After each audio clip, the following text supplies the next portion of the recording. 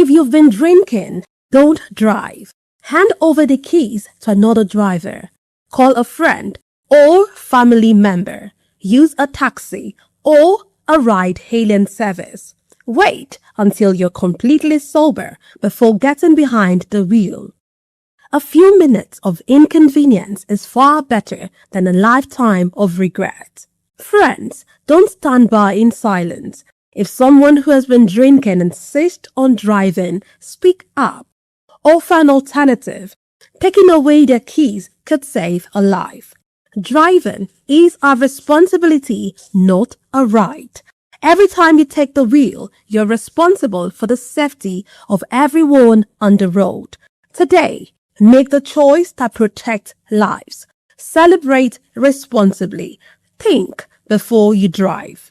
If you drink, don't drive. If you drive, don't drink. Because every life matters and every safe journey begins with the right decision.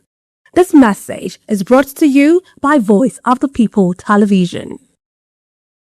In a world where truth is the ultimate power and opinions scream the loudest, it's time to wade through the noise. Hunger no get tribe! Hunger no get religion! And scan the human interest and trending topics that matter. Stay tuned to The Issues, your plug to the stories making the buzz, from politics to science and technology, social justice, and more. Let's tackle the tough questions and expose the truth. The Issues, on Voice of the People Television, Mondays to Fridays, 8 to 9 p.m. The Issues. Don't just react, understand. Behind every broken desk lies a broken promise. Education shapes the nations. But who is asking the right questions? Introducing Edu Dialogue, the show that goes beyond the surface, exposes the cracks, the corruption, and the silence in Nigeria's education system. Edu Dialogue, Saturdays, 3 p.m., only on Voptv. We break the biggest stories, from missing funds to policy failures. We ask the tough questions and demand real answers. Edu Dialogue, this Saturday, 3 p.m. on Voice of the People Television. Hey guys, what's up? How you all doing? They call me Novisha Nelson One, your number one celebrity host, and you are watching Voice of the People Television, VOP. Stay tuned. Uyi Osarite is my name. I am a friend of the microphone, Voice of the People TV. That name is unique, and the brand is very sweet. I like the packaging, picture qualities, camera qualities, and then of course, the quality of human beings that I see sometimes on your channel. I talk and get paid, and I look forward to being in your studios. Oh yes, you are on to Voice of the People TV. Live here in Benin City, the cradle of black civilization. What are you waiting for? Tune in, bro. VOPTV. Now, you have more than a voice. Big news this year. Your favorite Voice of the People television station is now on free to air on Nigecomsat. All you need to do is align your dish using the following: orbit position 40.5 degrees east, 12.685 GHz, 30,000 kilobytes per second. Polarized vertical, frequency 2, 12.731 GHz, symbol rate 26,250 kilobytes per second. Polarization H. This works on any decoder. Catch up to 100 channels, sports, movies, news, all for free. This is with better quality at no extra cost. VOPTV on Free TV. Now you have more than a voice. Welcome to the locker room, the home of football talk that matters. I am Jerry Apelon. Join us every weekday, Monday to Friday at 5 p.m. Nigerian time, as we share the hot takes and hot debates in the exciting world of football. And joining me are the usual suspects, Ikechukwu and Mayowa, as we break down all the hot takes and everything that's happening in the football. Don't just watch football, live it with us. Catch us on the Locker Room and Voice of the People television at 5 p.m. Nigerian time. And like I always say, if not 2024, please the sport. And it's Hakim Ziyech who puts the Atlas.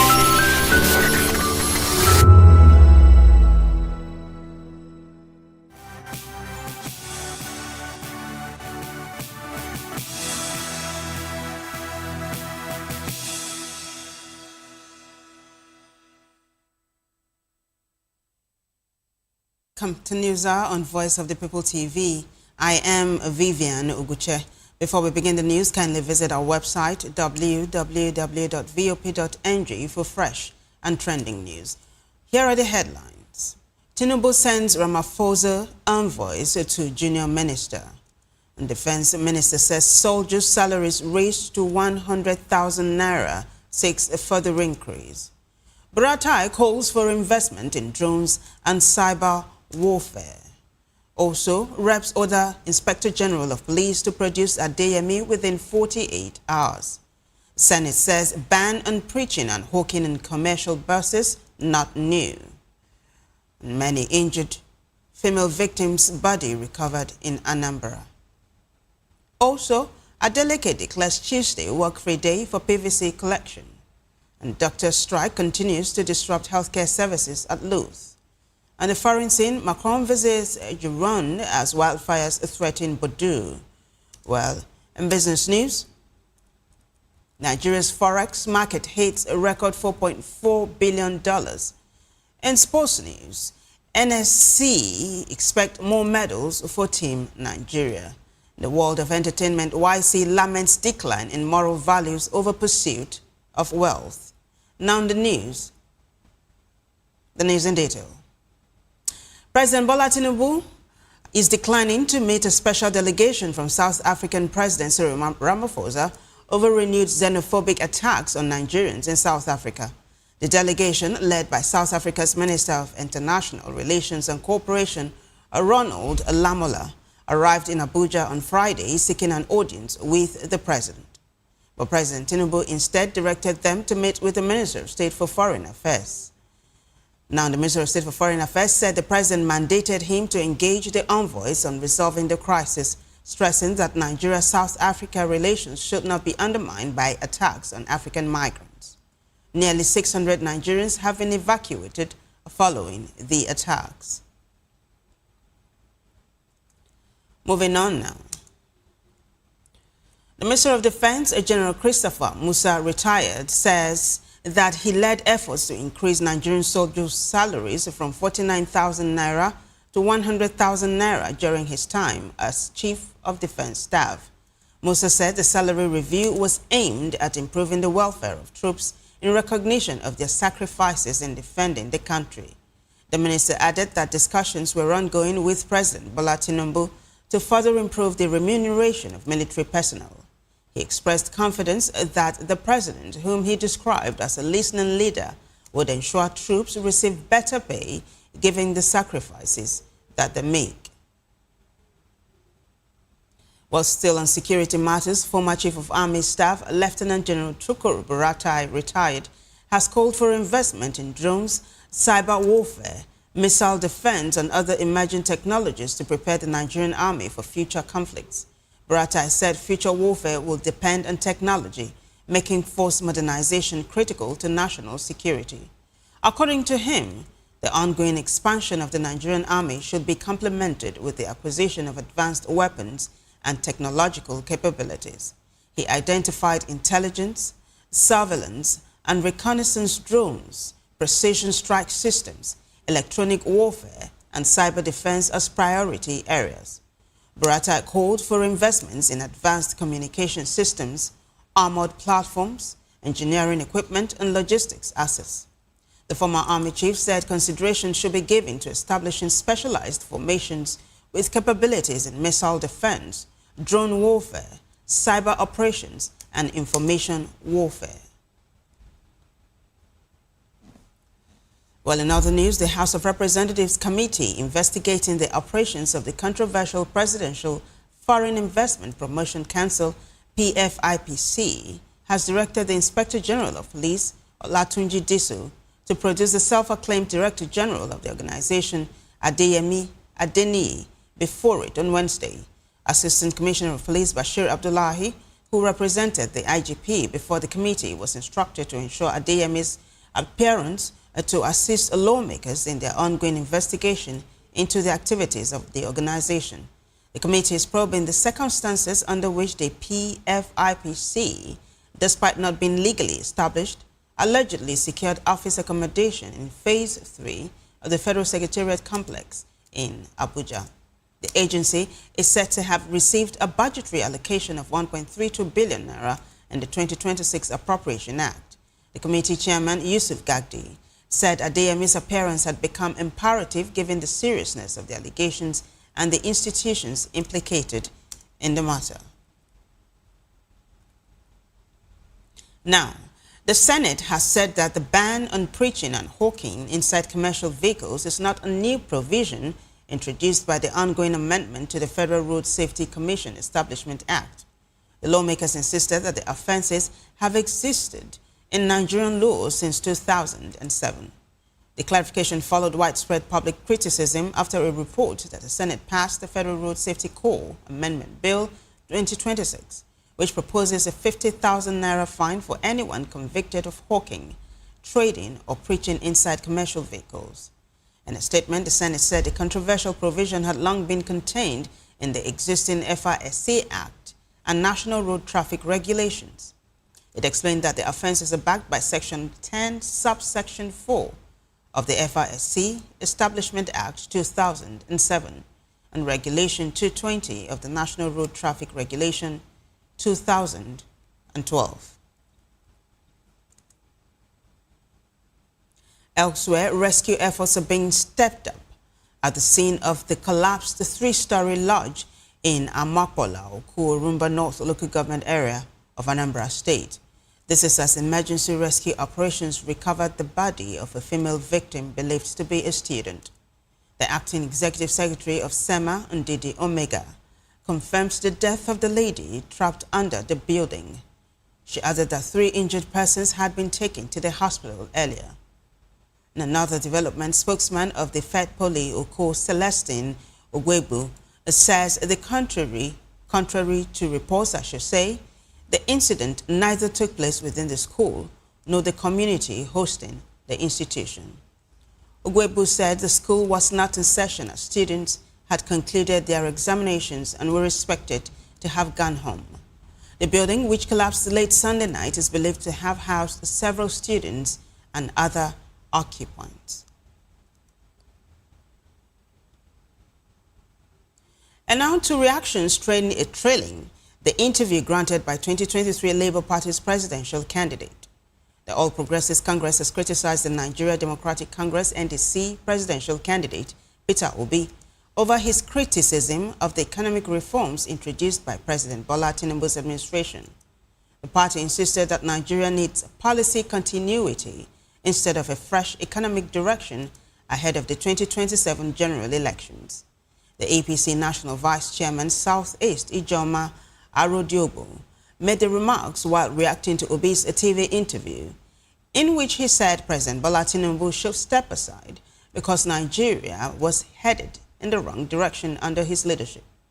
Arodiobo, in a statement, said the present administration had laid a solid foundation for economic recovery, urging Nigerians to support the consolidation of ongoing reforms instead of abandoning them for what he described as another political experiment.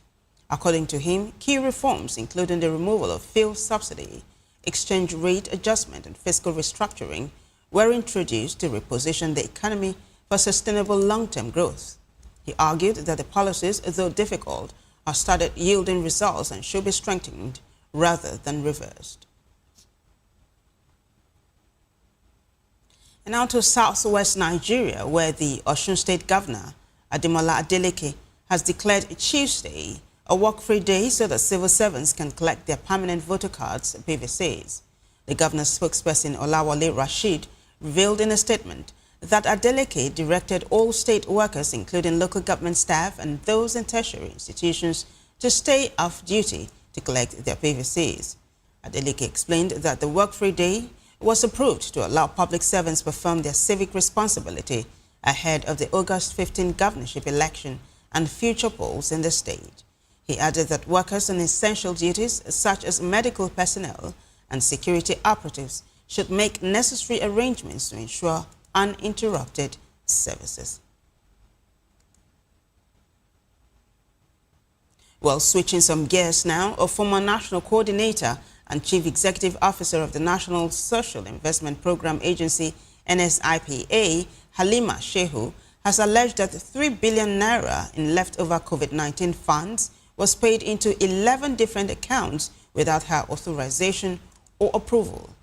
Shehu made the allegation during an interview while denying allegations that she diverted 44 billion naira. She insisted that she never transferred any money into a personal account, adding that she reported alleged financial irregularities within the agency to the Economic and Financial Crimes Commission, EFCC, and other authorities before her suspension. Shehu said she had been investigated by the EFCC and has provided documents and facts to assist the agency with its investigation. She maintained that the evidence she supplied was enough to exonerate her from the allegations. And now, healthcare services at the Lagos University Teaching Hospital, LUTH, remained disrupted as the Association of Resident Doctors, ARD, continued its industrial action on Monday. The strike, which began on Sunday, July 19th, followed a directive from NARD after what is said was a prolonged but unsuccessful attempt to resolve severe welfare concerns with the hospital's management. NARD maintained that their two main non-negotiable demands are the immediate completion of the resident doctors' quarters and the restoration of coal duty mills.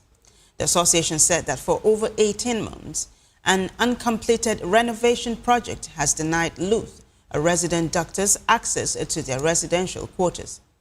They claimed that resident doctors routinely work continuous shifts that extend beyond 24 hours, often working overnight to attend to critical emergencies. And now, scrap dealers, metal collectors, and other operators in Edo State have been given a 90-day deadline to register with the Nigeria Security and Civil Defense Corps, NSCDC, or face arrest and prosecution. The NSCDC said the move was part of efforts to tackle the rising vandalism of critical public infrastructure. Rhoda Johnny has more for us in this report. Edo State Command has given scrap dealers, metal collectors, and other operators 90 days to register with the Corps of Face Arrest and Prosecution. The State Commandant, Akintayo Saidi Anyola, announced the directive while addressing journalists in Benin City, saying the move is aimed at regulating scrap activities and curbing crimes linked to the sector. Effective immediately, every individual and business involved in scrap activities in Edo State shall undergo compulsory registration and profiling with the Nigerian Security and Civil Defense Corps, NSCDC, Edo State Command. The registration exercise shall commence immediately, while modalities for implementation will be communicated by the Critical National Asset and Infrastructure, CNIA, Department of the Command to the recognized leadership of the Scrap Dealers Association and other relevant stakeholders. The command said the ultimatum covers scavengers, collectors, transporters, buyers, dealers, recyclers, and scrapyard operators, adding that all regulated activities have been linked to the vandalism of electricity cables, railway tracks, and other public assets. The registration and profiling exercise shall remain open for a period of 3 months from the date of this briefing. Henceforth, every scavenger shall identify himself or herself to register scrap dealers and shall sell scrap materials only to duly registered and approved dealers. Every scrap dealer shall maintain accurate daily record of all transactions. Details of every sellers, including scavengers and collectors, together with the sources of every scrap item, must be documented and made available for inspection by the Corps. The Corps warned that operators who fail to register within the stipulated period will be arrested, investigated, and prosecuted, while their materials could be seized and their business premises sealed. Rhoda Johnny, BOP TV News.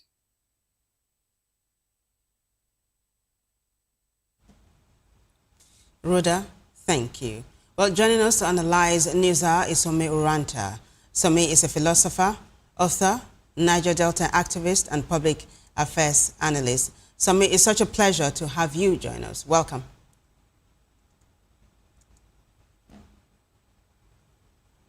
Can you unmute your device, please, so we can hear you clearly? Yes, I say it's my pleasure always. Good evening. You're welcome, Sami. So President Tinubu declined to meet a special delegate from South African President Cyril Ramaphosa over renewed xenophobic attacks on Nigerians in South Africa.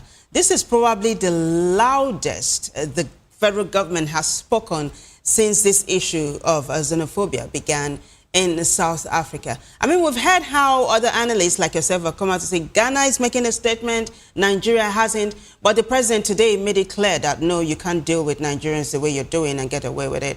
What's your take here? As far as I'm concerned, it's not the right thing to do. If the South African president could actually send a delegation to meet with our president and try to iron out things, denying them access shouldn't be the best approach, because Nigeria, you know, I just see our country as jumping from one extreme to another extreme. We have remained docile all this while. Now that, you know, our country, you know, our authorities wanted to now act, they are now jumping to another extreme. To me, it does not. They should have acted all the while this is going on against Nigerians. But when the government of South Africa now sent the delegation to meet our own authorities here for discussion and all that, there is no reason why our president should not meet with them and discuss and tell them what we feel and iron out ways, because it's a diplomatic issue. You know, okay, if I am quarreling with you and you come, you want us to make peace, and I say I don't want to talk with you, that means the situation will remain the way it is. And who is suffering is Nigerians who are there, Nigerian investments who are there, that are in South Africa, that are suffering. We are the ones, or the underdog in this matter. The South African investments in Nigeria are flourishing. They are making their billions on daily basis, in fact, per second. So what's the essence of not talking with them? I expected the president to, you know, show maturity and speak with them and tell them his peace of mind, and they find a way around solution. Because for me, before now, I expected that Nigeria would have acted, you know. That is what they call the gospel or doctrine of reciprocity in international relations. If we did not adopt that, we waited until now, and now they have come. We should have given them a listening ear. That's my approach or thought. Well, in your summation, you said that it is a diplomatic affair. Now, the delegation from South Africa was led by the South African Minister of International Relations. So this is what President Tinubu did. He directed them to meet with the Minister of State for Foreign Affairs instead of with him. They wanted to see him, but he said, okay, no, go meet your counterpart. Don't you think that's fair game? Say the Ministers of Foreign Affairs meeting each other. Okay. If they actually met with Nigerian officials, that still makes sense. Okay. But I would have even expected the president, while this whole thing was going on, before the deadline, that 30th of, I think, May deadline, or is it June? I expected the president to have gone to South Africa, you know, one of those trips, you know. If our president lands South Africa with that executive, you know, a supersonic jet, and he lands in South Africa, and he will receive a red carpet treatment, he will meet with South African president, and they will discuss this issue. But when they decide to come to Nigeria to discuss these issues with us, I think well, the fact that they actually met with our officials, at least it's a pass mark, I would say. Okay. So let's talk about something else that's on the front burner, right? The Minister of Defense, General Christopher Musa, retired, of course, has said that he led efforts to increase Nigerian soldiers' salaries from 49,000 naira to 100,000 naira during his time as Chief of Defense Staff. I mean, we heard how the federal government just increased the minimum wage of soldiers. Just yesterday, we saw Major General Enenche, retired, come out to say, look, 100,000 naira is not enough. Give them 250,000 naira minimum wage. What's your take? Even though on the other hand, some people are saying, look, the federal government provides accommodation, provides uniforms, and of course welfare generally for soldiers, so maybe they don't need that much. But hey, not to color your analysis, what do you make of this? Well, suffice it to say that I believe what you're saying is that the government, the officer Nenche has been 50,000 naira. But you see, it's a disgrace and very, very shameful that in this Nigeria of today, that any civil servant, any government civil servant will earn 100,000. What still? People, these are men who goes to the war front to fight with insurgency, to fight with terrorists and all that. These people are supposed to be taken care of properly. Take care of them. Who will you be taking care of? 100,000 naira is not enough to take care. And most of these people, these soldiers, have wives. They have a wife. They have at least 3 or 4 kids. So say a family of 6, 100,000 naira can 1 week, and you send the man to the war front to go and fight, terrorists.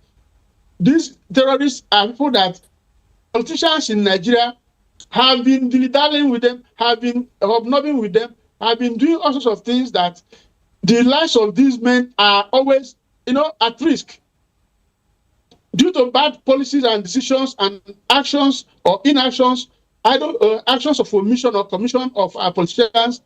These soldiers are always in harm's way. Their life is at risk. So you should pay them well and pay every Nigerian worker well. How many workers do Nigeria even? Does government engage in Nigeria? they behave and talk as if they don't understand the level of hardship, that Nigerians are made to go through. That is my concern here. So how much would you recommend then? Like I said, Major General Enenche just yesterday recommended 250,000 naira minimum wage for soldiers. What would be your recommendation, Somi?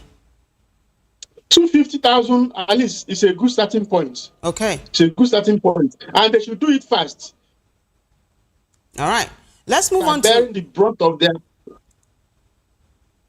Very well noted. Your point is well taken. Still security matters, right? Our former Chief of Army Staff, Lieutenant General Tukur Buratai, retired, has called for investment in drones, cyber warfare, missile defense, and other emerging technologies to prepare the Nigerian Army for future conflicts. I mean, this same thing was what former President Olusegun Obasanjo said not too long ago when there was a mass kidnap and we heard that foot soldiers were combing the forest on foot. And the former president came out to say, why don't you invest in drones and modern technology, really? It's the same thing Tukur Buratai is saying. I would like for you to weigh into this debate, Somi. What do you think, though? Considering the amounts that the government, federal government has allocated to the defense ministry, this is doable, isn't it?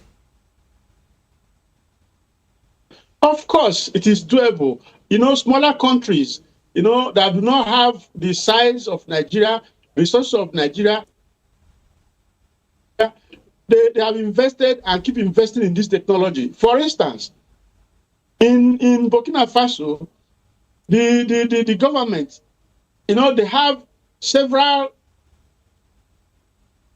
the entire borderline of their country, that they have up to 40 monitoring stations where young men, smart young men, tech gurus are seated observing. Not even a fly will get into their territory without them, seeing it and removing it immediately. In a matter of minutes, they've taken it out of their system. That is people that are serious. Even when Nigeria flew, our plane, one way or the other, veered into their territory, without permission, they brought the plane, that they ensured that the plane was brought down. Those are people that show seriousness. I am surprised that they are talking, making plans, suggesting that drones technology and all those kind of cyber warfare, that they should invest in it. They ought to have started investing. All the money they've been budgeting for the military, Nigerian armed forces, what have they been doing with it? When we hear that terrorists have bigger and stronger firepower than our own strong military, Nigerian military that have made names over the years, are the ones that are planning like this. Look, so much is going wrong in this country that need to be redirected. That's all I say. All right, very well said. Let's talk about something else, right? Apart from security. So the House of Representatives Committee investigating the operations of the controversial Presidential Foreign Investment Promotion Council. The name alone is almost a sentence. But the House of Reps has directed the Inspector General of Police, Olatunji Diso, to produce the self-acclaimed Director General of the organization, Adeyemi Adeniyi, before it on Wednesday. You recall how Adeniyi was arrested by the police. Prior to that, his father and a family friend had been arrested. And now the House of Reps is demanding that the police should produce Adeyemi before the House on Wednesday. I want for you to take a look at this story from different angles. What do you see happening here? Well, I think the game continues. The game continued. Because when you look at the whole scenario surrounding this so-called ghost agency, you can't help but laugh at, the craziness that seems to have become the norm in our country. How this agency came about, everything about it, how they started in trying to shut, the man from saying anything further. When the man said, look, he was appealing to the president, create an agency, an independent body to investigate this matter. But the presidency said, oh no, let it be the ICPC that will handle it. Even the ICPC and most of the security agencies are involved in this whole matter. The FCC and all of them. So this is a situation. Even the legislature are also supposed to be queried in this whole matter. In fact, this is something that if it were in a system where people take responsibility for their actions, this is enough. This scandal is enough to bring down a government. But in Nigeria, we have gone past the possibility of being scandalized. Nothing scandalizes, anybody in this country. Otherwise, we'll not be talking back and forth. I will tell you that this whole thing will still be swept under the carpet eventually, because the man has given what the police did is to bring him in so that he will not be able to reveal much. And then even the kind of song he's singing now is beginning to change. You can see the tone. Maybe he was singing reggae before, now he's turning to blues, R&B. So the truth is, we're all here. Let's keep watching. But the ugly thing about it all is that it is the name and image of Nigeria that is at stake here.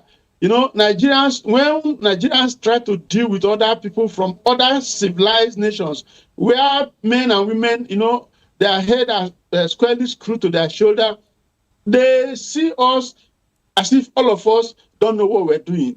But it's just a few Nigerians who are privileged to find themselves, or to find themselves into offices where they should pretend over the affairs of the nation, and they just take all of us for a ride. Otherwise, this scandal is enough to bring down any government in any sane society. All right. So you said it's enough to bring down any government. Now, there are protagonists in this scandal. You have the chief of staff to the president, who is smack dab in the middle of it, talking about Femi Gbajabiamila.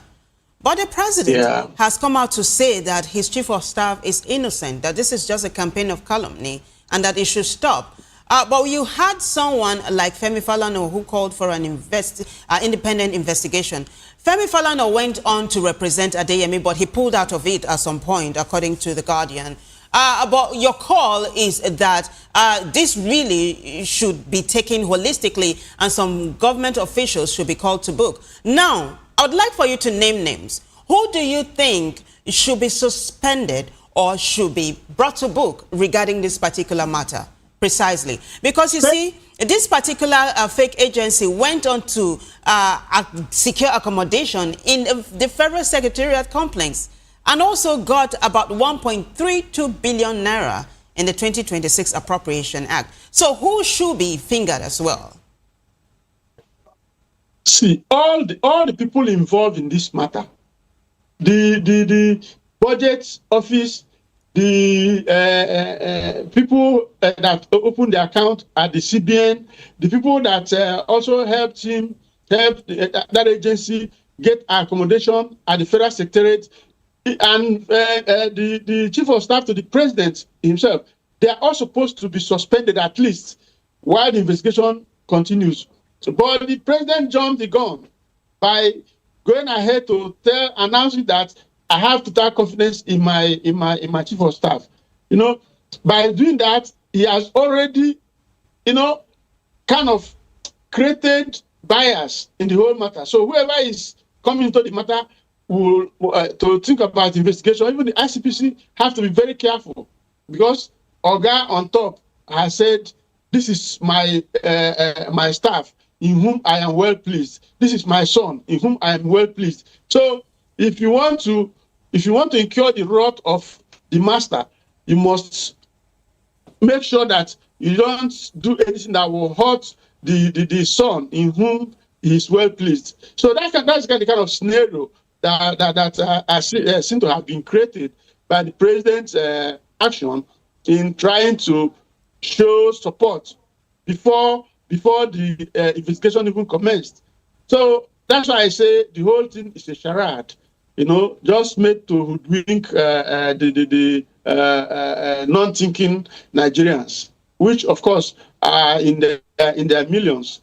A lot of people are easily led by the nose. But those who are keen observers of political situations, the trajectory of this administration and Nigerian politics in general, will know that this is a road that leads to nowhere. Fingers crossed to see how this particular one pans out. But let's stay with the National Assembly, right? The Senate has said that the ban on preaching and hawking inside commercial vehicles is not a new provision introduced by the ongoing amendment to the Federal Road Safety Commission Establishment Act. Now, this amendment is ongoing, but one of the most talked about part of the amendment is the banning of hawking and preaching in commercial vehicles. But the Senate is saying, look, it has always been criminal for you to do that. Whose side are you on? So let me ask. I'm putting you on the hot seat. Whose side are you on? I'm never afraid to be on the hot seat. The truth is that our lawmakers seem to major, just like Nigeria itself, the government itself, seem to always major in the minor and minor in the major. What has all that got to do with the problems at hand? You keep pursuing shadows when the house is on fire, when insecurity is ravaging our nation, when children, cannot go to school, when families are hungry, they can't find food, they don't know where to get their meal, when So much is happening in our country. When our electoral system is in total jeopardy, when there is no electricity, when there is no fuel, fuel is costing 1,300 to 400 naira per liter. So much is wrong with our nation. And there will be pursuing service like the proverbial anecdote of someone who is carrying the corpse of an elephant on his head, only for him to be using his leg, going in search of cricket. It's so funny. What has people preaching or selling items in the bus? How has that affected them? Is it the buses that are plying on roads that they fail to maintain? All of them fly. In fact, even the ones that cannot fly, they said they had to buy SUVs, the rugged ones, so that they can ply the bad roads. Can you imagine the kind of things? So, what's their concern? Is it that is making them say like this? To sell your wares in deposits. It's in deposits you buy some things that will help your family. It comes at a very low price.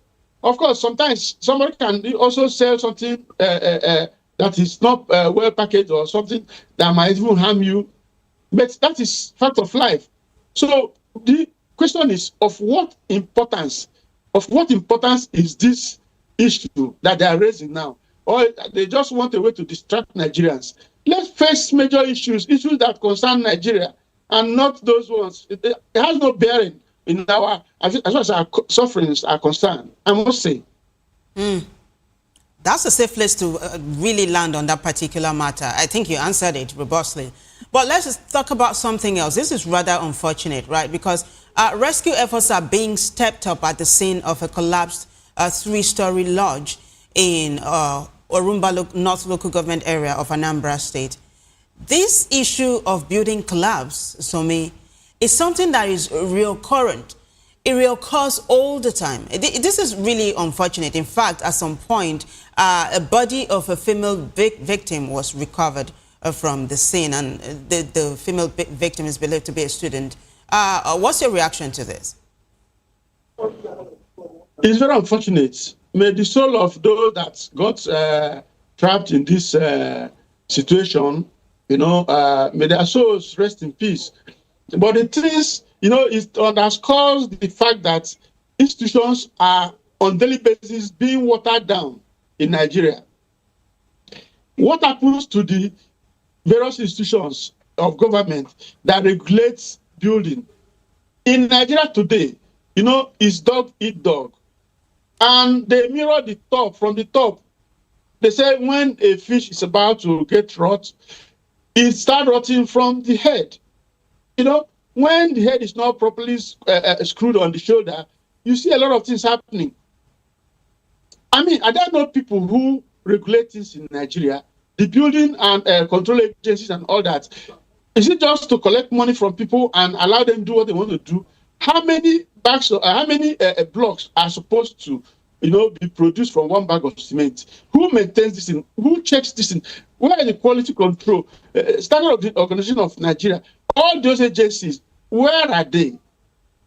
Is it that everything has just been thrown, all manner of control and decorum has been just thrown to the dogs? Is that how we be living?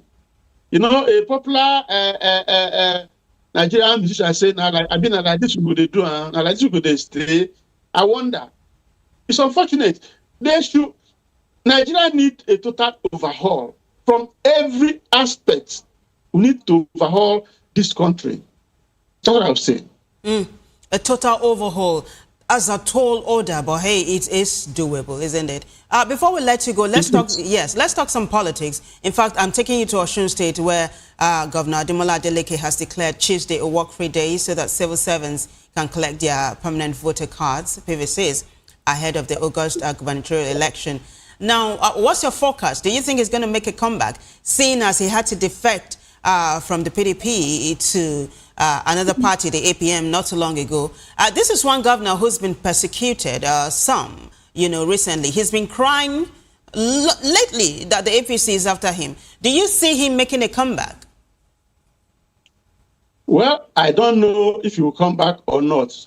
But the truth of the matter is that if we destroy everything that holds us together, the fabrics that holds us together, the center cannot hold. Mere anarchy, will, inevitably be loose upon the land. And that will be terrible for our nation. This governor, even up till last week, Nigerian Union of Road Transport Workers are saying that no governor has the power to ban the activities of an agency, a group, an association in a state. This governor, they have done so many things to the point, even in his state, the first lady will say, I give you so number of minutes. If you don't do, I will off the microphone from you. And all that. An executive governor. If they will keep doing this way, we will now come out and tell the world that we are a democratic nation. We cannot really say so, because the things we are doing are not compatible with the doctrine and principles of democracy. So whether he wins or loses is not the issue. The issue that's important for all to take home is that if we say we are practicing democracy, we must be able to understand the sanctity and the sacredness of the ballot, the power of a citizen of a given state to vote and have the feeling and the confidence that the vote counts, or that it will count, is what makes democracy what it is. If you use any other political, subterfuge and whatever manipulation or politicking to, hijack the system, you have not really won. You may have won the battle, but the war, you've lost it. So we have to be careful so that we don't truncate this, our hard-won democracy. This is not what people died for. This is not what Chief MKO died for. And all the other Nigerian martyrs, that fought the military, only for civilians to come, and they want to be even worse than the military that fought, asked to leave. It's unfortunate. That's what I would say about that issue. You were enumerating some of the things the governor has gone through. In fact, let's not even forget that for months, in fact years, salaries were not paid to local government workers by the state. These monies were withdrawn. Now, Ademola Adeleke, as well as his elder brother and his elder brother's son, the popular singer Davido, were the ones paying the salaries of civil servants in Osun State. That's huge. But for me, this is the much we can take. Thank you so much for coming. We appreciate you always. Thank you for having me. Thank you. We've been speaking with Somir Ranta. He is an activist and, of course, a public affairs analyst. And now the rest of the bulletin.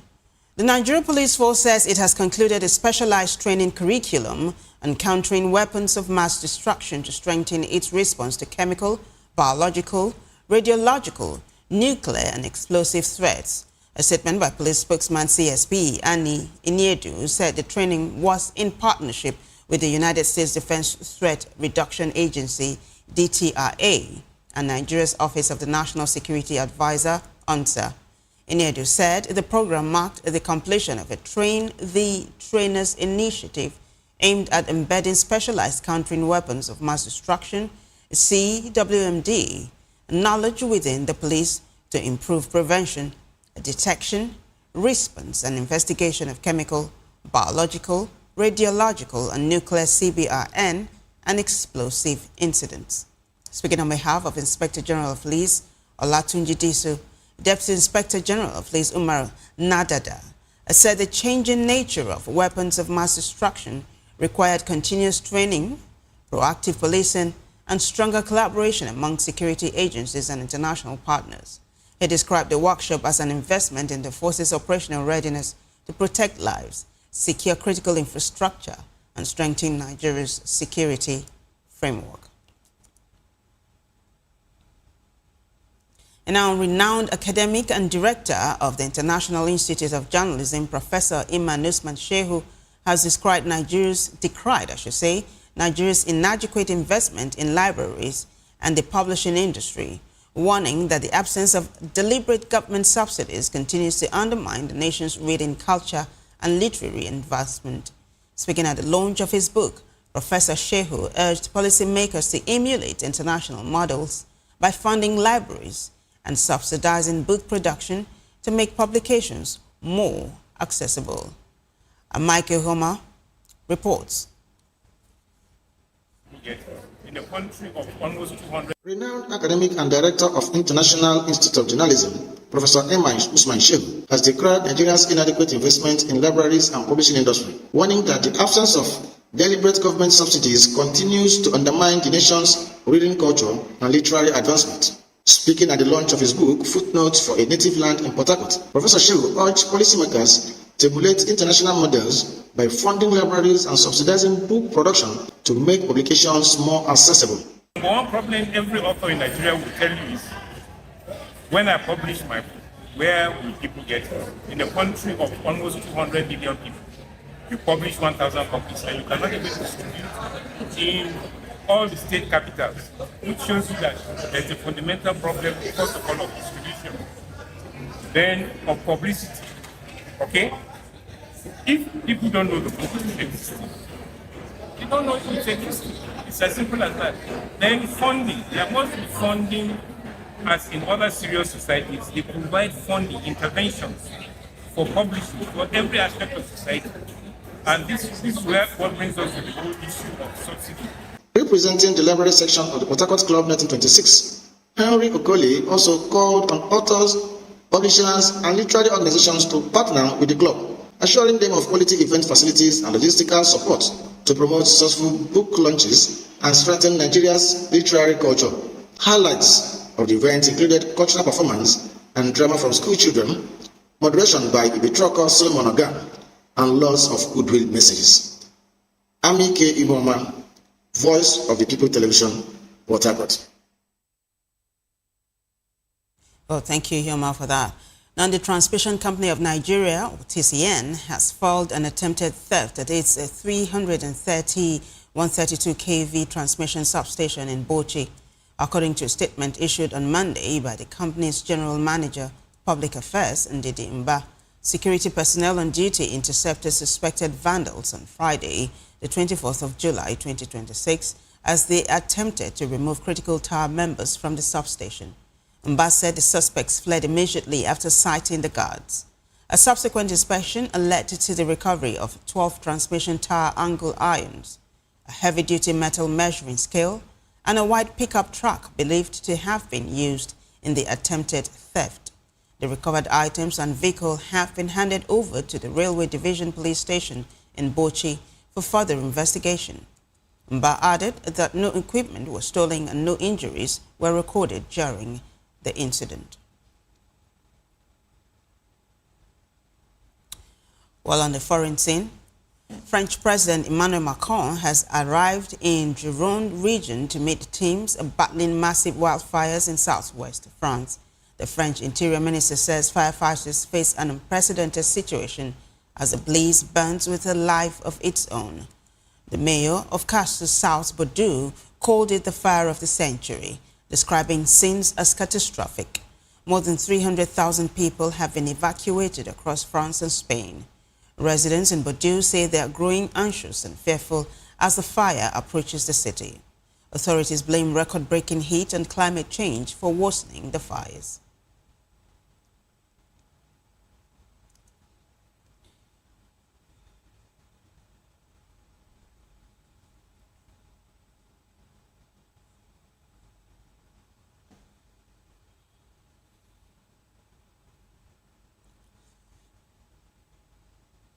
But still on the foreign scene, China has again rejected Japan's claim that Foreign Minister Wang Yi spoke briefly with his Japanese counterpart during last week's Asian-related foreign ministers' meetings in Manila. During his regular press conference in Beijing, Chinese Foreign Ministry spokesperson Lin Jiang said Wang had no scheduled meeting with the Japanese side and denied that any exchange took place on the sidelines.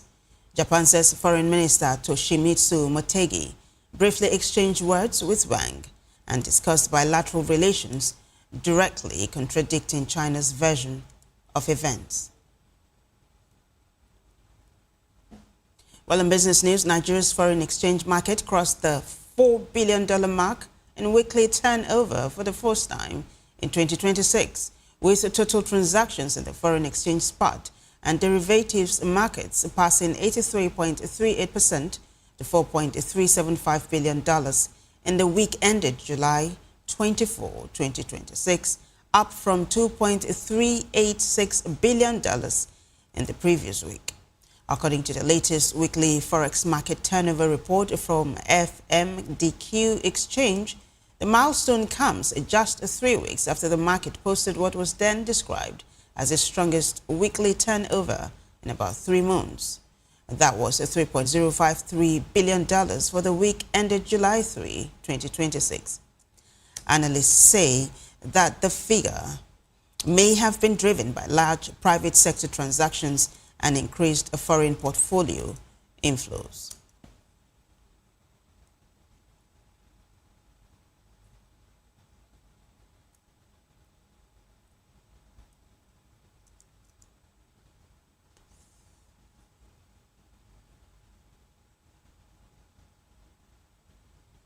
Well, in sports news, the National Sports Commission, NSC, says Team Nigeria was committed to achieving its medal targets at the 2026 Commonwealth Games. NSC Director General Bukola Olopade said in a statement that the previous performances of Team Nigeria, especially with the latest edition of Ruth Young's medal on Sunday, gives a positive inclination towards more medals. He said Young was silver in the women's 48 kg weightlifting event with a combined lift of 168 kg, comprising 75 kg in the snatch and 93 kg in the clean and jerk, showed that the team's medal projections remain on track. The NSC Director General expressed confidence that athletics would significantly boost Nigeria's medal tally. He commended the athletes, coaches, and officials for their resilience and commitment, saying the renewed identity of Nigerian sports is already evident.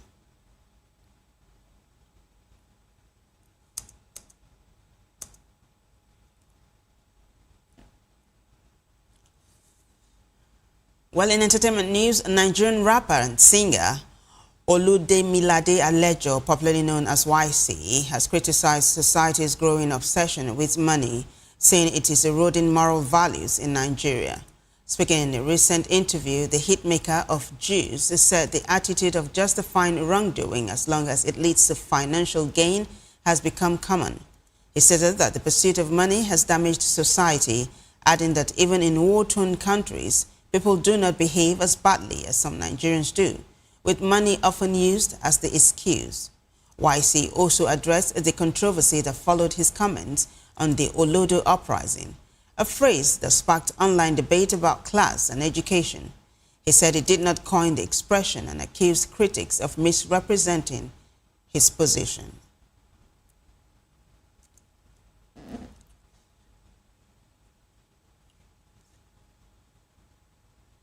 Well, it's a wrap for us on News Hour. Thank you so much for watching. I am Vivian Uguche.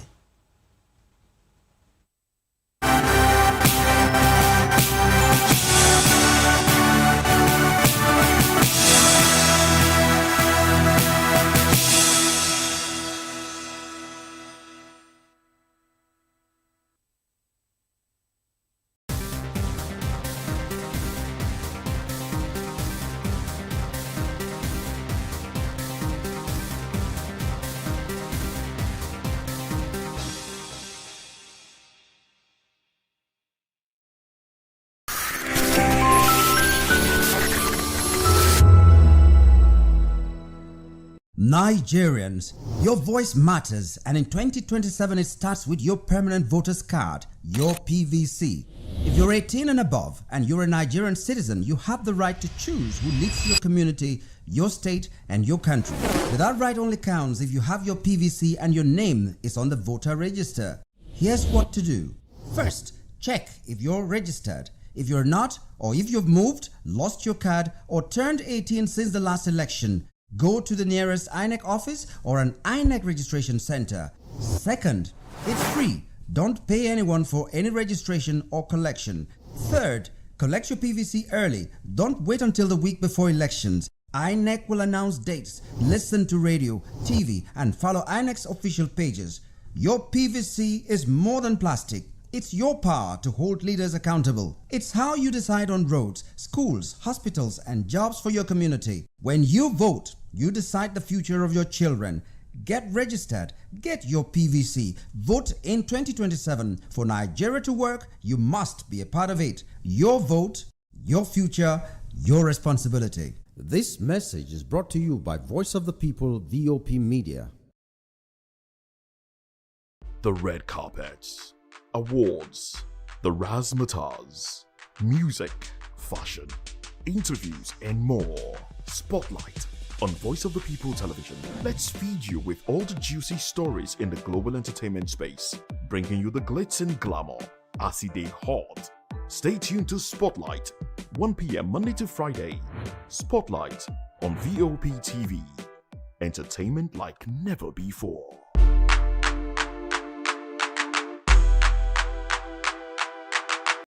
Big news this year. Your favorite Voice of the People television station is now on free to air on Nigecomsat. All you need to do is align your dish using the following: orbit position 40.5 degrees east, 12.685 GHz, 30,000 kilobytes per second. Polarized vertical, frequency 2, 12.731 GHz, symbol rate 26,250 kilobytes per second. Polarization H. This works on any decoder. Catch up to 100 channels, sports, movies, news, all for free. This is with better quality at no extra cost.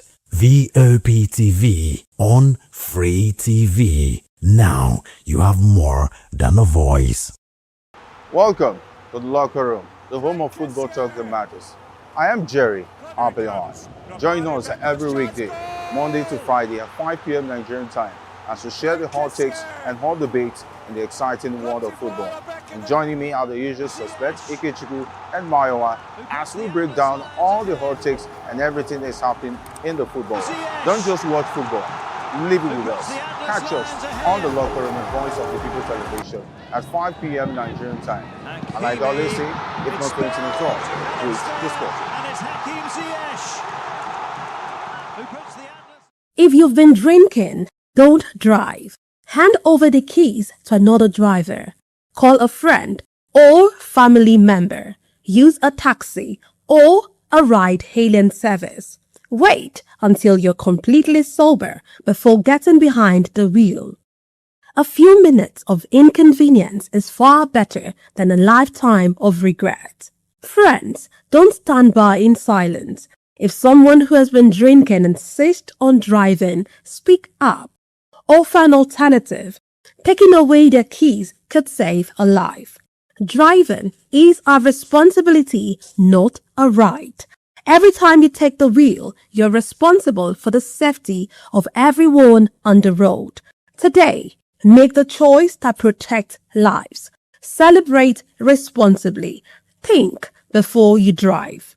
If you drink, don't drive. If you drive, don't drink. Because every life matters and every safe journey begins with the right decision. This message is brought to you by Voice of the People Television. To know the happenings in the maritime sector, join us on the program Maritime Frontiers on Voptv as we discuss key areas in the maritime sector, from aquaculture, maritime transportation, maritime labor regulation, oil and gas exploration, ferry and passenger insurance, marine pollution and prevention, port operations, and lots more. Maritime Frontiers, exploring Nigeria's blue economy. Are you looking for where to buy quality and original studio and musical equipment in Nigeria? Welcome to Iruka Online, Nigeria's biggest musical and sound equipment warehouse. Your trusted home for top global brands, reliable low-priced alternatives, and 100% original musical accessories. With over 16 locations nationwide and open 7 days a week, we deliver unbeatable service and customer support you can count on. Shop online at iruka.com in partnership with world-renowned brands like Voptv Pro, Prisoners, Twile Keyboards, Fender and Jackson Guitars, Marshall Amplification, Mapex Acoustic Drum Set, Tech Electronic Drums and Accessories, Evans Drumheads, Ashdown Engineering, and many more. Iruka Online, powering your sound with quality you can trust.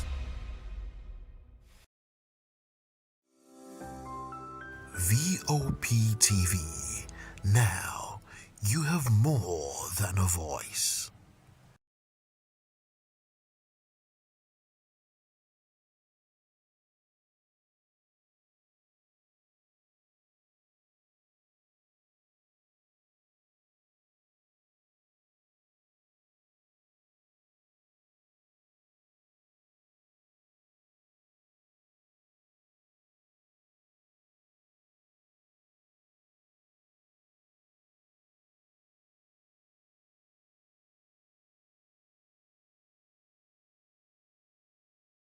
Hey guys, it's your girl Arika the Dimples, aka Risky Baby, and you are watching Voptv. Do not go anywhere. Where are you going to? Stay here. Calm down. Stay here if you're not.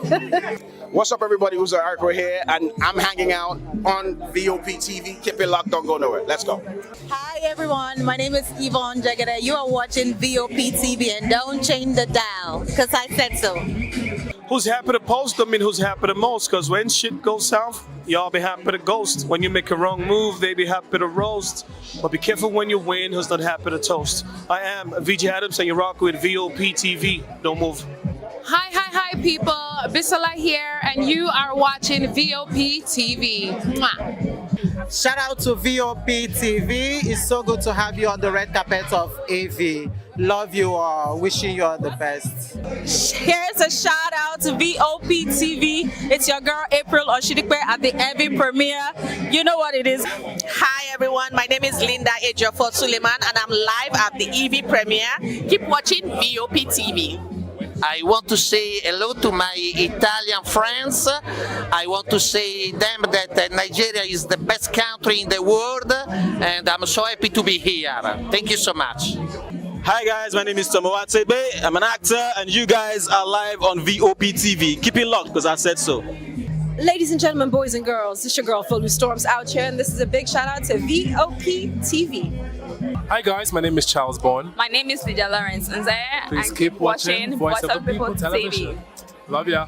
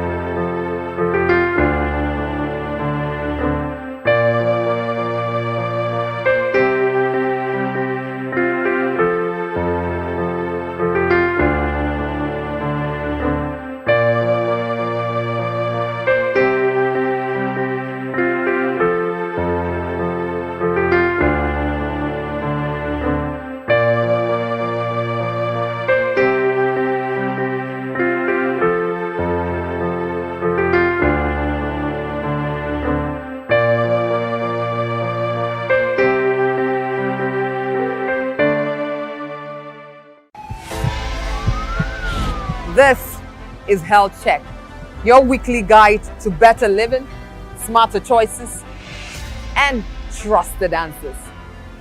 From everyday wellness to urgent health issues, we've got you covered. Health Check, only on Voice of the People television, where your health has a voice.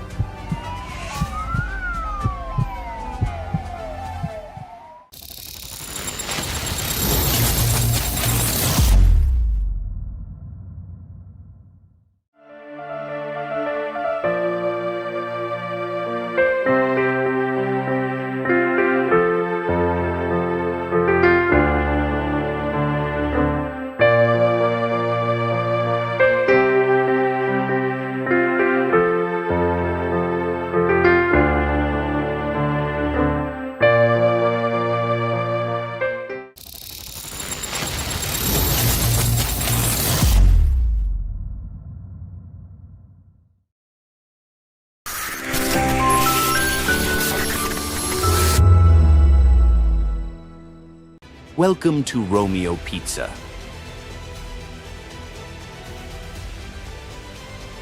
Sink your teeth into our freshly baked pizzas. Loaded with rich sauce, melted cheese, and irresistible toppings.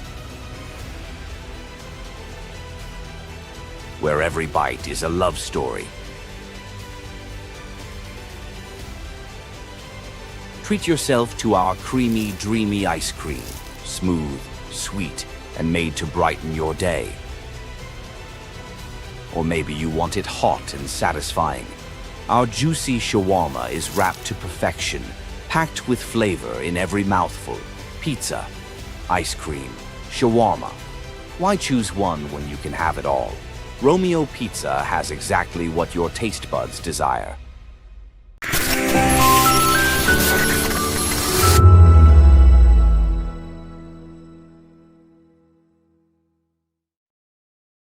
As the 2027 general election draws closer, the Alliance for Democratic Rights has called on government officials to uphold democratic values by drawing lessons from past leaders, including Olusegun Obasanjo, Goodluck Jonathan, and late Umaru Musa Yar'Adua.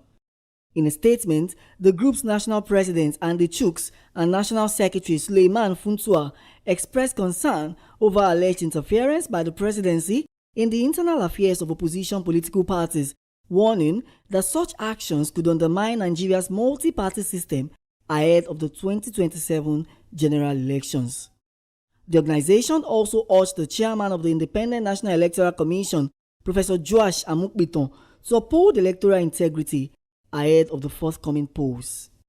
As Voice of the People TV, we sought the opinion of Nigerians on this development. In as much as the president is the person to appoint INEC chairman, there's nothing anybody will do to change the narrative, because he who called the piper dictates the tune. If it were to be well democracy is being practiced, the presidency doesn't have any hand in choosing who will handle the electoral umpire, like CBN governors, chief of army staff, police chief, and the rest of them. They don't have power on all those things. So when you call somebody to do a work, you are the one that appoint him or her. That person must do your biddings, irrespective of anything. If we call it compromising, that's a normal thing. It has been happening, and it will keep happening. So the issue of President Tinubu appointing INEC chairman is a free and fair entry for him. That's not anybody can do. I would say when election want to go on like this, immediately people are voting, they should be maybe uploading it directly. As the 2027 election draws closer, many are calling for accountability, independence of electoral institutions, and a level playing field for all political parties. Matthew Ogunswada, reporting for Voice of the People Television.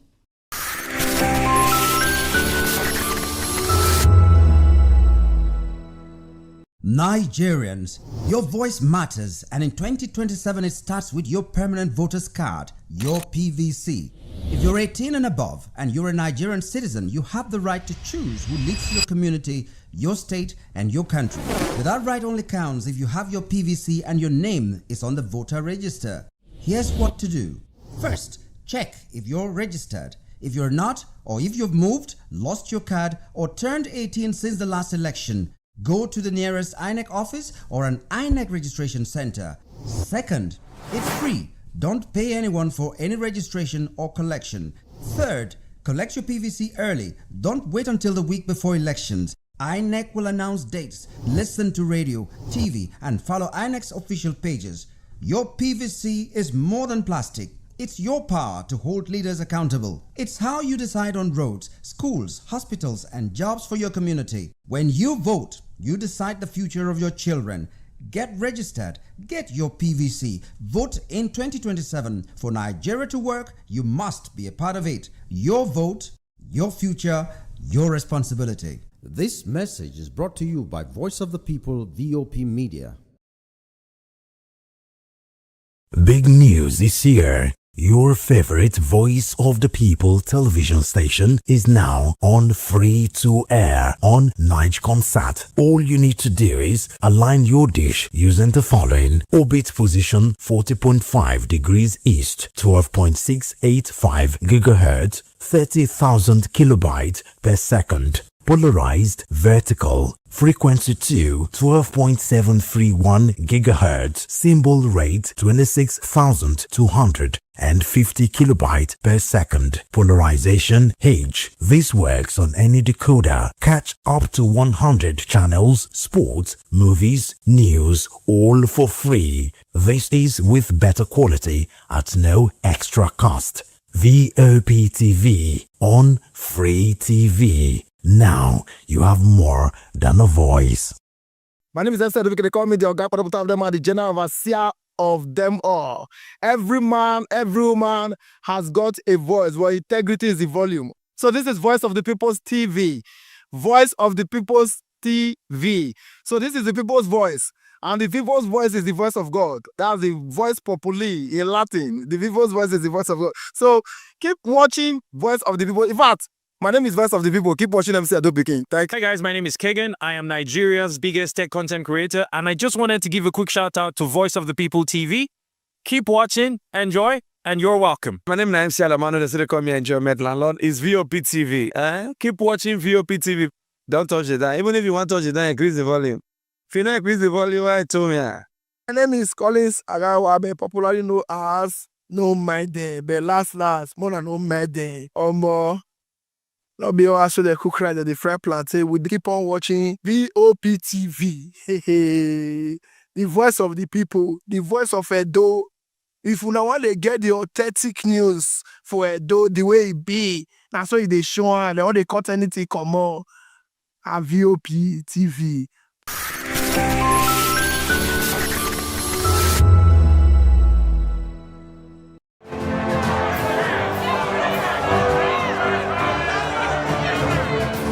Do you want your voice to be heard? Do you know that you matter in the scheme of things? The People's Voice, the show where ordinary citizens take center stage as we discuss the biggest stories that affect you and I. With you in mind, we facilitate lively discussions, debates, and interviews on the topics that matter most to you and I. From social justice to economic empowerment, education to healthcare, governance, and more. Tackling tough topics and amplifying your voice. Join the conversation and make your voice count. The People's Voice. Make your voice count. Behind every broken desk lies a broken promise. Education shapes the nations. But who is asking the right questions? Introducing Edu Dialogue, the show that goes beyond the surface, exposes the cracks, the corruption, and the silence in Nigeria's education system. Edu Dialogue, Saturdays, 3 p.m., only on VOP TV. We break the biggest stories, from missing funds to policy failures, we ask the tough questions and demand real answers. Edu Dialogue, this Saturday, 3 p.m. on Voice of the People Television. The red carpets, awards, the razzmatazz, music, fashion, interviews, and more. Spotlight on Voice of the People Television. Let's feed you with all the juicy stories in the global entertainment space, bringing you the glitz and glamour as it is hot. Stay tuned to Spotlight, 1 p.m. Monday to Friday. Spotlight on Voptv. Entertainment like never before.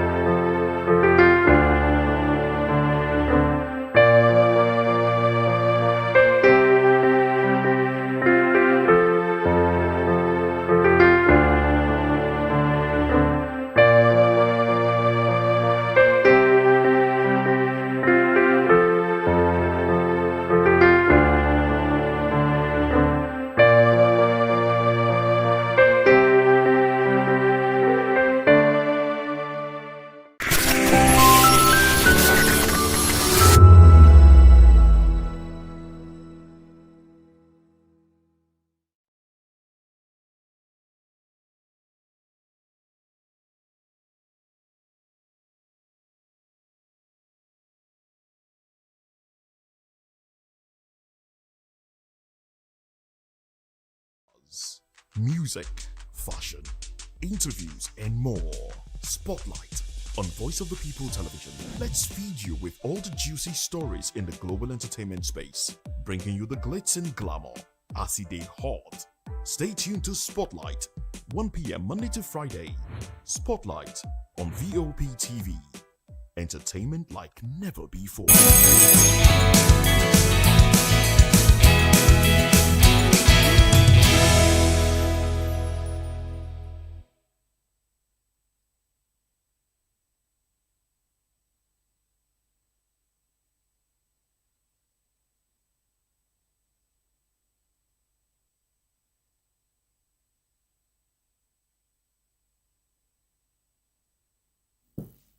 It's a beautiful Tuesday morning and welcome to VOP this morning.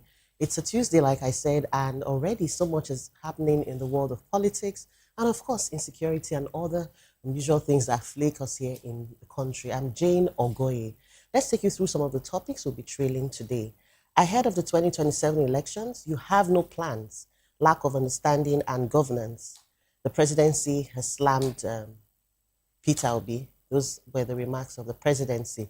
And also from insecurity, terrorists massacre 30 in Kaduna, soldier killed in Plateau, as students have been evacuated to the army barracks. And also, Anambra hostel collapse, students rescued, but school insists that no deaths amid viral panic. These are some of the topics we'll be trailing this morning. But before we go, straight in, let's dive into our banters for this morning. Good morning, Moses. Good morning to you, Jane. Good morning, Nigerians. Welcome to the day's broadcast. Now, talking about some of the things Nigerians are talking about. Nigeria's federal government has demanded a full-scale investigation into the shocking death, of a Nigerian national during a police operation in South Africa. A tragedy that has reignited concerns over safety of Nigerians abroad and the recurring strain in diplomatic relations between both countries, talking Nigeria and South Africa. And according to the reports, the man was allegedly killed during a raid by South African law enforcement officers, sparking outrage among Nigerians who accuse authorities of excessive force and systemic targeting of foreign nationals. The Ministry of Foreign Affairs has formally requested clarity and accountability from Pretoria, insisting that justice must be served and that the circumstances surrounding the death be transparently addressed. Well, this incident comes against the backdrop of long-standing tensions over xenophobic attacks and alleged police brutality against Nigerians in South Africa, fueling fresh calls for stronger bilateral protection and urgent reforms. Well, this is, unfortunately, another Nigerian dead in South Africa right after the protest that took place on June 30, a protest that built up into June 30, asking foreigners to leave South Africa, basically Nigerians and some other black nationals to leave South Africa. We saw over 1,000 Nigerians were brought back from that one. The Nigerian government, in my opinion, delayed, but finally, those that registered were brought back, and we do have quite a number of Nigerians still in South Africa. A lot of them, I believe, are, they have their businesses and all of that. But personally, I would love to see more from the Nigerian government. I mean, I understand the, diplomatic issues, but I would love to see, the government flex its muscles. I would love to see Nigerian government issue threats, show that you're ready to protect your people. I would always cite Ghana and their approach in all of this, how the government in Ghana responded. We've seen the president of Ghana, Mahama, respond to this in an interview. He responded, look, his government will ensure that Ghanaians that have been treated badly will get some sort of reprieve. Now, their properties taken away from them, they will get compensation for those things. That was the president of Ghana speaking directly in an interview to the people.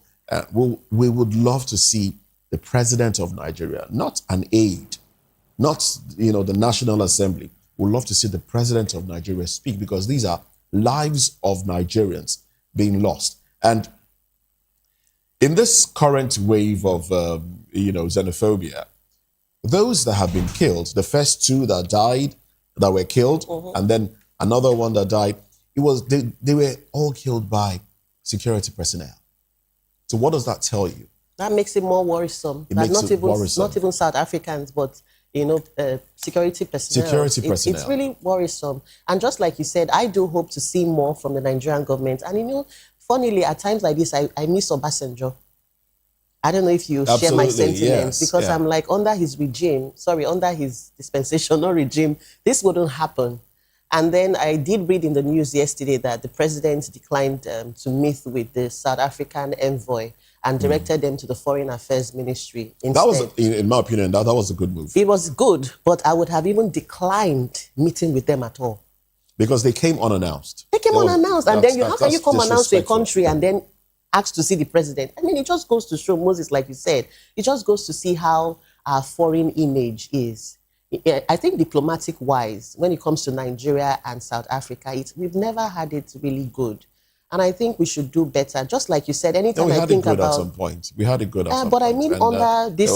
respect for Nigerians. Yes, there was at some point. All of that but when did we lose it? Was it when we lost the big brother image, or when Nigerians, whatever, just went down south? I don't know, but I would say it's just our government not reacting in the way that other governments would react when their people are killed abroad. Yeah. When I understand that you could have some Nigerians, do things in excess. Yes. All right. But it's still not to say that the government will not stand up and defend its own people.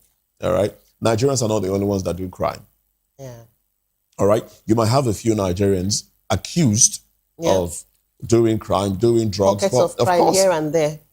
South Africans themselves are, they do crime. Yeah. A lot of them do crime as well. So whatever the image that Nigerians may have,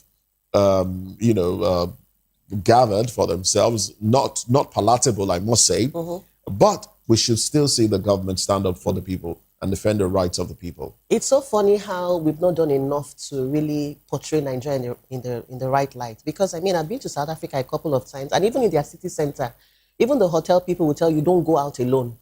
Daytime, yes, they'll tell you don't go out. Once it's dark, don't go out alone, don't enter cabs alone if you are women. But those things barely make it to the news. But seeing security and all of that, we really do need to do a lot. And funny how we've not even heard from the minister, the Nigerian High Commissioner to South Africa. That's Femi Fani-Kayode. He hasn't said anything. He was at a meeting yesterday. All right, but he hasn't blown hot. Oh, well. We are just hoping. Let's wait to see him. We're just hoping. Well, let's get on to another conversation now. In a dramatic twist? Yes, there was an issue yesterday where Nnamdi Kanu, who is incarcerated, formally dismissed his longtime personal Okay, so lawyer. this is formal. This is now official. Yeah. All right. I mean, it's not the first time he's saying. That's what I'm saying. Yes. Is this the official dismissal, or we'll come back to this again? Well, basically, Kanu said, look, Barrister Ifeanyi Ejiofor no longer, in what has been described as a strongly worded letter dated July 22, 2026, Nnamdi Kanu formally asked Ifeanyi Ejiofor, his longtime lawyer, to desist from representing him and, and also warned him not to disclose confidential conversation that he might have been, that he would have been privy to in their time of working together. Well, it makes it official, this statement coming from Kanu, that he would like Ejiofor to step aside. Well, this of course might cause some delay in the case against him as new lawyers that will come on board. I mean, it's not the first time that Kanu is changing lawyers, but Ejiofor has been there for a very long time. Yeah. If any other lawyer comes on board, they might need time to get used to him. Regardless of the fact that the case is out there in the open, they might need time to get some more information. And will that cause some delay? Well, it might, but I'm sure the man knows why he has chosen this path. Now, wish him well. Wish him well indeed. I think this would also raise serious concerns about the future trajectory of his legal case. And just like you said, let's just wish him well, because he's not really had a good, would I say, working relationship with his lawyer. I mean, this man he eventually sacked. There have been times where the guy tries to even help him, He's kind of a lawyer. No, Kanu is not a lawyer. It's so difficult to judge. Ifeanyi Ejiofor is a lawyer, but he decided to represent himself in court at a certain time. Yes, that's why I asked. No, but he's definitely not a lawyer. We wish him well. Oh, well. Let's run to the papers now. Let's see what the papers have for us this morning. Newspaper headlines. Now, from the Guardian newspaper, these are the stories there. The big story, Osun Guba polls. Credibility doubts heighten over Western violence. Stolen PVCs. And we know headlines, FG begins 70 billion naira debt payments to petrol marketers as prices crash to $88 a barrel. Resident doctors strike disrupt healthcare services at Luth. Auctioneers fault EFCC's e-auction process. And investors gain 74.1 trillion naira in 1 year as market value surges by 87%. Necessity of Nigeria's response to xenophobia in South Africa. That's an editorial. And of course, it's important that we see something very, very strong. PFIPC scandal. House orders IGP to produce fake DG. Uncovers 29 suspected forged documents. All right. Ondo lawmakers accuse Ayedatiwa of meddling in assembly crisis. Atiku, Sokapu demand FG's action as gunmen kill 30 in fresh Kaduna attack. 30 people, 30 humans. 176 Woro victims still in captivity as security operatives neutralize over 40 bandits in Katsina. Well, there you have it. Those are the headlines from the Guardian newspaper. Let's move over to the Vanguard newspaper. The lead story, how PFIPC was created, Accountant General. Reps summon Adeyemi, order IGP to produce him tomorrow being Wednesday. Maladi rolls out MAPAPs to operationalize locals. New minimum wage, 70,000 naira, now poverty pay, NLC. Tinubu to announce fresh pay increase for soldiers soon. That's from the defense minister. Candidates upload, APC, PDP, ADC, others didn't meet INEC July 11 deadline. That's from a source. Kwara APC, stronger, ready for 2027 victory. Abdul Razak. Tinubu snubs Ramaphosa's envoy as federal government demands early warning pact ratification. ADC raises alarm over intimidation of opposition parties in Rivers. Students, others fear dead as hostel collapses in Anambra. 30 killed in southern Kaduna as residents flee shower. These are the lead stories from the Vanguard newspaper. All right, during newspaper review at 10, we'll get deeper into these stories. In the meantime, you have no plans, you lack understanding of governance. President slams Peter Obi. Well, let's look at the back and forth between the presidential candidates of the Nigeria Democratic Congress, NDC, and the aides of Mr. President in Nigeria. Let's talk about this when we come back from this break. Stay with us.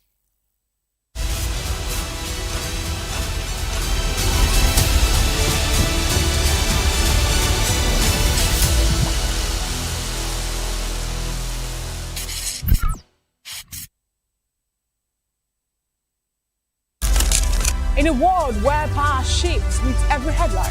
In a nation full of questions. In a world filled with noise, the truth needs the voice. The policies that shapes our world and the economy that determines our future.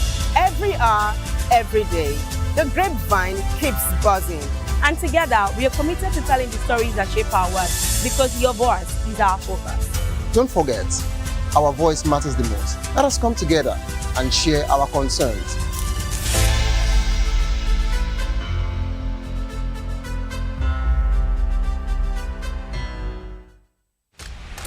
Yes, obviously everybody knows the game is beautiful and that's why I love sports. My name is Kizzy K, you're welcome to my republic. But remember, there can never be a transfer without a window. Just like there can never be a deep thinking without a Pep Guardiola in football. You can't say tennis without talking about Djokovic. So why not give me attention on the show so I can run your race on the TV like Lewis Hamilton Formula 1 star. Don't forget, when God have mercy on you, you can achieve your goals like Cristiano Ronaldo. I am a proud Nigerian, and right here, we talk NFF. For every sports update, commentaries, live interviews on the game, we got you on this, because right here at Voice of the People TV, the Sports Public Show has got everything just for you to be part of it. I love the beautiful game, and that's why Kizzy K loves sports. Big news is here. Your favorite Voice of the People television station is now on free to air on Nigecomsat. All you need to do is align your dish using the following: orbit position 40.5 degrees east, 12.685 gigahertz, 30,000 kilobytes per second. Polarized vertical, frequency 2, 12.731 gigahertz, symbol rate 26,250 kilobytes per second. Polarization H. This works on any decoder. Catch up to 100 channels, sports, movies, news, all for free. This is with better quality at no extra cost. Voptv on Free TV. Now you have more than a voice. In a world where power shifts with every headlines, news breaks and events happens, we bring you unbiased and explicit information on politics, economy and state of the nation. We break down the chaos. Facts, not fluff. Truth, not spin. We discuss not just politics, but a glimpse into the future. Voice of the People Television. Now you have more than a voice. 2564 is coming up on Bernie 9, right? The 2564 Atlantic Tower. What happens in the hush behind hangar doors? Who signs the papers that gamble with lives? Which truths were grounded before they even ever had wings? If you've ever buckled a seatbelt at 30,000 feet, if you've ever stared out of that tiny window and wondered who's really in control of the skies, it isn't just flight, it's power, it's politics, it's pressure sealed in steel. We're peeling back the clouds from runway risks to sky-high secrets. insights, we're diving deep where most dare not to look. Aviation Scope, every Sunday at 7 p.m. only on Voice of the People TV. We don't just report, we reveal. We don't just ask, we uncover. Because when it comes to the skies, ignorance is turbulence. Aviation Scope, the sky isn't the limit, it's just the beginning. Are you looking for where to buy quality and original studio and musical equipment in Nigeria? Well,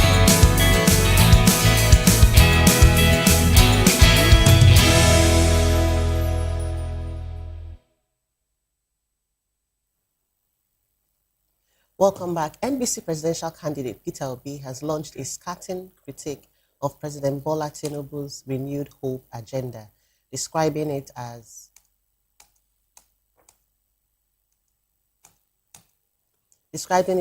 hopelessness and accusing the ruling APC of shielding corruption once politicians join its ranks. Obi further alleged that Tinubu has turned Aso Rock into a bunker, disconnected from the realities of ordinary Nigerians, while insisting that the government lacks vision and understanding of governance.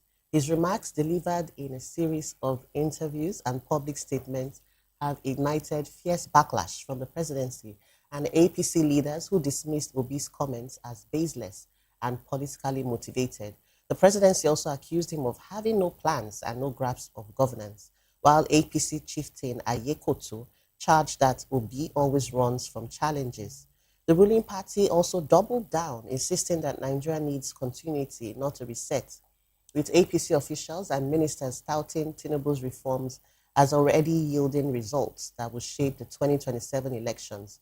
Meanwhile, the controversy deepened as the presidential spokesperson, Daniel Bwala, accused TV host Shehu of bias, claiming he had turned massage therapist for Obi during a recent interview. We have this morning in the studio Prince Francis Chilaka, a political and public affairs analyst. Also in the studio this morning, we have Elvis Elimehele, who's a political and public affairs analyst and commentator.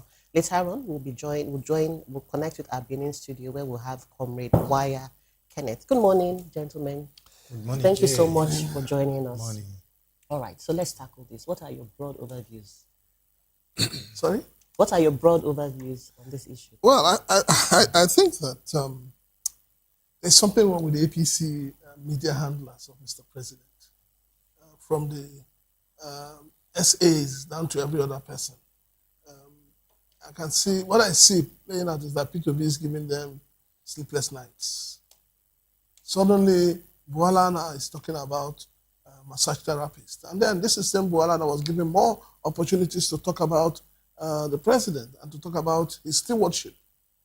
So for me, this last interview, P2B used it to clear a lot of issues.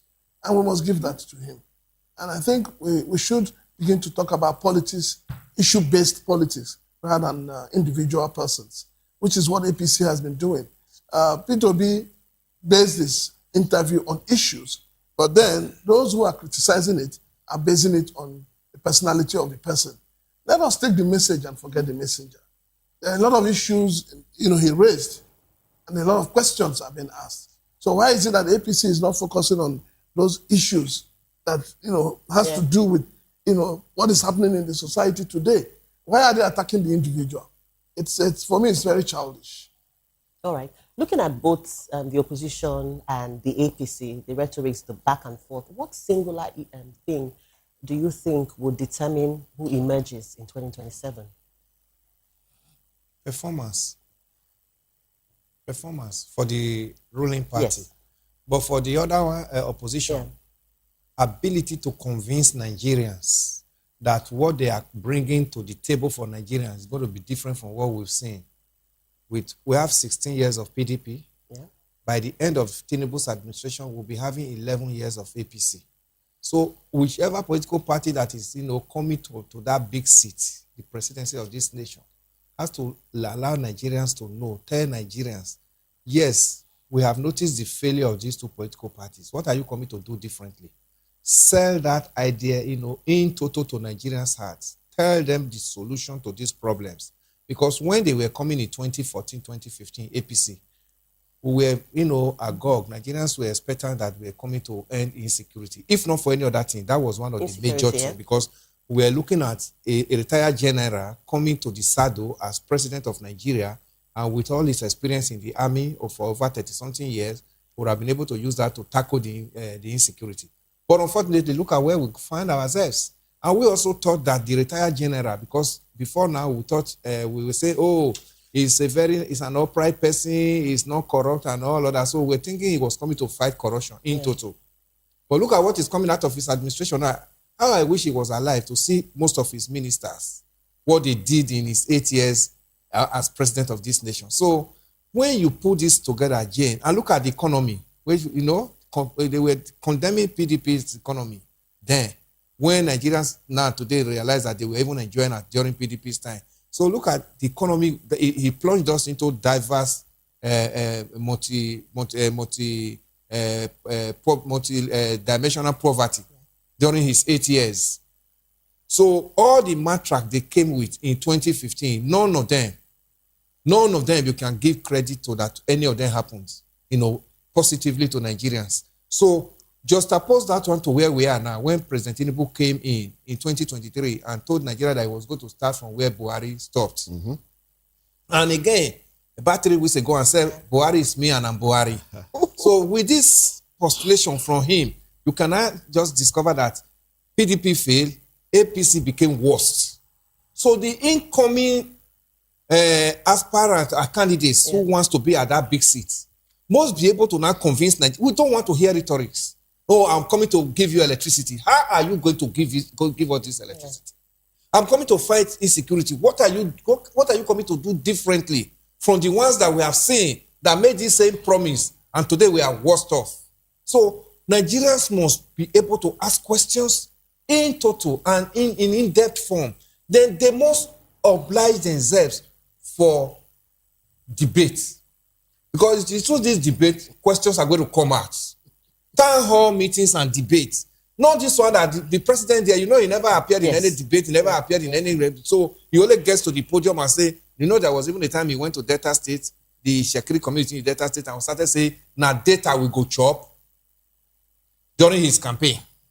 So you can imagine that was a slap on Nigerians. Nigerians never actually interpreted all these things. If you don't know the statistics, you don't have the data on ground, how do you tackle the problem? So today, look at it. So we are just wallowing, in total confusion. Confusion has become so enlarged now that we are not even hearing four fake agencies. It has even gone beyond budget padding. I don't even want to go to budget padding. So you cannot even create an agency while we have a functional government in place. So all these questions we must ask as we get closer to 2027 general election. All right, then we'll talk more about your assertion that PDP failed and APC became worse. But let me go to Prince Francis now. You think the opposition, we know it is the role of the opposition to put the government in power on its toes. But do you think the opposition in this era is doing enough putting government on its toes? Well, honestly speaking, the opposition is not. We seem to have more of individuals than the opposition itself. Why do you think that is? Because everybody is greedy and selfish. They're all greedy and selfish. It's not about the people anymore. It's about the largesse that comes with the office. So people don't vie for office because they want to serve. No, Nigerians are vying for office because they want to be served. That is why you can, that's why you hear that 700 and something million is being used to buy instruments for a church. And you ask, what is going on? Nigerians are suffering. There's hunger in the land. There's poverty. People are living in multi-dimensional poverty. And rather than thinking of how do we draw these people out of this situation, people are busy spending money. But the politicians are from the people. So what does that say about Nigerians and what we hold dear? Well, the truth of the matter is that Nigerians have been, when you say Nigerians now, we're talking about the ordinary Nigerians. Yes. They have been beaten to a point, to a pop, where it's become difficult for them to talk, for them to say anything. And that is why we say there's an institutionalized poverty in Nigeria.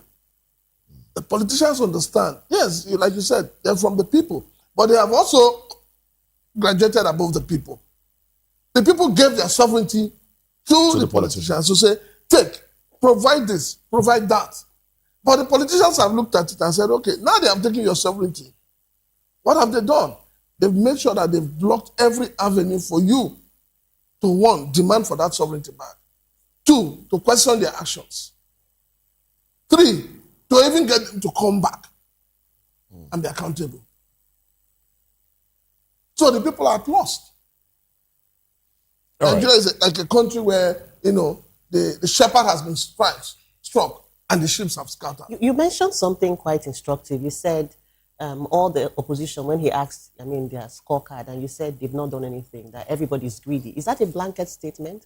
Or can we handpick a few? Well, or are you saying everyone, Peter Obi, does that include him? Well, because you said so. Peter Obi is one individual. Okay. But we're talking, if you're talking opposition, you're not talking opposition. We're talking about the opposition. No, you saw the opposition we had in 2012. You saw the opposition we had in 2012, 2013, leading up to 2015 election. You saw people who came out and said, we must change this government. And those are the people in government now. And those are the people in government. And in every society, the people need a leader. What happened in South Africa, it wasn't done, it wasn't something that was done by all the South Africans at once. Somebody was leading it. And so the problem we have in Nigeria is that the opposition themselves, they have not gotten their ass together. They need to sit down and decide whether they want to become an opposition or they just want to play along. You have, for instance, you have the likes of Alhaji Atiku Abubakar. His own is he's fighting a media war in the international community. You have a show who tells you that everybody other than himself is the most qualified. Now, if you look at it, Peter Obi is saying that, look, it's not about me as an individual, but it's about institution. If you are listening to that interview, there was something Peter Obi said, and I'm surprised that nobody's looking at it. He said that this idea, which is something I've always said, this idea of you campaigning on the platform of the PDP, for instance, winning an election on the platform of PDP, and then decamping to another party and holding on to that position, is an aberration. All right. And that is why this country is not moving forward. Institution. It's not about me, it's about the institution. In a situation whereby the institution is faulty, do you think any individual will truly make a difference? Yes. When we sit down, to look at other countries, we talk about the Asian tigers. And then we ask ourselves, how did they get to where they are? It took one person. In a place where they have institutional faults, where individuals will want to... It takes one person. And this is where the Nigerian people need to think as if there is no box. It takes one person to change the system. Sometimes it may cost the life of that person. But somebody must make that ultimate sacrifice. And that is what we need in Nigeria. Okay. Right. Talking about somebody making the sacrifice. But let me come back to you now, Mr. Elibehele. You did speak about, the failure. But you see, with failure of the PDP and, the APC as well, like you said, and for every government. In fact, when former President Buhari was leaving office, he said, "You'll miss me." And that has been the trajectory. Every administration that has come in from Obasanjo's era to Yaradua to Goodluck, for every administration, Nigerians have felt the previous one was better. Nigerians have felt, our sufferings are worse than they were. Yes. For all of them leading up to this administration. But now, we have the same politicians, the same people, really, vying for positions. Do you think there'll be any difference? Or should we just, fold our mats, grab our umbrellas, and say, yes, it's usual. Let's just continue life as it is. That's a defeatist tendencies. A living being. But if one party fails, the one that followed failed, and we have the same people coming into office. As a human being that is alive, you don't settle on such defeats. You strive to make a change. And that's what we keep saying. These changes will definitely come. But how and when is what we should be talking about. How soon will it come? And when are we going to have it? The major thing we own here is looking at the umpire. If we have a better umpire to conduct our election, do you know that all these problems will be solved easily? Yes. All this one that we keep graduating from one bad one to worst and all others, it will be solved. But the issue is that we have not had that desired and credible umpire to give Nigerians the desired leaders that we need. That has been the biggest problem we have. By the time they are in power, they appoint those that will do their bidding, that will bring them back. And when that happens, the trajectory remains.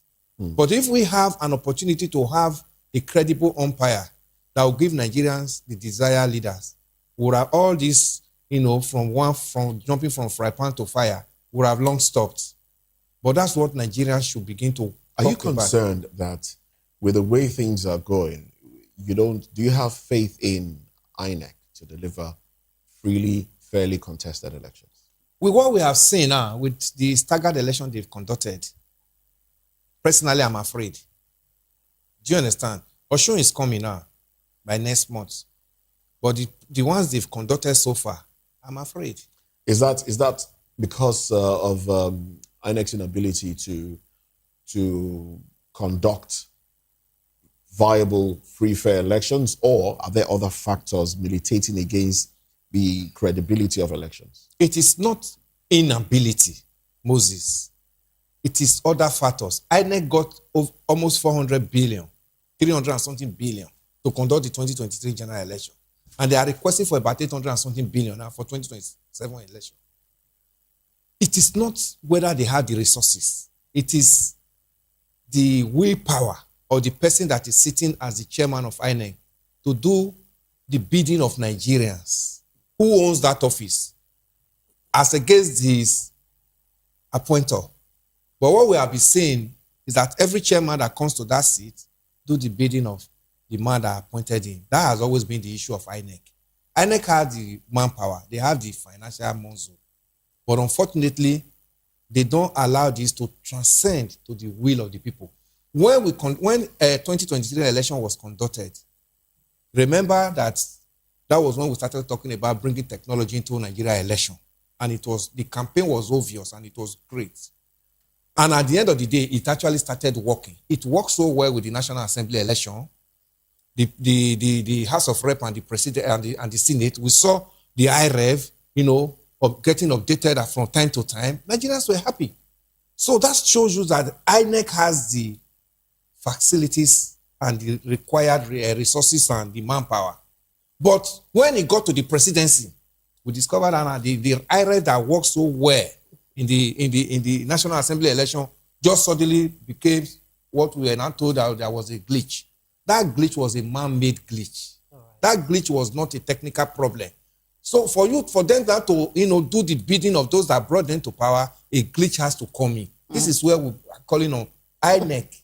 If we have to stop seeing this jumping from fry pan to fire, in every administration we change, INEC is the major institutions Nigerians should look into and say it must not repeat itself. Is it fair? Okay, let's go to Kingsley Ubani, who joins the conversation, and then I'll come back to Prince Francis Chilaka with the same question. Kingsley, good morning to you. Good morning. Welcome. I hope you can hear me. Good morning. Yes, I can. Yeah, good morning to you. Welcome to the conversation. Now, is it fair? I do believe that you've been following the conversation. Is it fair to blame INEC for elections, the outcome of elections, when we know that in the previous presidential election, that's the 2023 election, we had about 93 million registered voters. About 93 million registered voters. And those who came out to vote at the end of the day were about 20 million or thereabout came out to vote. So what happened to the others?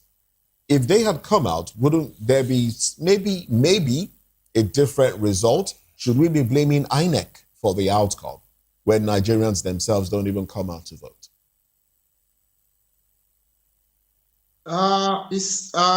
Nigerians not coming out to vote is also due to lack of enthusiasm, because when you look at the previous elections, INEC has not shown readiness, they didn't show accountability, particularly in 2023 election. With respect to, I hope you can hear me clearly. Yes, go ahead, please.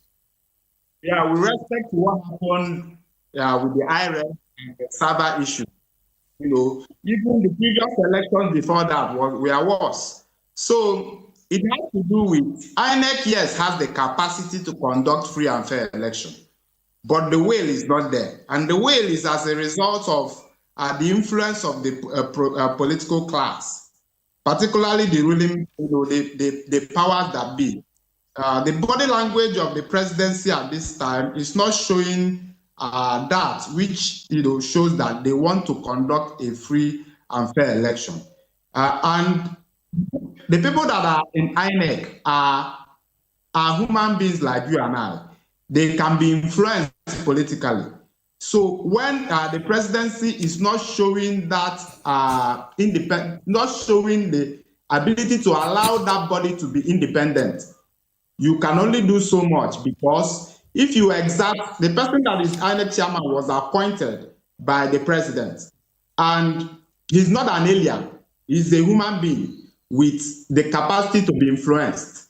And everything that has been surrounded about the INEC chairman shows that there's an ability for him to tilt towards the ruling party. So the capacity of INEC to conduct a free and fair election is there, it's not in doubt. Just like my friend talked about what happened in the last election. You could see the discrepancy between the National Assembly election and the presidential election, where there was so much influence from the political class, and it made INEC to give what we talked about. They said it was technical glitch, and it has not been able to be proven what that glitch was, and that's what caused the transparency of the presidential election. So there's no doubt that INEC can conduct a free and fair election, but do they have the political will? That remains to be seen. All right, Prince Francis, same question. Nigerians register to vote, but few come out to vote. Is that INEC's problem? Or should the NOA take things up? Or we understand some civil society groups like Yaga Africa is doing something to educate Nigerians and let Nigerians know the reason they should vote. But is that enough? There's a serious voters apathy. And unfortunately, with what happened in 2023, which has not been addressed, and after the elections, INEC itself has not had the goodwill to explain things to Nigerians. Okay. And they have not also been able to educate Nigerians. Don't forget that part of INEC's job is what they call voters education. Is it happening? We have what we call continuous voters registration. Is it happening? So INEC on its own is a major problem. And INEC has not sat down to discharge the sole responsibility given to her by Nigerians. You see, when you say continuous voters registration, what it simply means is that on every day a Nigerian turns 18. Yes. Every day somebody's voter's card is stolen. Every day somebody's voter's card is defaced. So because it is continuous, it means that people have access on a daily basis to just walk in. Is that what is happening? What happens is that once the elections are over, INEC goes to sleep. They forget about registration. They forget about educating the people. So already the people now feel disenfranchised even before the elections, because the people are not being carried along the way they should be carried along. You talked about National Orientation Agency. Does it exist? Well, it It does. exists on paper. It doesn't exist in reality. Yeah, they do some enlightenment campaigns. When you say where do they do it? On television. Is that where the people are? Is that where the real people who vote are? Is that where the people they ask to sell akara and Kuli kuli. kuli kuli? Is that where they are? That's not where you find them.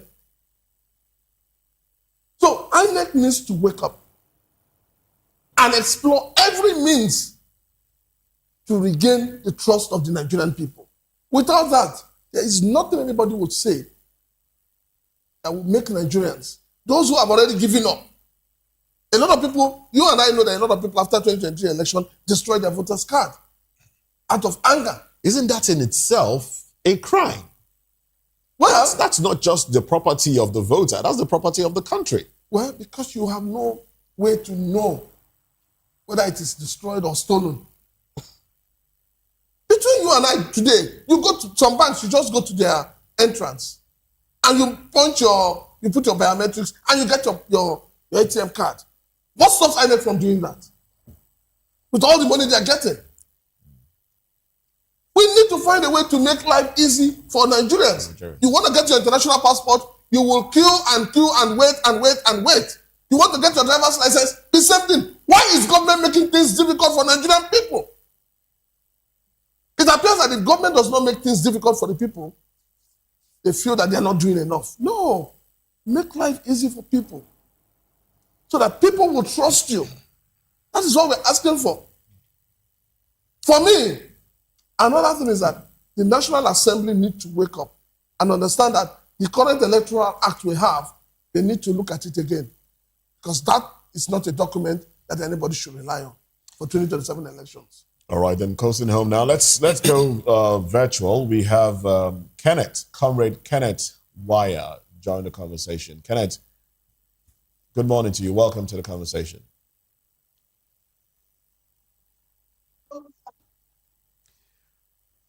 Can you hear me, Kenneth? Struggling to get your audio feed. All right, I understand that we have a bit of a problem with the connection there. Well, let's move on to another conversation now. Let's touch on what's happening in the world, in the world of security and insecurity in Nigeria. A terrorist killed about 30 in Kaduna, 30 people. I like to emphasize that these are human beings being killed. Because, you know, when the numbers come out, we just feel, oh, these are just numbers. We are becoming, we just take these things for granted. 30 people killed in Kaduna, soldiers killed in Plateau as students evacuated to army barracks. Let's talk about this when we come back.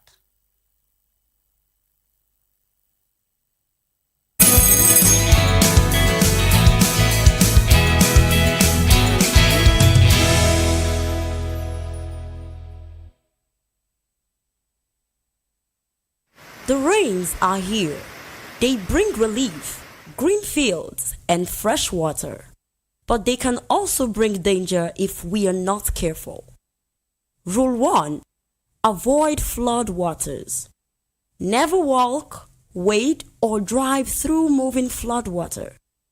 Fast-moving water can sweep you off your feet, and that water may hide open drains, sharp objects, or live electric cables. Rule 2.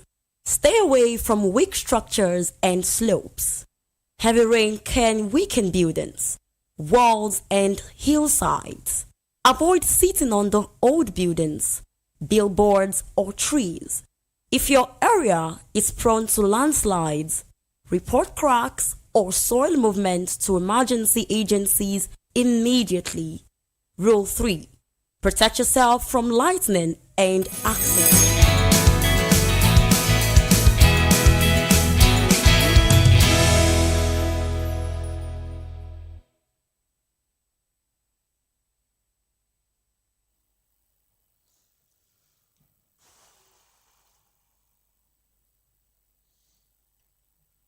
Well, insecurity in Nigeria worsening by the day as there's been a deadly turn as terrorists launched coordinated attacks across multiple states, leaving dozens dead. And communities sacked and in shock.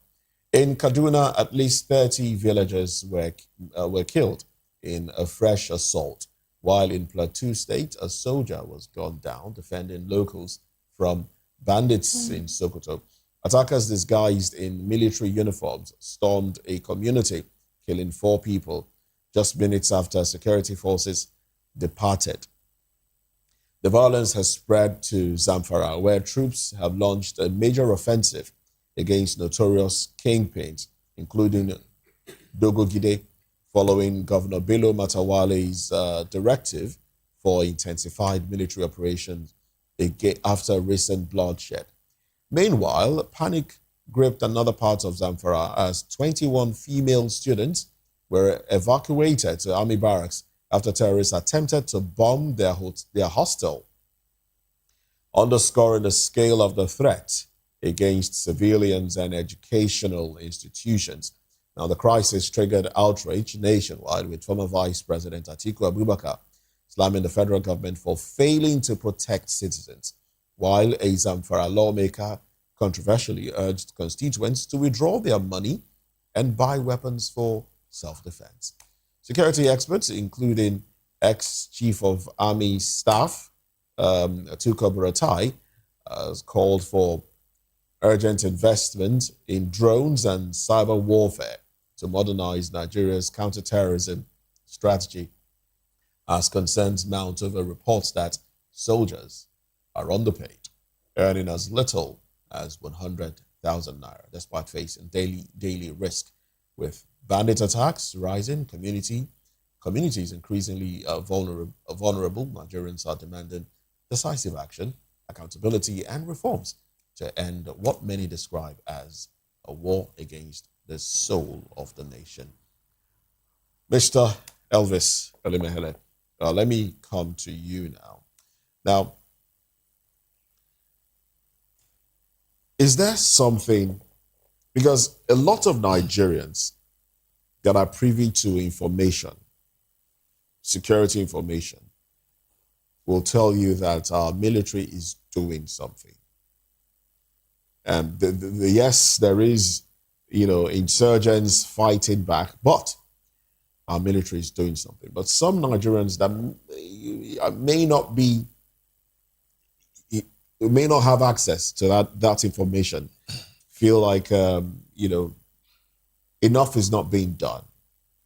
How can the military ensure that what they are doing, the efforts being made, the grounds being covered, are made known to the public, so there will be a lot more trust in the activities of the military in the fight against banditry and insurgency?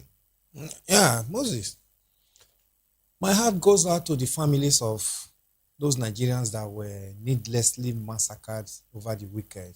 It was a reign of death for Nigerians over the weekend. And it's so sad, so sad. One thing is common to the killings that went across some part of the north during the weekend. One thing is common. When I was reading through, I saw this bandit or terrorist had a lot of time. You're hearing of 3 hours. There was even one that said he started to operate 8 a.m. till about 3 a.m. What do you see about this? Look at the number of hours. No reinforcement from the military or whatever. The community cannot even reach them. And even when they reach them, to get access to where they were was an issue. It brings me to ungoverned spaces in Nigeria that Nigeria government is not looking into. And that brings me to this now celebrated, states are now having humongous amount of money since the removal of fuel subsidy from FARC. Moses, you will agree with me that these communities that are not accessible easily, what do they just need? Just road network. There was even one of the community that they started begging the government, that's the Kaduna people, begging the government that community is at the border between Kaduna and Plateau State, and that the government should try as much to give them road. And one of the reasons why that death was so much, 30 Nigerians massacred, was just because there was no road network which actually reached them as early as possible. That, you can't blame that on the military. You blame that on the failure of leaders. Leadership failure successively. Not just this administration alone. Some of these people could have gotten road in the previous administration. But this administration keep now telling Nigerians that we have so much, states are enjoying. For almost 4 years now, you will agree with me that if some of these roads have been commissioned about a year or 2 years ago, by now, we have had a headway, which means these people have not even had anything that has to do with government presence, even with all this celebration of humongous amount of money coming from FARC. The governors of the respective states, you look into that. It will stay important because the military have to move equipment and they have to move. And when they are doing this, they need good road to also move through. You know, this bandit, they are in the bush. They ride motorcycles. How many motorcycles will the military mobilize? Can they mobilize motorcycle and armor tank to, confront these people, knowing fully well that these people were already on ground? They have to come off sophisticatedly. Now, in the area of Air Force doing more, if the military cannot come immediately, the air has to come in. At least have a way of, repelling these people before the ground troop can also come in. The military has to look into that. It's important. We're talking of human beings. Nigerians just, needlessly wasted. Then you said about, campaign, Nigerians to know what the military is doing. Whether military is doing well. They are trying their best. I ask that because, yes. sorry to interrupt you. I ask that because we see the bandits, the terrorists, put out things on social media. And these things tend to instill fear. And, let people believe that, yes, they are having a field day. But we understand, if you're privy to information, that the military is covering some grounds as well. What can the military do to ensure that, yes, the people now believe that, yes, they are doing something? Yeah, the enemies will always want to come up with those intimidating videos to always show that they are on top. If you look at it, in any war, the war has its own politics, whether this kind of terrorism war or normal warfare. If you look at any time the US hits in Iran, Donald Trump announces it himself. Yes, he gives the praise to his military, armed forces. Do you understand? Okay. Yes, that's what war is all about. I read some books concerning the Civil War when late Chukwumerije was the spokesperson of the Biafra, Minister of Information. Even when even the area the federal troop has captured, Chukwumerije will tell you the Biafra is in control. I read books, you understand, late Chukwumerije, who later became a senator before. He was even a minister under IBBC. Yeah. You understand? So that's war has that kind of political campaign that I'm always at the top. You understand? To demobilize your enemy. So, Nigerian state, are we using that to our own advantage? Or is the media helping to promote the bandits? Yes. For some time now, the PDP ministers, especially the Minister of Information and even the Defense Minister also said it that day, that the media should not be giving so much coverage. PDP or covering. PDP? APC. Sorry, APC. APC ministers. So much coverage to the bandits, giving front page headlines to bandits. You understand? The minister said because that the coverage that comes speaks to, the bandits have done this, they've done that. But they went further that day, Moses, that they are going to now begin to allow pressmen to follow them to theater of war. So that pressmen can see what they are doing and have a first-hand report. That's a good one. If you watch all the wars that the Israeli Defense Force fights, you see pressmen dressed in military gadgets following them. What did they do? To bring a first-hand report about that war to the citizens, to the people who are not privy to be there. And that's important. We had it some years ago. When Nigeria was in Liberia, we lost a colleague in Guardian, Chris Mondibi. He was with the military. We also lost a colleague in Champion then. The two of them died in that war because they were with the military. Wow. But now that the defense minister is now calling for such, they have to make sure that the press men are well kitted because these are not military men. So that they can report for stand. If we begin to see such things. But Elvis, sorry to butt in there. I mean, this is a war, an ongoing war that has claimed the lives of generals. Yes. A whole battalion has been ransacked. If that is happening, I mean, practically speaking. For the press men. You I mean, who would? Now, I mean, I'm speaking for even my. Let me come in here. Yes. We're not fighting. We're not at war. We need to be very clear with what's going on. What you have is guerrilla warfare. Yes. It's not war. The Nigerian military is not trained for guerrilla warfare. What you have going on is guerrilla warfare. And the main ingredient of any guerrilla warfare is propaganda. And that is what these ragtag insurgents are using. Tell me, how do you think anybody will feel? You have the headline, 30 Nigerians slaughtered by, armed bandits. No matter what you have done as a government in curtailing their activities, the impression people will have is that you've done nothing. See, let us look at the problem. And I'm happy that the Minister of Defense few weeks back, came out and gave an order of shoot at sight. Yes, I watched the interview. But the question is it being implemented? On the one hand. On the other hand, people have called for this whole de-radicalization process to be stopped. Are we doing it? See, Okoro, it's as simple as ABCD. Moses. It's as simple as ABCD. You can't kill somebody's father, kill somebody's mother, kill somebody's siblings. Chase them away from their ancestral homes.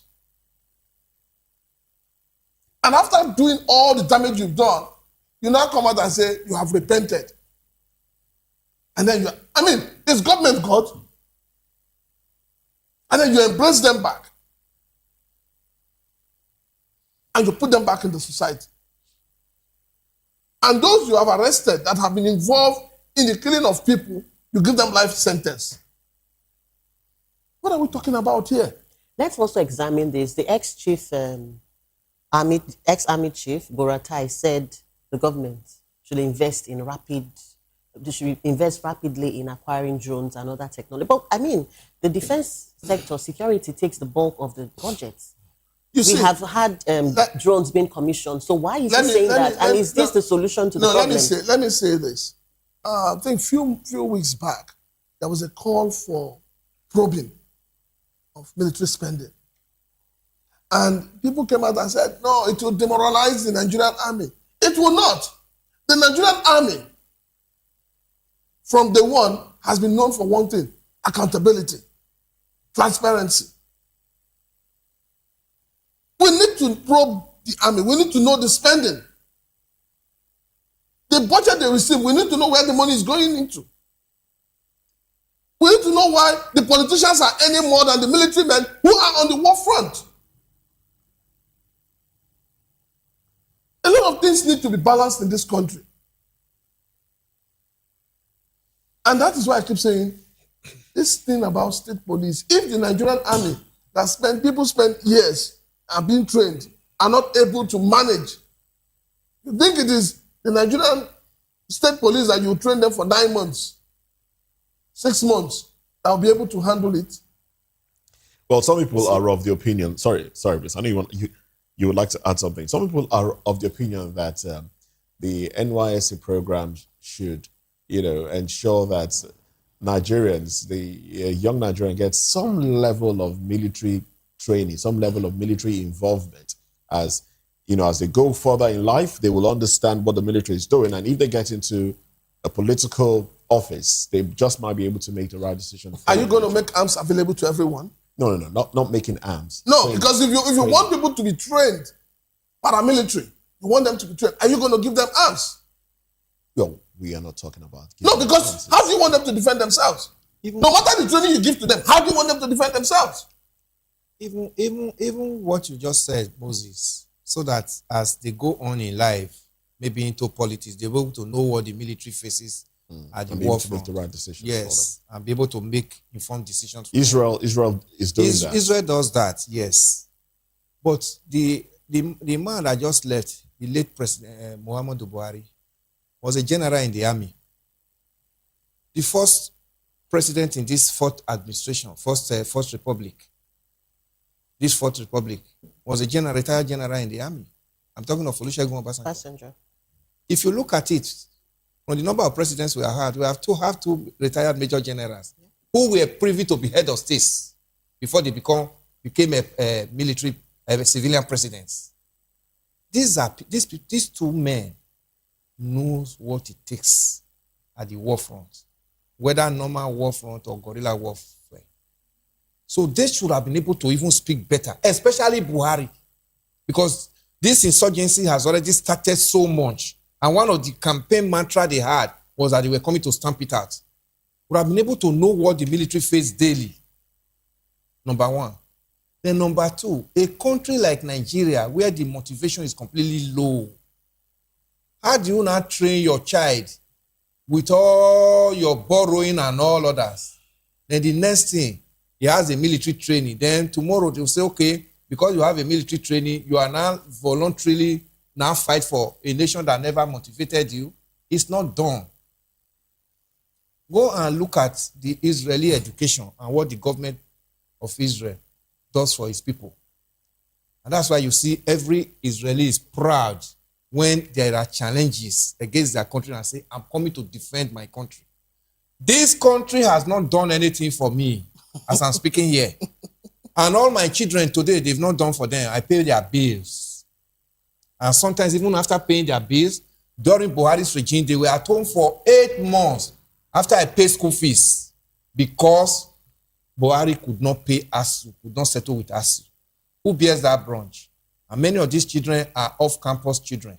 The landlord in off-campus don't count the number, they don't count session, they count the months. So as soon as they resume, whether they were in school or not, that 8 months, I'm going to pay the house rent. So you are not telling me that my own child will not come out, and if he wants to enlist into the Nigerian army, good and fine. But when it is not from his own volition that I want to be an army, they are not saying, okay, you had that military training so that you defend this nation. This nation, as we speak today, has not encouraged anybody enough, motivated anybody enough to do that for this nation. I mean, still talking education in Zamfara, just yesterday as we read, 21 female students were rushed into a barracks because those ragtags wanted to bomb a hostel. What are the long-term implications? I mean, this systematic attacks on schools in the north.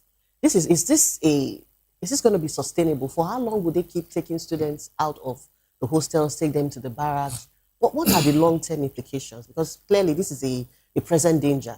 The long-term implication is that they have actually said since the beginning of this that Western education is an abomination. That was the postulation of Boko Haram.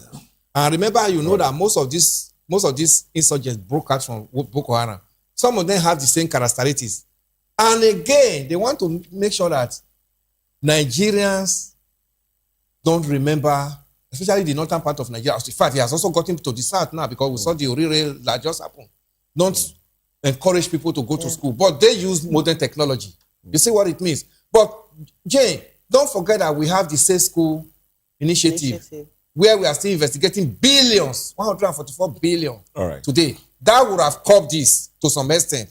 This immediate evacuation, is just a temporary measure. How many schools can you hurriedly, is it not the one you have information about that you hurriedly evacuate? Those ones you don't have any information, they are going to be found in the forest with the bandit. So Safe School initiative and the money that was earmarked for it that are in the hands of Nigerian politicians, this is the time we have to call for it. All right, then let's go to Kingsley Ubani. Kingsley, thank you very much for staying with us now. Kingsley, A lawmaker in Zamfara State, Honorable Sulaiman Abubakar Gumi, representing Gumi Bukuyum Federal Constituency, has encouraged his constituents to acquire lawful means of defense, lawful means of self-defense. It's not the first time we're hearing things like that. We in 2022 as well, we heard Governor Bello Matawale officially encouraged qualified residents, especially farmers, to obtain licensed firearms for self-defense. T.Y. Danjuma also, at some point, made the statement that, look, it's high time Nigerians started defending themselves. Is that a way that we should honestly be looking at towing? Or are there dangers if we enter that tunnel? Of course, what the security situation is as worse as it is, I don't think it's right for anyone to encourage for citizens to arm themselves at that level, because when you arm a citizen, considering the challenges a citizen is facing, there could be other things the citizen may want to do with those arms that you may not be able to control. So if as much as frustrated as we are, if we go that route, it may not go well. When you look at when I first saw this headline that said 30 massacred in Kaduna, it could pass for a headline of 2011. It could pass for a headline that you will hear in 2010, because practically nothing has changed 10 to 15 years down the line. I remember watching CNN as at 2010, 2009, 2008. If you watch CNN of today, the discussions they talk about with respect to what's happening in the Western world is different. Some of the problems they had in 2010, in 2011, they've been able to address it. But look at in 2026, the first discussion we had was about elections with respect to whether the electoral body had the capacity to conduct free and fair elections. So you see that we have a problem with our leadership recruitment process is faulty. We can't vouch, we are not confident of electing the right leaders, of the electoral body doing the right thing to elect the right leaders. And it's from the political leadership that the head of these military formations have been appointed, and it flows down from there. So the people at the helm of the political leadership have not shown accountability. They've not shown commitment. They've not shown transparency. So the people at heading these military formations, the chief of defense staff, the military heads, a lot of them are just there to make their monies, and for the period they have the opportunity to be there. So there are so much, a lot of people are not thinking of Nigeria. Very few people are thinking of this country. So many are thinking about themselves. And that's why we have not been able to solve the problems of yesterday. The problems of yesterday are still the problems of today. I'm sure that probably if you continue like this in 2036, if you tune on, Voice of the People, you may still be talking about the same things we are talking about today. So let us get the basics right, leadership recruitment processes, and then begin to get citizens to engage. Because if a citizen goes to vote and you are not able to allow him to vote his right choice, he will abandon governance, and it will happen at every level, the military, the law enforcement, and all that. And it's what encourages criminals. It's what encourages people to, because they can't really express themselves from the ballot, so they go into criminality. So even if you empower citizens to go and fight, they are going to use those arms to. Some of them are going to use those arms to rob others. Some are going to use those arms to perpetrate certain levels of criminality, because a lot is wrong. And I'm hoping that 2027 will give us an opportunity to at least get it right from the basic, which is from the ballot. And then from the ballot, you move to governance, you move to addressing insecurity and other things. Thank Okay. you very much. All right, thank you very much, Kingsley Bani. Prince Francis Chilaka, what, in your opinion, qualifies as legal or lawful means of self-defense when you're going against people that have weapons like guns, AK-47, and assault rifles, and the rest of them? You must have the same. Fire for fire. Or can you have the same? No, but fire for fire. If we're talking about self-defense, fire I mean, for the fire. lawmaker says See, acquire lawful means. Let me tell you, let me share, it's going to be like a joke, but it trended a few months back. Somebody was driving and bashed somebody from the back. And the guy they bashed came down and brought out baseball bats. And the person that bashed him came out with an AK-47. So the guy with the baseball bat just simply entered his car and drove off. That is self-defense. You cannot talk of self-defense when somebody's holding a gun and you're holding a stick. So if we're talking about self-defense, it means that the law should be open for everybody to acquire arms. And then you know when everybody acquires arms, it's going to be anarchy. All right, then. It's good that you had to, emphasize that. So because when people come out and say, go and defend yourself, how do they want you to defend yourself? You expect somebody who is in his house with his cutlass to defend himself against somebody who has an AK-47? It's not possible. So those people who come out and say, defend yourself. We saw what happened with, what's his name? This guy that defended himself in his farm. Samuel Jackson. Adamawa. In Adamawa. We saw what happened with it. So the National Assembly need to come out boldly and sincerely to define what they also mean by self-defense. And where it stops and where it ends. All right, then. Let's have your concluding thoughts on this that legislator that is talking about using their own savings to go and buy arms to defend themselves, it's a failure. Speaking out of frustration. And unfortunately, it's also part of the government that brought this failure to Nigerians. Is this speaking out of frustration? Frustration that what? That his government has failed. His government has disappointed Nigeria and failed Nigeria. Not on his own part. He has all the military paraphernalia to guide himself. He's even speaking from abroad. He's not even on ground to talk to to commiserate with his people. So his government has completely failed. For a legislator in a functional government to be telling his people, your savings, go gather it and go and use it to buy either AK-47 or AK-49. Do those peasants that cannot go to their farm even know where these things are sold?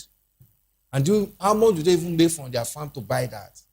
And like Prince has said, where does self-defense begins and where does it end? Have we debated that? So if I'm not even fortunate to have AK-47 and somebody attacked me and I shoot the person down, the same law that was meted on that Jackson will now be on me. Remember, it took the whole world to remove him out of death row. In fact, it was when the US came in, intervened, that his matter was brought up. So I will now be in a death row because I acted to defend myself. So let them not be deceiving themselves. If they can no longer take care of the security of Nigerians, the Constitution is so clear about it now.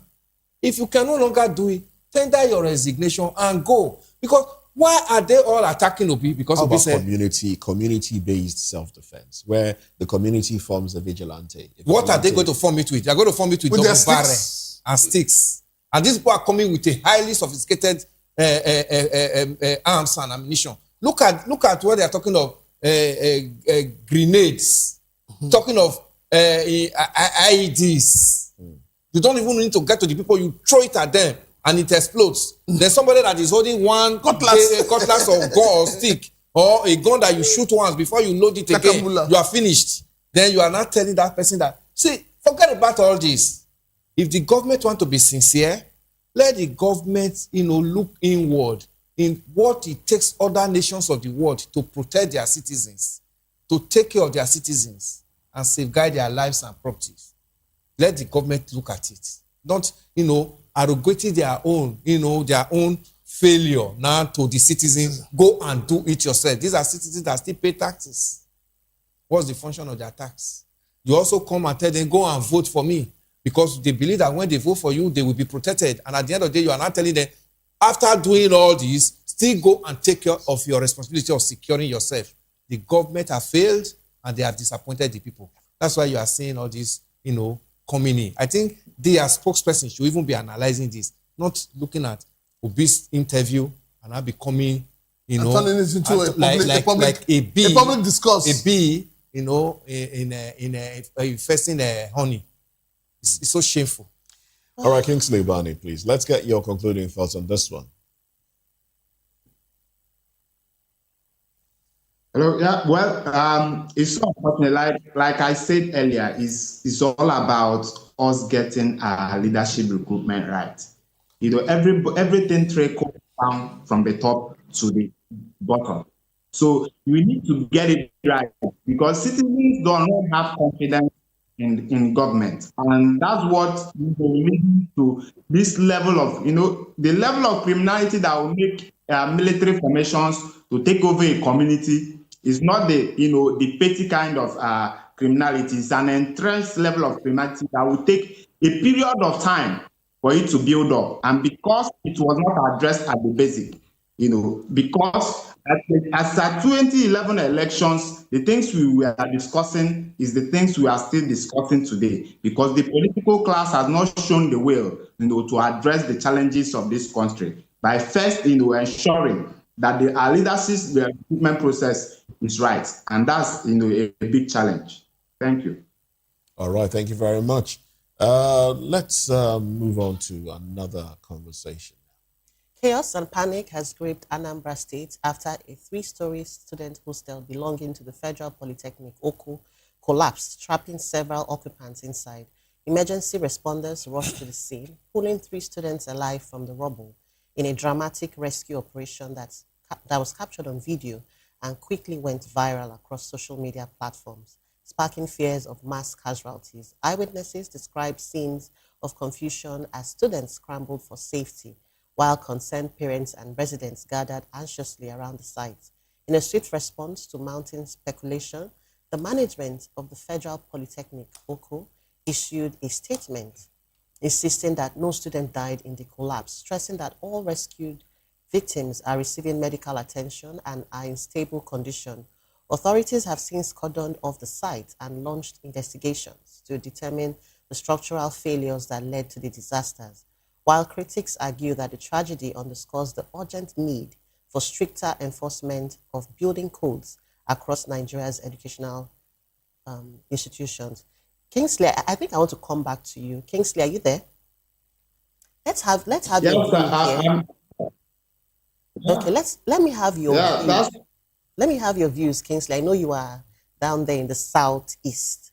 Why do we have this recurring incident over and over? And then we go through the same process. Investigations will be commenced, and then we have denials. Either they are saying nobody died or they are reducing the number of casualties. Why does this keep going on? Well, first of all, the incident happened in my state, Anambra State, and in Oko, in Orumba, just not far from here, and it's quite unfortunate. We actually lost 2 students, but the school gave a statement before search was going on. After a while, two students, a girl and a boy, were found, trapped, and unfortunately they could not make it. So the major thing is that this particular building is a school hostel. It was dilapidated. It was bad. It was bad. Nothing was really done because the people that are there are young boys and girls. To them, it was just okay. They knew that the building had issues, but nobody could give a professional advice with respect to evacuating this students. Maybe because the rent we are cheaper, and we thought, okay, this place we can afford to be here. And unfortunately, it led to this kind of situation. And it all goes to, we have an agency that is in charge of fiscal planning, in Anambra State. And it's unfortunate that this was not detected on time. And it's not the first time we are hearing of building collapse, building collapse, building collapse. Because this particular one is not a new building. You can say, okay, it's because during the construction, the engineer didn't do, due diligence. It's an old building that maybe out of, the structural issues it has over time, became dilapidated, and actions were not taken to address it. And it came to this. So my take on it and my recommendation, moving forward is that there should be a regular assessment. There should be a regular assessment because it has to do with students. A lot of people that could have been matured enough to, whistleblow it and, escalate it to the appropriate authorities may not have done that. And this has led to, casualties. And these students are, I go to Oko severally, and I know a lot of buildings that are there. Some of them are old. And because students really, because of accommodation issues, a lot of students are looking for, the cheapest place they can get. And we have a housing, deficit, not just in Anambra State here, but I think in, nationwide. And because of that, people are resorting to living in buildings that are not habitable, so to speak. So that building is not supposed to be habited by human beings. And there was no escalation. Maybe they were warned, and I don't have the full details, and they felt, okay, they can, because the rent were cheaper, they can afford to stay, but actions were not taken to be able to address this. And on the part of government, what they can do beyond ensuring that buildings like this are evacuated is to address the housing deficit. Address the housing deficit. If this was a new building, I would say, getting the appropriate, ensuring that buildings are constructed in line with the standards, the engineers and the surveyor and the people that are supposed to do due diligence. But this is an old one, which, required proper, assessment to ensure that certain buildings that are inhabitable are evacuated and people are not allowed to live in such buildings. So we are hoping that this doesn't happen, moving forward. Right. The appropriate authorities, the commissioner of the states, I think, works. They are there, and I believe that when government comes out with their report, they should be able to come out with, a recommendation that or an action point that will forestall such a thing from happening moving forward. But would you also recommend that schools be allowed, legally allowed to maybe from time to time go check, inspect? I know we have your state commission, Ministry of Works, you have State Ministry of Education, you also have Works and Planning and all what have you. But do you think schools, the tertiary institutions, should perhaps be allowed to go check some of these buildings, since you said that there's a housing deficit in the state? Maybe from time to time. The schools can check, but the capacity of enforcement, it will be hard for a school to enforce. You can go and advise students, okay, you don't live here, but except to give them an alternative. And that alternative has to, people are, in Nigeria, we don't care too much about, people just want to survive. They don't care too much about their lives. They feel, oh, this place, maybe I'm paying certain amount of money and I can afford, and people have lived there and graduated. At a point, it goes to this point. So the school lacks the capacity to enforce, but they can have the responsibility to look out for their students. They can go there, report to the appropriate authorities, but it all depends on how quick, the interventions come.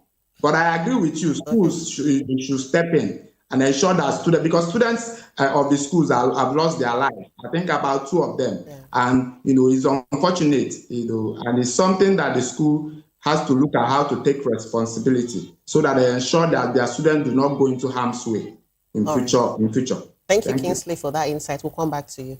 Elvis, what's your view? I mean, looking at this video, you could see, I don't see any sign of emergency responders. I can see a lot of people using their hands to sort of maybe pick out some of the debris. I can't see any whatever. Yeah. I mean, it's very painful. Yeah, but we had a NEMA there. We have NEMA, but we are not seeing tractors. We are not seeing equipment. Oh well, on television, you would see the tractors. Maybe. But what does it say about the first responders? I mean, what do you mean? Yeah, I saw the woman, the NEMA woman, talking and in one of the videos, and I also saw some Red Cross and all that. But you see, the major problem here is that the urban regional planning, fiscal and urban regional planning in most of the states are not working as expected. So you see, when I'm a town planner by training. When we were in school, we used to do what we call updating, where we go to look at age of buildings, whether they are still structurally informed to still remain as a habitable structure. Okay. But unfortunately, in practice, these things are not really done until when there is an emergency. But in school, you are taught that building is just like human being as well. It has lifespan. And bring it down to the level we are today, where everybody in Nigeria is like, in a fast train, want to cut corners and a lot of fake building materials. You will agree with me now, Jane, this iron rod that have been brought out of this building, some people are going to still straighten them, buy and put them in the shop, and other persons will come and buy them. These are already expired iron rods. Obviously. Iron rod itself expires. People will straighten them, put them in the shop. Another group of persons will come and buy them tomorrow and say they want to use it for a construction. Who now looks into all this? At the end of the day, they are going to also use it for a high-rise building, whether 1 or 2-story building, and you know the number of persons. The building takes by the time it takes weight, that's why we say building settles, it takes about 10 years for a building to settle. You now begin to see some cracks.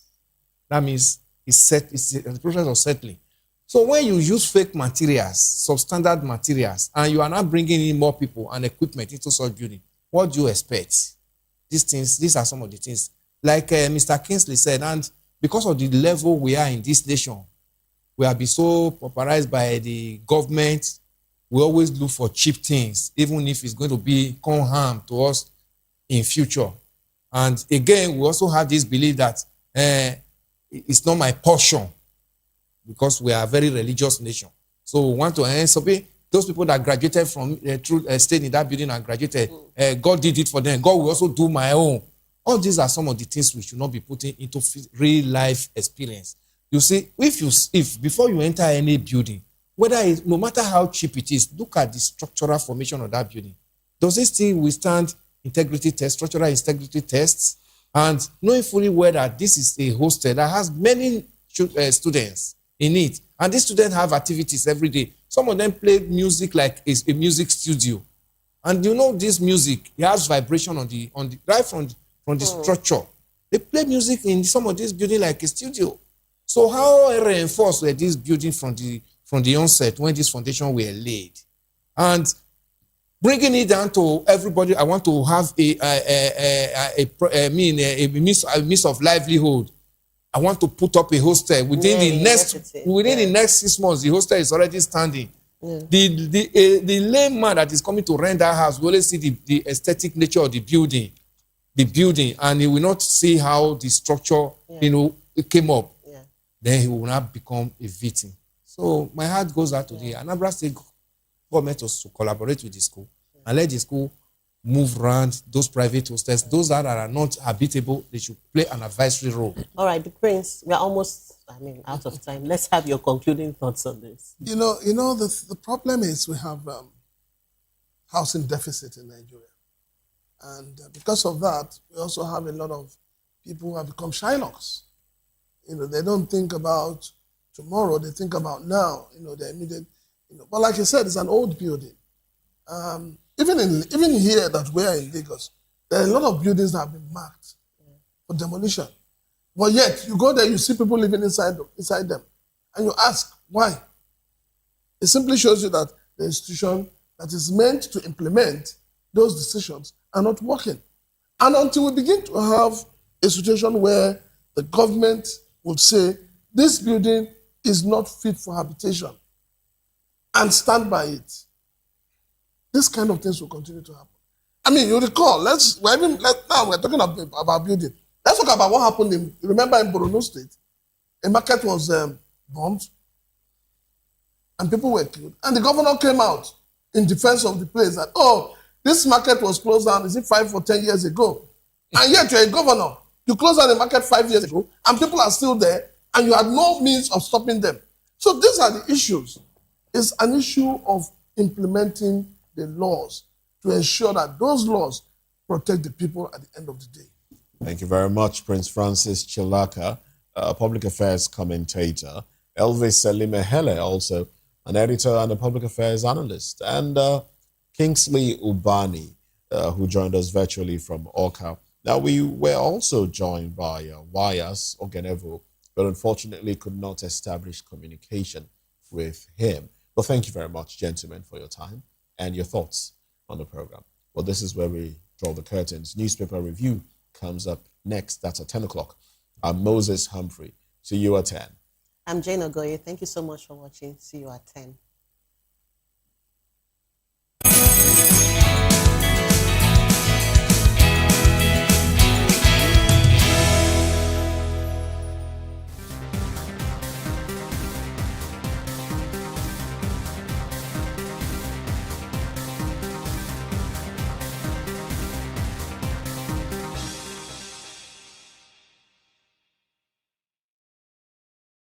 Big news this year. Your favorite Voice of the People television station is now on free to air on Nigecomsat. All you need to do is align your dish using the following: orbit position 40.5 degrees east, 12.685 gigahertz, 30,000 kilobytes per second. Polarized vertical, frequency 2, 12.731 gigahertz, symbol rate 26,250 kilobytes per second. Polarization H. This works on any decoder. Catch up to 100 channels, sports, movies, news, all for free. This is with better quality at no extra cost.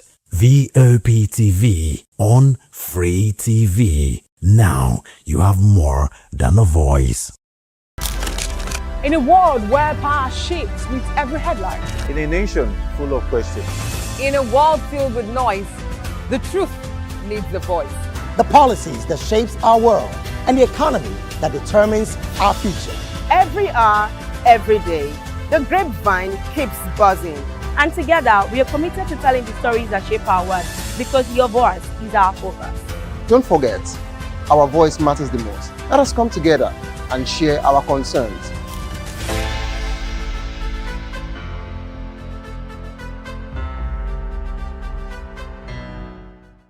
The red carpets, awards, the razzmatazz, music, fashion, interviews, and more. Spotlight on Voice of the People television. Let's feed you with all the juicy stories in the global entertainment space, bringing you the glitz and glamour as it is hot. Stay tuned to Spotlight, 1 p.m. Monday to Friday. Spotlight on Voptv. Entertainment like never before.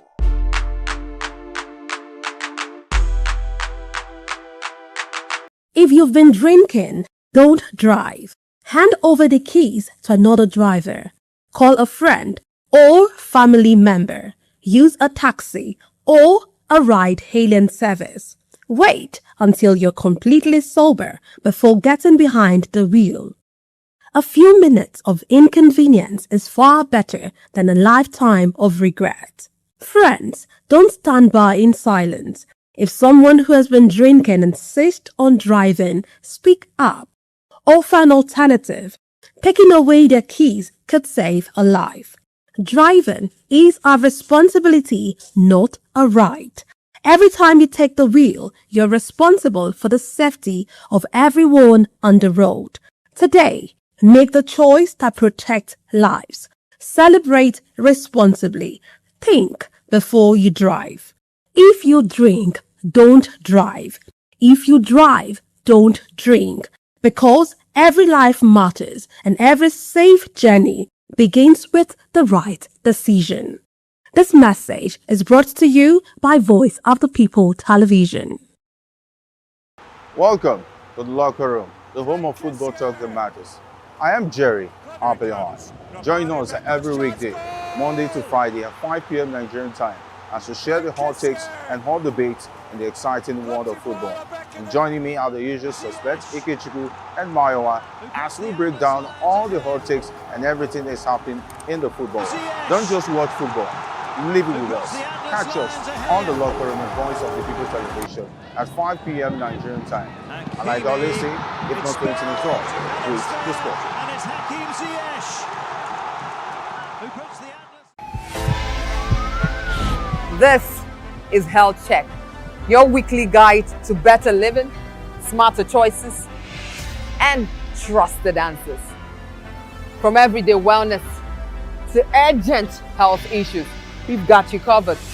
Health Check only on Voice of the People Television, where your health has a voice.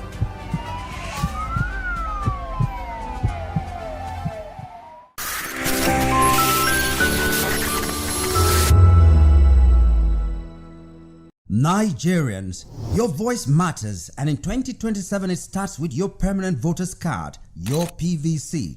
If you're 18 and above and you're a Nigerian citizen, you have the right to choose who leads your community, your state, and your country. But that right only counts if you have your PVC and your name is on the voter register. Here's what to do.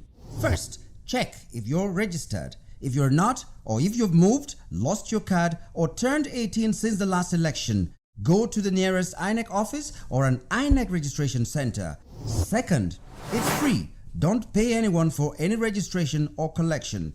Third, collect your PVC early. Don't wait until the week before elections. INEC will announce dates. Listen to radio, TV, and follow INEC's official pages. Your PVC is more than plastic. It's your power to hold leaders accountable. It's how you decide on roads, schools, hospitals, and jobs for your community. When you vote, you decide the future of your children. Get registered. Get your PVC. Vote in 2027. For Nigeria to work, you must be a part of it. Your vote, your future, your responsibility. This message is brought to you by Voice of the People, VOP Media.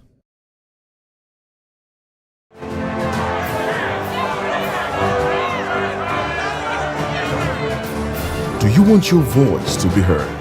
Do you know that you matter in the scheme of things?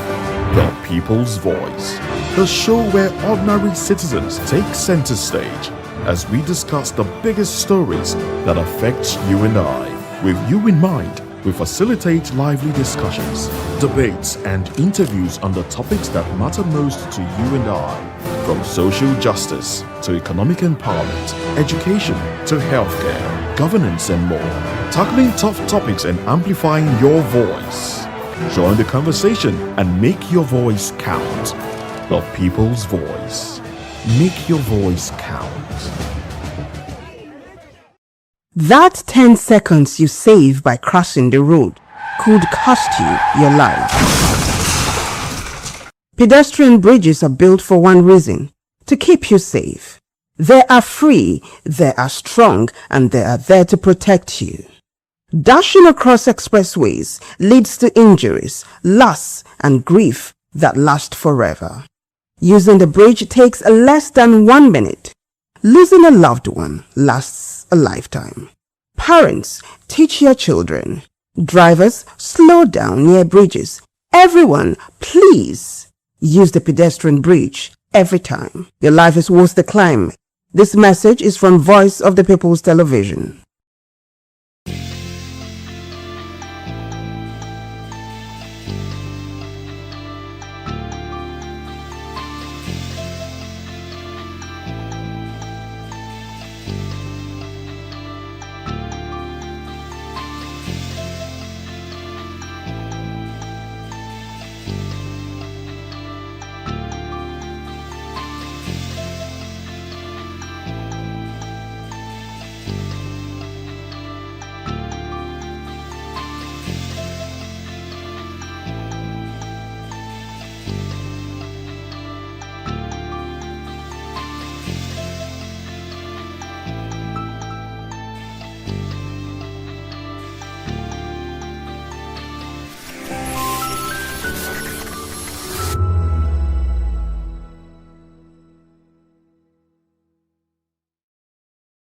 This is African News on Voice of the People Television, where we don't just bring you the news, we bring you Africa's heartbeats, the policies that shapes our world, and the economy that determines our future.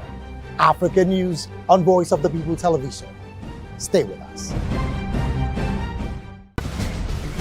Join us as we drive into the world of politics through insightful interviews with prominent political figures, both serving and former governors, ministers, senators, legislators, party chieftains, activists, and analysts. Get first-hand information into the decision-making processes that affect our daily lives. Highly engaging one-hour program that brings political discourse into focus.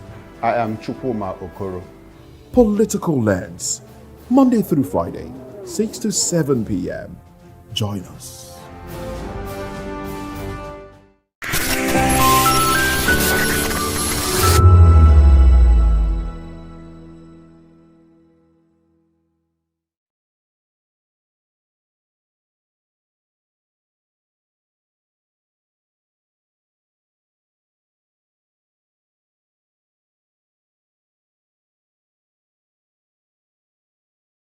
My name is Esther. They call me the Oga of them are the general overseer of them all.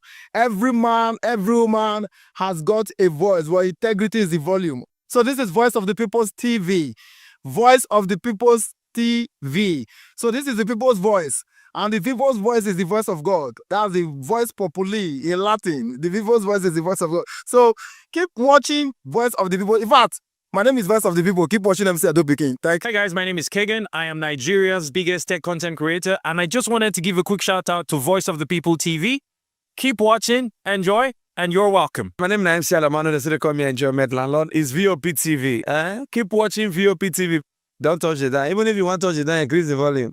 If you don't increase the volume, I told me. My name is Collins Agawabe, popularly known as No Maiden, but last, more than No Maiden, or more. Not be all so the cook right at the fry plantain. We keep on watching VOPTV. The voice of the people, the voice of Edo. If you now want to get the authentic news for Edo the way it be, that's why they show and all the content anything come on at VOPTV.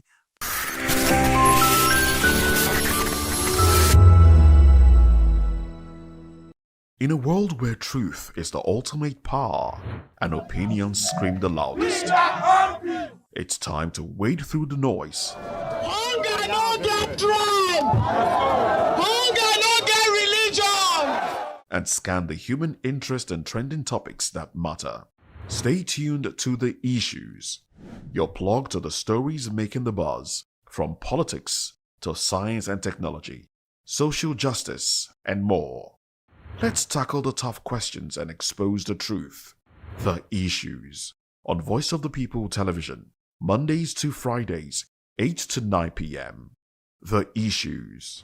Don't just react, understand. If you've been drinking, don't drive. Hand over the keys to another driver. Call a friend or family member. Use a taxi or a ride-hailing service. Wait until you're completely sober before getting behind the wheel. A few minutes of inconvenience is far better than a lifetime of regret.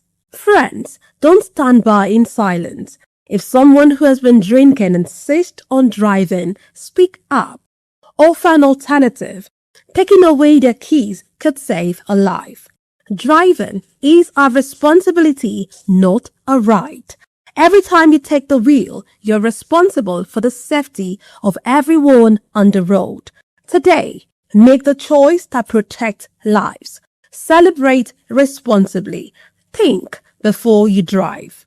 If you drink, don't drive. If you drive, don't drink. Because every life matters and every safe journey begins with the right decision. This message is brought to you by Voice of the People Television.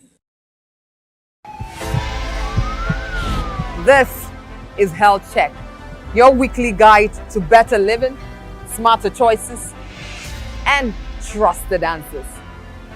From everyday wellness to urgent health issues, we've got you covered. Health check only on Voice of the People television, where your health has a voice.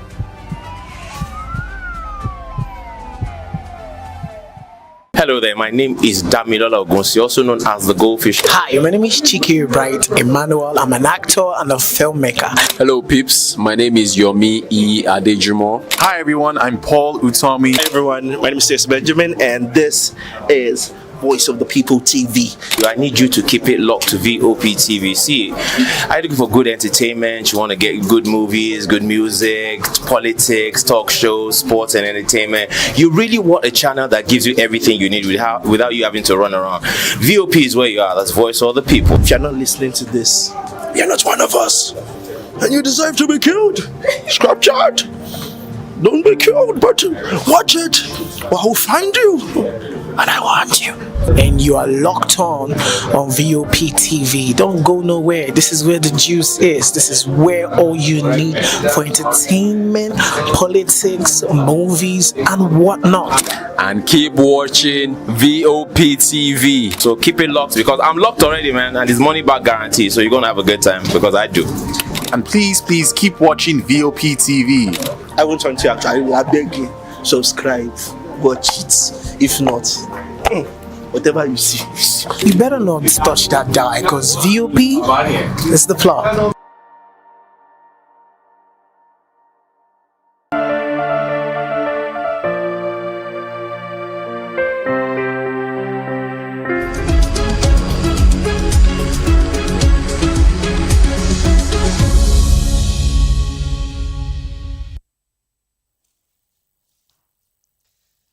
Well, good morning and welcome to Newspaper Review. I am Moses Humphrey. And I'm Jane Ogoye. Thank you so much for joining us. And we do have the analysts with us in the studio. Let's meet them. We have Elvis Elimehele, who is an editor and a public affairs commentator. We have Dele Fanimo joining the conversation, a reporter, and of course, a public affairs commentator. And Darlington Agumwa also joins the conversation, a public affairs analyst. Welcome to the program. Good morning. Yes. Good morning to you. Now, before we dive into the papers, looking at the headlines, making sense of it all, I understand that Mr. Darlington Agumwa has something to say. Yes, Moses, thanks a lot. Recently, there have been some developments.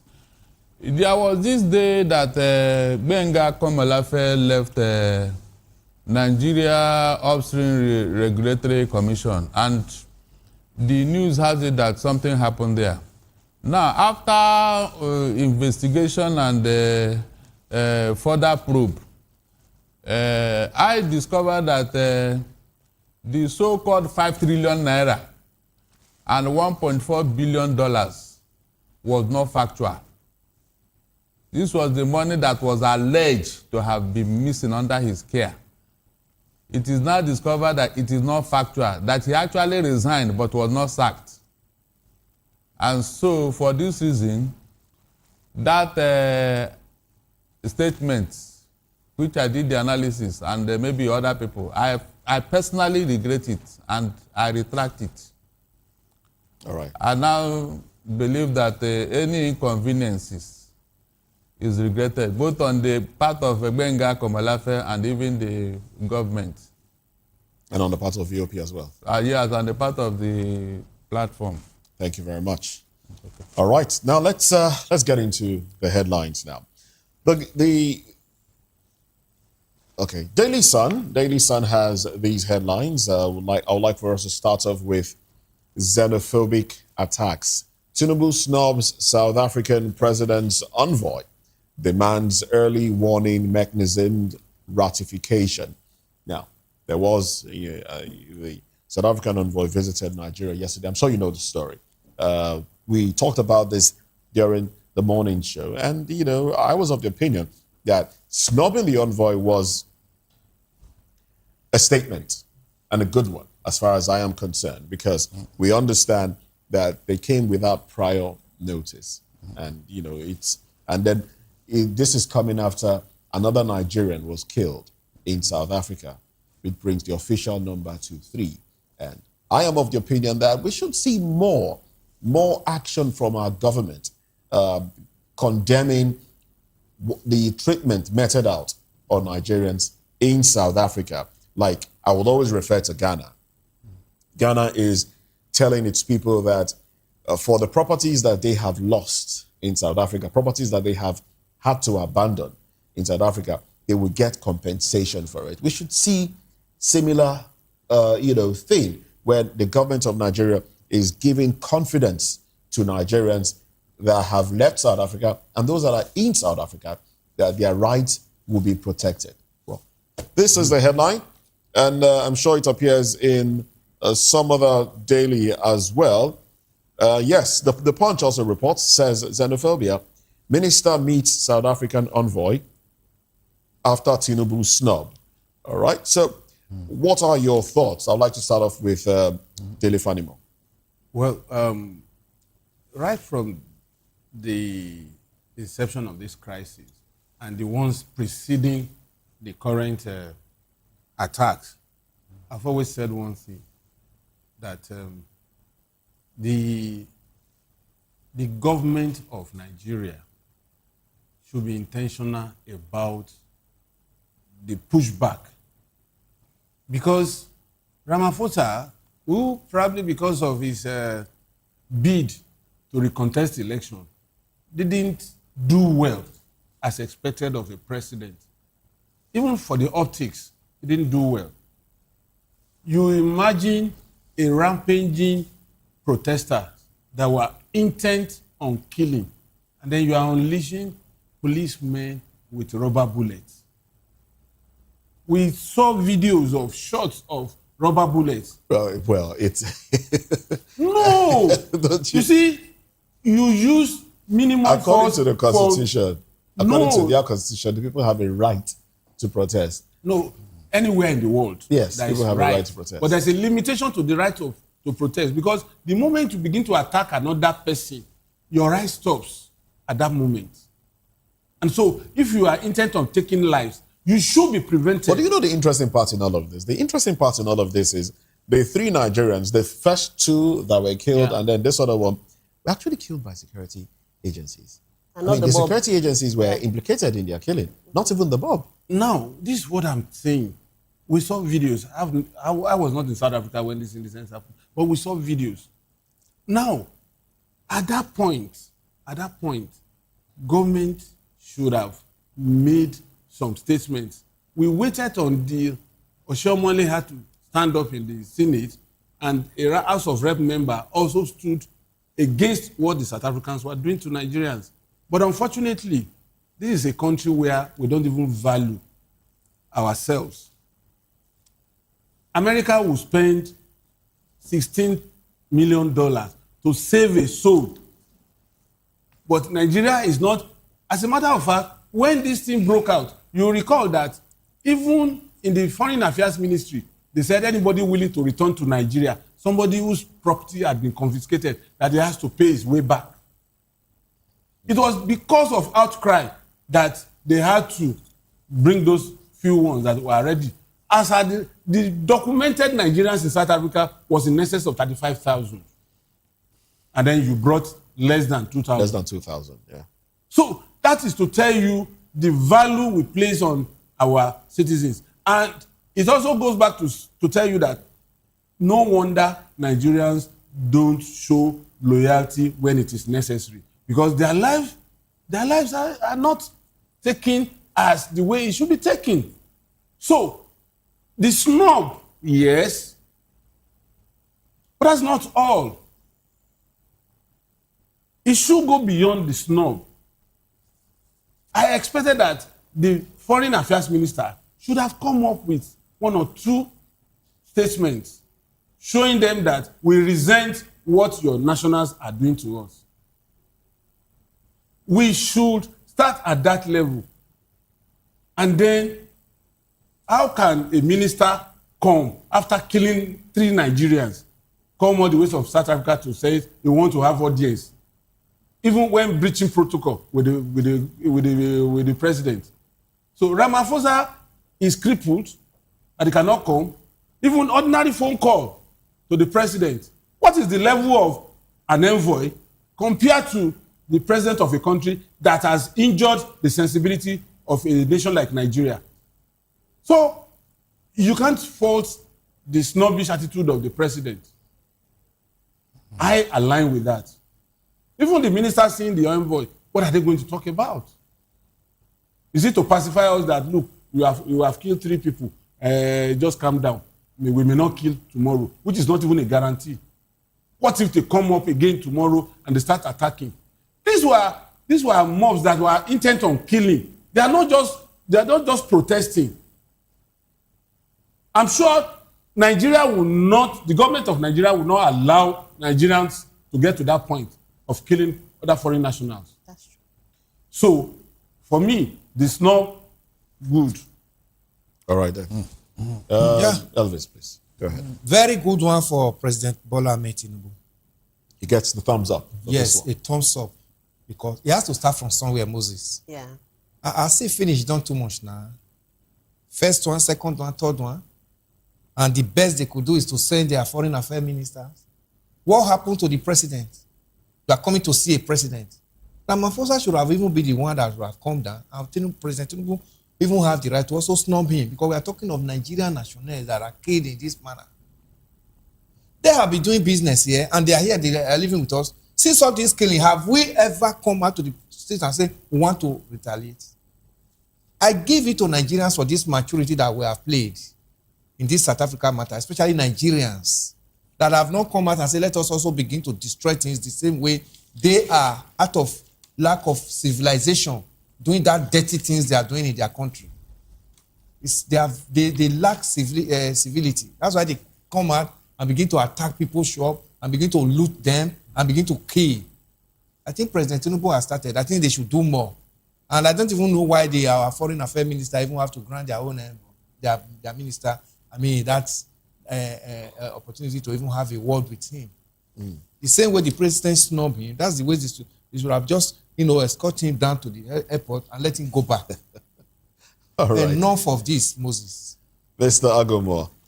Yeah, Moses, for me, we didn't do enough. Because I remember one of the biggest blow that was meted out to the Commonwealth and the international community during apartheid, I think was under Moritala, who led a pullout that granted that Commonwealth game. I think that was 1970 something. The whole Commonwealth, they aligned with Nigeria, all because of South Africa and apartheid. It resonated. In fact, the Queen of England was rattled because of that action. And so I was expecting the Nigerian government to recall the ambassador. Tell him to go back to South Africa. That is the first thing I expected before now. And I know that if they have done that, maybe they would have sent a message to South Africa. That is how international diplomacy is done. Look, countries have withdrawn their ambassador because of a mere statement you made. You say, come back. Go back to your country. Until you recant that statement or you apologize. That is how it is done. If South Africa know that, yes, they are making money from us, I'm telling you, if these ambassadorial actions we are taking, they will come on their knees begging. Remember when we withdraw their businesses here under Jonathan? The man there, that was it not Jacob Zuma or Ramaphosa? He had to come here personally to beg to spare their businesses. Is that not true? Now, something serious as a human life happened, and we are treating it with kid glove. If I want to go further into this now, they will say I'm playing tribal politics. No. Every Nigerian is important. As long as you are out there in the international community, you're a Nigerian. When we come back here, we can do whatever with our tribalism. But this action they took is not enough. If we have done the needful, this insult would have followed. For you to come to a country where you have protocol, you just barge in into Aso Rock that you want to see president. I mean, look at, do you think they don't know what they're doing? It's part of what? Letting you down. That is it.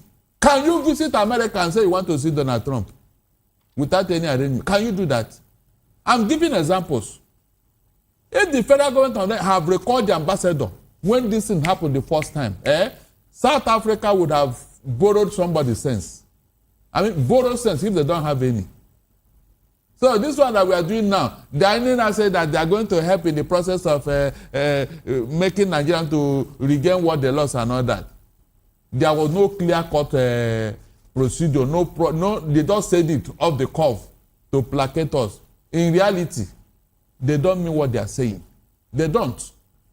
There are things that I expected the federal government to do on this matter, but they have not done it. Well, there you have it on the screen there. The Nigerian being maltreated by security agents while okay, this is what led to his death. Plastic bags wrapped over his head. Basically, this is an intent to kill. You know, you handcuff a man and then wrap a plastic bag, basically choking him to death. Yeah, that's what you have on the screen. That's ugly. That's ugly. This is done by security agents. I think we should take this. I'm wondering who we was should pull this filming, down. though. Yeah, somebody from the window, obviously. You know, from another room entirely, because the person filming is not in the same room. After all this, the best you could do is to send your foreign affairs minister to come and see the president. But this in itself isn't even. How do they look at us? All right, let's come back home. Let's talk about some of our issues right here at home. I would like to start off with Mr. Fanimo as we talk about what's happening in Ondo State. There's no plenary until Speaker resigns. Ondo Assembly. And then I'd like to juxtapose these two stories. No plenary until Speaker resigns.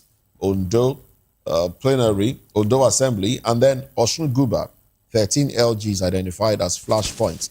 Adeleke declares today work-free day for PVC collection. The two stories. Let's merge both of them. You know, at the heart of all of this is the selfishness of politicians. Sorry, please. Before you respond, let's take it from The Guardian. The Guardian says, Ondo lawmakers accuse Ayedatiwa of meddling in assembly crisis. Go ahead. Now, you see, if you put all these three stories together, you will know that these people, these politicians, they are not really after the welfare and the well-being of citizens. They are only concerned about their narrow interests. Let's start with Ondo State. At the cross of this impeachment is money released to Osopadek. And this money, the Speaker, unilaterally, without consultation with members of the House, did the disbursement and even had the temerity to bring the whole House into it by writing that a decision was taken collectively by the House, which the House members denied. But all along, Osopadek, which is the state arm of oil-producing area in Ondo State, NDDC 13% derivation, have not been probed by this House over the years when the going was good. Suddenly, the amount that is even costing this thing is just 41 million naira or so. Just 41 million. Just 41 million naira. That's not just. That's money that belongs to the people. Yes. It could sound to you like a pun. But the point is, Nigeria of today, who talks about millions again? The least you can begin to talk about is hundreds of millions. We are going to trillions next year. Maybe. Yeah, no, we're in trillions already. We are in trillions already. We're already in trillions. The governor was accused of squandering 1.3 trillion. And nothing has been heard about it. Now, the question you ask yourself is, why is it that it got to sharing that they are now threatening the speaker? He has not been accused of high-handedness. He has not been accused of anti-party activities. It is only sharing. And there is no way the governor would not meddle in this crisis, because the governor is also a third party, because that money was also released from the state government's cover to the legislative arm for appropriation. And if the speaker goes down, then his own continuity in that government may be shaky, because those members of the House will replace the current speaker with people that are loyal and fiercely against the current speaker, who may not align with the current governor. Don't forget that the current governor is like a sitting duck. He has his last lap. The court has said he cannot contest. So because he has been told that he cannot contest, he has to hold firmly as it is today. So by 2028, it will be off the radar. Now, the case of Osun, we are only praying that it won't turn to a bedlam on the day of that election. Because the gladiators are really, really up for the jugular of each other.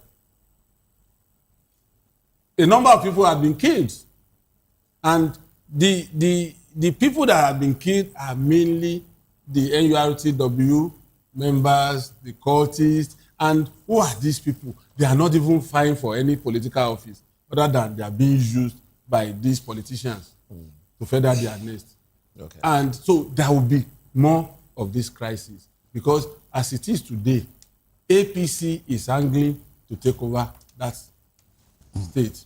Then Accord is also having, is it Accord? Yes.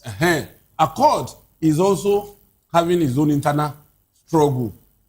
And it could end up, this particular election may be decided by the court. That's where it's headed. Okay. So even after the results, we are not sure of who becomes next governor of Osun State. All right. Because once they pull the rug off the feet of their court candidate, it doesn't have anywhere to stand. It could be a replay of Samfara in this Osun State election. All right. No. Ondo and Osun State. By the way, in Osun State, they work free day to collect for the collection of PVCs. Personally, I think it's coming late, because just yesterday we heard that PVCs were stolen. Yeah. From INEC office. So in the same states. In this, yeah. So this So is nothing to collect. Maybe there's something left to collect. I want to say, let's have it. Yeah. This Osun politics, I am becoming to be wary. Seriously, worrying development is happening in Osun State. I remember that Adeleke banned this NEURTW there. But they say no, they will not obey that ban from the governor. Until, in fact, they say they will only take orders from somebody in Abuja. Is it fair? So those people have become a different organ of government themselves. I mean, the one that the other man have been doing in Abuja, whereby he refused to obey court order, is that one a rumor or propaganda? Is it an allegation? Is it not a fact? Yet nobody is talking about it. Moses, has Nigeria gotten to this level? Hold on. Where non-state actors are now being used by government at every level to perpetrate evil. This one that happened, is it a rumor now? Because tomorrow everybody will forget about it. And they will now ask you for evidence. It is so sad, seriously. Those people are becoming something, I don't know how to describe them. This NEURTW. Why? The one that happened in Ikorodu here, whereby one of their members was killed. Is anybody talking about it? These are issues, so because of tomorrow, these are issues. The mayhem happening in Osun State have been fingered or pinpointed in one direction. This NURTW people. Why can't somebody rent them in? Seriously, why can't somebody rent them in? Why are they always mentioning somebody's name whenever they are giving an order? Whenever they are giving an order, they will they will mention somebody's name and the person will keep quiet. It's serious, so it's serious, seriously. It's serious. Moses, I don't envy the dancing governor this time.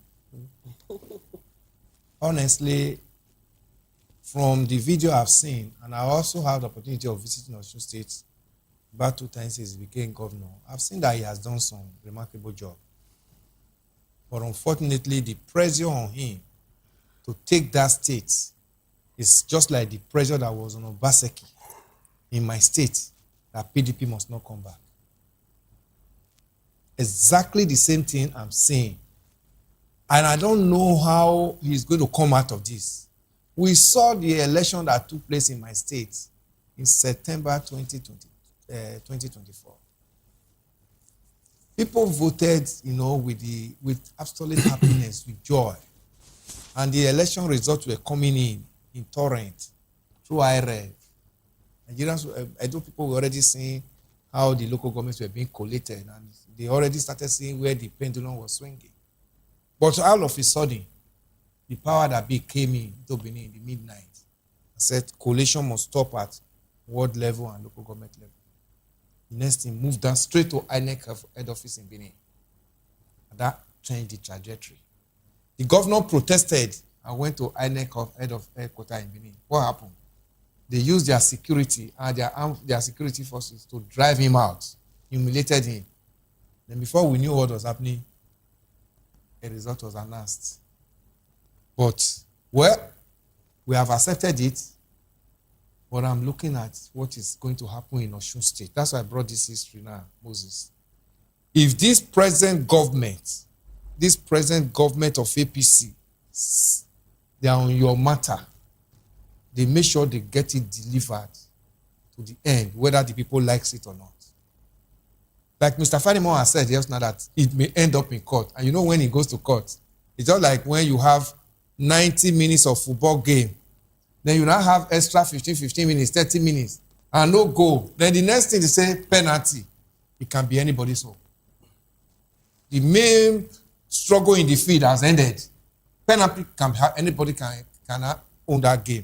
So when they say court matter in any election, forget about it. In Nigeria. We are talking about Nigeria matter here. We're discussing Nigeria. So I don't discuss Nigeria policy. So in Osun State, I said I don't envy Governor Imole Adeleke this time. And I pray God will help him because they are on his matter. All right. We would like to see a credible election because it will be a pointer to what to expect in 2027. Yeah. Exactly. Mm-hmm. All right, so the onus now is on INEC. But how do you react to the PVCs stolen? Hoodlums broke into INEC office and stole PVCs. Election, that ain't be that. What else is to be elected? Moses, you are asking the question that it's just very rhetorical. It's very rhetorical. The same thing that passes the ear of the deaf person. God Almighty. It's the same thing that passes his mouth. That's why he cannot speak and he doesn't hear as well. What an analogy. Yes. So I end it in that. So, which other faction adopted the president as their presidential candidate from the same Accord party, where Adeleke is contesting? Because it was the news over the week that Accord party adopted President Tinubu as their presidential candidate. Is it not the same Accord party that Adeleke is using to contest? Yeah, he's just fighting. He's just fighting to see whether he will have some respite. Okay. Yet there is none. There is none. I said it here that no matter what you do to your concubine's son, he will never call you his father. Your concubine. Do you have experience in that area? All right, let's move on to other conversations. Since we are talking about PVCs, let's talk about this headline from the Guardian newspaper. It says Osun Guba polls credibility Doubts heighten over worsening violence. Okay, so sorry, we've spoken about it already. So let's move on to now. Jane, you're pointing me in the direction of Miller. yes, the fake agency probe. House faces pressure. That's to the Punch summon newspaper. Gbajabiamila Miller. Reps order IGP to produce controversial DG Adeyemi within 48 hours. Calls grow to invite COS Akume over 400 million naira bribery claim. Others. No funds released despite approvals. Accountant General tells reps. The Guardian says PFIPC scandal. House orders IGP to produce fake DG. Uncovers 29 suspected forged documents. All right. Yes, so headlines from both The Punch and The Guardian. Gentlemen. There is an indictment in that rider. Approval was given, but money was not released. Which means the House, the legislative arm that's supposed to do the oversight function, to know about the existence of this agency, compromised and approved that budget. At the level of approval, perhaps if money were to be available, they would have released money to this guy. And I still don't want to believe that money was not released to him because I'm not too sure he's that buoyant to equip his office to that extent, to buy SUVs. Isn't it troubling that, those that were assigned to the office were not even paid according to, the... He didn't recruit those top drafted civil servants. They were moved drafted. from And they were one not paid? place to the other. There's no way they will remove them from the payroll now. Moses, you've been in civil service. There's no way. It's just like if you are moved from agency A to agency B, even if you decide to retain your pay in the former agency, you'll still be paid. No. That's not how it works in civil service. Listen, because you have to, especially you have to move the your one pay. I know, except you're being paid from in-house. If you're being paid from one of the agencies like IPPIS and the rest of them, your name cannot appear in two agencies. What I'm saying is, they will stop your pay entirely until it is regularized to the new agency. Yes. Now, if they had stopped these people's pay for over a year, this thing happened around April last year, according to records. Then up until when the news broke out, perhaps they would have raised the alarm. They would have raised the alarm, because how would they have survived for close to 1 year or more without being paid at all? You see, another thing again is this House of Reps and Senate, they are complicit in this probe. How can you now say the IG should produce the... As a matter of fact... When the case is in court. When the case is in court, and then this particular person is also a star witness in this case, apart from the fact that he will be accused of perjury, he will be accused of forgery, he will be accused of impersonation or whatever. But the point is, he's just like an armed robber. If an armed robber is convicted, condemned to death, if cases come up as to the operations he had been involved in, the fact that he's condemned to death, he is not going to just remain in prison. He will be brought back to give evidence against the new set of armed robbers that are facing trial. So, Adeyemi, as it is today, he has opened a can of worms. Let him not be intimidated on the floor of the House. If the Accountant General of the Federation is saying, and SGF is saying approval was made, through which, and this one confessed that as at the time he was to defend the agency's budget, he was in detention for more than 19 days. So who defended that budget before it was passed? Granted that money has not been released. That's secondary. The primary investigation should be who sat in that house, listen to the person that defended the budget, and who defended this budget that it was passed, and for what. So, and this, who did oversight function over this agency before it was discovered? All right, all questions. Yeah, Moses, That rider, you said the Accountant General said what? Okay, That, Accountant General says response exposing forgery was intercepted. And that funds were not released. Or something like that. Yes. He said they were funds not have released been despite approval. Despite approvals. In reality, was it a spirit that hijacked the letter? Sorry, let's have Evans. That's like the biblical saying, the bush was burning, yet it was not consumed. Exactly. When Moses had an encounter with God. So they released, the approval was made, fund was not released. But this man was able to run that agency for 1 year plus. I mean, let's even not talk about payment of salary. Even the ordinary fueling of the vehicles require money. So he was using his money to do all this. So when the National Assembly is saying they are summoning Prince Adeyemi, or whatever, the summon Gbajabia, what are they coming to discuss in the matter that's already in the court? Is this matter not in court? Yes. Which other angle do you want to discuss in the National Assembly? That's my concern. The same National Assembly that is purported that the budget was approved for them. The budget was debated in that National Assembly and it was approved. Then is it now they just wake up and say, okay, we want to actually know more about the agency we approved budget for? I think the National Assembly should hide their shames here. Because lawmakers, when they are not living up to the expectation of their responsibility, they should be called to question. They cannot begin to call Gbajabia Mila, begin to call Adeyemi or whatever, to come to the national. Where do they want to enter the matter from? They should leave the court to do his job as expected. This matter has left their arm. If they are indicted that they approve budget and everybody, at least, they normally have video of sitting when they sit. So the committee that sat the day this agency approved the budget, they should go and bring that video from the archives. Let Nigerians know those that they voted into power to represent them, how they are also culpable in this one they call fake agency.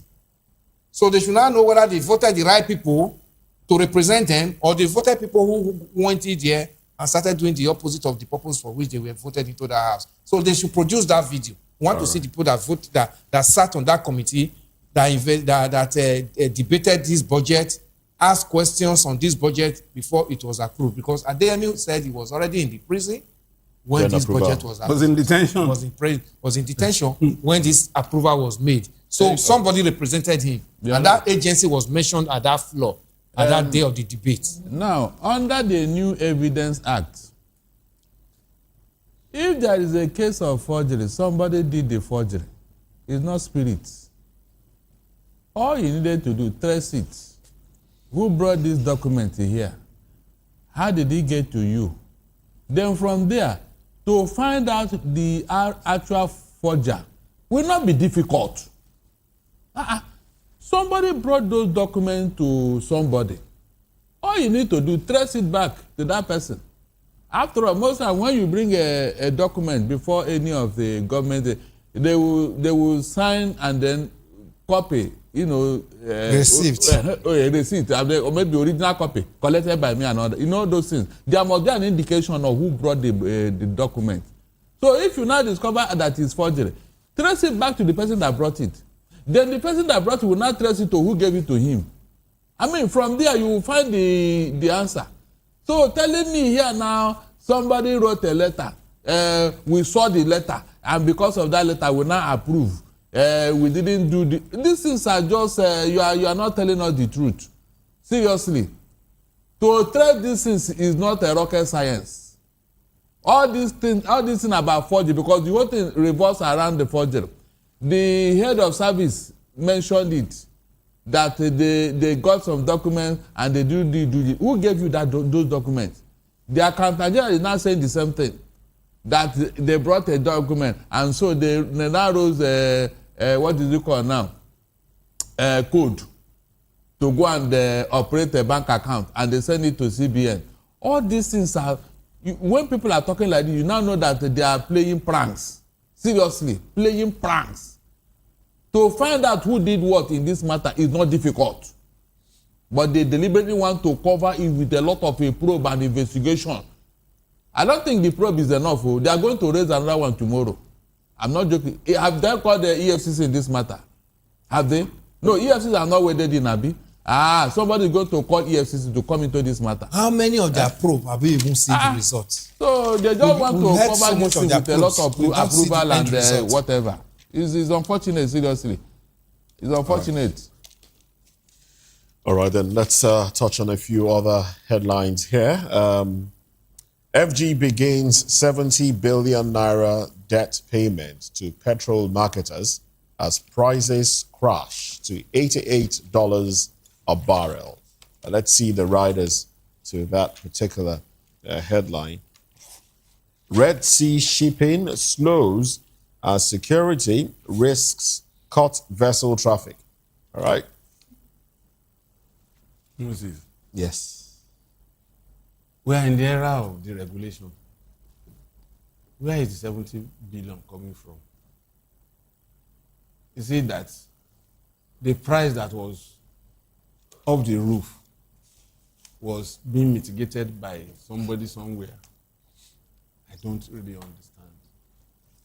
And if much of the import had been sucked in by Dangote since it began this refinery process, the question is,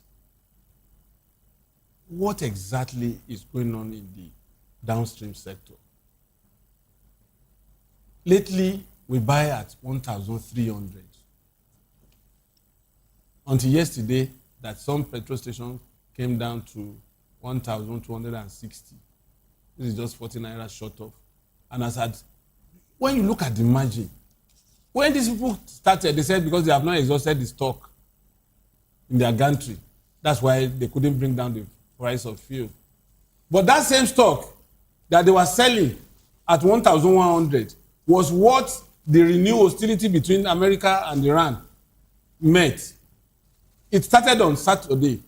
The first bombardment was on Saturday, not this previous one, no, 2 Saturdays ago. And by Monday, it has risen to 1,250. So which stock? Was it that they imported crude between Saturday and Monday and they started refining those products that they had to jack it up by almost 140 naira? Now, the excuse was a barrel was $100. It peaked at $100. As at yesterday, it was the best one, the Brent crude was 88. Other variants were 86, 84, 16, 12 dollars have been creamed off the $100 peak. Now, they only came back to us with 40 naira. Who is fooling who? Nigerians have become so helpless. We are tied to a lot of exploitation. Now, most civil servants, do you know that some artisans are really crying now? Because most motorists, most car owners can't even take their cars out. Mm-hmm. Is this not when you take your car out that it will develop fault you want to fix? A guy came to my house on Sunday morning. He said, Oga, I said, I'm not your friend. You are only an artisan. And he said, Yeah. He said, for 2 weeks now, nobody has called me. I said, if my car is not having any problem, artisans are even checking up on. My mechanic call me now. That's to tell you. That's to tell you what's happening. What is going on. Yeah. My carpenter even calls me every time now. So that things are hard. So we now became king overnight. Yes. Because how many people? You imagine somebody, a civil servant that earns less than 200,000, and to fill his car for a week takes him about 40,000. How will he manage his family? All right, let's quickly get a reaction because The resultant effect that if you manage to call one of them, they will not exploit you to collect the money for others that have not called them. But you still have to call them anyway. You inevitably you must call them. I don't know whether the era of paying subsidy has come back. You say 70 billion. 70 billion, yes, naira debt. Now to pay to independent marketers, yes. I mean, where is that coming from? I don't understand. I think there is shortfall of shipping or is it shipping or the buying of the crude? I mean, this government should be try as much as to be transparent in this downstream sector. It can never happen. I don't know what never is happen. going on between the never government and the independent marketer and even the filling station owners. Almost every day now you see different prices. But I've resorted to criming a rate of a different petrol. Oh, this is 285. Oh, this is 280. This is 279. That's what I do now. So I just know the one that even 1 naira to drive in and just get a discount of a little bit of like as low as 1 naira. So we don't know where we are going, but we are resilient and we are matching on. That's resilient. Mostly the day this oil sector will be cleaned up, Nigeria will have a new lease of life. You see this oil sector being the biggest earner to the country. If somebody does not clean up that place, Nigeria will never breathe. Seriously. All the problem we have been having is not from that sector. And because everybody is affected. Whether you're a car owner or you're not a car owner, whatever happens in the oil industry, you will be affected. Affects your life one way or another. You must. You must. Oh, well, thank you very much, Darlington Agumo, public affairs commentator, and Daily Fanimo and Elvis Elimehele. Thank you very much, gentlemen. Thank you, Moses, for your time and your thoughts on the program. Well, this is where we wrap it up on Newspaper Review. I am Moses Humphrey. Stick around. Sports comes up next. Thank you for watching. I'm Jane Ogoye. See you tomorrow.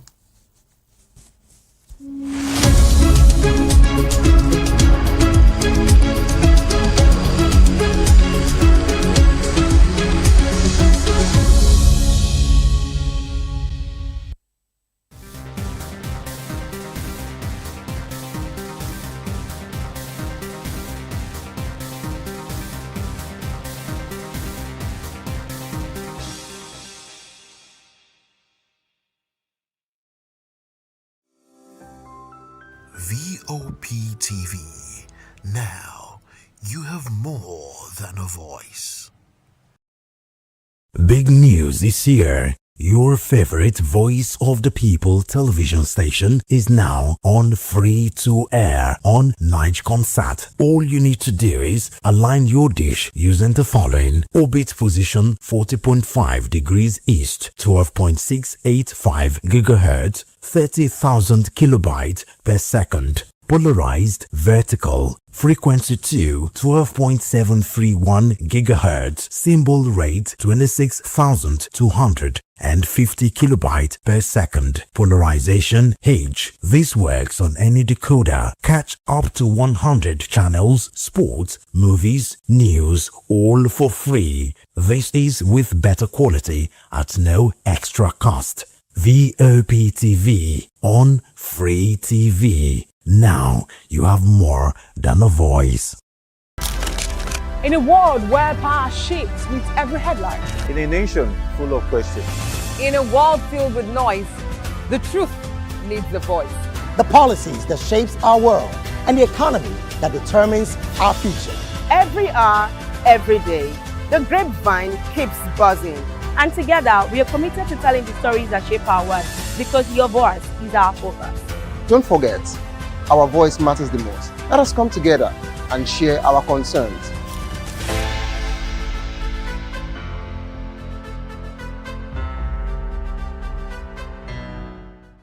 The red carpets, awards, the razzmatazz, music, fashion, interviews, and more.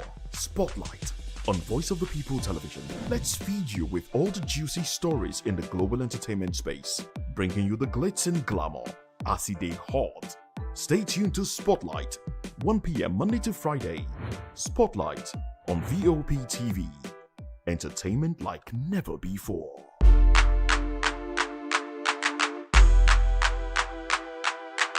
If you've been drinking, don't drive. Hand over the keys to another driver. Call a friend or family member. Use a taxi or a ride-hailing service. Wait until you're completely sober before getting behind the wheel. A few minutes of inconvenience is far better than a lifetime of regret. Friends, don't stand by in silence. If someone who has been drinking insists on driving, speak up. Offer an alternative. Taking away their keys could save a life. Driving is our responsibility, not a right. Every time you take the wheel, you're responsible for the safety of everyone on the road. Today, make the choice that protects lives. Celebrate responsibly. Think before you drive. If you drink, don't drive. If you drive, don't drink. Because every life matters and every safe journey begins with the right decision. This message is brought to you by Voice of the People Television. Welcome to the locker room, the home of football talk that matters. I am Jerry Arpillon. Join us every weekday, Monday to Friday at 5 p.m. Nigerian time, as we share the hot takes and hot debates in the exciting world of football. And joining me are the usual suspects, Ikechukwu and Mayowa, as we break down all the hot takes and everything that's happening in the football. Don't just watch football, live it with us. Catch us on the locker room and Voice of the People Television at 5 p.m. Nigerian time. And like I always say, if not 20 minutes off, please discuss. And it's Hakim Ziyech who puts the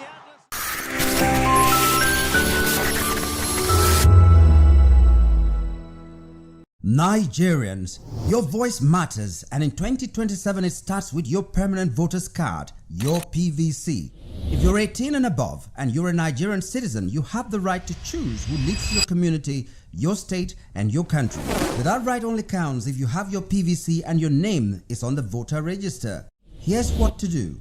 First, check if you're registered. If you're not, or if you've moved, lost your card, or turned 18 since the last election, go to the nearest INEC office or an INEC registration center.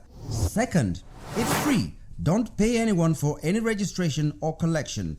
Third, collect your PVC early. Don't wait until the week before elections. INEC will announce dates. Listen to radio, TV, and follow INEC's official pages.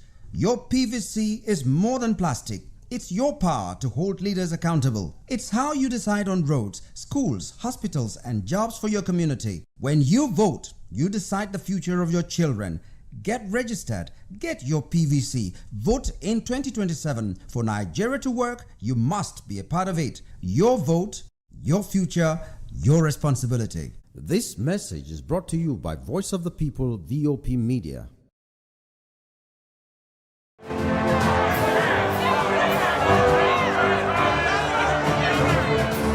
Do you want your voice to be heard? Do you know that you matter in the scheme of things? The People's Voice, the show where ordinary citizens take center stage as we discuss the biggest stories that affect you and I. With you in mind, we facilitate lively discussions, debates, and interviews on the topics that matter most to you and I, from social justice to economic empowerment, education to healthcare, governance, and more, tackling tough topics and amplifying your voice. Join the conversation and make your voice count. The People's Voice. Make your voice count. That 10 seconds you save by crossing the road could cost you your life. Pedestrian bridges are built for one reason: to keep you safe. They are free, they are strong, and they are there to protect you. Dashing across expressways leads to injuries, loss, and grief that last forever. Using the bridge takes less than 1 minute. Losing a loved one lasts a lifetime. Parents, teach your children. Drivers, slow down near bridges. Everyone, please use the pedestrian bridge every time. Your life is worth the climb. This message is from Voice of the People's Television.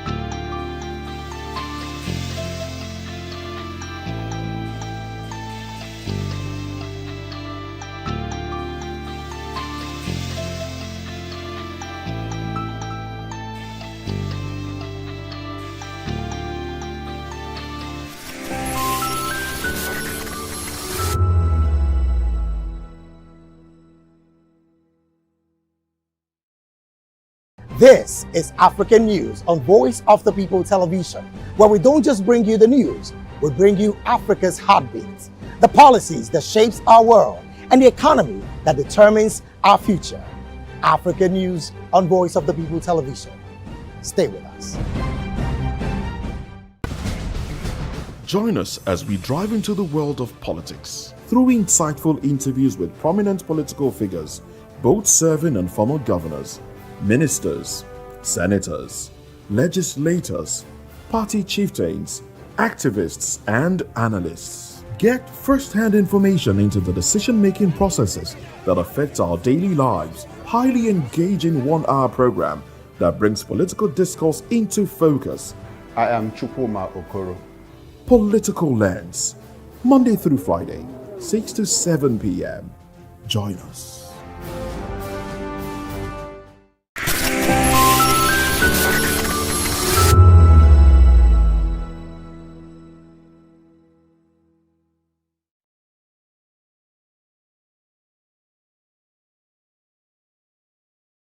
Hello there, my name is Damilola Ogunsi, also known as the Goldfish. Hi, my name is Chiki Bright Emmanuel. I'm an actor and a filmmaker. Hello peeps, my name is Yomi E. Adejumo. Hi everyone, I'm Paul Utomi. Hi everyone, my name is Stacey Benjamin, and this is Voice of the People TV. I need you to keep it locked to Voptv. See, are you looking for good entertainment? You want to get good movies, good music, politics, talk shows, sports and entertainment. You really want a channel that gives you everything you need without you having to run around.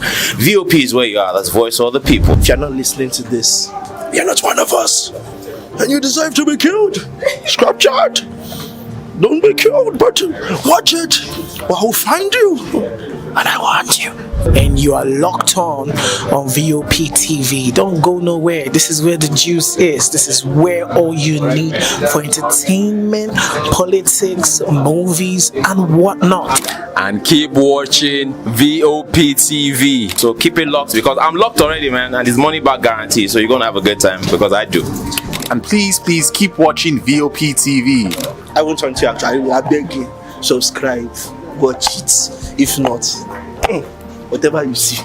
You better not touch that dial, because VOP is the plot. To know the happenings in the maritime sector, join us on the program Maritime Frontiers on VOP TV as we discuss key areas in the maritime sector, from aquaculture, maritime transportation, maritime labor regulation, oil and gas exploration, ferry and passenger insurance, marine pollution and prevention, port operations, and lots more. Maritime Frontiers, exploring Nigeria's blue economy. Nigerians, your voice matters, and in 2027 it starts with your permanent voter's card, your PVC. If you're 18 and above and you're a Nigerian citizen, you have the right to choose who leads your community, your state, and your country. But that right only counts if you have your PVC and your name is on the voter register. Here's what to do. First, check if you're registered. If you're not, or if you've moved, lost your card, or turned 18 since the last election, go to the nearest INEC office or an INEC registration center. Second, it's free. Don't pay anyone for any registration or collection. Third, collect your PVC early. Don't wait until the week before elections. INEC will announce dates. Listen to radio, TV, and follow INEC's official pages. Your PVC is more than plastic. It's your power to hold leaders accountable. It's how you decide on roads, schools, hospitals, and jobs for your community. When you vote, you decide the future of your children. Get registered.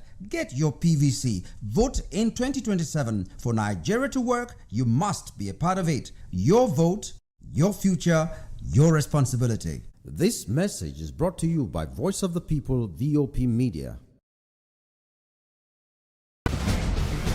Join us as we drive into the world of politics through insightful interviews with prominent political figures, both serving and former governors, ministers, senators, legislators, party chieftains, activists, and analysts. Get first-hand information into the decision-making processes that affect our daily lives. Highly engaging one-hour program that brings political discourse into focus. I am Chukwuma Okoro. Political Lens, Monday through Friday, 6 to 7 p.m. Join us.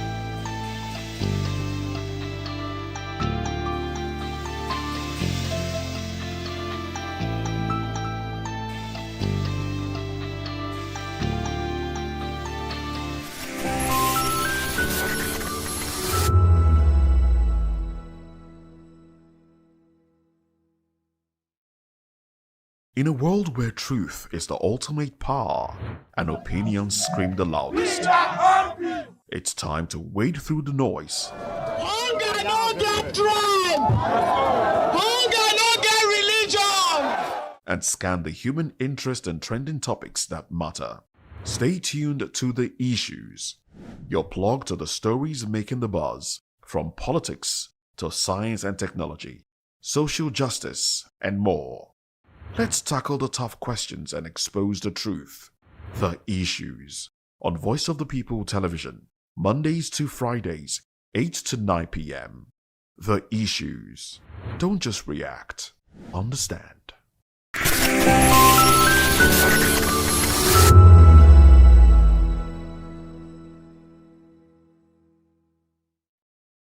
When I first heard VOP, I thought they were talking about me because I'm a voiceover personality. But no, this is Voice of the People TV, and you are riveted forever because this is the place to be.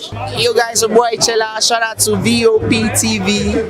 I love you guys. Salut, salut tout le monde, Suspect 95, là on est sur VOP TV, on passe un bon temps, j'espère que vous kiffez, on est au Afrima, on est ensemble, VOP TV. Don't see me like a fool because I don't do giddy giddy giddy. VOP, you don't know Stoneware from Ghana representing live and living color. Yeah, Beam Nation President, outside with it. Bless up. Hello, this is Milo from Ivory Coast. Keep watch Voice of the People TV. Regardez la voix du peuple, la télévision de la voix du peuple. Que Dieu vous bénisse. À très bientôt. Love you so much. Hi guys, what's up? This is Gaze Baba. I am watching VOP TV. Usually you be told to not touch the dial, but I tell you to touch the dial and increase the volume. You're like, keep it locked. It's Afro Gospel. Thank you. Hello, my name is Shego Arunze. You're watching VOP. Don't change the dial. My Joe, fine girl. My Joe, fine babe. Yes, don't touch the dial. This is me, Dr. Adiwala Iba. Keep watching VOPT.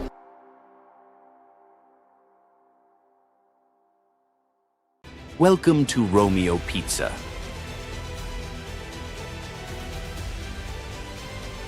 Sink your teeth into our freshly baked pizzas. Loaded with rich sauce, melted cheese, and irresistible toppings. Where every bite is a love story. Treat yourself to our creamy, dreamy ice cream. Smooth, sweet, and made to brighten your day. Or maybe you want it hot and satisfying. Our juicy shawarma is wrapped to perfection, packed with flavor in every mouthful. Pizza, ice cream, shawarma. Why choose one when you can have it all? Romeo Pizza has exactly what your taste buds desire.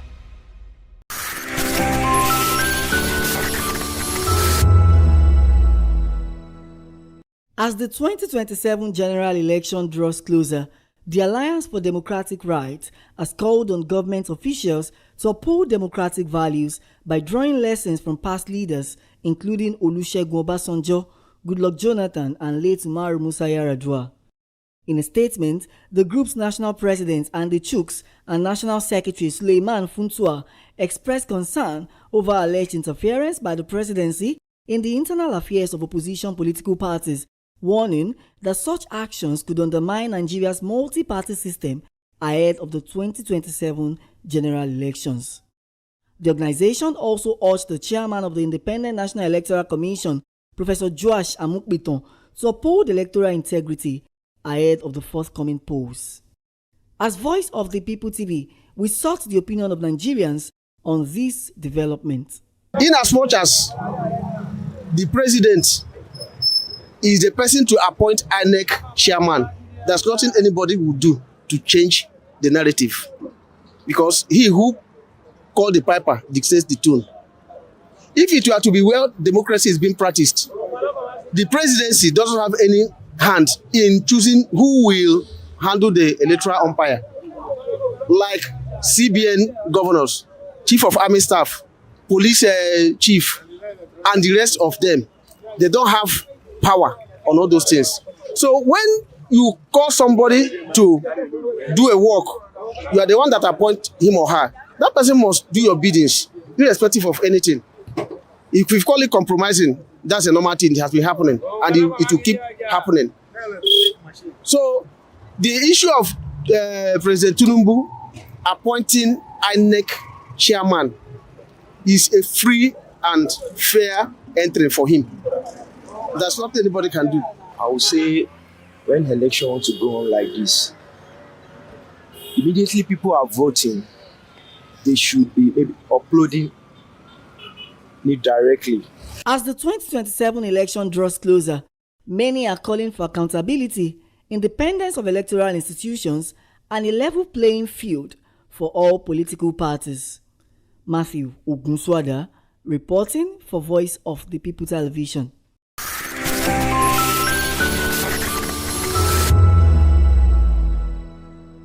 My name is Esther. They call me the Oga Patapata of them are the general overseer of them all. Every man, every woman has got a voice where integrity is the volume. So this is Voice of the People's TV. Voice of the People's TV. So this is the people's voice. And the people's voice is the voice of God. That's the voice populi in Latin. The people's voice is the voice of God. So keep watching Voice of the People. In fact, my name is Voice of the People. Keep watching MC Ado Pikin. Hi guys, my name is Kagan. I am Nigeria's biggest tech content creator, and I just wanted to give a quick shout out to Voice of the People TV. Keep watching, enjoy, and you're welcome. My name is MC Alamano. They say they call me Enjoyment Landlord. It's VOP TV. Keep watching VOP TV. Don't touch it down. Even if you want to touch it down, increase the volume. If you don't increase the volume, why told me? My name is Collins Agawabe, popularly known as No Mide, but last, more than No Mide, or more. Not be all so the cook right at the fry plantain. We keep on watching VOP TV. The voice of the people, the voice of Edo. If you want to get the authentic news for Edo, the way it be, that's why they show and all the content anything come on. A VOP TV.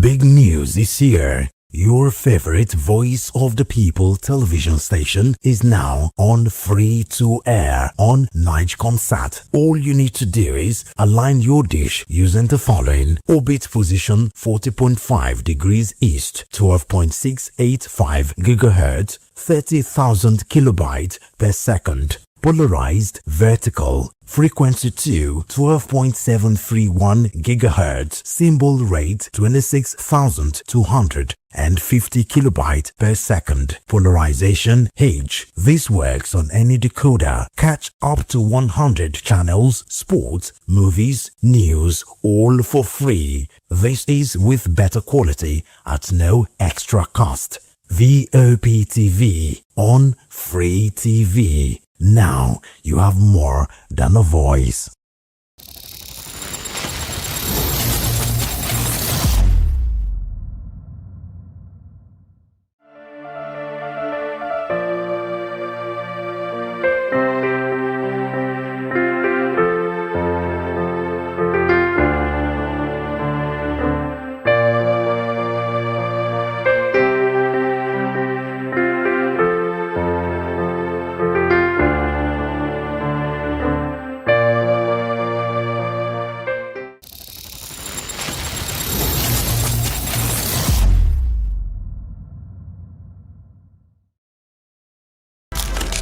In a world where power shapes with every headline. In a nation full of questions.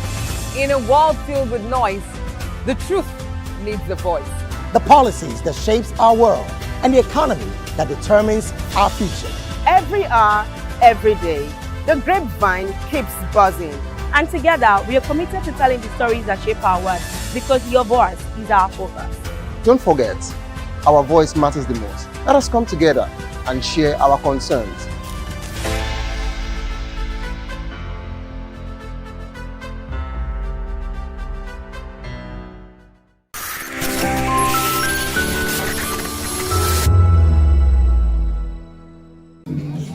It's your girl Arika of the Dimples, aka Risky Baby, and you are watching Voptv. Do not go anywhere. Where are you going to? Stay here. Calm down. Stay here if you're not. What's up, everybody? Who's Arco here, and I'm hanging out on Voptv. Keep it locked, don't go nowhere. Let's go. Hi everyone, my name is Yvonne Jagade. You are watching Voptv, and don't change the dial, because I said so. Who's happy to post? I mean, who's happy the most? Because when shit goes south, y'all be happy to ghost. When you make a wrong move, they be happy to roast. But be careful when you win, who's not happy to toast. I am VJ Adams, and you rock with Voptv. Don't move. Hi people, Bisola here, and you are watching Voptv. Mwah. Shout out to Voptv. It's so good to have you on the red carpet of AV. Love you all. Wishing you all the best. Here's a shout out to Voptv. It's your girl April Oshidikwe at the AV premiere. You know what it is. Hi everyone, my name is Linda Ejiofor Suleiman, and I'm live at the EV premiere. Keep watching Voptv. I want to say hello to my Italian friends. I want to say them that Nigeria is the best country in the world, and I'm so happy to be here. Thank you so much. Hi guys, my name is Tomo Watebe. I'm an actor, and you guys are live on Voptv. Keep it locked, because I said so. Ladies and gentlemen, boys and girls, this is your girl Phil Storms out here, and this is a big shout out to Voptv. Hi guys, my name is Charles Bourne. My name is Lydia Lawrence Nzaya, Please and keep watching Voice of the People Television. Love ya.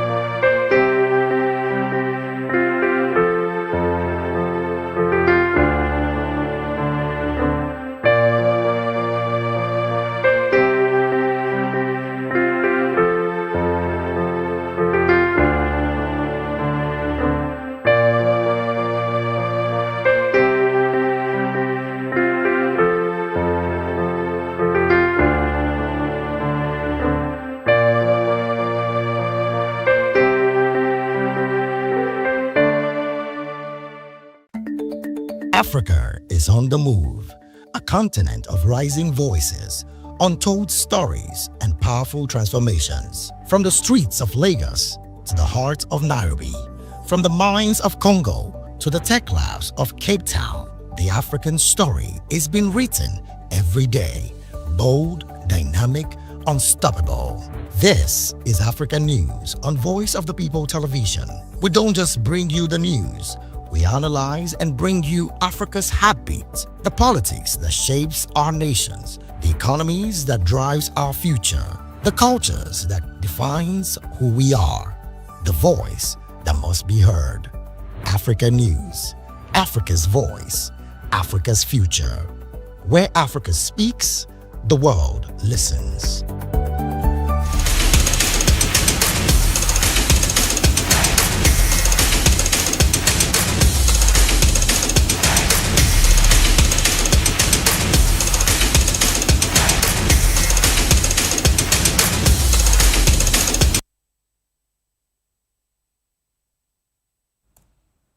Yeah, there's a WAFCON vibes. I can say Morocco 2026, there's a vibes out there, and I'm loving it.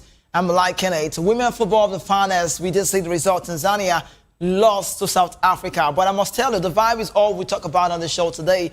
All of the nation. We'll bring that to you while it's just there, and I'm talking about that phase. Morocco, Burkina Faso, Malawi, Nigeria. The ladies showing us a different kind of style, different kind of dance, different kind of ball bends, and the waist winds and the rest of that. Looks so nice to share with you on the show today because the WAFCON is coming with elite vibes. And let's bring you that very one, a nice video showing these ladies who are going to be playing for their nations in a WAFCON tournament, Africa's finest, biggest women's football. And they were just having a lot of dance. I love to say. You want to see the dance, just watch this one so we can bring more to you because it's been great about the WAFCON. So the nations involved, Burkina Faso, Malawi, all of those ones, just watch this video. Okay. Yes, so why does the video now? The nations are, this is Cote d'Ivoire having a dance. You can see what it looks like in African football. Burkina Faso with the dance, with the vibes and the rest of that. Now, Nigeria also had their own decent time, but next one will be what nation? The Moroccans are. This is the ladies, the Atlas Lionesses of Morocco doing what they love to do because they are the host nation of this very one. This is Nigeria of Tinana. Nigeria of the finest. I'm loving to share with you. Oh my goodness, I'll be able to go with the dance one. That's go crazy. You know what I mean? Okay, this is South Africa. This is Bayana. That's the news about South African people. This is what they love to do. They like to do the dance thing. Bayana to the wall with an anytime result. Algeria with the hijab. Really? We have hijab dancing. No disrespect, don't get me wrong. Just a great one. Senegal to now. Nations all happening at the WAFCON 2026. And for me, this is Zambia. This is dance. I don't know if David knows how to do this one. David, this is not an African show. I don't know. Can you do this? Look at this. Malawi. I'm liking Malawi as well. Okay. What a dance. Okay. What a dance. Well, Kenya, I think this is just the last we could bring to you because it's a whole lot of talk point to bring to you these ladies who love to do what they love to do. That's the word. Love to do what they love to do because it's been great to see that WAFCON 2026 Morocco of its finest showing us people, beautiful people out there. And now it's just that what it is. Now I must tell you, the way it's going, you just cannot say less about the WAFCON 2026. I'm loving it and we're sharing with you. But let's talk about another game that was played, or the game that was played yesterday. Tanzania women shocked over South Africa defeat. The result went the South African side's way, Bayana. And it's not just about coming to dance, have dance, just get the result. That's what we want to see. But felt great to see that video out there showing you ladies who know how to do the dance thing. But I'm repping Nigeria to the finest. And if there's any other country I'm liking aside Nigeria, maybe the Senegalese, I'm a fan of what they do. Well, let's talk more. After the defeat yesterday, Tanzania women were shocked over South Africa defeat. It ended 1-2, you could say 2-1 in favor of the Bayana. And I'm celebrating them on the show today because they did what? They won the game. They are also a team to look out for, a team to contend for, a team to look out in the women's category. Their male are decent, but this one happened to go the other way, and it went for the Tanzania way. Now, let's go off this very one, and let's talk about one. Congratulations to Tanzania people for what they did. Now, another one again we should talk about is this doesn't sound, I don't know, what's the word? I don't know. I don't like to share this, but we have to say, Nigeria, it's not, what's the word? Maybe I can say we don't accept this. Unacceptable, right? But from that shows, well accepted. WAFCON history, for the first time, in WAFCON history, a married couple featured in the same Women African Cup of Nations match. In other words, you could say South Africa, Robin Modele and her wife, Gabriel Salgado, both featured against Tanzania in Bayana's opening match in the 26th WAFCON. And this is what it looks like. Oh, well. Women to women. I don't know. For me, my opinion, not a fan of this, but you cannot say this is your opinion. Women to women, husband and wife, the name Modele and Salgado, doing what they love to do, love. Well, have you seen this kind of a thing before? Well, it's the first time we've seen it in African football for the first time. In the WAFCON history, a married couple featured in the same Women's African Cup of Nations. So they do, ladies, eligibility, accepted, not here, not Nigeria. Well, we see it in America as well.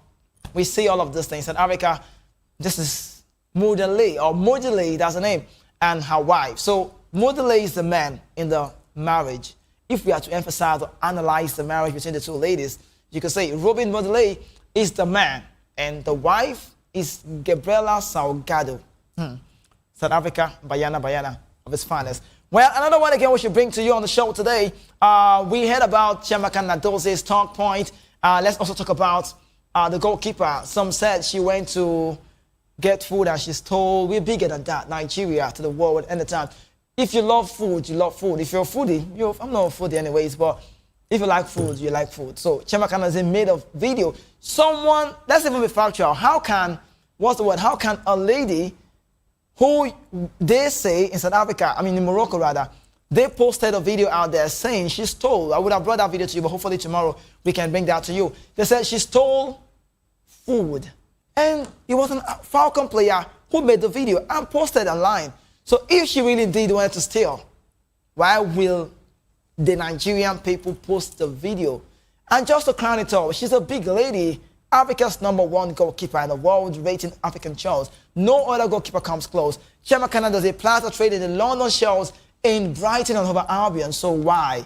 Food is the least problem for that lady, but not the least problem in Nigeria, because the problem in Nigeria. There's no disclaimer on this. Now let's talk about Casablanca. Police on Saturday arrested an employee of Marriott Hotel on suspicion of stealing 10,000 dirhams from the rooms of players in the Nigerian places representing the country who are in Morocco at this point. But then, aside this one, the big one is the racial abuse. It's everywhere. It's online.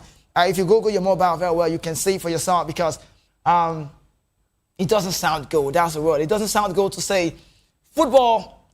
We'll bring that. Football is passionate. Football doesn't send the wrong message. Football is great. We want to see, I think Esther Koroko, all she did was she posted how she was racially abused. She talked about something, and the comment she got in reply was racist abuse, racial abuse, and I wonder why or how can your skin color be a problem. We'll bring this video from the top so you listen to this lady who's standing very strong for the Nigerian lady. And then this is what she said. Racism has no place in football and it's totally unacceptable. Let's hear from the lady as well. Out after saying money was stolen from her room. But instead of waiting for the facts, her Instagram comments were flooded with monkey emojis and racist abuse. So a Nigerian player, she spoke out after saying money was stolen from her room.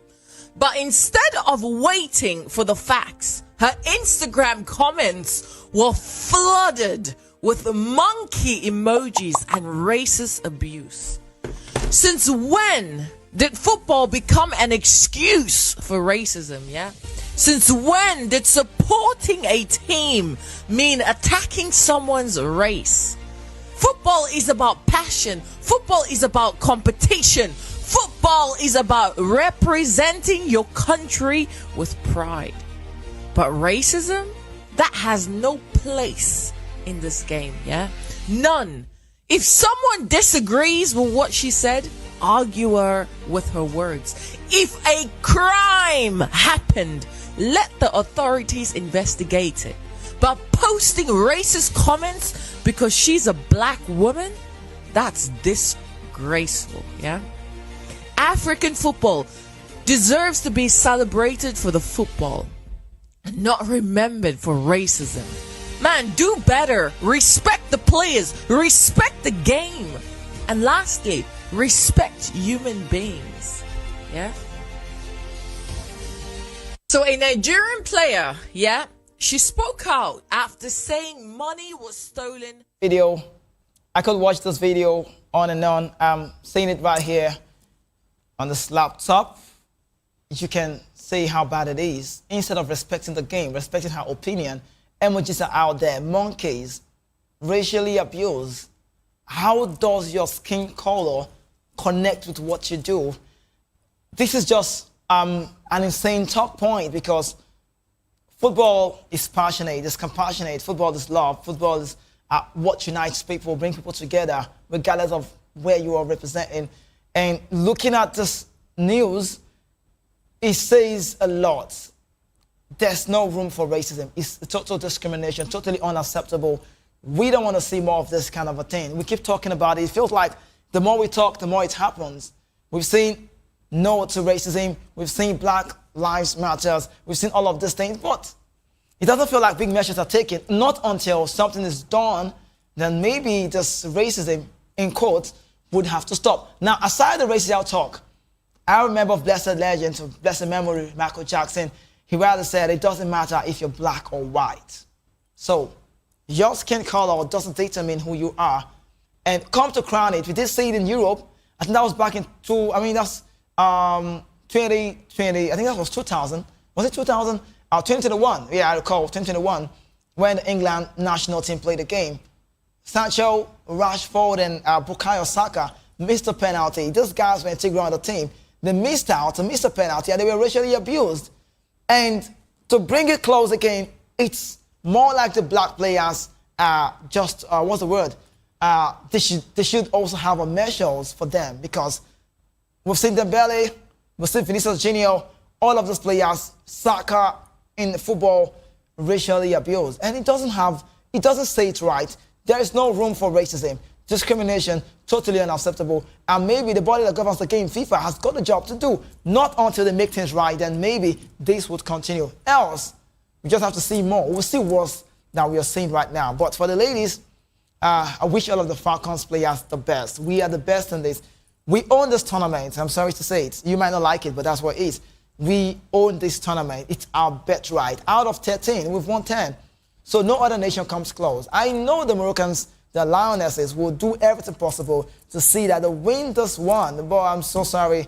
You just have to share my opinion with me. You will go Nigeria's way, and we'll be about Madugu and the ladies, Oshola, the quality, Rade, Abiodun, Uchebe, Aloze, Esther Kurunko. What a name. Do I need to keep calling the ladies in the team?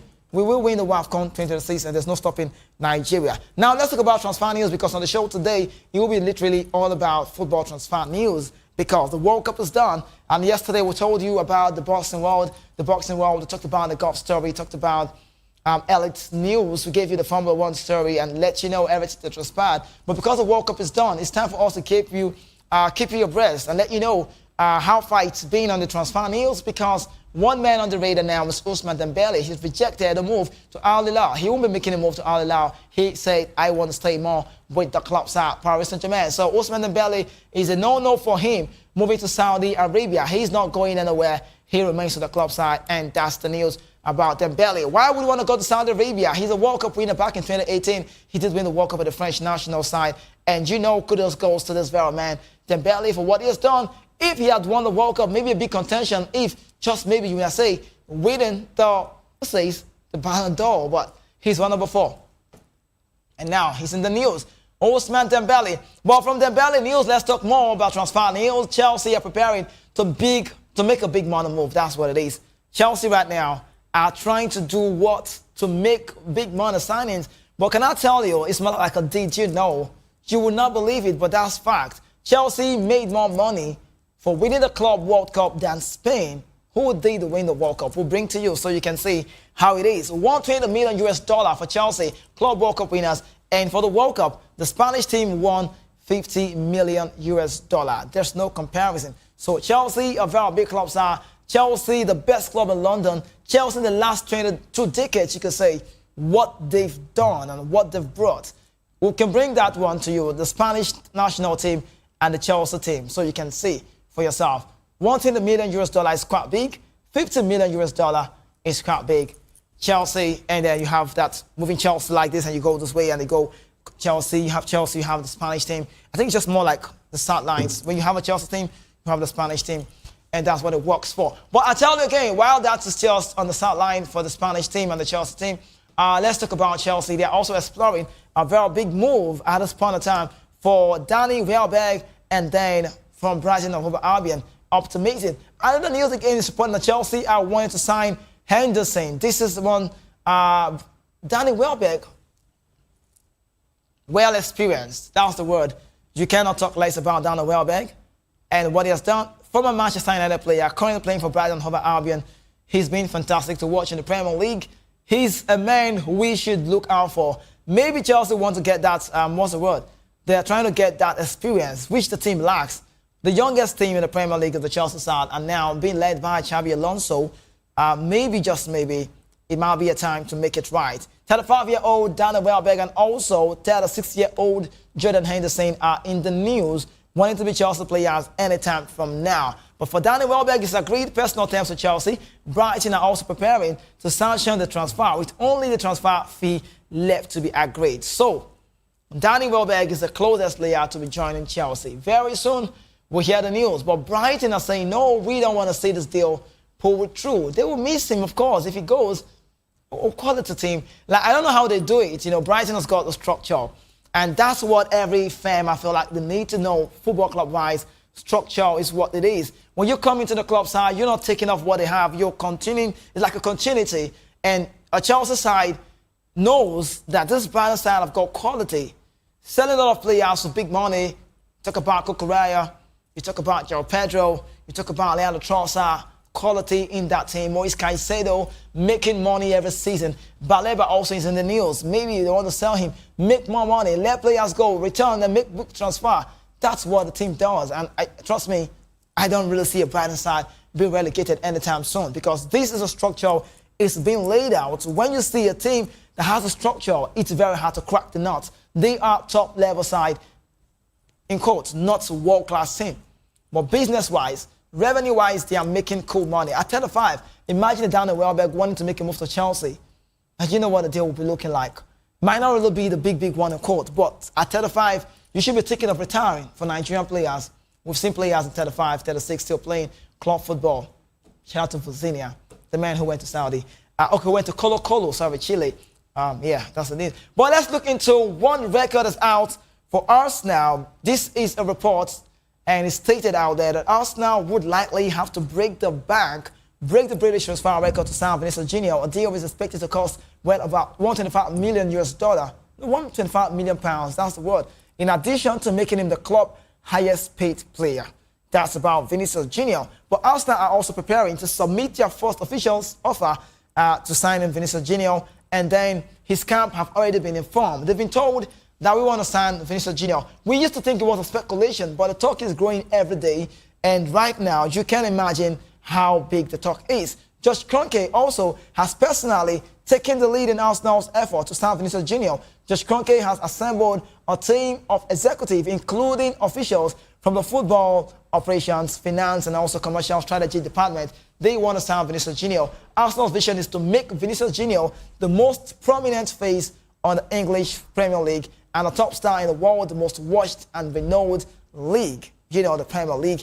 And then leveraging on Arsenal's platform as the Kroenke family, and also looking at the sport ecosystem in the United States. Now, Arsenal are prepared to move immediately upon receiving the green light to complete the deal. Understand that Real Madrid have now sent a controversial and also a counter offer to Vinicius Junior and his camp to extend his contract. Well, Real Madrid are also hoping an agreement will be reached later, you know, after months of negotiation. The club are aware of Arsenal's interest. Arsenal are preparing a first official offer and are willing to submit it. Vinny's camp are aware of this one. So Real Madrid are saying we will hold for that talks and conversation with Vinicius Junior this week with his representative, and then Arsenal are just watching and also monitoring the situation. Maybe, just maybe, it might be different. So, what's the word? Arsenal does not want to lose Vinicius Junior. I don't know what you make about this story, actually, but people feel it's a speculation, but it's growing every day. They don't want to lose, not their best player. He used to be their best player before, or formerly, you could say, that's the word for me. But looking at what Vinny has done, he's a Champions League winner, a world-class player. If he makes a move to the Premier League, he'll be the face of Premier League football. You know, the Brazilian is great, energetic, very pacey, quality. He's got all of the vision, big man sort of a game. He wanted to win the World Cup. Ballon d'Or contender, got close, lost to Rodrigo, never won it. But, you know, you can't talk less about Vinny and how far he's come. If he makes the move, because I would want to say that deal should not be pulled through, but because they sold Leandro Trossard to Besiktas, Martinelli stays more. They brought in Club Brugge, Christian Zolis from Club Brugge, the Belgian Jubilee Pro League. He's now on the club. So if Vinny Jr. makes it to Arsenal, nobody plays him on the bench. He starts every game. But Real Madrid, Mourinho, the camp, Florentino Perez, they know how vital the Brazilian has been. And they're saying, we don't want to sell. We don't want to lose Vini Jr. We want to keep Vini Jr. He's our main man. He's our target man. We love him, all of the loves and everything. Let's have a talk with his representative. But I don't know how that will pull through because the message is clear that Arsenal, if there's anything they are doing right now, they are having an elite mentality. In other words, they are trying to own up, to show up, to let the world know that we want to compete in the biggest football league, and that's about the Champions League. They've won the Premier League 22 years waiting, got over. Arteta did a job with the likes of Declan Rice, Superman Day, Nordegaard, Saka, Trossard, you know, the best player in the back line, Saliba, Magalhaes, they've got quality. But now, bringing in a lot of players to the club side, they would strengthen their team, and if they can get to Vinicius Junior, it will be a win-win for both parties because Yan Diomande, in fact, let's even talk about him. Yan Diomande is the man who wants to make a move, but for now, his talk is on hold. If Yan Diomande joins Real Madrid, I don't see the Ivorians sitting on the bench. You can't sign me for 100 million euros and you're playing from the bench. Not possible, we know. Now, let's talk about the man. Transfer news again, Yan Diomande is in the news. The Ivorian, ready to travel to Real Madrid and undergo his medical, waiting for only travel authorization. But you need to know, personal terms have been agreed 100% record. Yan Diomande has returned to training with RB Leipzig. He's back awaiting permission to move to Real Madrid with both club details are not sorted yet. So when the deal is being sorted out, we'll see Yan Diomande making a move to Real Madrid. He's still an RB Leipzig player. Yan Diomande you have on your screen, that's a smile of a player who wants to make a move to the Spanish team, Real Madrid. It's a team that calls you, you don't say no. Oh, that's Yan Diomande. You barely say no to Real Madrid. That's what it is. You barely say no. When they come calling, you need to make a move. You know why? The reason is not far because it's a club that has the quality, a club that's the best in the Champions League world, one of the best clubs in the world generally aside the Champions League. And for an Ivorian, how many players have we seen in the past, African-wise, to have played in Real Madrid? We can count. The numbers are not so much. Well, so that's about Yan Diomande. Before we move on, let me tell you, when I saw this deal, what came to mind is you have to show the world that you are from Ivory Coast. You are a Cote d'Ivoire international. When I saw the news, I'm like, okay, quality Yan Diomande, RB Leipzig, one season wonder, but he's young. If there's anything about European football, they want to get to signing players who are quite young. He has the ability to change games. His end product is magnificent. What's the word? He's fast. I'm just struggling with the word to say about Yan Diomande because he's just quality. His quality. I had a guest on Monday. Was it your Monday? Yesterday, I recall sitting here on the show just by my side, Adeni Ojo. He said the word. He said, we feel he's underrated because he's an African player. I'm not here to battle words with what he said in the past. I'm not here to say Yan Diomande is not worth the price tag. But I'm only saying I wish him all of the best. Hopefully, he'll live up his dream because this is like a dream. He's trying to make a move. And the best club side is coming for me. Why not make a move? I need to run. It is RB Leipzig to Real Madrid. That's a big transfer record. And then they'll be cashing out if that deal pulls through. Because right now, he's agreed to personal terms to Real Madrid alongside his agent representative. But RB Leipzig are yet to give an authorization finally and say, yes, Yan Diomande, we've done well. Thank you so much for being the German Bundesliga with us. And we wish you all of the best. And then a farewell message. And we see him play with a white jersey. So it's going to be like white. RB Leipzig wears white. But you know what the color, bit of reddish. But Madrid, Galacticos, the Blancos, Los Blancos, Real Madrid, Santiago Bernabeu will be welcoming this man. And it'll be great to see an African player, again, working with Mourinho. He's done it with players in Real Madrid, Adebayo, Michael Essien. He knows them so well. But are we ever going to see a Nigerian play for Real Madrid? Time tells the only Nigerian player that came close was Mutiu Adekboju. I call him Mutiu Baba. Yeah, Adekboju. Most time, he's more like one of the greatest regrets. When I have conversation with Adekboju off the show and asking him questions like that, it reveals him. He doesn't want to talk about it. He was that close from joining Real Madrid. He played in the category of the junior side, you know. He played the trade as well in the Spanish side, but Mutiu Adekboju's best football was not in Real Madrid, so he would have loved to see it. So we are still waiting. Maybe, I don't know, which player looks like He's on the limelight. Nigerian highest players at this point. Who do we even call our best player now? He's Osimhen. He's made captain of the Turkish football Galatasaray. So time tells. Maybe in the future, we'll see a Nigerian player joining Real Madrid. Now, from Real Madrid to Real Madrid talk, they are preparing to make the first bid around 50 to 60 million euros for Rodrigo. Real Madrid are preparing their first bid, wanted to sign the midfielder from Man City. But the midfielder said he rejected City's contract extension offer because he wants to join Real Madrid. And now personal terms are here. He is saying, I will be playing for this club on the 2030. And he's already said yes to Real Madrid. But Real Madrid want to push Eduardo Camavinga towards leaving the club. But despite interest from several clubs in the Premier League, the French midfielder wants to stay at Real Madrid. In other words, it means that Real Madrid are not even thinking of losing Rodrigo. Who wouldn't want Rodri? Who? Everybody wants to have Rodrigo in his team. I love Rodri. I can pay to watch Rodri. Ballon d'Or winner, World Cup winner, one of the greatest passers of the ball in future time. And you can talk on. Keep talking about Rodrigo. Maresca would miss this man, of course. You know, you don't want to lose a Rodrigo in your team. When you have Rodri, you have quality. When you have Rodri, you have a big name in your side. And it would be a plug and play for Real Madrid. Why? Because they have Bernardo Silva now. They have, what's the name? Konate. They have Kukuraya. But if in the midfield we're talking about Camavinga, if he doesn't leave, then they have Rodrigo. They'll be having Rodrigo, that's the word. Bernardo Silva, Chomeni, what's the name again? Brahim Diaz up front, Jude Bellingham in the midfield, Federico. Come on, we just talk about those players, and it's just a whole lot of talk points. So let's go back on that very face, because it's been Real Madrid to the world. The players at the club side knows that we need to win this for ourselves. And then Mourinho is back in the club. Mourinho knows that the only way we can win the Champions League again is to recuperate, reiterate, make sure we track back, make sure we put a smile on the team and the fans and the president's face, and also stop a team like Football Club Barcelona, because it's more like the El Clasico has been on one side, dominant of its finest, 100% record and not stopping anytime soon. Real Madrid, nah. Maybe it's time for them to stop Barcelona from doing what they love to do with Lamine Yamal, Rafinha, Julian Alvarez close to joining. This is just a scary team to talk about.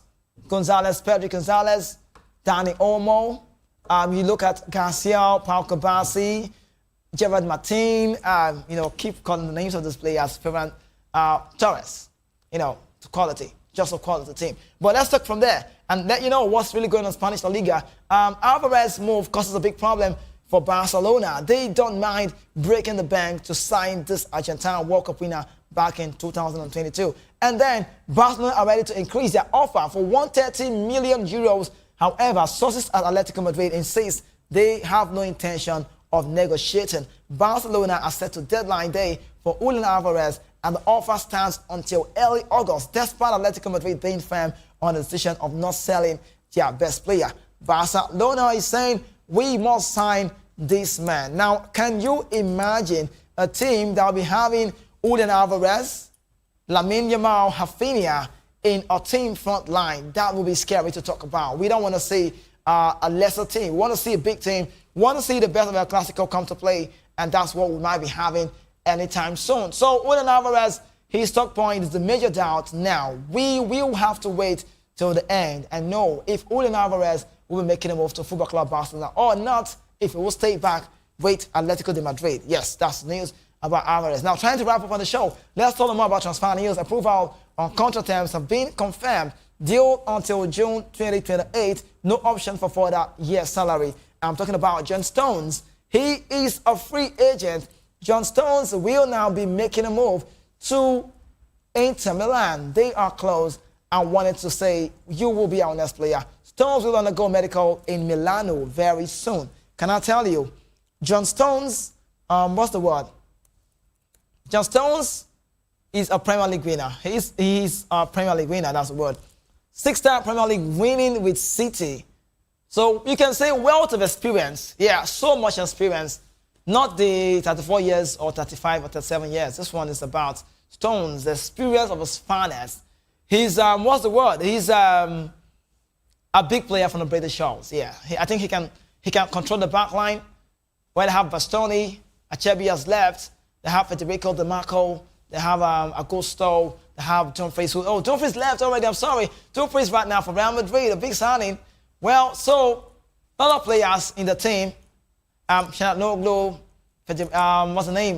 Nicola Barella, Fratesi, Marcos Thuram, Lautaro Martinez. Look at the team, the front line. They've got quality. Sucic in that same team. A good team. Hernandez. You can't talk less about Inter Milan, the best club in Italian football. John Stones. What is wrong with the Premier League side? Man City working under the best coach in the world. For me, my opinion is Pep Guardiola. Then I'm so sure he's in line to go to that one. Now let's wrap up by telling you, Andrea Pirlo on the Italian job. He said, I learned yesterday evening that I'm no longer a candidate for the Italy national team head coach position. And he was left out of the candidacy role because he is an ambassador to a Russian betting company. Can you imagine it? Now, Paolo Maldini and Leonardo also left their position as technical directors and advisor of the Italian Football Federation because they stepped down rather due to the Federation refusal to appoint Andrea Pirlo as the head coach of the national team. Do you see this kind of a thing come in play? Because they are now saying, we don't want to be on the job anymore. We want Andrea Pirlo to be the coach. So it's like a team job, maybe teamwork. So for Pirlo, we wish him one of the best, hopefully. But I don't think the Russian ambassadorial thing should affect your job. Why? Let's speak plain. Andrea Pirlo, well deserved, he should be the coach. He's played to the level. He's a world class, a big player. Now, from Pirlo, let's talk about Ronaldo. He was starring in a movie. Ronaldo will reportedly star in an Ezek movie, new TV series, after a fictional UK football legend played by Damian Lewis and Matthew Vaughan. And he's set to be directing that very one. So Ronaldo is in the news. He's set to star in a film. I cannot wait to see Ronaldo as well. Ronaldo, I already told you before, he's an influencer. But I need to go. My time is up. Big Ronaldo, big player at a time. But then we should leave with this one. There's a new rule coming up. Tactical timeout. English football to embark on a new rule. And we must tell you, this is funny to share. Let's say it to you before we call it a close. The goalkeeper's injury tactical timeout rule is coming to English football if the referee allows medical staff onto the pitch. Just listen to this. To treat a goalkeeper, their coach will have 10 seconds to nominate an outfield player who must leave the pitch for 1 minute. We'll explain this later on. If no player is nominated within 10 seconds, the captain will automatically be sent off for 1 minute. We cannot go on to tell them more. We have the media news coming up for 12, and David Erdin hopefully will be here to talk you through that very phase. But do well to join the guys by the evening, Jerry Apalowai alongside Ikechukwu Agwago to tell them more about everything football. It will be nice. Locker room 5 p.m. But up until then, I'd like to say to you that everything that's got to start, you already know, will come to an end. And yes, my name is Kizike. I rep the number 10 jersey. I'll see you again.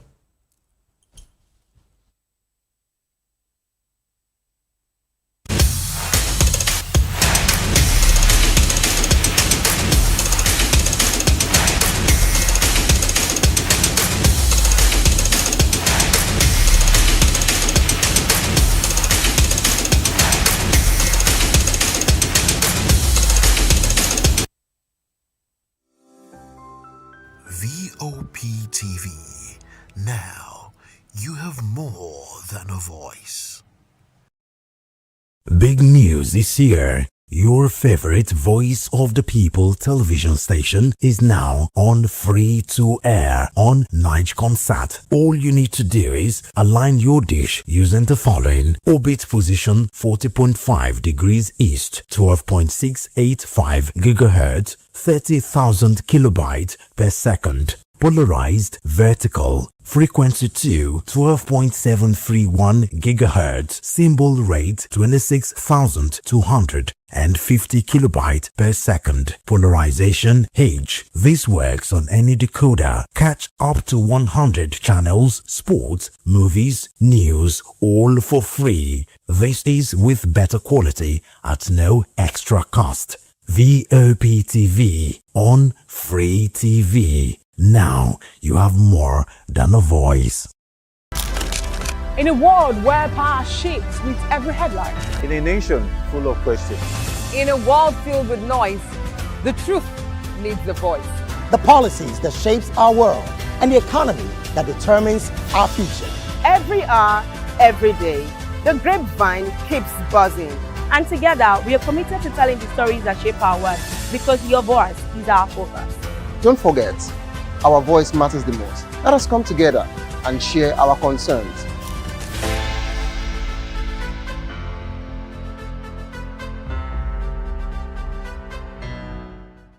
The red carpets, awards, the razzmatazz, music, fashion, interviews, and more. Spotlight on Voice of the People Television. Let's feed you with all the juicy stories in the global entertainment space, bringing you the glitz and glamour as it is hot. Stay tuned to Spotlight, 1 p.m. Monday to Friday. Spotlight on Voptv. Entertainment like never before.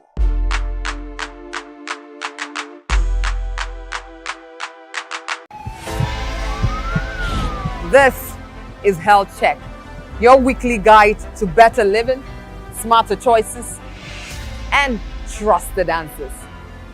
From everyday wellness to urgent health issues, we've got you covered. Health Check, only on Voice of the People Television, where your health has a voice.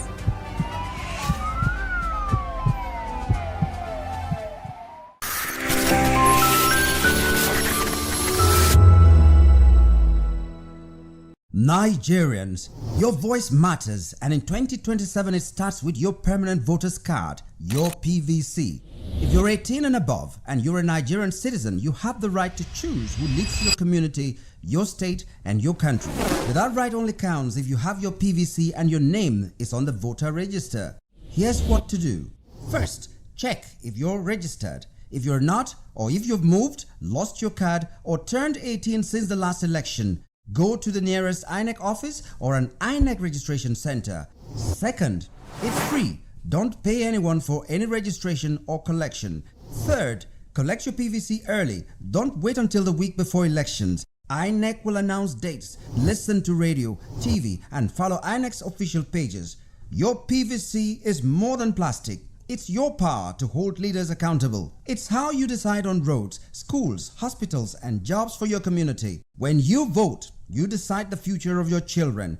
Get registered. Get your PVC. Vote in 2027. For Nigeria to work, you must be a part of it. Your vote, your future, your responsibility. This message is brought to you by Voice of the People, VOP Media.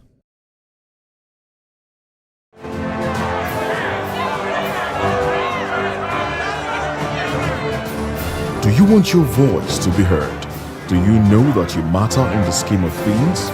The People's Voice, the show where ordinary citizens take center stage as we discuss the biggest stories that affect you and I. With you in mind, we facilitate lively discussions, debates, and interviews on the topics that matter most to you and I. From social justice to economic empowerment, education to healthcare, governance, and more.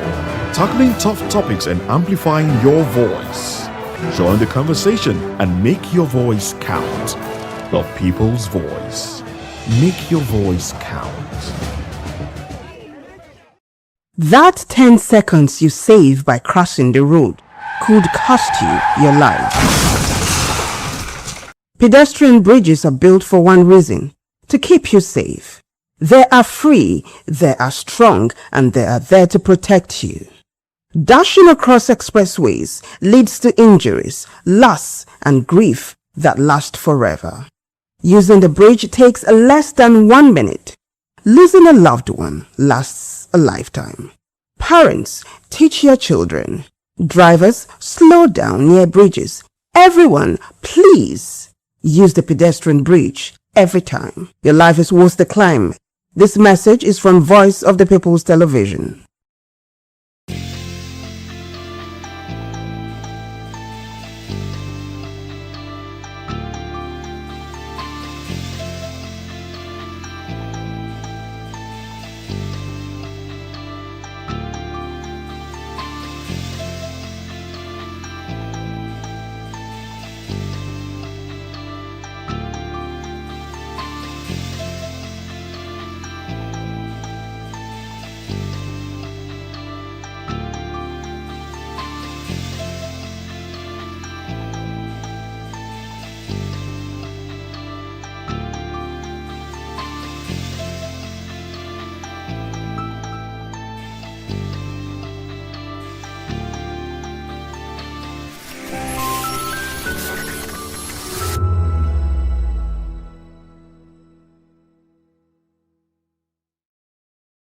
This is African News on Voice of the People Television, where we don't just bring you the news, we bring you Africa's heartbeats, the policies that shapes our world, and the economy that determines our future.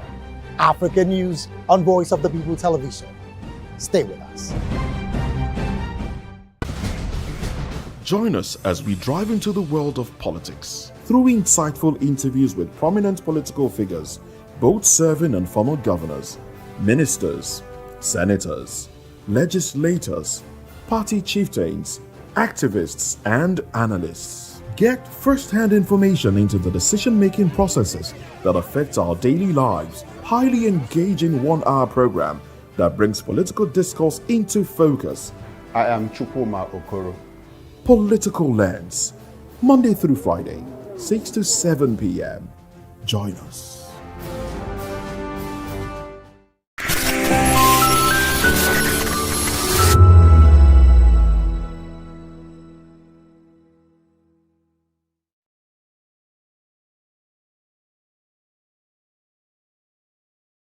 If you've been drinking, don't drive. Hand over the keys to another driver.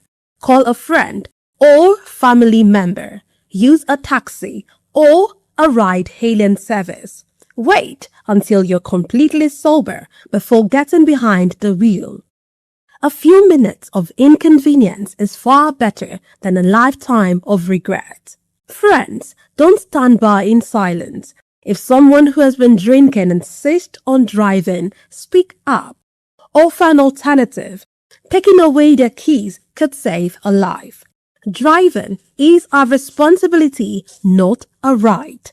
Every time you take the wheel, you're responsible for the safety of everyone on the road.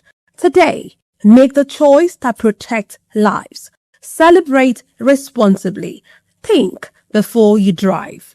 If you drink, don't drive. If you drive, don't drink. Because every life matters and every safe journey begins with the right decision. This message is brought to you by Voice of the People Television. Welcome to the locker room, the home of football talk that matters. I am Jerry Arpillon. Join us every weekday, Monday to Friday at 5 p.m. Nigerian time, as we share the hot takes and hot debates in the exciting world of football. And joining me are the usual suspects, Ikechukwu and Mayowa, as we break down all the hot takes and everything that's happening in the football. Don't just watch football, live it with us. Catch us on the locker room and Voice of the People Television at 5 p.m. Nigerian time. And like I always say, if not putting in the thought, please discuss. Hey guys, it's your girl Larry Kel the Dimples, aka Risky Baby, and you are watching Voptv. Do not go anywhere. Where are you going to? Stay here. Calm down. Stay here if you're not. What's up, everybody? Who's Arco here, and I'm hanging out on Voptv. Keep it locked, don't go nowhere. Let's go. Hi everyone, my name is Yvonne Jagade. You are watching Voptv, and don't change the dial, because I said so. Who's happy to post? I mean, who's happy the most? Because when shit goes south, y'all be happy to ghost. When you make a wrong move, they be happy to roast. But be careful when you win, who's not happy to toast. I am VJ Adams, and you rock with Voptv. Don't move. Hi people, Bisola here, and you are watching Voptv. Mwah. Shout out to Voptv. It's so good to have you on the red carpet of AV. Love you all. Wishing you all the best. Here's a shout out to Voptv. It's your girl April Oshidikwe at the AV premiere. You know what it is. Hi everyone, my name is Linda Ejiofor Suleiman, and I'm live at the EV premiere. Keep watching Voptv. I want to say hello to my Italian friends.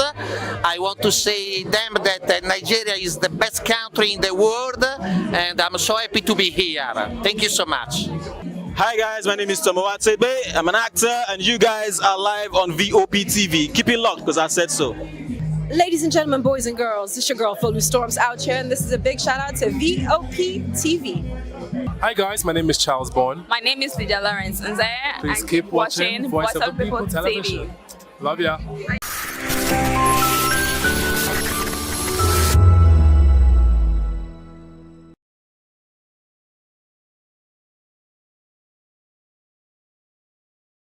Nigerians, your voice matters, and in 2027 it starts with your permanent voters card, your PVC. If you're 18 and above and you're a Nigerian citizen, you have the right to choose who leads your community, your state, and your country. But that right only counts if you have your PVC and your name is on the voter register. Here's what to do. First, check if you're registered. If you're not, or if you've moved, lost your card, or turned 18 since the last election, go to the nearest INEC office or an INEC registration center. Second, it's free. Don't pay anyone for any registration or collection. Third, collect your PVC early. Don't wait until the week before elections. INEC will announce dates. Listen to radio, TV, and follow INEC's official pages.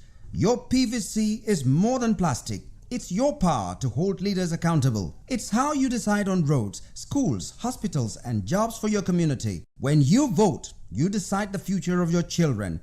Get registered. Get your PVC. Vote in 2027. For Nigeria to work, you must be a part of it. Your vote, your future, your responsibility. This message is brought to you by Voice of the People, VOP Media.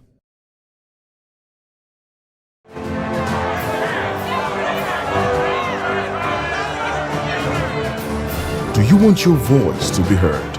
Do you know that you matter in the scheme of things? The People's Voice, the show where ordinary citizens take center stage as we discuss the biggest stories that affect you and I. With you in mind, we facilitate lively discussions, debates, and interviews on the topics that matter most to you and I, from social justice to economic empowerment, education to healthcare, governance, and more, tackling tough topics and amplifying your voice. Join the conversation and make your voice count. The People's Voice. Make your voice count.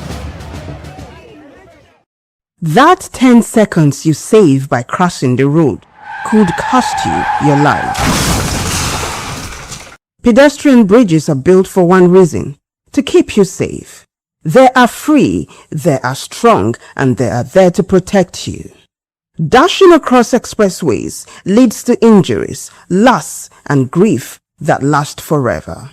Using the bridge takes less than 1 minute. Losing a loved one lasts a lifetime. Parents, teach your children. Drivers, slow down near bridges. Everyone, please use the pedestrian bridge every time. Your life is worth the climb. This message is from Voice of the People's Television.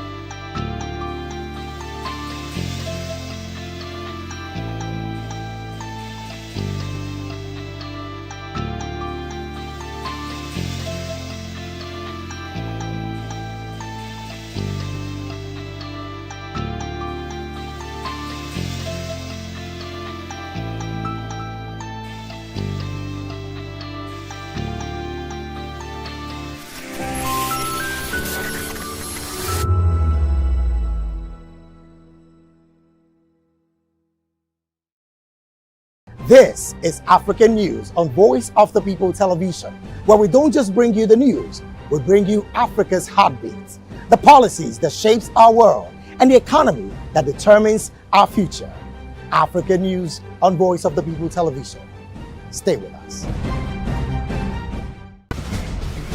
Join us as we drive into the world of politics through insightful interviews with prominent political figures, both serving and former governors, ministers, senators, legislators, party chieftains, activists, and analysts. Get first-hand information into the decision-making processes that affect our daily lives. Highly engaging one-hour program that brings political discourse into focus. I am Chukwuma Okoro. Political Lens, Monday through Friday, 6 to 7 p.m. Join us.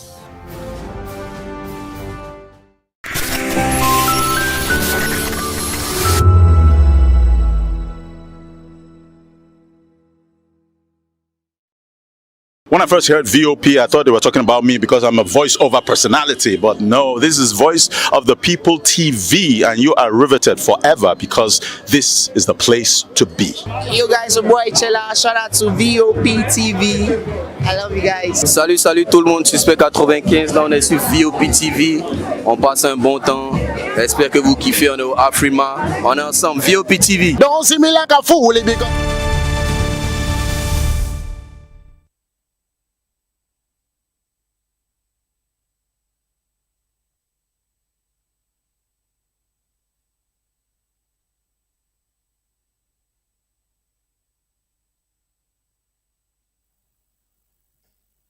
Well, hello and welcome to the Media News on Voice of the People Television. I am David Edwin. First, the headlines. Federal government guarantees university access for all qualified students. NANS orders mobilization in Ekiti over remand of former four-year SUG president. Police rescued 10 passengers after highway bandits attack in Kano. Atiku Abubakar condemns Southern Kaduna killings, faults federal government. Ondo Assembly suspends plenary amid call for Speaker's resignation. Reps Committee summons alleged PFIPC chairman to appear today. And in business, Naira gap between official black market narrows. In sports, Super Falcons to open WAFCON defense title against Malawi today. In entertainment, Grammy winner Tyler announces world tour, confirms Lagos concert. And now the news in full. The federal government says no qualified student will be denied access to higher education because of financial hardship. The Minister of Education, Tunja Lausa, gave the assurance on Tuesday during a meeting with members of the National Committee for the Advancement of Occupational Therapy, Audiology, and Speech and Language Therapy Education. According to the statement by the Minister's Special Advisor on Media and Communications, Ikaru Atta, Alausa said President Bola Tinubu's administration has removed financial barriers to tertiary education through student-focused reforms and over 1 trillion naira in investment across universities, polytechnics, and colleges of education. He said the administration is committed to ensuring every qualified Nigerian, regardless of economic background, has access to quality higher education. And the National Association of Nigerian Students, NANS, has directed its members in Ekiti State to begin mobilization for a peaceful protest over the remand of the immediate past Students' Union Government SUG president of the Federal University, Oye Ekiti, four-year James Adio. In a statement issued on Monday, the national president of NANS, Akintaye Babatunde, described the remand as a miscarriage of justice. He alleged that the former student leader was imprisoned over a matter he personally instituted at a magistrate court in Ekiti State, and said Adio was the complainant in the case with no criminal charges against him. Moving on, the Kano State Police Command has rescued 10 passengers following an attack by suspected bandits along the Jos-Kano Highway. The command disclosed this in a statement issued by its public relations officer, Abdullahi Haruna. According to the statement, 5 suspected armed bandits with machetes and a firearm blocked the highway and attacked a commercial Toyota Hiace bus, abducting 13 of the 20 passengers on board. The Divisional Police Officer, DPO of the Guwa Division, said the incident occurred on July 26, 2026 at about 5:30 p.m. in the Falgore Forest axis of the Guwa local government area of the state. The statement said the DPO mobilized tactical police operatives who engaged the attackers in a gun duel. As a result of the operation, 9 victims were rescued while one other male victim escaped from captivity. The police added that 3 victims remain in captivity, comprising 1 male and 2 female. Similarly, joint security operatives have repelled a large-scale bandit attack on Guga village in Bakori local government area of Katsina State, killing more than 40 armed bandits. The Katsina State government disclosed this in a statement by the Commissioner for Internal Security and Home Affairs, Nasir Mohazu. According to the statement, the attack happened when over 200 heavily armed bandits led by notorious kingpin Idi Abasu Aiki and supported by members of the Ado Aleru group from Zamfara State invaded the village in what was described as a reprisal attack. The commissioner said intelligence revealed the bandits planned to dislodge local hunters and the Katsina State Community Watch Corps, as the KSCWC, before launching assaults on Bakore town and nearby villages. He added that sustained intelligence and surveillance enabled security operatives to mount a swift response, leading to a fierce gun battle that forced the attackers to retreat with heavy casualties. Several of the bandits' top commanders were also reportedly eliminated. Meanwhile, presidential candidate of the African Democratic Congress ADC, Atiku Abubakar, has condemned the killing of scores of persons in southern Kaduna, saying it reflects the Bola Tinubu's administration's failure to protect lives and properties. In a statement by his senior special assistant on public communication, Frank Shuaibu, Atiku described the attack in Kauru local government area of Kaduna State as heartbreaking and unacceptable. He said governance should be measured by citizens' safety, not by diplomatic soundbites or claimed commendations. Atiku also cited the United States government's evacuation of one of its citizens as a cost of about $750,000 as an example of how government should value human life. The former vice president called for a comprehensive review of Nigeria's security architecture, intelligence-driven operations, and swift justice for perpetrators. He extended condolences to families of the victims in southern Kaduna.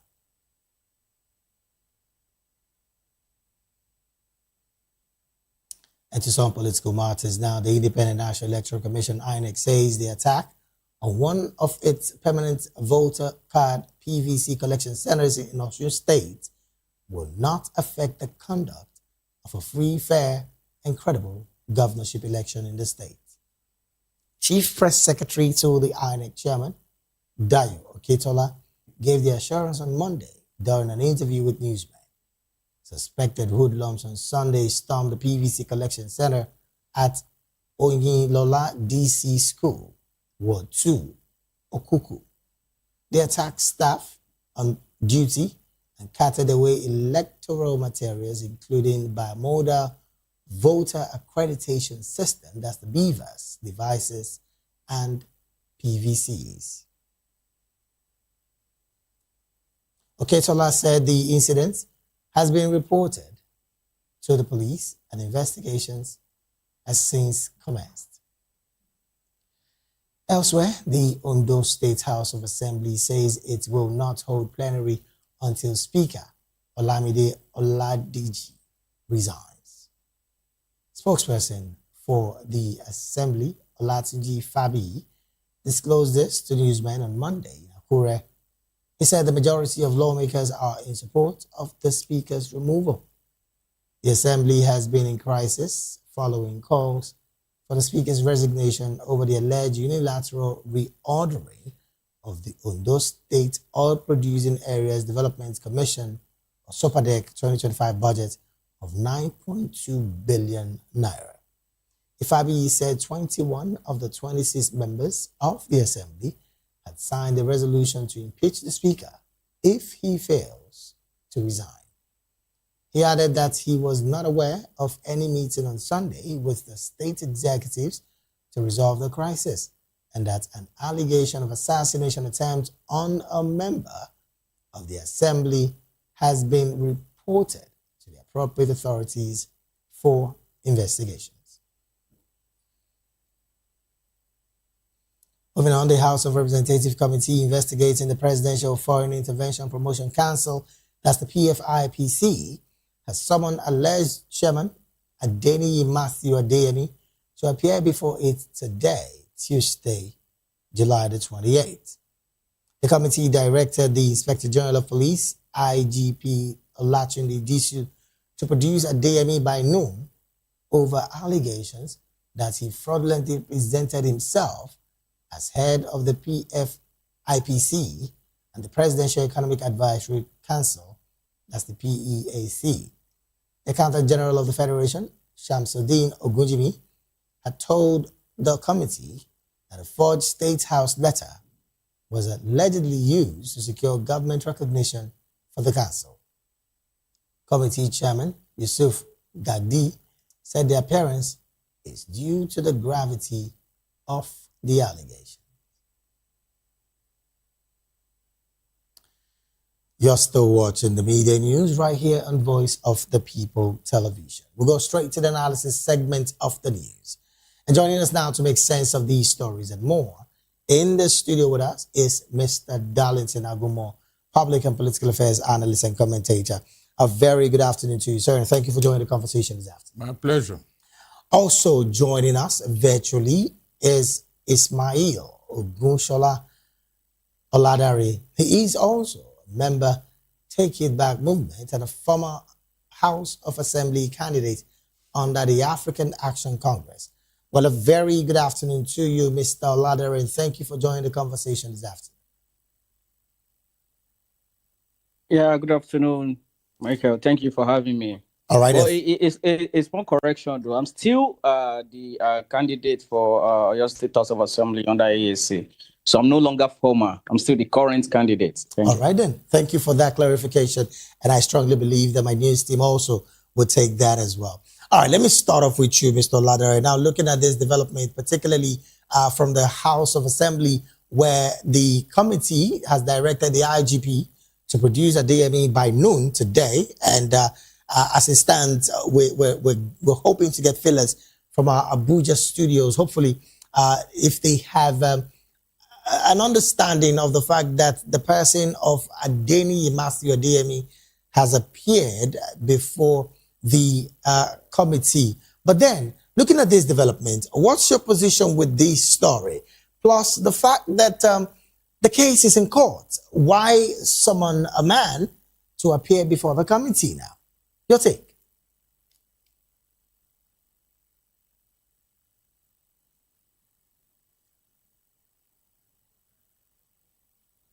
There's some background noise from this. I don't know.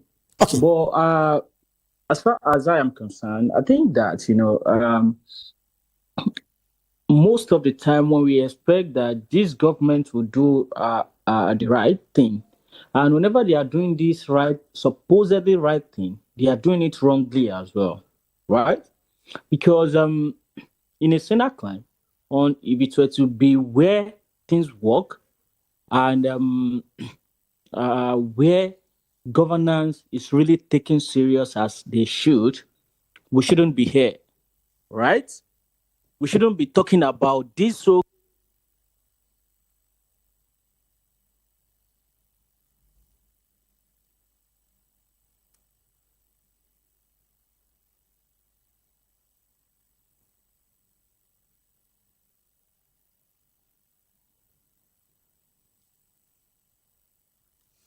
Oh, well, I understand the network is a bit terrible and we cannot get his thoughts fully in that particular story. But we'll be expecting him to rejoin because, yes, the network can be a bit strange. Let me bring it to the studio, Mr. Darlington.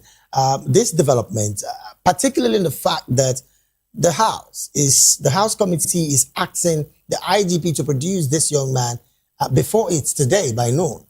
And the same case is in court. Help us make sense of this. It doesn't make sense. Seriously. It's just that from the look of things, the government is looking for a way to suppress this matter. And the only way they can succeed is by setting up so many probe panels here and there. At the end of the day, you won't even know which panel to believe their findings. On one hand is the ICPC investigating this situation. In fact, I'm wondering why EFCC have not joined into this panel to investigate this same issue. And so when you see things like this, you begin to ask yourself, is the government actually promoting the rule of law? Because when a matter is in court, there's no need for you to set up any panel. I mean, you are trying to preempt court judgment. That is the meaning. Since you have taken this matter to court, allow the court to do their job. Do you think that with what is going on today, even if the court eventually rule, this government will obey their ruling or their judgment? I don't think so, because they are known for disobeying court order. At least West African Court of Justice said it, that this particular government does not obey their judgment. And so, setting up all these panels here and there is a way to suppress this matter. Now, are you also going to be saying right now that the House Representative Committee investigating this situation are doing what is right at the wrong time? Is that what the situation is? In fact, you got it right, because initially when this news broke, the two National Assembly houses said that they are not going to probe this matter. That was what they told us, because maybe the presidency told them so and all that. In fact, the presidency said that there was nothing like a fake agency. And so, when this matter now went to court, and Voptv and Adeyemi were suing themselves in court and all that, that was when they now woke up. Even as at today, it's only the House of Rep that are probing. Meanwhile, Senate said that they are not going to do any investigation. So there is no unity in this matter. Everybody is trying to follow their own path. You know. Now you said they should produce Adeyemi. How about Voptv Avila, whom Adeyemi fingered to be the principal actor behind all these things? Well, first off, we need to hear from the man who fingered the Voptv Avila in the case. Don't you think so? Two of them should appear. Two of them should appear, because when a matter like this happens, the person you are check police whenever they are investigating any matter at all. They will ask you to produce the person you are suspecting. Is that not true? Well, the House have said they will not be exempting in that investigation. They said they will not be exempting Voptv Avila in that committee. So there's a possibility that he would also be invited. When we get to the bridge now, we'll cross it. Let's see what happens. Well, I understand that Mr. Oladare has joined the conversation. Gay, thank you so very much, Mr. Oladare. Let's get your views on this same situation. Yeah, earlier I didn't even know that you guys couldn't hear me from the studio again. Yes, the network was just off. I was saying, I was saying that, this matter should not have been dragged to this extent a lot.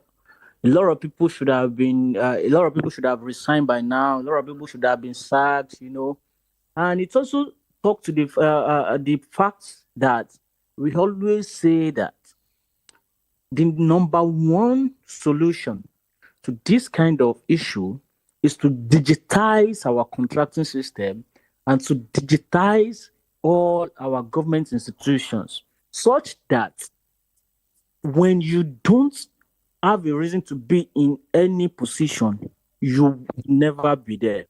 When you don't have any reason to have access to any contract, you will never have it. right? And everything that goes on from contracting to execution to disbursing of funds and everything will be known digitally to every Nigerian, right?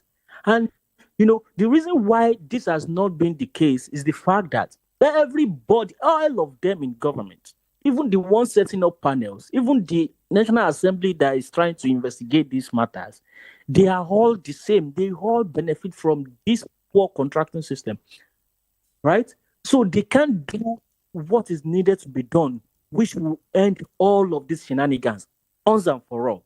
Instead of coming back to constitute panel up and down, investigate matter up and down, we can stop all this from happening from the get-go, right? Which is to digitize all our agencies.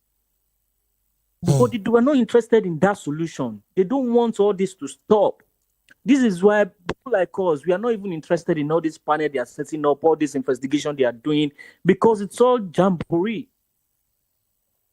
So for us, we need to tackle it, the root cause, the solution right from the ground is what we need to all pay attention to and clamor and call for. Okay, for me, this is the issue. I'm still going to stay with you, Mr. Ismail. Now, looking at the conversation that we've found ourselves, you did say that we should go digital. But some would say it's the same civil service where some of these heinous allegations are being found. Now, some also are of the opinion, like you also rightly did share, that at this point, some members of the government officials should have resigned. I mean, you would also recall the deputy of crime team fingered in the Liberia's cocaine deal just because he was, allegedly said he took a $10,000 bribe. He's been asked to step down for investigation to be properly carried. Looking at the person fingered in this particular PFIPC deal, do you think that as it stands, this move by the House of Assembly ordering the IGP to bring Mr. Adeyemi to them is right at this time, owing to the fact that there is a court case on the same situation? No, I mean, if there's anybody that should be ordered in the first time, it shouldn't be Mr. Adeyemi. How do you mean? Because if you look at it properly, Mr. Adeyemi is acting on behalf of some people. And these people are named already. Those are the first target that the National Assembly should go for. But they won't. They won't.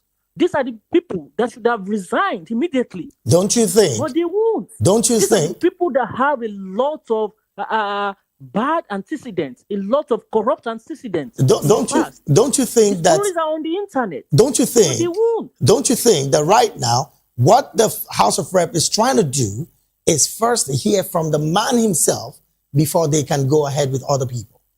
Isn't that what they are doing? No, that's not what they are doing, because we know the history of this National Assembly. This is the same assembly that when they are on any proceedings, when the eyes have it, it is the lower voices of the nails that will prevail. We see this happening every day, day in, day out. So we understand what they are doing. All right, let me bring it back to the studio. What do you think is the implication of this order given to the IGP to bring to the committee Mr. Adeyemi? The implication is that there will be a lot of cover-ups because Adeyemi has said more than enough for anybody to act upon. So calling him on different panels and all that is a way to look for a way to cover up.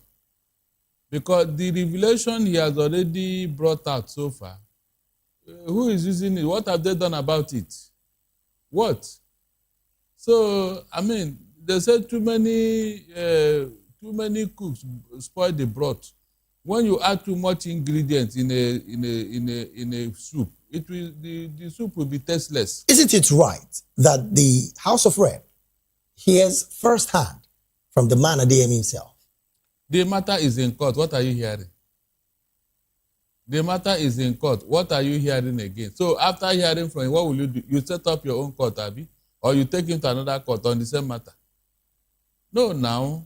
I mean, this is to even buttress Barrister Darlington, there is nothing the National Assembly even want to hear again from him that he has not posted or said before. So what have they done about all these evidences on the internet? That is my worry. That's my worry. So it just, I said they want to suppress this matter. Instead of them to go straight to it, they are looking for a way. You know, by the time this committee and others they continue to sit and do their thing, David, will anybody not be tired? Maybe in the process, something bigger will not crop up. I'm not joking. They are looking for something to crop up that will suppress this matter. Go and check all the other matters that are crop up in that National Assembly. Remember the off your mic. David, is anybody talking about it up to today? Do you even know the story? when the chief actor is now the Senate president, are you hearing anything about it? Go and check all the many probes in that National Assembly. What came out of it? Now, looking at this particular conversation now, whatever comes out of this, and then again, the case is also in court, with all of the allegations laid from the office of the Secretary to the Federation, and all of the people fingered in all of this, do you think that justice for the Nigerian people will be seen in all of this? On a more serious note, if justice will be done on this matter, so many heads will roll. In fact, the government will be shut down. How do you mean? I'm not joking. Who signed that budget where the so-called fake agency was a beneficiary of our national budget? But it was said that he used a forged document. You should have pointed it out. You should have known. Since you know what is the forged document, why didn't you point it out from the beginning? Are you telling me now that it was an oversight or what? No. They are telling you that because their secret has been revealed. So they are looking for a way to exonerate themselves. David, nobody can do all that we are hearing today without the complicity of government officials. It cannot be possible. It's not an expert forger now. All right then. 29 documents, one man forged it. 29 documents, as we are hearing today. Oh, well. One man forged all of them. 29. Again, this matter, like you did say, is in court. We're hoping that we get to the root of it. But let's move to another conversation. And majorly, let me go to Mr. Oladari from the National Assembly to State House Assembly. And I'm talking about the Ondo State House, where it has said it will not hold plenary until Speaker Olamide Oladiji resigns. What do you make of this as well? Because again, they've said clearly, this is the position of 21 out of all the 26 lawmakers in that state. And of course, you know, the fact of that call for his resignation is about the alleged unilateral reordering of the Ondo State Oil Producing Areas Development Commission. That's the SOPADEC 2025 budget in the tune of 9.2 billion naira. Again, another level of misappropriation. Your take on this before we jump to another conversation, Mr. Ladari. You see, when matters of state assemblies like this, an issue of impeaching speakers come up, the first thing you look at is antecedents of such matters. Just recently, this same thing happened in Lagos State Assembly. And even though the majority of the House of Assembly speakers in Lagos State wants the speaker, Mudashiru Obasa, out, it only took intervention of just one person to brought him back, right? And it is this same party, APC. So whether it is 21 of these members or the 26 of them that want this speaker out, the moment one man in Nassau Rock say that, no, you cannot, they'll bring him back. This is the APC politics.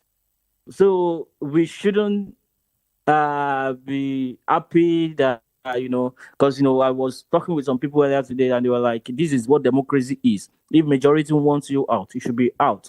But I tell them, you guys calm down. This guy is going nowhere, right? All right then. All you need to do is just to do the bidding of the Oga at the top in the party. And they'll talk to the rest of the 21 of them. And tomorrow the story will change. Let me bring. All right then. This is what is happening. And, nobody should make any views about this. Okay. Thank you so very much, Mr. Ladai. Let me bring it back to the studio. Now, looking at this development, there is the path of not continuing to meet as a house. What's the implication of that? First off. The implication is that the people are losing out. The very people that elected them to that place, they are not getting dividend of democracy. Because if you look at the genesis of this matter, what exactly is the grievance? They said that the speaker unilaterally, mark the word, unilaterally altered the budget of Umpadec of 9 billion naira. Now look at it this way. No one speaker in this country can do that. Without what?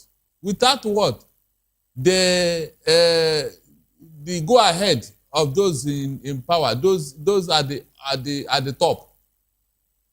The speaker couldn't have done that on his own because the members are saying unilaterally. No, I don't believe in that. It cannot be possible.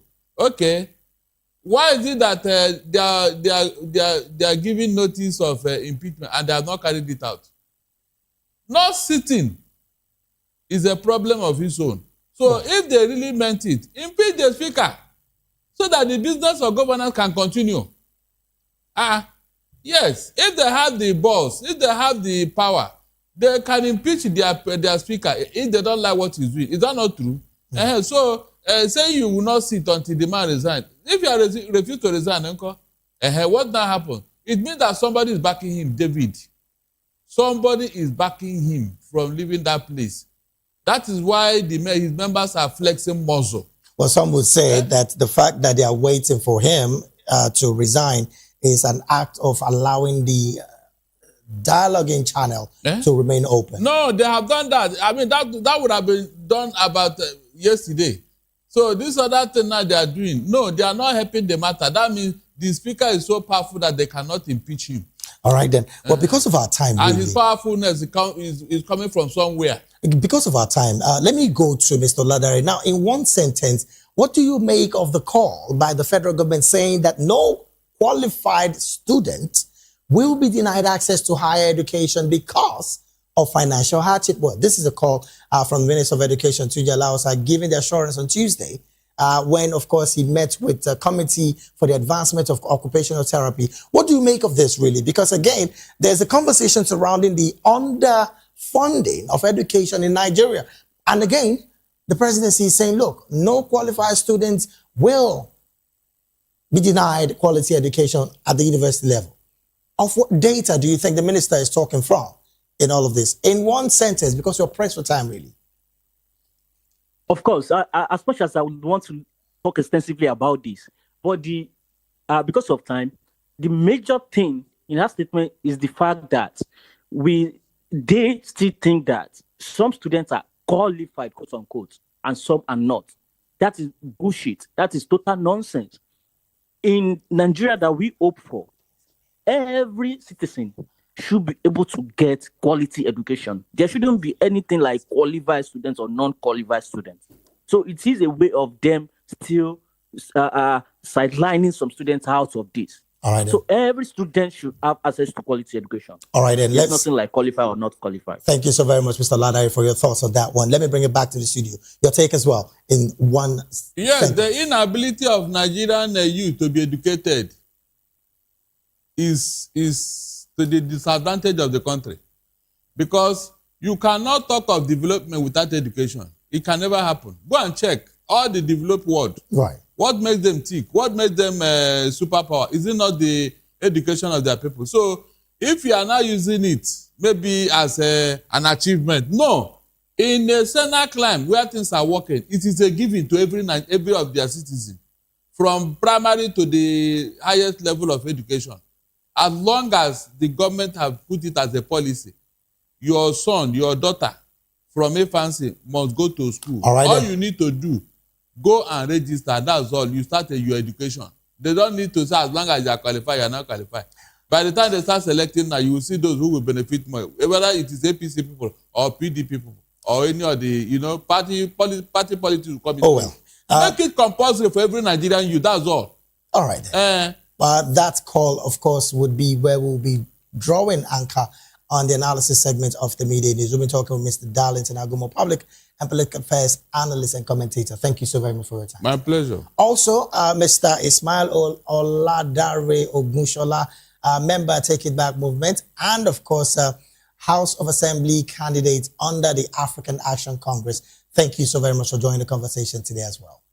Thank you for having me, Mr. David. Thank you so very much. We'll take a very short break right now. When we return, NEMA resumes rescue operations in Anambra building collapse. These and more after this break. Please stay with us.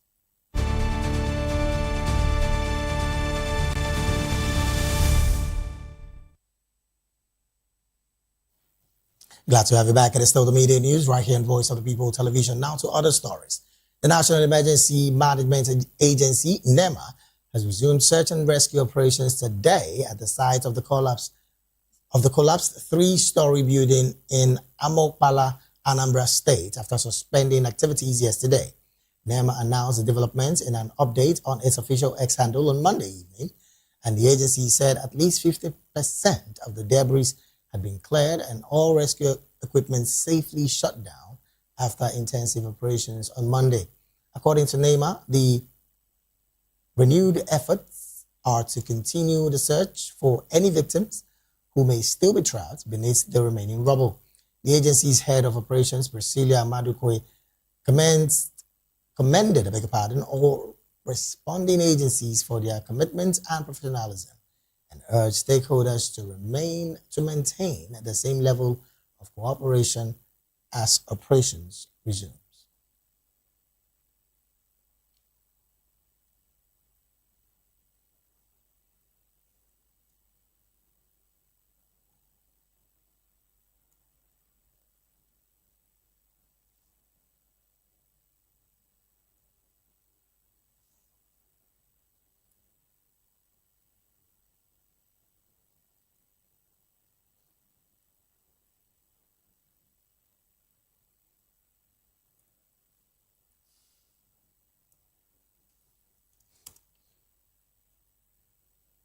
Moving on, renowned academic and director of the International Institute of Journalism, Professor Iman Usman Shehu, has decried Nigeria's inadequate investment in libraries and the publishing industry, warning that the absence of deliberate government subsidiaries continues to undermine the nation's reading culture and literary advancement. Speaking at the launch of his book, Professor Shehu urged policymakers to emulate international models by funding libraries and subsidizing book production to make publications more accessible. Ameke Ihoma, Voice of the People, Port Harcourt, has more in this report. Renowned academic and director of International Institute of Journalism, Professor Iman Usman Shehu, has decried Nigeria's inadequate investment in libraries and publishing industry, warning that the absence of deliberate government subsidies continues to undermine the nation's reading culture and literary advancement. Speaking at the launch of his book, Footnotes for a Native Land in Port Harcourt, Professor Shehu urged policymakers to emulate international models by funding libraries and subsidizing book production to make publications more accessible. One problem every author in Nigeria will tell you is, when I publish my book, where will people get it? In a country of almost 200 million people, you publish 1,000 copies and you cannot even distribute in all the state capitals, which shows you that there's a fundamental problem, first of all, of distribution, then of publicity. Okay?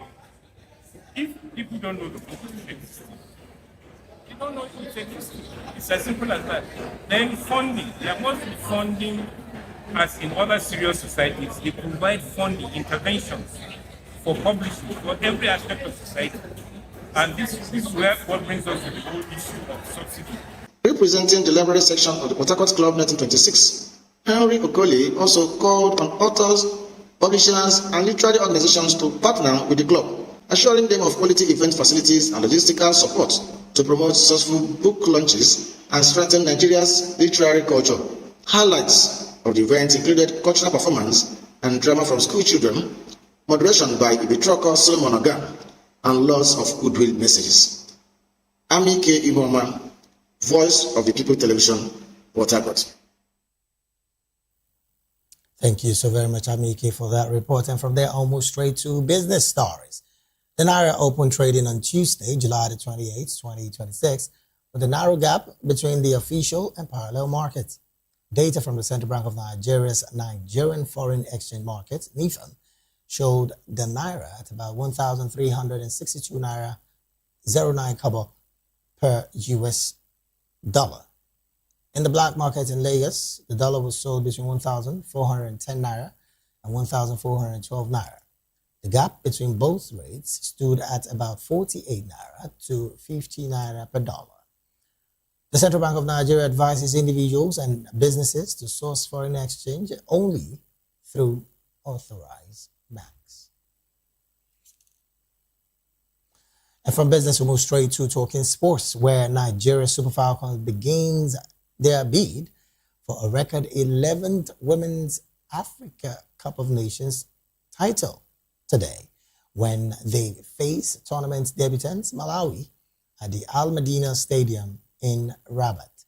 Head coach Justin Magudu says the team is aiming for nothing less than victory in every match as the reigning African champions look to defend the title they won against host Morocco at the last edition. Nigeria go into the tournament in strong form, having won 8 of their last 9 matches.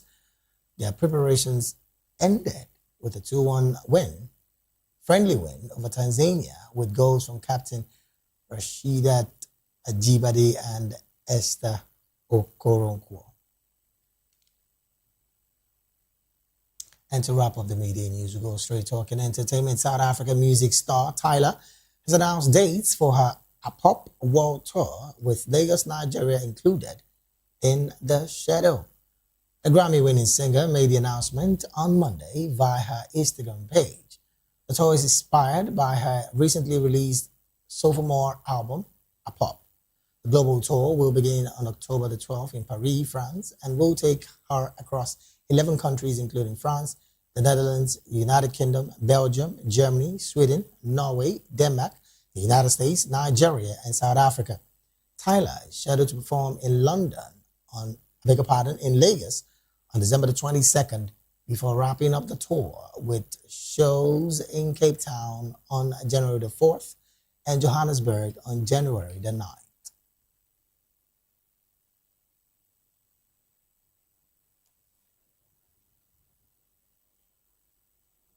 And with that entertainment story, we've come to the end of the media news right here on Voice of the People Television. Do well to subscribe to our YouTube channel. On YouTube, we're at Voice of the People TV. And on all other social media platforms, we are at Voptv Live. Thank you so very much for being a part of this broadcast. Top of the hour, 1 p.m. Nigerian time, would be Spotlight. Precious Aguman. I am David Edwin. You have a good afternoon.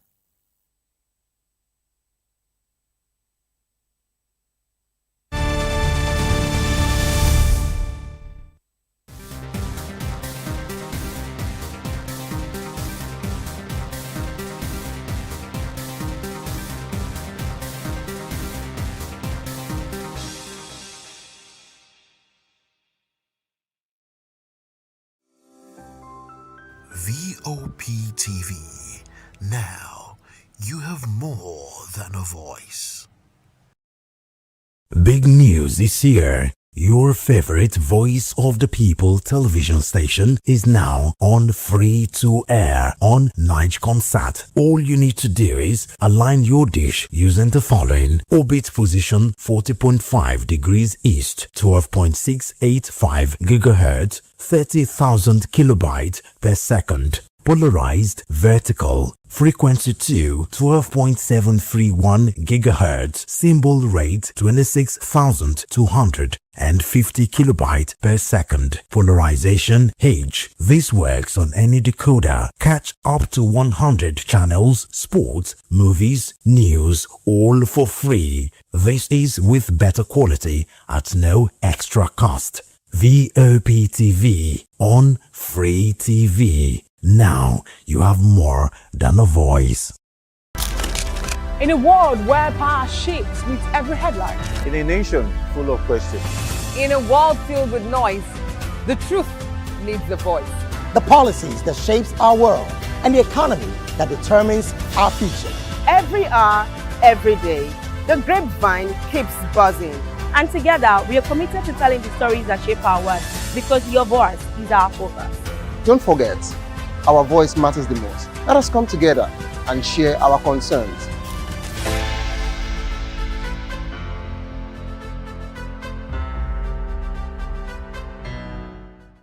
The red carpets, awards, the razzmatazz, music, fashion, interviews, and more. Spotlight on Voice of the People Television. Let's feed you with all the juicy stories in the global entertainment space, bringing you the glitz and glamour as they hot. VOPTV. Now you have more than a voice.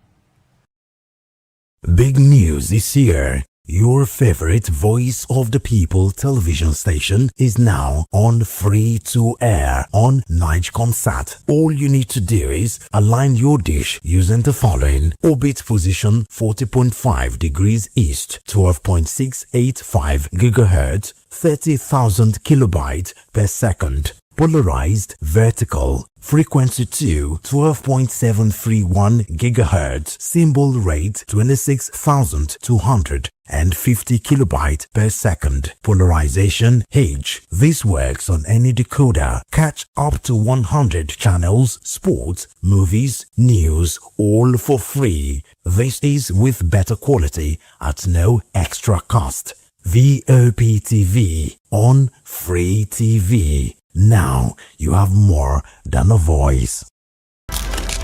In a world where power shapes with every headline. In a nation full of questions. In a world filled with noise, the truth needs a voice. The policies that shapes our world and the economy that determines our future. Every hour, every day, the grapevine keeps buzzing. And together, we are committed to telling the stories that shape our world because your voice is our focus. Don't forget, our voice matters the most. Let us come together and share our concerns.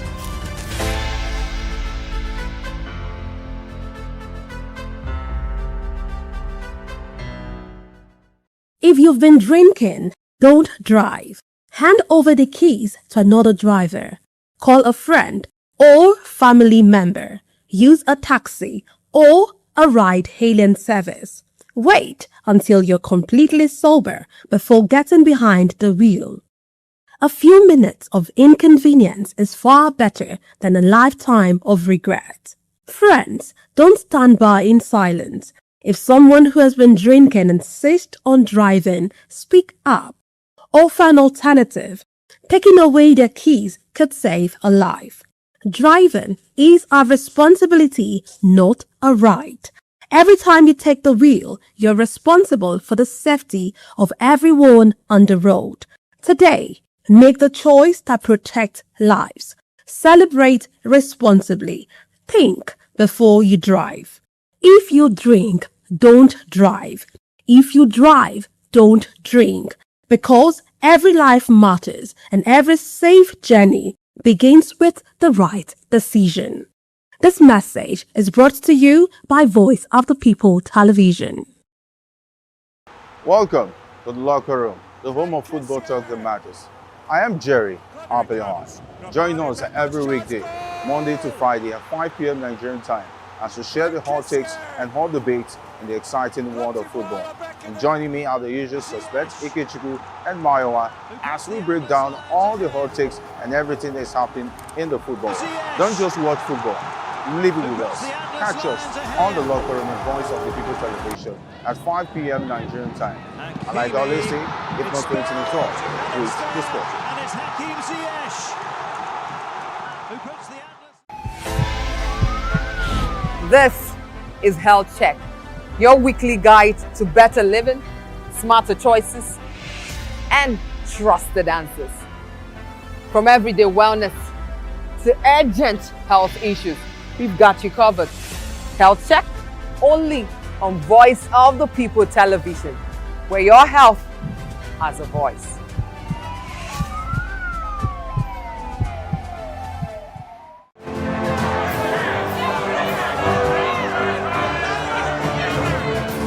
Do you want your voice to be heard?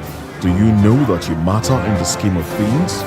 The People's Voice, the show where ordinary citizens take center stage as we discuss the biggest stories that affect you and I. With you in mind, we facilitate lively discussions, debates, and interviews on the topics that matter most to you and I. From social justice to economic empowerment, education to healthcare, governance, and more. Tackling tough topics and amplifying your voice. Join the conversation and make your voice count. The People's Voice. Make your voice count. The red carpets, awards, the razzmatazz, music, fashion, interviews, and more. Spotlight on Voice of the People television. Let's feed you with all the juicy stories in the global entertainment space, bringing you the glitz and glamour as it is hot. Stay tuned to Spotlight, 1 p.m. Monday to Friday.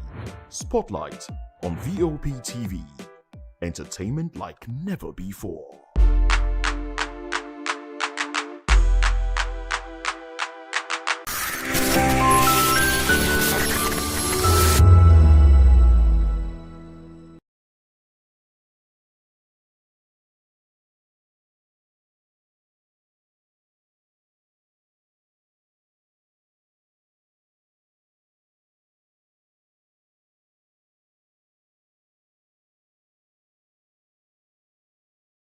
Nigerians, your voice matters, and in 2027 it starts with your permanent voters card, your PVC. If you're 18 and above and you're a Nigerian citizen, you have the right to choose who leads your community, your state, and your country. But that right only counts if you have your PVC and your name is on the voter register. Here's what to do. First, check if you're registered. If you're not, or if you've moved, lost your card, or turned 18 since the last election, go to the nearest INEC office or an INEC registration center. Second, it's free. Don't pay anyone for any registration or collection. Third, collect your PVC early. Don't wait until the week before elections. INEC will announce dates. Listen to radio, TV, and follow INEC's official pages. Your PVC is more than plastic. It's your power to hold leaders accountable. It's how you decide on roads, schools, hospitals, and jobs for your community. When you vote, you decide the future of your children. Get registered. Get your PVC. Vote in 2027. For Nigeria to work, you must be a part of it. Your vote, your future, your responsibility. This message is brought to you by Voice of the People, VOP Media. This is Health Check, your weekly guide to better living, smarter choices, and trusted answers. From everyday wellness to urgent health issues, we've got you covered. Health Check only on Voice of the People television, where your health has a voice.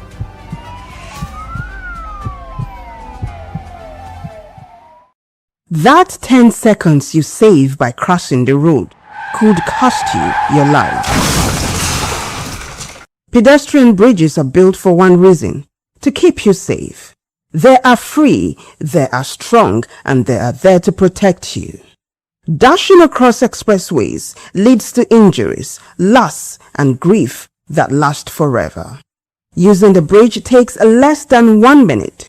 Losing a loved one lasts a lifetime. Parents, teach your children. Driver.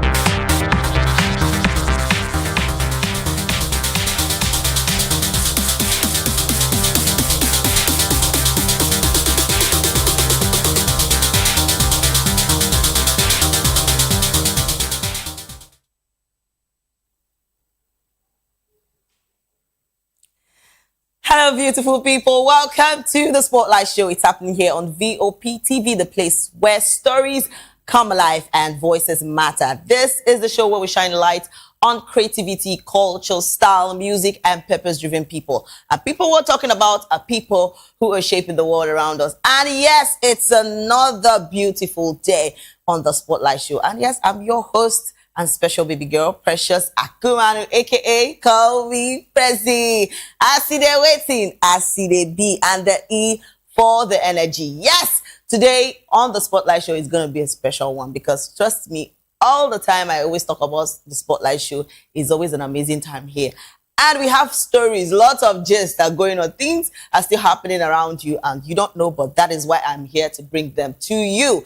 And yes, get ready everyone, because we're about to ride through stories that matter and music that moves and people who make a difference. And first on our list today, we're talking about a movie. Guess what movie it is? And it is The Children of Blood and Bone, and it's set to bring African fantasy to the big screen. So yes, the highly anticipated fantasy film Children of Blood and Bone, based on the best-selling novel by Nigerian-American author Tomi Adeyemi, is gearing up for its worldwide cinema release on January 15th, 2027. Directed by Gina Prince Bythewood, the movie follows the journey of Zeli, a young warrior determined to restore magic to the mythical kingdom of Orisha after a ruthless king destroys the magic. So the production boasts an all-stars cast including Tuso Bedu, Damson Idris, Amandia Stenberg, Idris Elba, Viola Davis, Cynthia Erivo, Regina King, Chinwetel Ejiofor, Nigerian actor Richard Mofe-Damijo, and Afrobeat star Ira Star, who makes her Hollywood acting debut. So the film has generated massive excitement for its African-inspired storytelling, stunning visuals, and star-studded cast, making it one of the most anticipated fantasy release for 2027. So, however, yeah, the project has also attracted attention after author Tomi Adeyemi publicly distanced himself from the adaptation, citing behind-the-scenes disagreements, despite originally serving as a co-writer and executive producer. Even so, Paramount Pictures continues to move forward with the release, with fans eager to see the beloved novel come to life on the big screen. This is I'm already excited for this one because it's massive. Idris Elba, it is really massive. I've been saying this all the time, and you see the likes of Endurance, the dancer. It's a lot for this particular movie. It's gonna be a lot because trust me, I still commend all our actors, our actresses. We've been moving things. We have been doing things this period, and it has been shaking the world. And I'm so happy. I'm so excited about this particular movie, Children of Blood and Bone. It's set to bring a lot of people are excited about this one, and to think that the likes of Ira Star is gonna be here, and also we have a lot of people that are so waiting to see this particular movie, and it's a lot for me because seriously, this is the thing. All right, let's go over to the comment section. A lot of people are really excited for this particular movie, and people are already talking about it. People are eager to see what is going to happen. All right, let's go over to the comment section and see what we have there. And yes, Obere said, wow, beautiful, congratulations. And Oluwa Pamileri Ayo said, bringing the words to life. And Tammy Draws One said, Pami. Okay, I think a lot of people are so excited for this one. And Yinks said, look at you. Wow. All right. And Powell said, to see it come to life and the beats, moments, and incredible. Are we ready? It's the world ready. I think I'm ready. All right, let's take more comments. We have a lot of people still talking about this particular movie, The Children of Blood and Bone. And yes, Queen Direct said January can't get here fast enough. This looks amazing. Yes. And it's for last Shayo said, okay, Gina.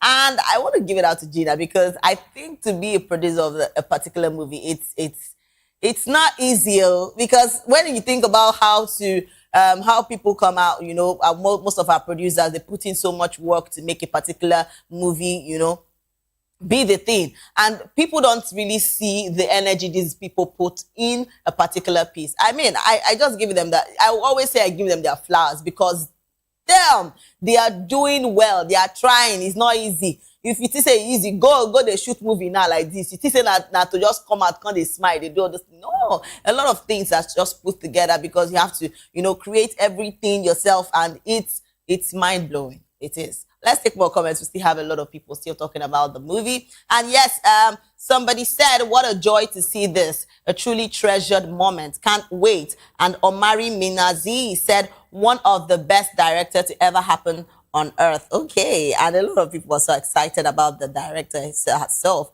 And yes, she said, I love your hard working from the Woman King to Children of Blood and Bones. So keep up the good works. I'm so happy to get chance as background from both movies. Okay, and Luke said, wow. And Just Vessel said, I cannot wait. Me, I cannot wait too. All right, we have more comments. Let's take more and more comments. A lot of people are so excited about this one. And to think of that our Nigerian people are really, gearing up for this particular movie, it's something that I see Nigeria to the world, to anything where you think. For the fact that I start, we're talking about Thames. I heard Thames, okay, is also, going to be producing particularly the sound and stuff like that. And me, see, when it comes to this particular one, I am so excited. I cannot wait. Let's take more comments. We still have a lot of people. And Mem, the actress, said, this is amazing. And can you share? We have more comments. And yes, the River Camp said, magnificent. And the film camp said, this is so beautiful, Gina. At GPTB Mad 8. Okay, can't wait to see it.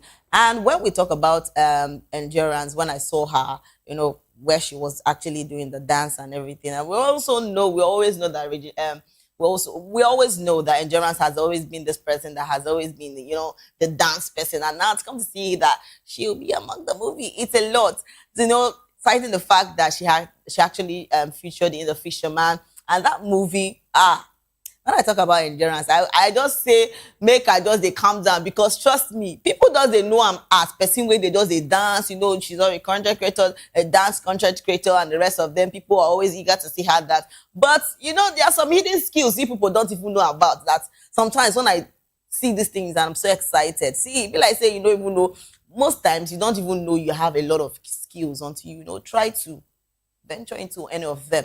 And for Endurance, it's a big one. I'm so happy for her. And yes, to this particular movie, I can't wait. And likewise, other people can't wait to see this. All right, let's take more comments before we go over to the next story. And yes, somebody has said, I love you, Queen. And yes, Brooksy said, can't wait. We have more comments. And the River Camp said, magnificent. We have more comments. Let's take more before we go over to the next story. Trust me, I always say that I will give the producers their flowers. They deserve it. Coming to the Woman King and a lot of them, especially that Woman King, it says a lot. Me, that particular movie, I think that movie, transformed my mind. Yes, seriously. It's how people really see that movie. And, I feel people didn't really talk much on that particular movie. But seriously, you see that movie, it says a lot. And coming to think that this particular one is going to be a banger. I can't wait for that too. All right, let's take more comments and we will go over to our next story. And Catherine said, whoa, you smiled with it. It's going to be so good. And yes, somebody said, this is beautiful. Okay. And Kemi Yondo said, Gina with the fire emoji. Okay. And yes, Steve, yes, Tag said, congratulations. Yes, and big congratulations to them. I mean, it's a lot, and can't wait to see this particular one drop. Okay, over to our next story. We are talking about, yes, guess what? People that, when we're talking about movies like this, we talk about the Black Panther, we talk about a lot of movies that has been going, and guess what? Right now, with everything going on, the new Black Panther has been revealed. And guess who it is? David Johnson as the new Black Panther. Me, I'm even excited. Like, yes. So Marvel Studios has officially unveiled British actor David Johnson as the next next Black Panther during its presentation at San Diego Comic-Con at 2026, and Johnson will portray T'Challa 2, the grown-up son of the late King T'Challa, and Nakia, marking a new chapter for the iconic superhero franchise.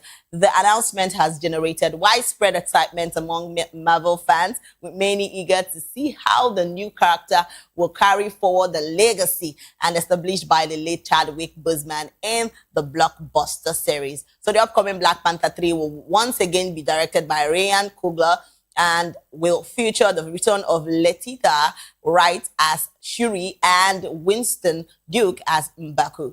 And yes, rather than, replacing Chadwick Boseman original T'Challa, the film introduces the next generation of Wakanda's protector through T'Challa II. The movie is currently, scheduled for a worldwide cinema release on 15 December 2028, with fans anticipating another epic chapter in the Marvel Cinematic Universe. And see, to even anticipate this one in 2028 is a long thing, but it has to give them time to create this masterpiece. And for David Johnson, wow, that's a huge role to play. Congratulations.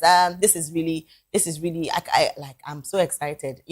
When we talked about the former Black Panther, and we're talking about the Buzzman, it's a lot. I mean, may his soul rest in peace, but he actually dominated a lot of things in people's mind. He gave us that power. He gave a lot of people that power. Gave them a lot of sense. A lot of he actually dropped.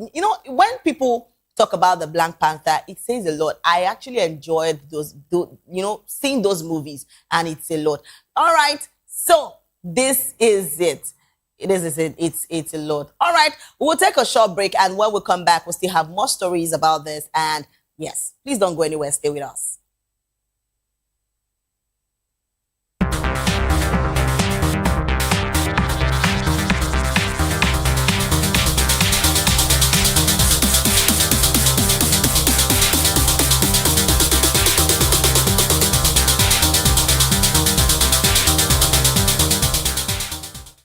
Big news is here. Your favorite Voice of the People television station is now on free to air on Nigecomsat. All you need to do is align your dish using the following: orbit position 40.5 degrees east, 12.685 gigahertz, 30,000 kilobytes per second. Polarized vertical, frequency 2, 12.731 gigahertz, symbol rate 26,250 kilobytes per second. Polarization H. This works on any decoder. Catch up to 100 channels, sports, movies, news, all for free. This is with better quality at no extra cost. Voptv on Free TV. Now you have more than a voice. In a world where power shifts with every headlines, news breaks and events happens, we bring you unbiased and explicit information on politics, economy, and state of the nation. We break down the chaos. Facts, not fluff. Truth, not spin. We discuss not just politics, but a glimpse into the future. Voice of the People Television. Now you have more than a voice. 2564 is coming up on Burning 9, right? 2564 Atlantic Tower. What happens in the hush behind hangar doors? Who signs the papers that gamble with lives? Which truths were grounded before they even ever had wings?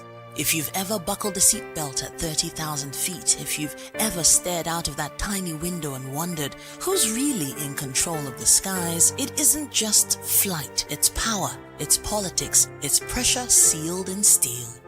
We're peeling back the clouds from runway risks to sky-high secrets. We're diving deep where most dare not to look. Aviation Scope, every Sunday at 7 p.m. only on Voice of the People TV. We don't just report, we reveal. We don't just ask, we uncover. Because when it comes to the skies, ignorance is turbulence. Aviation Scope, the sky isn't the limit, it's just the beginning.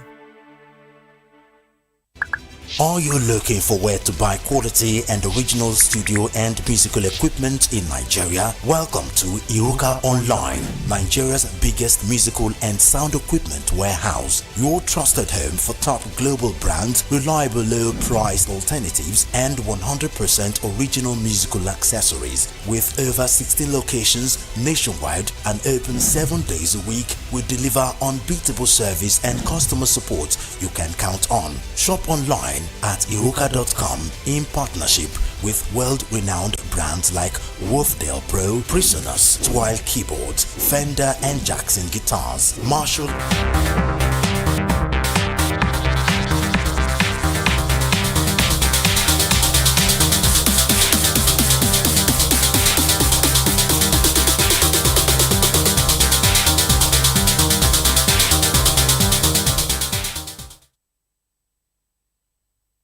And yes, welcome back to the Spotlight Show. It's still happening here on Voptv. And yes, we've been talking about a lot of things about movies, producers, and yes, it has been amazing.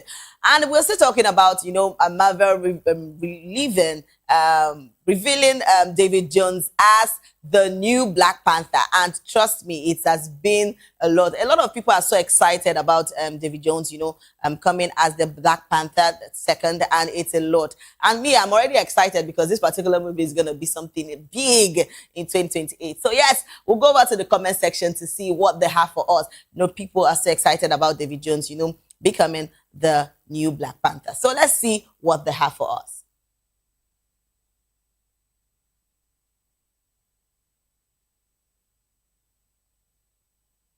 And yes, somebody said, how they gonna make him look 6'0" on screen? Okay. And Lubab said, let there be a new start. That's how the black race should grow. Okay. And Syke Edilesi said, finally, an African playing an African role. Okay. And Fats K said, can't we use American actors? Damn. Hello. It's the black. We're talking about a black movie. So I don't want to be the person that will always say, oh, are you trying to side for the black or anything? But no, but that movie is always talking about, it has his own singing and everything. So I don't think you just need to come out and start saying, oh, why don't you use American actors? So what happened if they use a black, actor? It's not bad. All right, let's go over to the next comment. We have a lot of people still excited about David Jones as the new Black Panther. And yes, Adult Stifler said, looks like all the Panthers always got a Sierra Leonean link. Okay. And probably he only a little of Nigerian DNA and more of Sierra Leone and DNA, but these Nigerians and claiming things. Okay. You see, I actually love the fact that it's David Jones. Seriously, because looking at David Jones, outline about his old movies that he has actually featured, it says a lot. I would actually love us to see this particular video, because trust me, particular picture, because David Jones has generated from time to time. I've seen a lot of movies that he has been in, and featuring in all those movies, it's a lot. For me, it's massive. All right, let's hear this.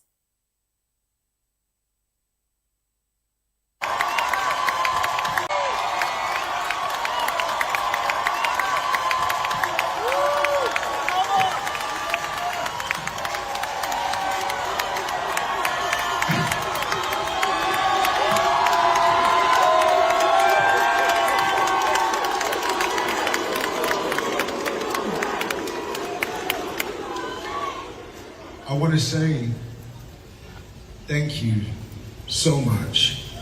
Thank you, Ryan. Thank you, Kevin. Thank you to this amazing family that I have the honor and the privilege and the blessing to join.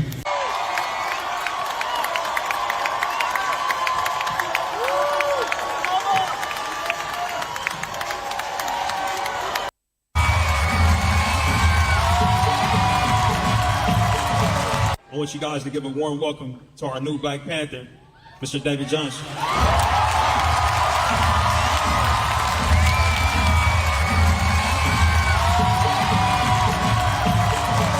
I want you guys to give a warm welcome to our new Black Panther, Mr. David Jones.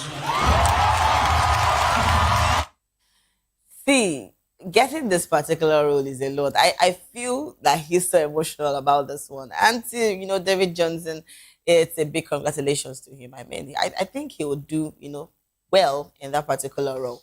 Okay, to all his fans, a lot of people are excited for him. I am also excited for this particular role. Okay, and that takes us to our next story. We're talking about Nigerian music icon D'banj has actually announced a major partnership between his Cream creative reality entertainment, arts and music platform and global independent music company Sing Music Group to discover and develop the next generation of African music stars. So the collaboration aims to provide emerging artists with access to international music distribution, marketing support, mentorship, funding, and career development opportunities, and reinforcing Cream's mission of creating pathways for young talents across the continent. As part of agreement, the popular Best of the Streets but talent competition will return with 10 outstanding artists set to be selected for the development under Sing Music. And the partnership also sees the D'banj music catalog joining the Sing Music ecosystem, marking another significant step in expanding African music's global reach while giving aspiring musicians a platform to showcase their talents on the international stage. And when I say D'banj is the big thing, I'm always saying it because tell me, I've always loved D'banj songs. Tell me, because yes, this is it. This is what people need. This is what young talents need. They need things like this, things that would showcase them. And we have a lot of people that are skilled. Yes, Nigeria has a lot of skill. When it comes to music scene, Nigeria has a lot of people that are really skilled, that have the voice, they have the energy, they have everything to showcase. And I'm always saying this, Nigeria, we get them. Anything where you just come out like this, we did. And for the D'banj to actually bring out this is a big thing, and I'm so excited and happy for this one. And to everyone that has, hoped to do music and are always putting in their energy and don't lose hope, because now who lose hope, now you feel. So the energy you have to keep pushing, you have to keep joining, because definitely there would be this screen for you. All right, let's go over to the comment section. A lot of people are so happy for D'banj, the fact that he has actually partnered with Sing Music, and it's a big thing. And a lot of people are excited for young and upcoming talents that are that are out there that needs this particular thing to actually be there. So yes, and somebody said, has he paid Mr. Ree his money? Hey, Jesus Christ. You see, one thing with some of these comment section people, now not get joy. You people enjoy are just far away. Come on, come to think of it. More now they try to they give people, be kind with your words, not be everything. See how many people where you don't see say they outside to actually talk about music, young talent. Even if they talk about money, how you take concern you? Money now your own. Person will get the issue with the money itself. They never even talk plenty. You self don't carry the thing for your head. But it's well. All right. Another person said, I build standard websites. I don't understand you at Coach Ronix. Is well with you. And yes, citizen Steve said the rich investments where them no go chop over chop ke. I beg you. Okay. And Psycho Visual said, if you need a video editor for any time, you see people with their plenty things, but it's well. Let's take more comments. A lot of people are so excited about this one D'banj has actually brought out, and it's a lot. I'm so excited about it to young and upcoming artists that are eager to to make their song heard, and they feel that they are going to be the next big thing. I think this kind of things are for you. Yes, and Coco Master always the best dressed. And yes, it be like say, I think not only me they see this thing. When it comes to D'banj's dressing, his fashion sense is top notch. I am not joking. See, I feel like most times when I talk about most of our, celebrities that are always that has this fashion sense. See, Nigerians, they give me joy. When it comes to that particular part, Nigerians gives me joy. They're not the carry last. When it comes to fashion, you don't see these people dress well. You don't see them, their dressing is top notch. Later now, person go say, Prezi, you still like painting? I beg you. And I like things like this. When I see him, it gives me joy. Who they carry shoot and put for mouth, you go vomit am. Never. Please, let's give it up for Coco Master. Now him be the best dressed, I accept, at Alpha Noel. And thank you for that. And Tanya said, day 25 of being everywhere until my brand gains visibility. Oh, okay. Amen to that. And yes, we have more comments. And Xtina Fano said, OG, your neighbor, na music artist at J. OG, your neighbor, na artist, music artist, Ajay. Okay. To those that are still expecting their song be heard and their voices be heard, this is the thing. I think the band is doing a lot. See, I commend people that really want to give back to, give back to people. You know, you've been there, you've seen things, you've been in the music industry for a long time, and people need this visibility. People need this place they could actually, their song could actually be heard. For the band, it's a good thing. It's a big thing that he actually did this. And people don't really remember how probably your music or anything, but the life you've impacted on. A lot of people are eager to experience this kind of thing. And maybe so far so good. They've put in so much energy, but they are still not heard. And for the band to actually do this is a good thing. I mean, he deserves his flowers. All right, before Oingo say, this flower where they carry, no worry, the flower go reach you. Okay. And Adiva Official said, I tag myself. Okay, that's a good thing. And Tino Caro said, trust the band at your own risk. I don't understand. Why they talk like Tino? Where TB that? What is this? I don't understand you. All right, Jeremiah said powerful. It's a big powerful. And yes, Bolua. We have a lot of people that are so excited about this particular move of the band. It's a big thing. Let's take more comments. We have a lot of comments and people are still talking about this particular. Temi Baby said, hi guys, I'm into Kilo, they talk music, now they carry this thing, they go another place. Okay, Womex Dorothy said Major Raj. Okay, and Folar said this man know the age. Actually, you see when person they talk, we don't talk about in fashion sense now. One person they say in the young. You say when we talk about blacks, we don't crack. That's the truth. Black don't crack. Line they drop. Black don't crack. So black is beautiful. We always did this strong anytime when you see us.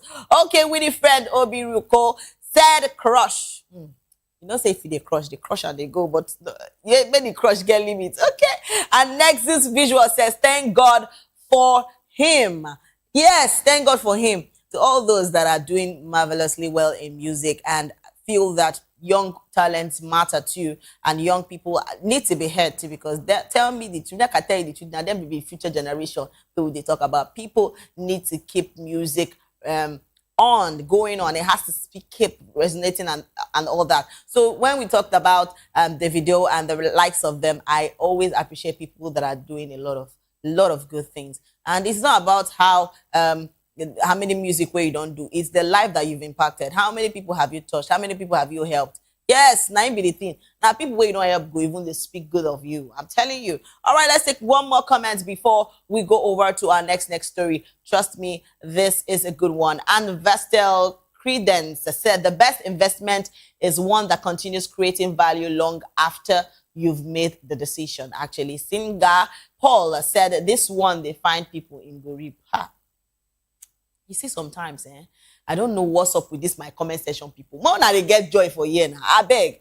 Adroro Mojola said, the picture has a powerful dynamic that is communicated in the pose. Okay. When we talk about pictures, when we talk about fashion, I think the badge is just the thing.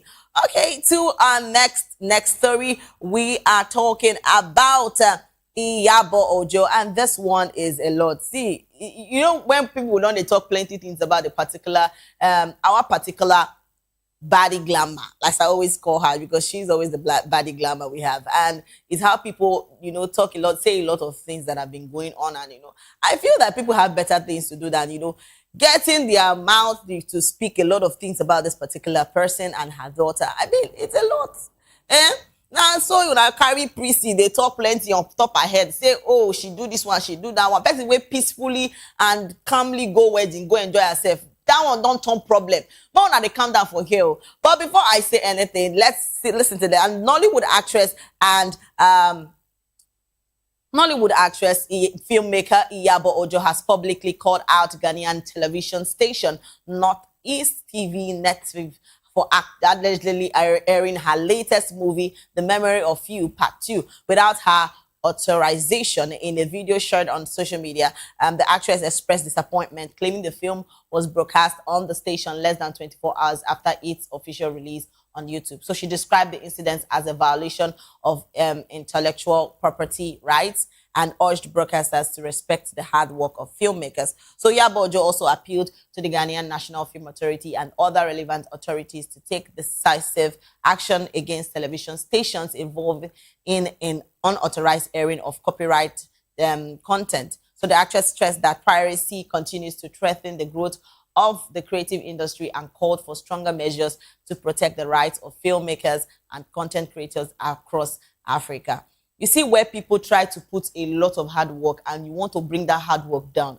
We see that part where they talk plenty things. Come on. This is not right. I feel people put so much work producing a particular movie, and the best you could do is to just go watch. But no, you go decide say you want to carry everything. Come on, to take somebody's glory for something where you don't do. It's a lot. But before we still continue to talk about this, I would love us to see and hear what Iyabo has said concerning this particular situation.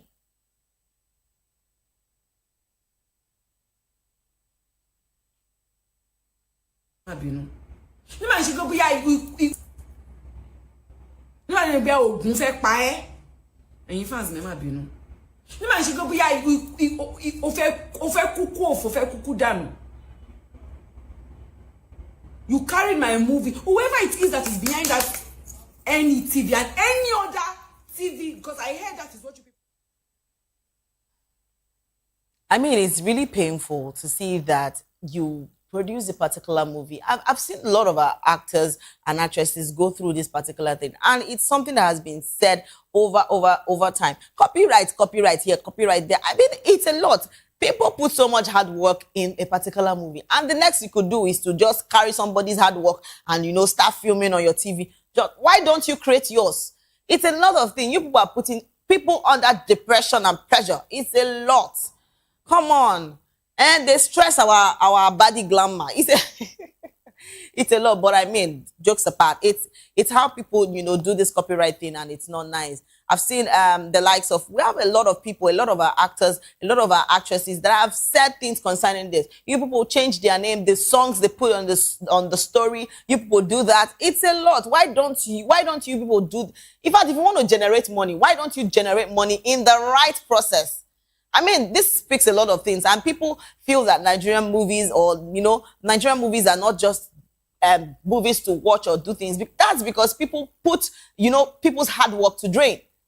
All right, we'll go over to the comment section to see what people have said concerning Iyabo Ojo. A lot of people are so disheartened about the whole situation about her movie. So we'll go over to the comment section and see what they have for us. And yes, Prep T said always Ghana. It's somebody said I beg, it's always Ghana. And it's come to think of it, it's a Ghana movie. It's a lot. I mean, I think that better things has to be done concerning things like this. Seriously. And yes, it's Dope Mashan said, Madam, just take legal actions. It's simple, actually. And yes, property lawyer said, sue them. Get a big lawyer there to do it, to send president. Okay. And I am Queen Lizzie said, you don't need all these rants. Just get a lawyer and do the needful, because things has to be stopped. But like say if they use one person as scapegoat, everybody other person will learn. Because trust me, I see how people put a lot of hard work on the particular thing, and it just gets a dream just because maybe people feel that you can't do anything, or you are not. It's a lot. Let's take more comments. A lot of people are still talking about Iyabo Ojo and the situation she had with a Ghanaian TV. And Plaque C said, ranting here would not solve the problem. Take legal actions. And Breezy said, get lawyers in Ghana to sue the TV station. You need compensation for this. Okay. Annalena Nake said, Madam, stop making noise. people should calm down. Is how you people even use these bad words to speak to people. Come on, relax, calm down. If you're speaking to, if you're trying to advise somebody, you could do that without, using abusive words. And yes, she said you have lawyers, sue them, take them to court.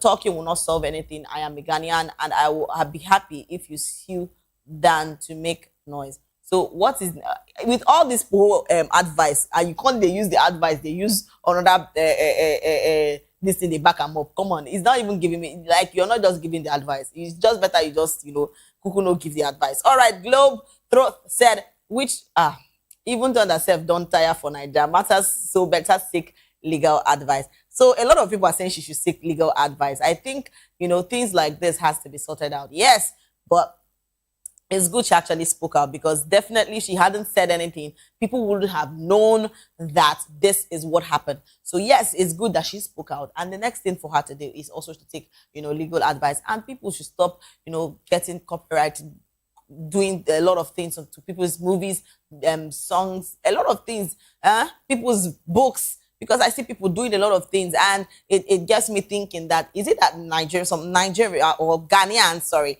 can't, let me not put that way, but trust me, it's not really, it's really not nice. I think there are better ways to make money if you want to make money. All right, and yes, and Miriam Suku said, funny how I watched this movie in the same station earlier.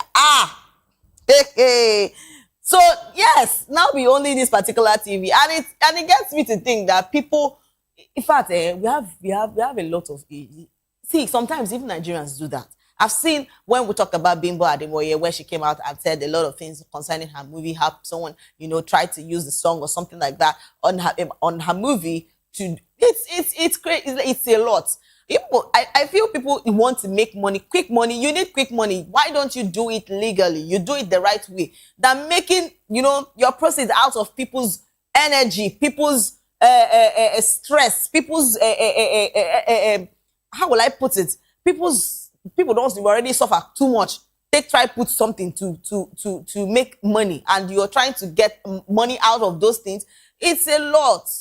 And but if you want to get money, there are better ways to do it. You have a lot of content you could want to, create to get your money and, get yourself things done. But, doing it this way is something I don't even advise. I don't even like. When I hear things or like things like this, it gets me, pissed out. All right, let's see more comments. A lot of people are still talking about Iyabojo, and Josie nailed it. Said, honestly, I am a Ghanaian, and I can tell you for a fact that people don't even watch the one on TV.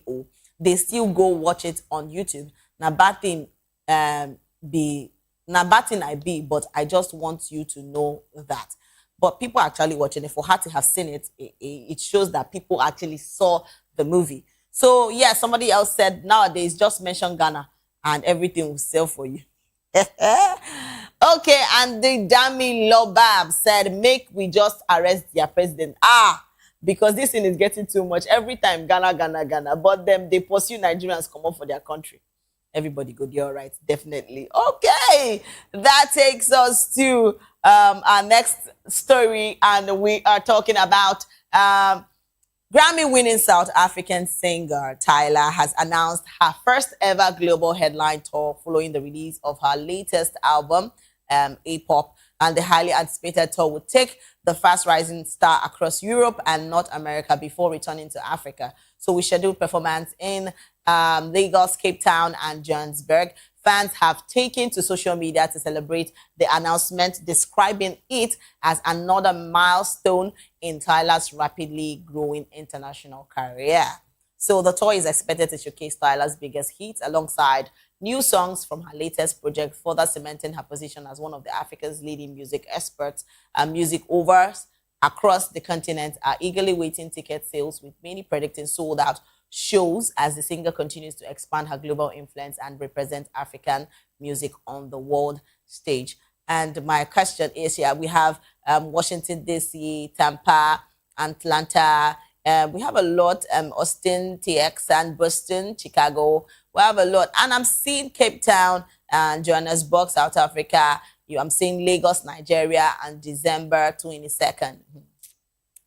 my question is, we all know that Tyler is a South African, singer, and with all this whole xenophobic attack that has been going on, and the Chika Ibis whole situation, a lot of people are still talking about. I mean, even one of our models that was returned back to that has been asked to leave South Africa. I mean, all these things happening, really, for her to be in Nigeria for this particular tour. I mean, a lot of people will still talk about this.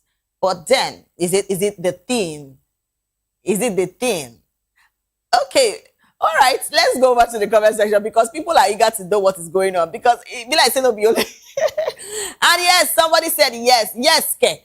And Tiffany said me, dear. Okay, and Brixie said Asia. I mean, they're always showing you love over there. Okay, and Lena said South Africa, here I come. Okay, for Nigerians, I don't know if you will be able to, because people love Tyler's song, they always dance to her song. I've had a lot of Nigerians play her song, and you know what I'm talking about. And now they have been a ticket to go to South Africa to actually, see Tyler do her song. Would you want to go?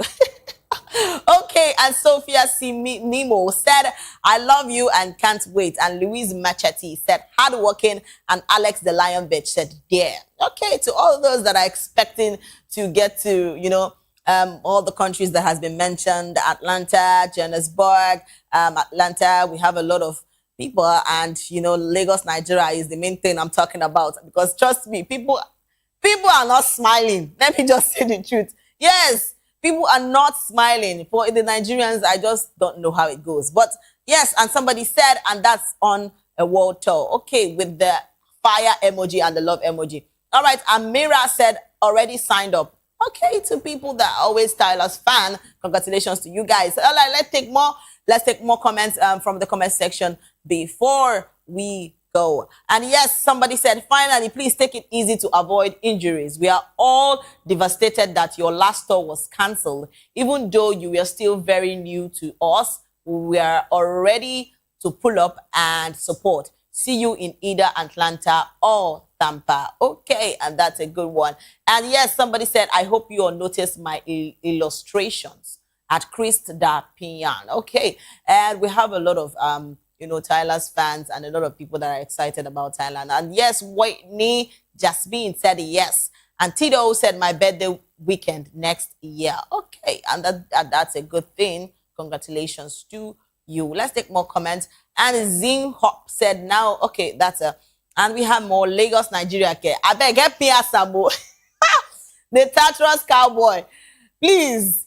Because I don't know. I mean, I said I only because they see the thing. He said Lagos, Nigeria. Okay, I am sat like mad. Okay, it's a good one. And Liliana said, thank you, mamas. Okay, to all those that are always excited about, Tyler and the likes of her music.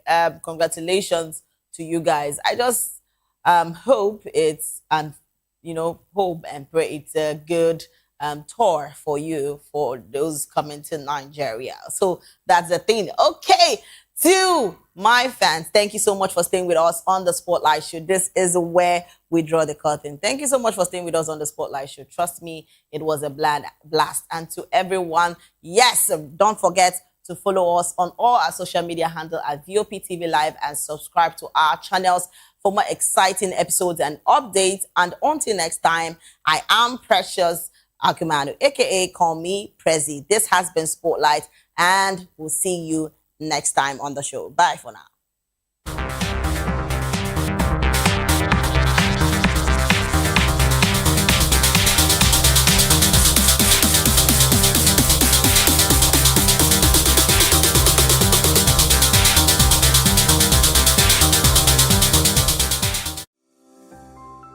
Voptv.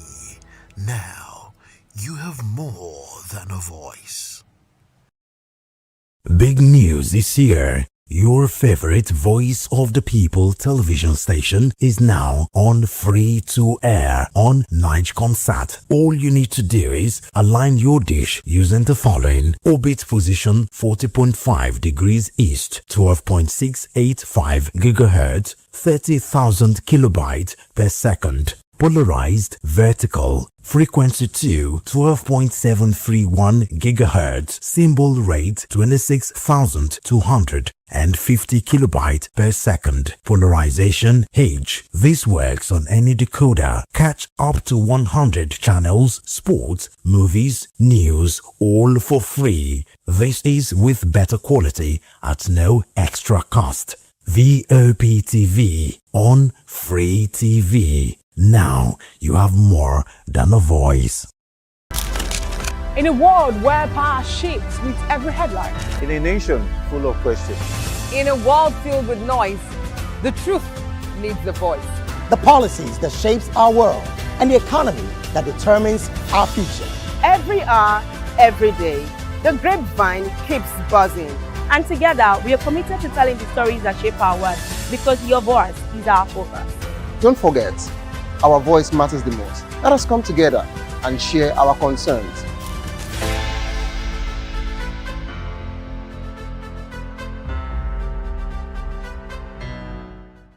If you've been drinking, don't drive. Hand over the keys to another driver. Call a friend or family member. Use a taxi or a ride-hailing service. Wait until you're completely sober before getting behind the wheel. A few minutes of inconvenience is far better than a lifetime of regret. Friends, don't stand by in silence. If someone who has been drinking insists on driving, speak up. Offer an alternative. Taking away their keys could save a life. Driving is our responsibility, not a right. Every time you take the wheel, you're responsible for the safety of everyone on the road. Today, make the choice that protects lives. Celebrate responsibly. Think before you drive. If you drink, don't drive. If you drive, don't drink. Because every life matters and every safe journey begins with the right decision. This message is brought to you by Voice of the People Television. Welcome to the locker room, the home of football talk that matters. I am Jerry Arpillon. Join us every weekday, Monday to Friday at 5 p.m. Nigerian time, as we share the hot takes and hot debates in the exciting world of football. And joining me are the usual suspects, Ikechukwu and Mayowa, as we break down all the hot takes and everything that's happening in the football. Don't just watch football, live it with us. Catch us on the locker room and Voice of the People Television at 5 p.m. Nigerian time. And like I always say, if not 20 minutes off, please discuss. And it's Hakim Ziyech who puts the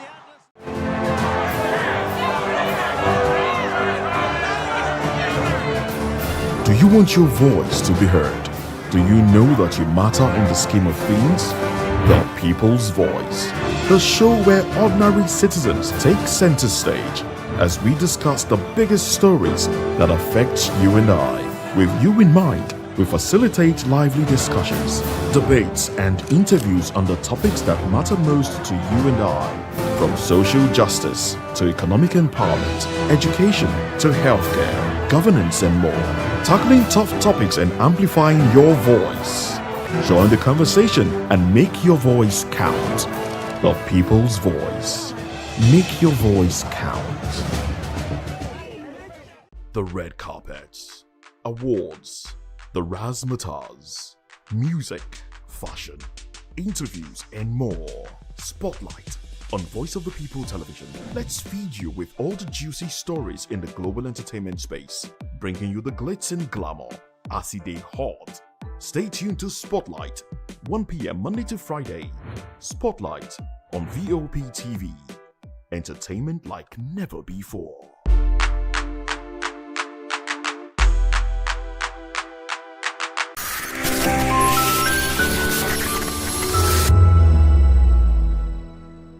Nigerians, your voice matters, and in 2027 it starts with your permanent voter's card, your PVC. If you're 18 and above and you're a Nigerian citizen, you have the right to choose who leads your community, your state, and your country. But that right only counts if you have your PVC and your name is on the voter register. Here's what to do. First, check if you're registered. If you're not, or if you've moved, lost your card, or turned 18 since the last election, go to the nearest INEC office or an INEC registration center. Second, it's free. Don't pay anyone for any registration or collection. Third, collect your PVC early. Don't wait until the week before elections. INEC will announce dates. Listen to radio, TV, and follow INEC's official pages. Your PVC is more than plastic. It's your power to hold leaders accountable. It's how you decide on roads, schools, hospitals, and jobs for your community. When you vote, you decide the future of your children. Get registered. Get your PVC. Vote in 2027. For Nigeria to work, you must be a part of it. Your vote, your future, your responsibility. This message is brought to you by Voice of the People, VOP Media. This is Health Check, your weekly guide to better living, smarter choices, and trusted answers. From everyday wellness to urgent health issues, we've got you covered. Health Check, only on Voice of the People television, where your health has a voice.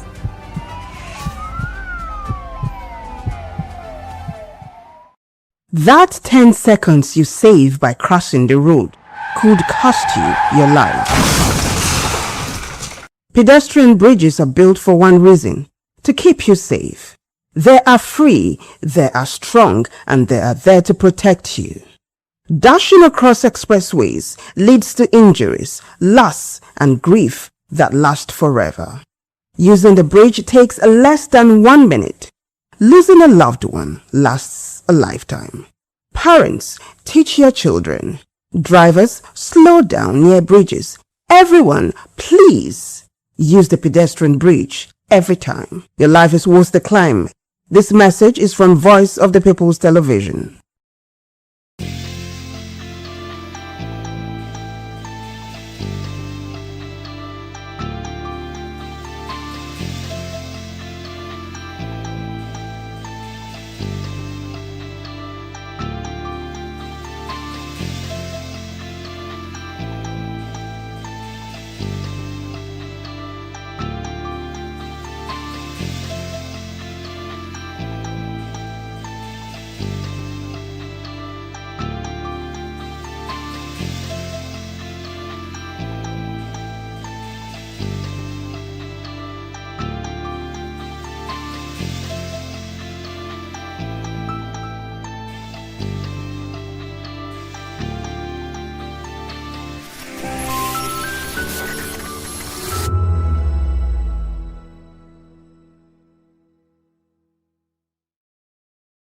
This is African News on Voice of the People television, where we don't just bring you the news, we bring you Africa's heartbeat, the policies that shapes our world, and the economy that determines our future.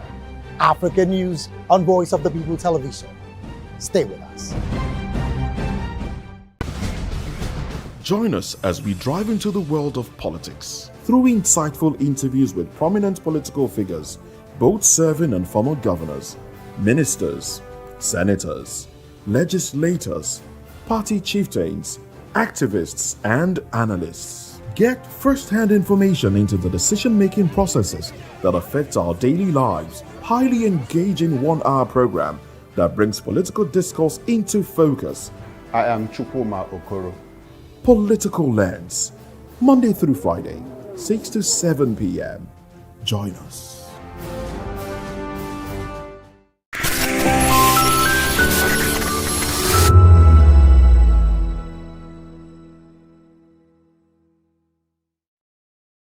As the 2027 general election draws closer, the Alliance for Democratic Rights has called on government officials to uphold democratic values by drawing lessons from past leaders, including Olusegun Obasanjo, Goodluck Jonathan, and late Umaru Musa Yar'Adua. In a statement, the group's national president Andy Chooks and national secretary Suleiman Funtua expressed concern over alleged interference by the presidency in the internal affairs of opposition political parties, warning that such actions could undermine Nigeria's multi-party system ahead of the 2027 general elections. The organization also urged the chairman of the Independent National Electoral Commission, Professor Joash Amukbiton, to uphold electoral integrity ahead of the forthcoming polls. As Voice of the People TV, we sought the opinion of Nigerians on this development. In as much as the president is the person to appoint INEC chairman, there's nothing anybody will do to change the narrative, because he who called the piper dictates the tune. If it were to be well, democracy is being practiced. The presidency doesn't have any hand in choosing who will handle the electoral umpire, like CBN governors, chief of army staff, police chief, and the rest of them. They don't have power on all those things. So when you call somebody to do a work, you are the one that appoint him or her. That person must do your biddings, irrespective of anything. If we call it compromising, that's a normal thing. It has been happening, and it will keep happening. So the issue of President Tinubu appointing INEC chairman is a free and fair entry for him. That's not anybody can do.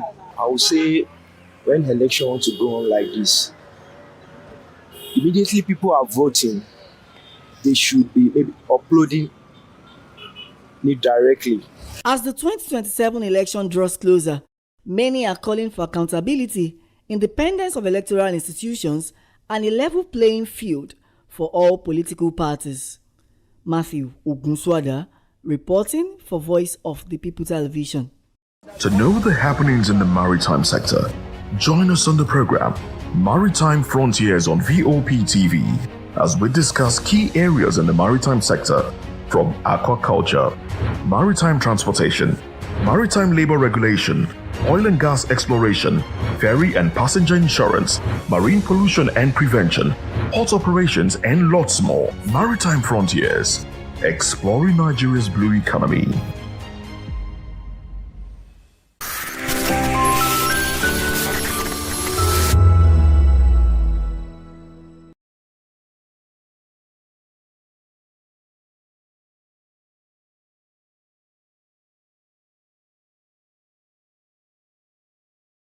Hello there, my name is Damilola Ogunsi, also known as the Goldfish. Hi, my name is Chiki Bright Emmanuel. I'm an actor and a filmmaker. Hello peeps, my name is Yomi E. Adejimo. Hi everyone, I'm Paul Utomi. Hi everyone, my name is Stacey Benjamin, and this is Voice of the People TV. I need you to keep it locked to Voptv. See, are you looking for good entertainment? You want to get good movies, good music, politics, talk shows, sports and entertainment. You really want a channel that gives you everything you need without you having to run around. VOP is where you are. That's Voice of the People. If you're not listening to this, you're not one of us, and you deserve to be killed.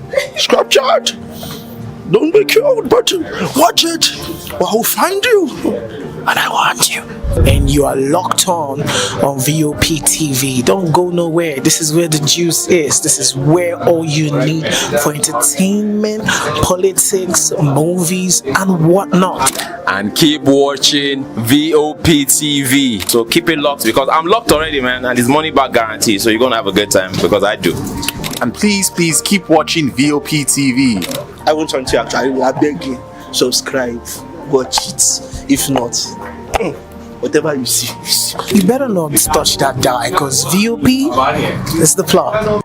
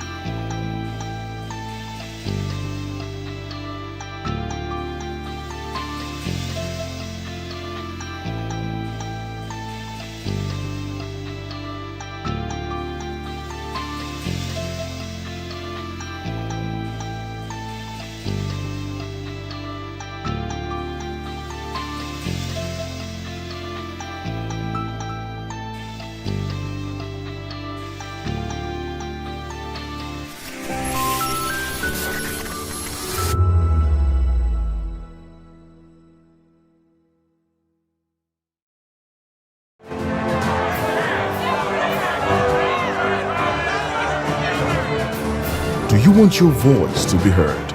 Do you know that you matter in the scheme of things? The People's Voice, the show where ordinary citizens take center stage as we discuss the biggest stories that affect you and I. With you in mind, we facilitate lively discussions, debates, and interviews on the topics that matter most to you and I, from social justice to economic empowerment, education to healthcare, governance, and more, tackling tough topics and amplifying your voice. Join the conversation and make your voice count. The People's Voice. Make your voice count.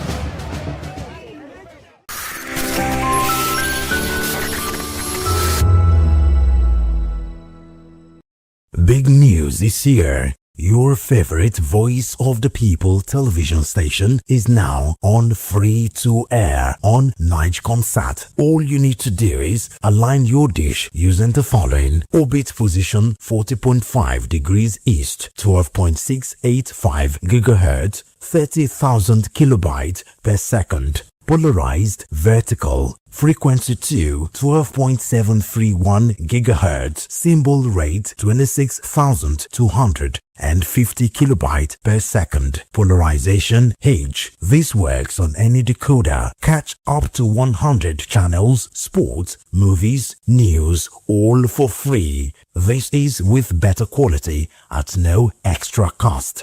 Voptv on Free TV. Now you have more than a voice. Welcome to the locker room, the home of football talk that matters.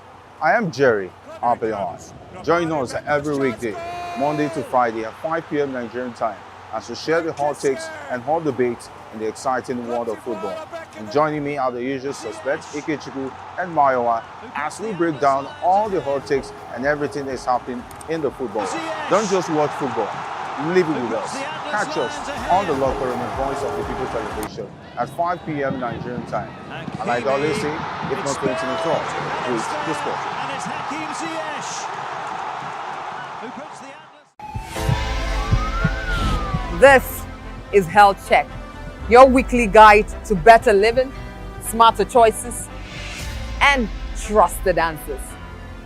From everyday wellness to urgent health issues, we've got you covered.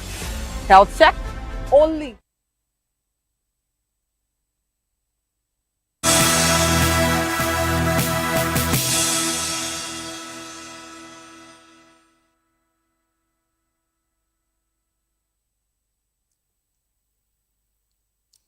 Well, hello and welcome to the African News on Voice of the People television. I am David Edwin.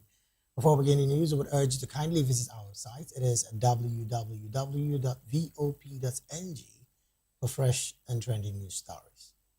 We begin the African news from Accra, where Ghanaian Foreign Minister Samuel Ablakwa has demanded arrest and prosecution over the killings of two of his citizens in South Africa as a fight in the latest phase of a revolutionary repatriation operation landed in Accra. Ghanaian citizens who arrived at Accra International Airport had welcome ceremony held in their honor, while a minute's silence was also observed for those killed in the ongoing anti-migrant protests across South Africa.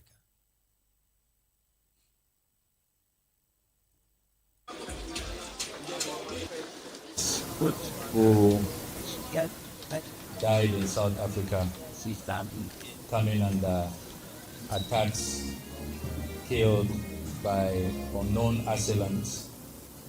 We are still demanding justice, and we have written to the South African authorities that the two Ghanaians who have been killed, Mr. Bashiru Isaac and Mr. Kojo Eji, their killing must not be covered up. There has to be justice, and we will continue to demand thorough investigations, arrests, and prosecution of those who killed our beloved two compatriots, Mr. Bashiru Isaac, whose body we have received, and Mr. Kojoinchi, whose body we are yet to receive.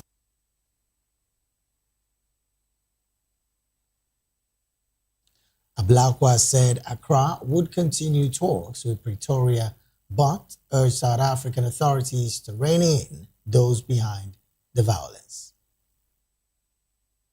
Continue to hold talks with the South African authorities to ease tensions. We hope that they will also do better in managing this crisis, reining in those who are running amok, who are attacking, killing, looting shops. That is not the kind of Africa that we deserve. This whole xenophobic attacks casts a very bad image of our continent, and we hope that they will take steps to quickly remedy the situation, so that when we talk about Pan-Africanism, when we talk about African unity, when we talk about integration, we can live it by our conduct, not just by empty rhetoric or sloganeering. We must demonstrate it as citizens of Africa in what we do at all times.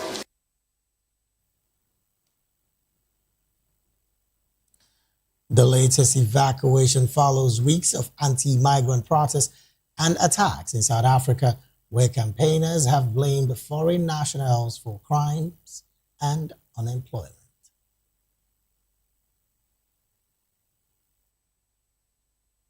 Africa President of South Africa, Cyril Ramaphosa, has called on the Pan-African Parliament, that's the PAP, to lead Africa's response to migration.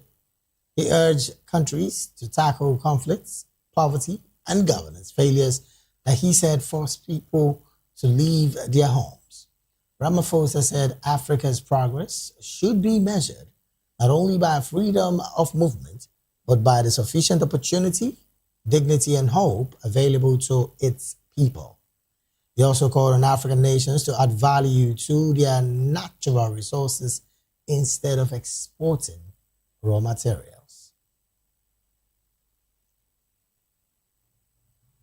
Elsewhere, Uganda's health minister, Chris Bayomonsi, has declared the country Ebola-free following the East African nation's latest outbreak of the viral hemorrhagic disease that infected 20 persons and killed 2 of them.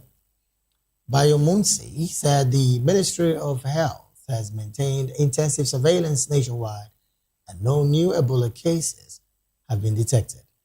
15 persons were infested in the last outbreak, declared in mid-May. Still in East Africa and now in Kenya, where Kenya's National Cohesion and Integration Commission, that's the NCIC, says it is conducting independent investigations into utterances attributed to former Deputy President Rigathi Gachagua and 9 others. The commission says it is investigating their recent past utterances and is also seeking to establish if the utterances border on hate speech or ethnic incitement. The commission, in a joint statement with the Inter-Religious Council of Kenya, said the investigations are being conducted independently under the National Cohesion and Integration Act. The commission expressed concerns over what it described as a worrying increase in inflammatory political rhetorics, ethnic mobilization, and cyber harassment, warning that the trend threatens national unity and peaceful coexistence.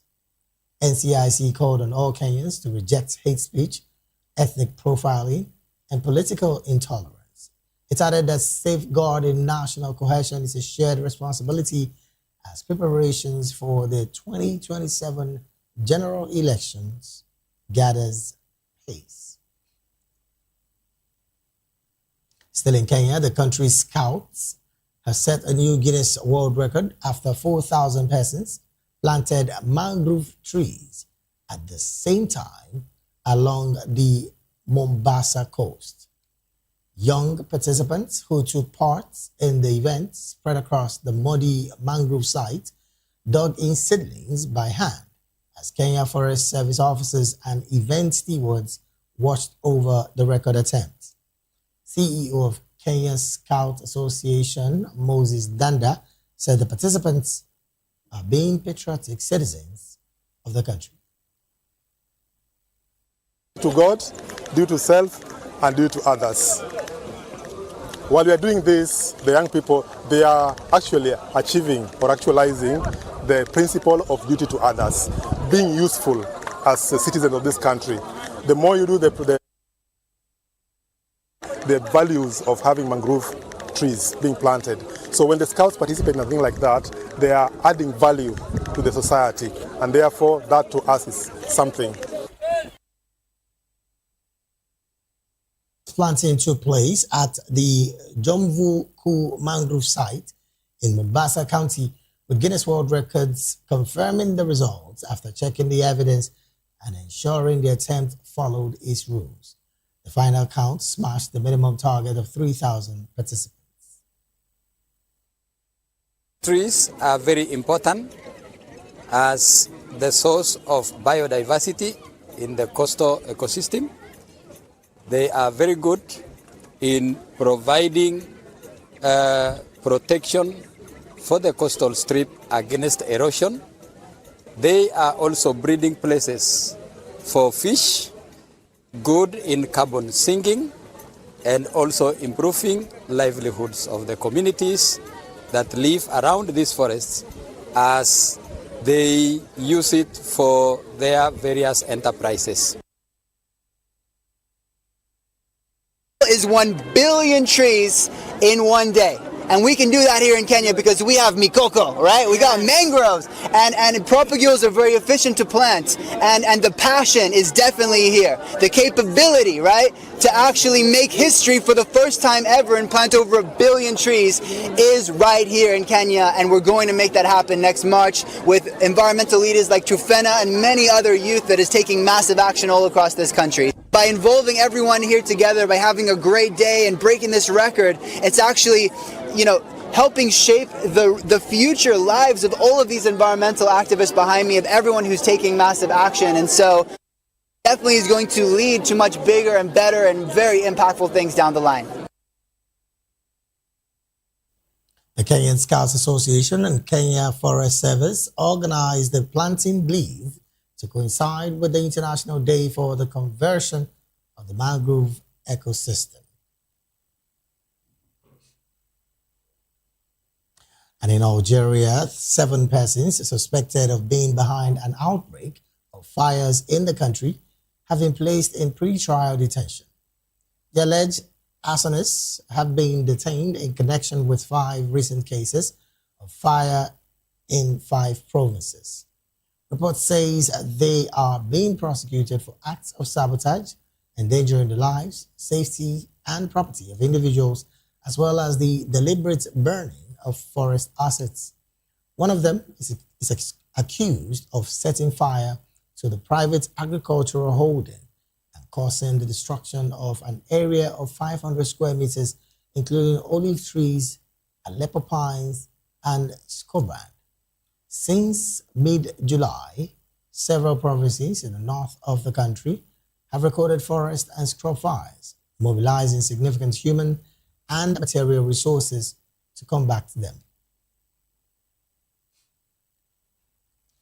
And in Uganda, voting at a polling station in Kibando, Kampala, was briefly disrupted on Tuesday after supporters of rival local council chairperson candidates clashed over access to the voting area. The confrontation occurred at St. Paul Primary School in Kibando Center Zone, where residents had gathered to elect their LCI chairperson. Supporters of incumbent chairperson Lazarus Kagimu, who is contesting as an independent candidate, reportedly took control of the entrance early in the morning and allowed entry only to people they identified as their supporters. The move reportedly sparked protests from rival candidates who accused the group of blocking eligible voters from accessing the polling station. Reports say several residents were caught up in the confusion, with some forced to remain outside the polling area even after their names had been called from the voters' register.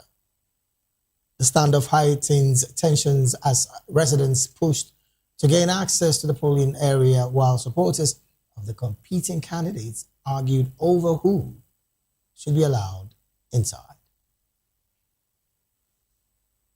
In another development, Chad has announced plans to withdraw from the International Criminal Court, saying its effectiveness was limited and uneven with a focus on Africa.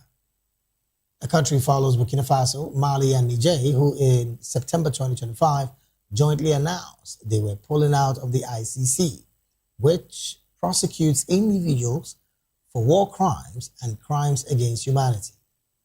Chad said its decision follows an in-depth review of the functioning of the ICC since it began operating in 2002, as well as its record, whose effectiveness remains limited and uneven across different regions.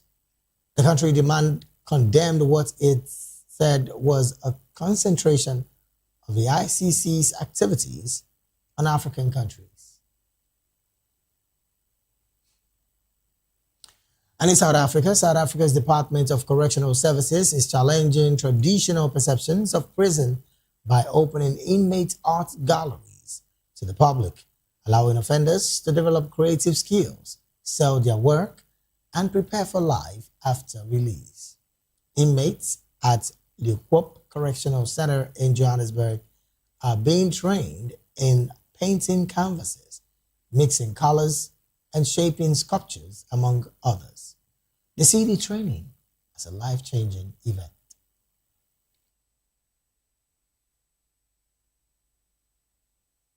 My life when I go outside to do better to the community.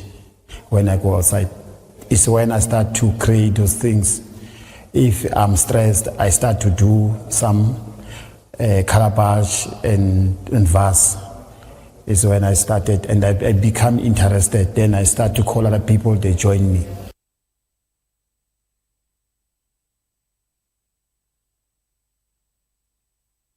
Training manager Malefo OJ said opening the galleries to the public allows offenders to earn money from their work while preparing to return to society. He added that art can encourage positive behavior inside correctional centers, keeping offenders busy and giving them an outlet for frustration. Development programs.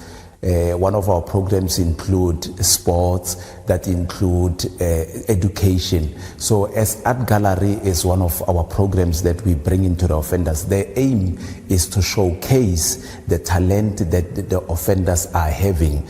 The other thing is to promote the creativity and the skill for them to be able to tell stories through training, through drawing, through showing their emotions when drawing the pictures. Some of the offenders don't even have a background of drawing. We take them through the training so that they can be able to tell their stories. So we also want to showcase the talent to the public. Hence, we opening the art gallery to the public so that they can come and buy the projects that are created by the offenders. Unathi Matlati, Senior Program Officer at Just Detention International South Africa, said participants often feel more hopeful after taking part in arts projects. Projects have a really therapeutic impact on participants. We have heard from participants how they feel lighter after having participated in an art project. They tell us that they have reframed their negative self-concepts to positive. They tell us that they feel less stressed, and they tell us that they have been able to reflect on what they've done, and they want to go back to the community and make amends and be positive contributors into the society. Officials say the galleries strengthens rehabilitation by giving offenders practical skills and a constructive outlet while serving their sentences. South Africa's Department of Correctional Services has opened 9 prison arts and crafts galleries since 2023. Moving on, a Guinean court has acquitted a police colonel over a brutal crackdown on a political rally in 2009 where hundreds were killed, tortured, or raped. An international commission of inquiry mandated by the United Nations said on September the 28th, 2009, at least 156 persons were killed by gunfire, knives, machetes, and bayonets at an opposition rally at a stadium in the suburb of the capital, Conakry. The report said hundreds more were wounded, detainees were tortured, and at least 109 women were raped and abuses contained for several days against women who were held captive. NGOs say the true number of victims is higher. But on Monday, a court in Conakry ordered the immediate release of Colonel Bienvenu Lamar, a military police officer who has been in custody in the West African country since November 2022. It acquitted him of the charges against him, which includes complicity in abuse of authority, murder, abduction, and unlawful detention. 7 other persons have been sentenced to terms of up to life imprisonment for their roles.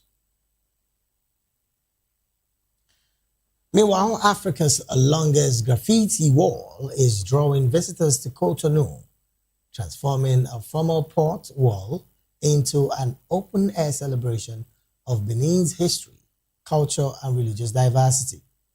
Tourists now explore the site as guides explain murals depicting Beninese women, local markets, Vodun traditions, religious coexistence, and the port of Cotonou.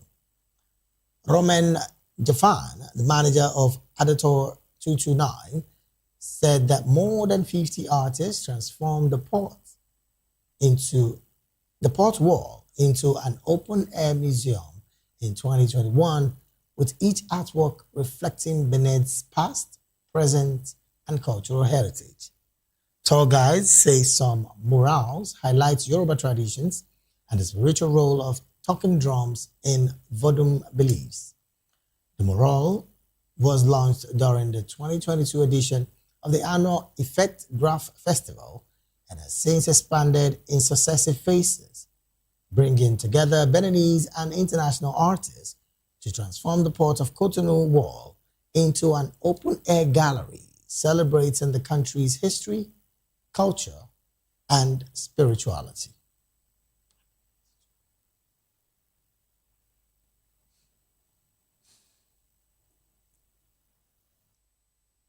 Watching the African news right here on Voice of the People television. We'll go straight to the analysis segment of the news. And joining us now to make sense of these stories and more, in the studio with us is Mr. Darlington Agumo. He's a public and political affairs analyst and commentator. A very good afternoon to you, sir, and thank you for joining the conversation. Afternoon, David. How are you? I'm fine, very well, thank you. How are you doing as well? I'm fine. All right then, joining us virtually all the way from Kenya is Mr. Sintati Wasowa. Mr. Sintati is an APAC Assistant Lead Analyst and Manager for Europe, Middle East, and Africa. He is also a Public and Political Affairs Analyst and Commentator. Mr. Sintati, a very good afternoon to you, and thank you for joining the conversation this afternoon. Good afternoon to you, David. Thank you so very much for joining the conversation. All right then. Also, we're expecting to join the conversation Barrister Edward Okwara-Matakenye, virtually from Uganda. He is a lawyer, business associate, and also a human rights activist. Now, let me start off from the studio here. Mr. Darlington, looking at this development, Ghana at this point, the Foreign Affairs Minister, and I'm talking about Mr. Blakwa, has clearly stated that at this point, the President of South Africa should not just only give a real-time account of what is happening in South Africa, particularly on the xenophobic attack, but also tell them in details what happened to the 2 Ghanaian nationals who also lost their life as a result of that attack. What's your take with this? Because you would recall as well on the breakfast show this morning, I beg your pardon, the newspaper review today, we also analyzed the fact that some Nigerians were also killed as a result of police brutality. You're taking all of this. The only thing that I think may rattle Ramaphosa and South Africans is if there is a class action against them. I mean, all the other countries involved should come together and demand accountability from the South African leadership. Individually going to Ramaphosa, he will not take you serious because he is fighting for his electoral life. And so with the forthcoming election in South Africa, everybody will be saying things that will be endearing the people to, I mean, making them have a good outlook for you. So what I'm saying in essence is that these people should go for a class action against South Africa. It will go a long way, at least when the international community are involved now. When the UN and other world bodies say, look, what happened there is unthinkable, then the leadership, they are going to say something, either in compensation or something. That is the way I look at it. Interestingly, Samuel Ablakwa also is not about the first Ghanaian to have chimed in his distaste of the situation. The president of Ghana also have done that just last week. Two individuals as well have also asked the ICC to weigh in on this situation. But then you did say that a decisive decision has to be taken. Some are saying because South Africa seems to be the biggest economy in Africa, that is the reason why the AU is a bit silent in voicing about the situation. Do you share that sentiment as well? The sentiment about being the biggest economy in Africa is not enough. In fact, it's not a criteria for anybody to any country to turn rogue because you want to protect your people and your economy. I don't see how that adds up. Add up. So if AU have decided not to talk, it is their making. That is what AU is known for. AU has never been able to reprimand any country that is running foul of the AU Charter. They have not to talk of this one that is now the biggest economy and apparently doing one or two things for the AU as a body. And so taking this matter to the international community will help. All the countries should go for class action because South Africa have seen itself as a common enemy against them and their people. So they should sue South Africa. Yeah.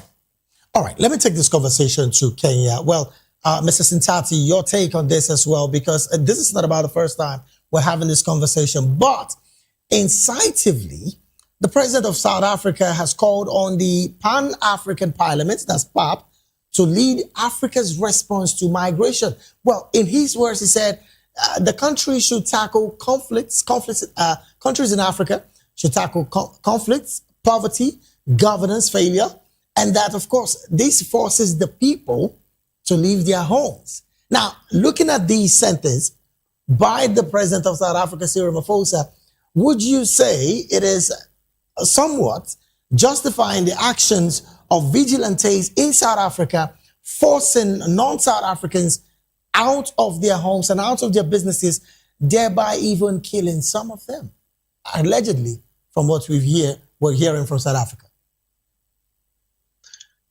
Well, fundamentally, David, these remarks by Cyril Ramaphosa calling on the Pan-African Parliament to take lead in ensuring that African countries are able to address issues to do with poor governance, including armed conflict.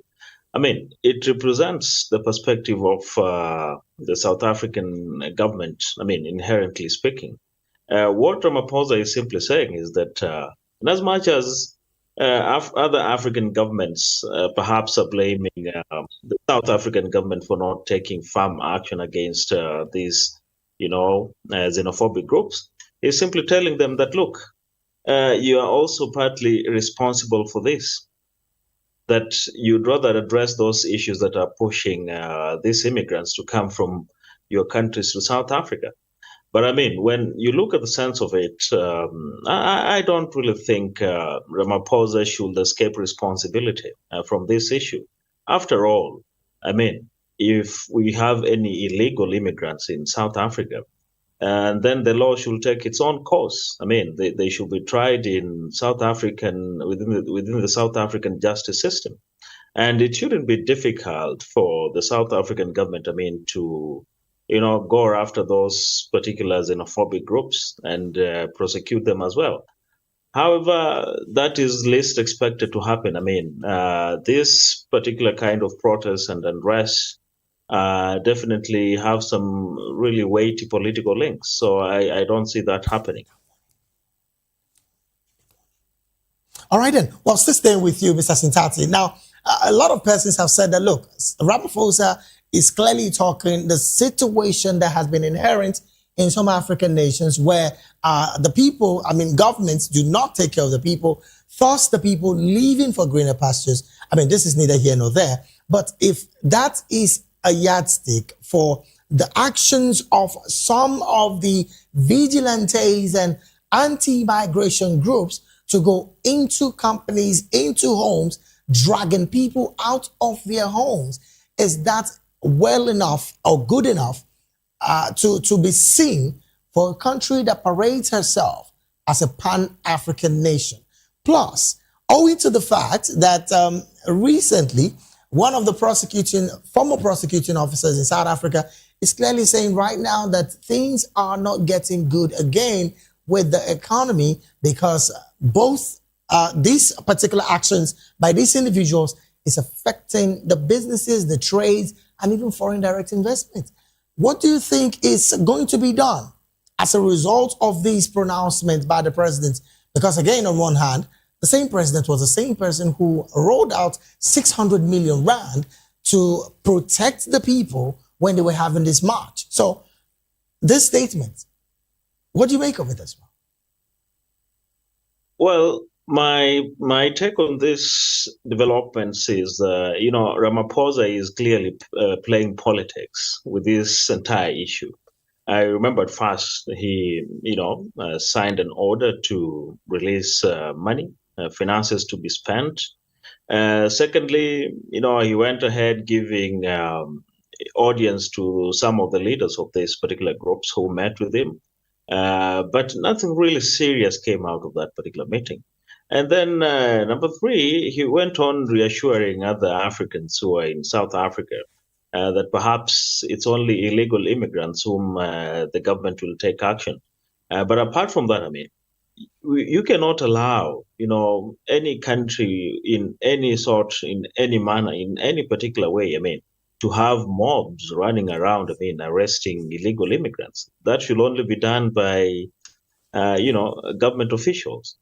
However, it's up to the South Africans at this point to be left to experience, the impacts of this particular unrest and riots that have been taking place in the country. Hopefully, with time, maybe those ones who are able to leave the country could find their way back. But I mean, I don't see how that is going to easily happen at this time. Unfortunately, most of those immigrants who left South Africa, some of those businesses, I mean, they have been replaced by the local South Africans. Yes. I came across, I mean, some information, I mean, video clips and other pieces of literature, that some of those South Africans who have gone in to replace the other Africans, they are demanding higher payments and some sort of making unnecessary demands which cannot really be met.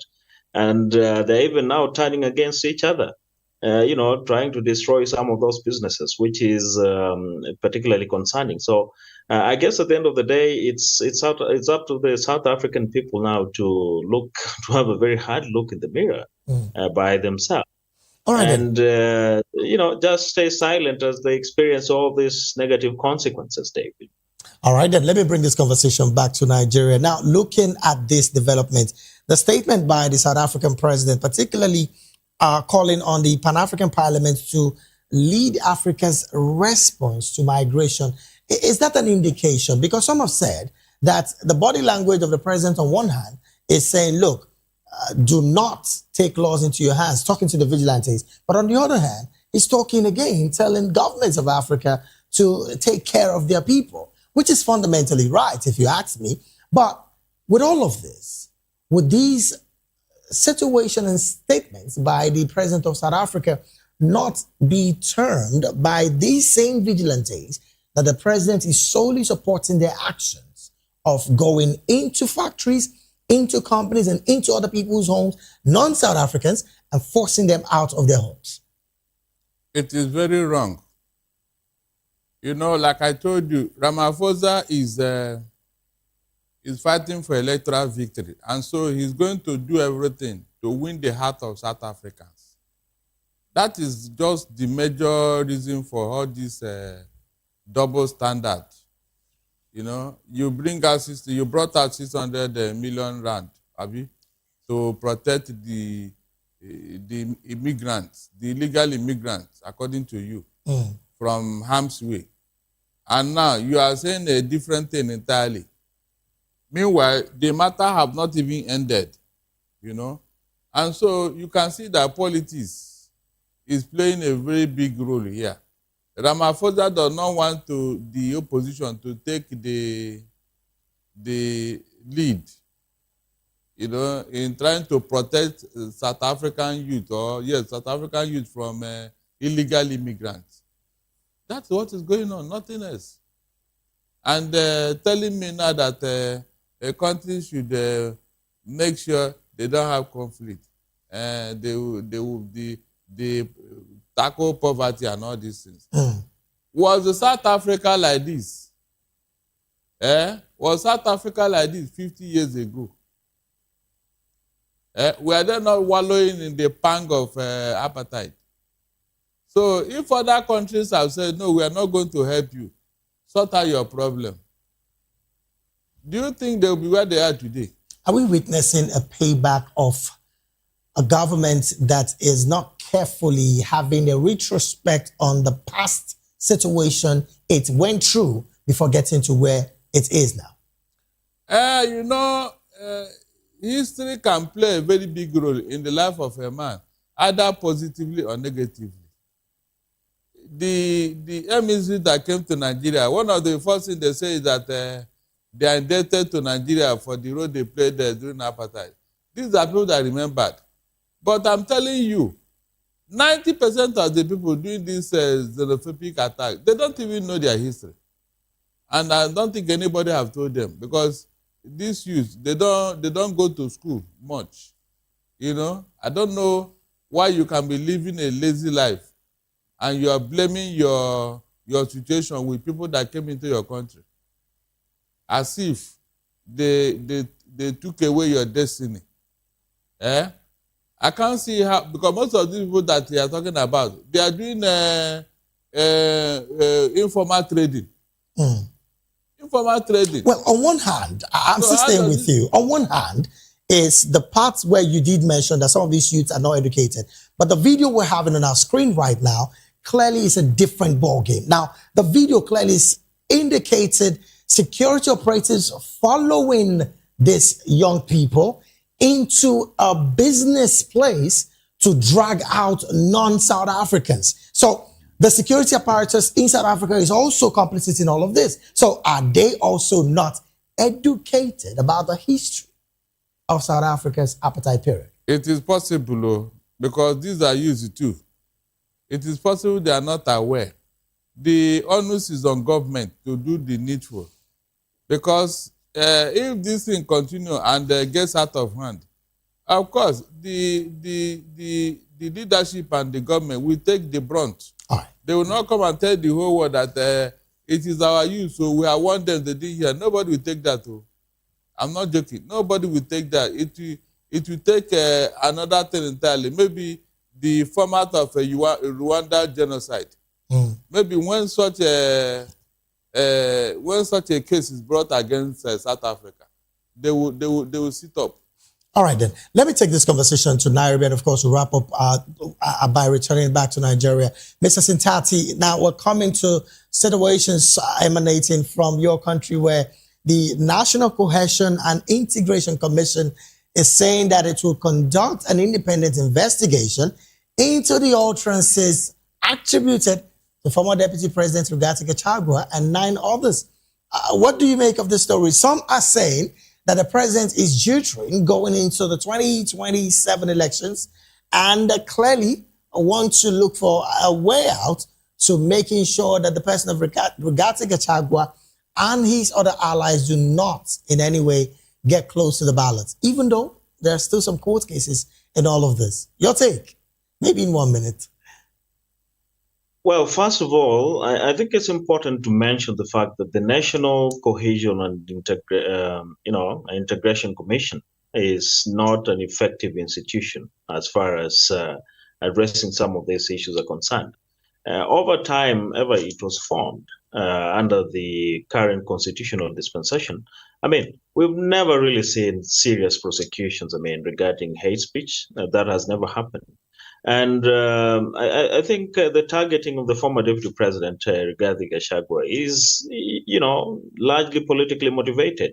After all, over the last few days, the NCIC has given, orders for the Minister of Health, who a few days ago issued some really, really ethnicized, negative sort of remarks against Gashagua's ethnic community. So I guess it's just some ping pong games, fellows in government trying to throw the ball on the other side and, trying to implicate Gachagua. But I can guarantee you, in as much as Gachagua makes some really, sometimes harsh political remarks, but I haven't really seen any sort of, highly charged tribalistic or ethnicized remarks from him. So in any case, it's fellows who in the current administration who need to actually be prosecuted for their tribal sentiments, David. Well, should this happen, that Mr. Rigathi Gachagua at this point is found guilty of that, it should be the first, right? Well, I don't see in any way of a high political figure. Well, that's pretty much debatable. Even at the moment, I think Gachagua is not eligible to run for president come next year unless his case, his appeal goes through at the Court of Appeal against his impeachment. But if he's found guilty, then definitely he's going to face charges. But I have very low expectations in any case if that is going to happen, given the history of similar cases presented by this particular commission, David. All right, then let me bring it back to Nigeria. Your take as well. This is a conversation that, just like you heard the analyst from Kenya, this is a body that has not really had any bite when it comes to prosecuting anybody. But right now they are head on trying to analyze the statements made by the former vice president that again has been impeached and is not eligible to contest in the next election should the appeal court still stand by the decision of the impeachment process. But looking at the fact that some are saying that the presidency is jittery and thoughts the reason why they are moving in this angle, is there a possibility that the person or the presidency of Mr. William Ruto is still scared of his former deputy going into the election in 2027? Yes, every leader that has failed in governance will always be jittery when the election is coming up. The greatest enemy of any failed leader is the action of the people during the election. And so when they see a formidable opponent in the polity, they are always looking for a way. Everything will be brought in to shut that opponent down. A formidable one. And so I'm not surprised, because that has been the modus operandi of African leaders. I mean, African leaders. I told you here, David, that it's like they went into a room, into a coven, and decided that this is how they are going to run Africa in their different states. Oh, well, because that's why they behave alike. Because of our time, really, this is where we have to draw anchor on the analysis segment of the African news. We've been talking with Mr. Darlington Agumo, public and political affairs analyst and commentator. Thank you so very much for being here as well. My pleasure. Big thank you to you as well, Mr. Sintati Wasilwa, who again is the APAC assistant lead analyst and manager for Europe, Middle East, and Africa. He's also a public and political affairs analyst and commentator. Thank you so very much for your time, Mr. Sintati. Thanks, David.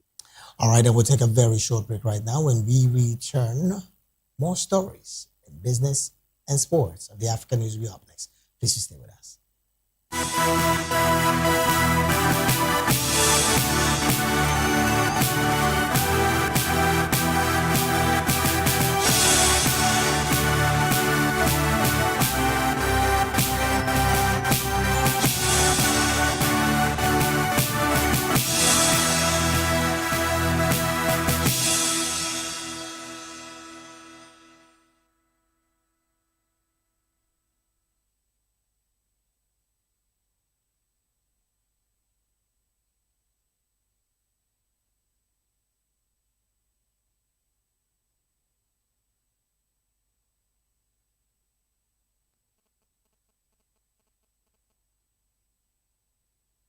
Now we're back at the Story African News right here on Voice of the People Television. Now to some sport business stories.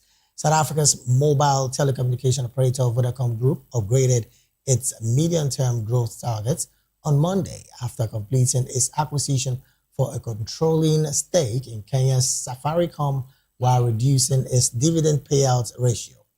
The African-focused company raised the target as it reported a 6.3% rise in first quarter group service revenue to 34.3 billion rand, that's around $2.1 billion, driven by strong growth in Egypt and the rest of its business in the continent. Chief Executive Officer Shamel Josob said the performance highlighted the benefits of the group's diversification strategy.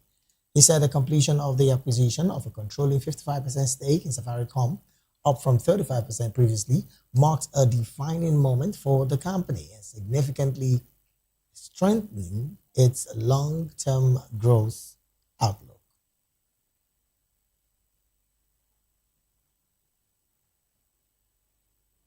And to wrap up the African news, we go straight talking sports. Diana Nsewa and Hasnat Umbaba scored superb solo goals for Tanzania in a shock 2-1 victory over South Africa in the Women's African Cup of Nations WAFCON in Morocco. Nsewa puts Tanzania ahead after 38 minutes of the opening Group B match in Casablanca, and Banani Mbane revealed during first half added time. Ubaba struck on 87th minute for Tanzania, who lie 65 places below South Africa in the world ranking. The result was the first upset of the 16-nation event after predictable victories for Morocco and Algeria in Group A. In the other game played yesterday, Ivory Coast trashed Burkina Faso 4-1. Games scheduled for this evening will see Zambia host Egypt, while defending champions the Super Falcons of Nigeria will play Malawi. And with that sports story, we've come to the end of the African news right here on Voice of the People Television. Do well to subscribe to our YouTube channel. On YouTube, we're at Voice of the People TV, and on all other social media platforms, we are at Voptv Live. Thank you so very much for being a part of this broadcast. I am David Edwin. You have a good afternoon.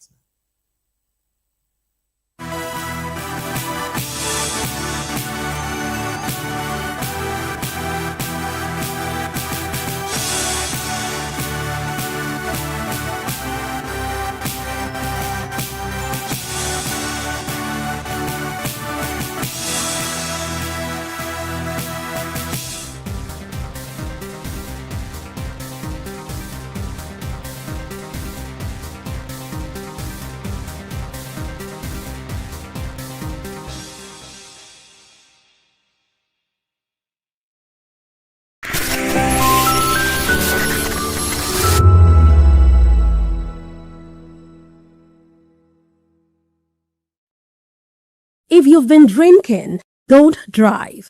Hand over the keys to another driver. Call a friend or family member. Use a taxi or a ride-hailing service.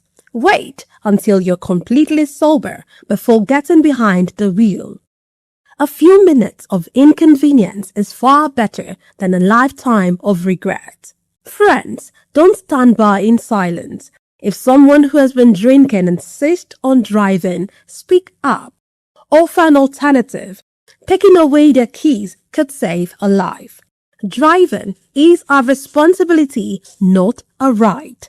Every time you take the wheel, you're responsible for the safety of everyone on the road. Today, make the choice that protects lives. Celebrate responsibly. Think before you drive. If you drink, don't drive. If you drive, don't drink. Because every life matters and every safe journey begins with the right decision. This message is brought to you by Voice of the People Television. Join us as we drive into the world of politics through insightful interviews with prominent political figures, both serving and former governors, ministers, senators, legislators, party chieftains, activists, and analysts. Get first-hand information into the decision-making processes that affect our daily lives. Highly engaging one-hour program that brings political discourse into focus. I am Chukwuma Okoro.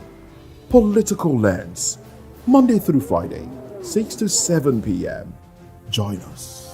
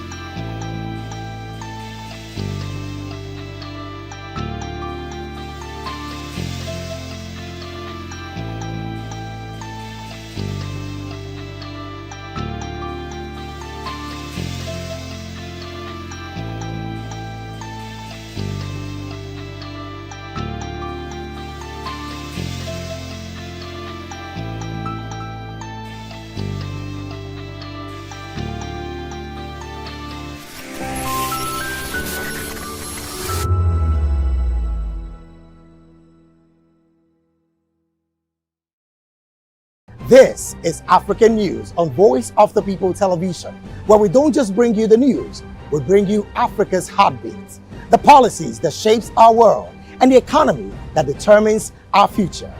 African News on Voice of the People Television. Stay with us.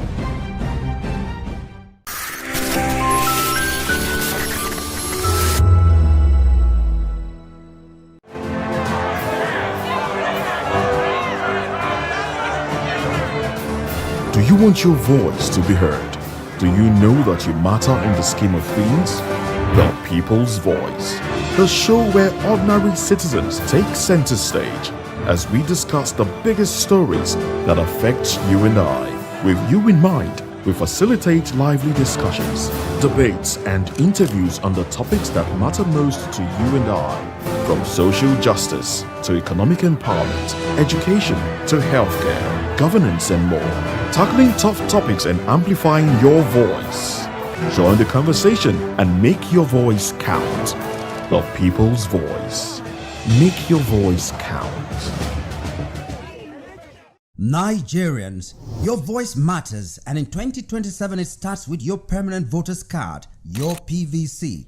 If you're 18 and above and you're a Nigerian citizen, you have the right to choose who leads your community, your state, and your country. But that right only counts if you have your PVC and your name is on the voter register. Here's what to do. First, check if you're registered. If you're not, or if you've moved, lost your card, or turned 18 since the last election, go to the nearest INEC office or an INEC registration center. Second, it's free. Don't pay anyone for any registration or collection. Third, collect your PVC early. Don't wait until the week before elections. INEC will announce dates. Listen to radio, TV, and follow INEC's official pages. Your PVC is more than plastic. It's your power to hold leaders accountable. It's how you decide on roads, schools, hospitals, and jobs for your community. When you vote, you decide the future of your children. Get registered. Get your PVC. Vote in 2027. For Nigeria to work, you must be a part of it. Your vote, your future, your responsibility. This message is brought to you by Voice of the People, VOP Media. This is Health Check, your weekly guide to better living, smarter choices, and trusted answers. From everyday wellness to urgent health issues, we've got you covered. Health Check, only on Voice of the People television, where your health has a voice.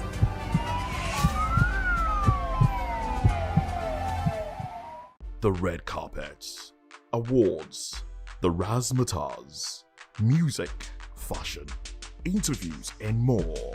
Spotlight on Voice of the People television. Let's feed you with all the juicy stories in the global entertainment space, bringing you the glitz and glamour as they hot. Stay tuned to Spotlight, 1 p.m. Monday to Friday. Spotlight on VOP TV. Entertainment like never before.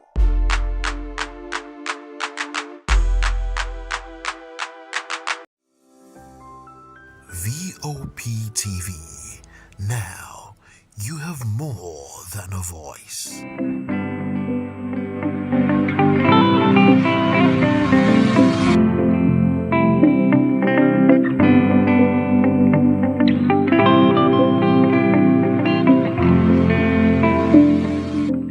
The greatest gift the son or daughter of an ordinary man can give themselves is an education.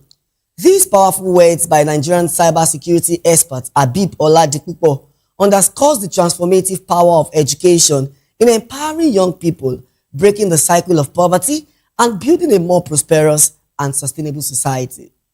Good afternoon and welcome to another edition of Edu Dialogue on Voice of the People television, the program where we examine critical issues in the education sector, analyze policies and reforms, as well as spotlight innovations shaping the future of learning in Nigeria and beyond. I'm Matthew Ogunswada. On today's edition, we explore the role of education in youth empowerment and the future of sustainable development in Nigeria. Education is one of the most effective tools for empowering young people and shaping the future of any nation. Beyond the classrooms, it equips youth with the knowledge, critical thinking skills, confidence, and opportunities they need to become innovators, entrepreneurs, leaders, and agents of positive change. For a country like Nigeria, where young people make up a large percentage of the population, investing in quality education is essential to reducing unemployment, tackling poverty, promoting social inclusion, and driving sustainable national development.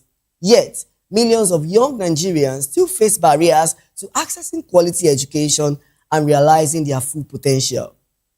Now, to help us explore how education can serve as a catalyst for youth empowerment and sustainable development, I'm being joined by Barrister Abdullahi Yusuf Dankofa, the founder of the Dankofa Foundation and a social justice activist with a strong interest in public affairs and advocacy.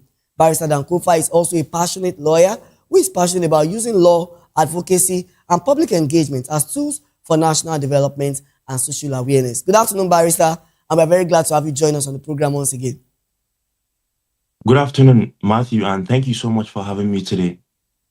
All right. Education is often described as the key to empowerment. In practical terms, how does education empower young people beyond earning certificates? Matthew, education should do more than give a young person a certificate. At its best, education teaches people how to think critically, communicate effectively, and solve problems, and also understand the world around them. Matthew, I'm going to share with you one of the most important and life-changing advice my professor gave me a couple of years ago when I was defending my thesis. He sat me down and told me I'm about to graduate, and what they have taught us over the years in the next couple of years might become outdated. But what I need to do is that I need to develop something called the learner's resilience and an educated mindset. And what did he mean by this, Matthew? He meant even after graduating, I need to consistently and continuously work on my craft. I need to develop a good network of educated people around me. I need to continue to be curious. I need to continue reading every single day. So the issue we have is that a lot of young Nigerians think once you graduate and get your certificate, that's it. You no longer have to study. You no longer have to work on your craft. You no longer have to work on your skills.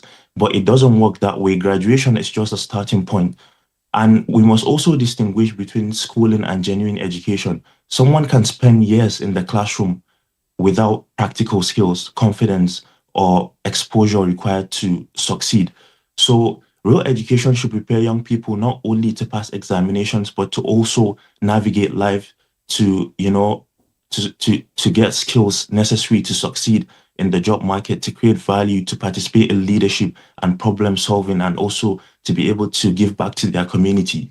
It's interesting that you've highlighted giving back to the society, and I would just like to ask you, Nigeria has one of the largest youth population in the world. How can education be better leveraged to unlock the potential of this demographic? Matthew, Nigeria's young population can be one of our greatest national advantages if we use it wisely, and if we properly educate people and equip them with the knowledge and skills they need. The first step, I believe, is to improve access to quality education, because millions of children and young people are still excluded from the system. But access alone is not enough. We need to improve the quality of the education, and the syllabus that is being taught in school should also reflect the realities of today's economy and the changing nature of the world. So we need an educational system that includes digital literacy, that includes creativity, technical skills, competence, and apprenticeship. So we need to create a stronger connection between schools and employers and also industries.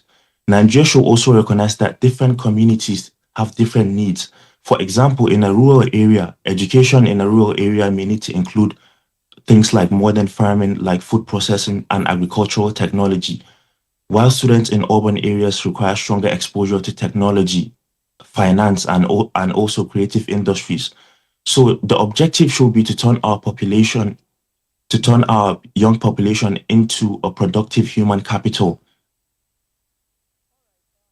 Graduates are unemployed despite having academic qualifications. What changes are needed to ensure education translates into employability? Matthew, the major problem we're facing right now is that we can train as much young people as we need, but if the wider economy is not creating sufficient job opportunities, unemployment will remain.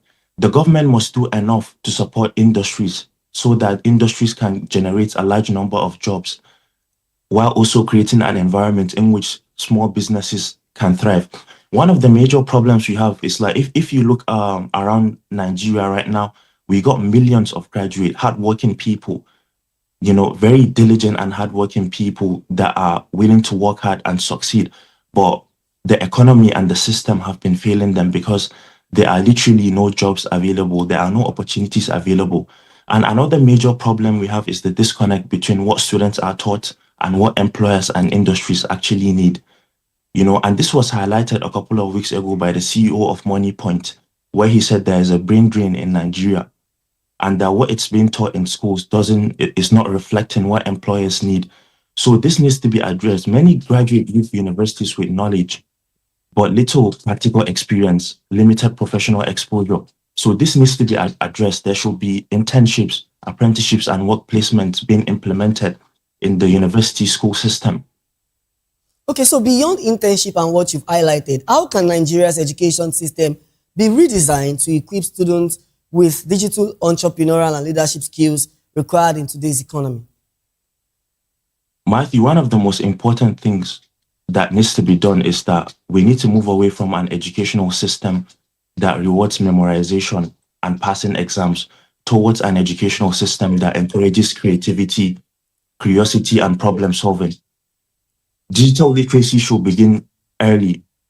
It should not be restricted to students just studying computer science.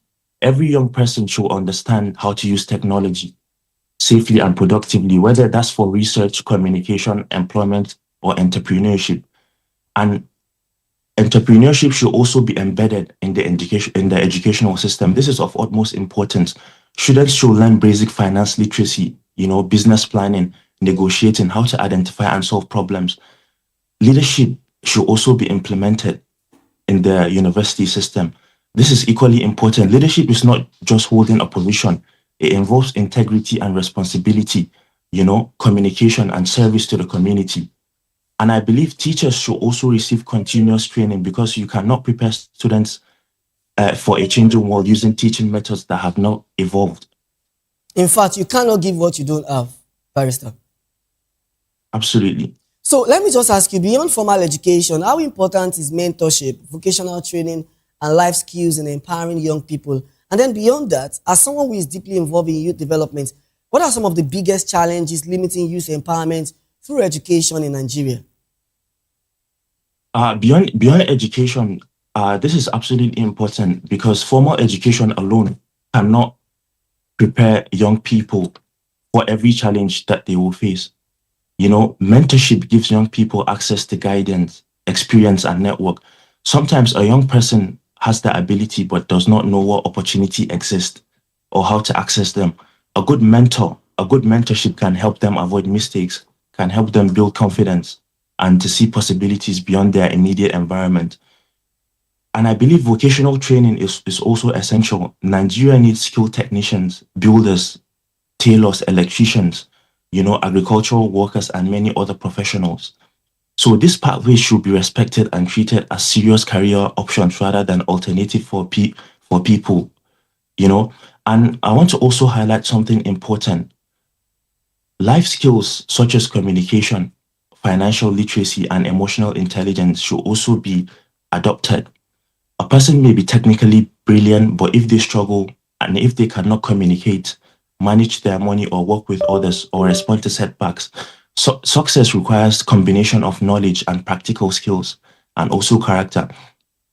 And to answer your second question, I would say one of the biggest challenges we have right now is inequality of access. The quality of education available to a young person often depends on their location in Nigeria, family income, or social background. And another challenge is the gap between education and opportunities. Many young people work hard. Like I said earlier, they obtain qualifications, but there are still not enough jobs. So I believe the government needs to support the private sector so that the private sector can provide more jobs, can generate more jobs. We also have a problem of inadequate infrastructure, poorly equipped schools, and insufficient teacher support. Teachers are not paid well in Nigeria.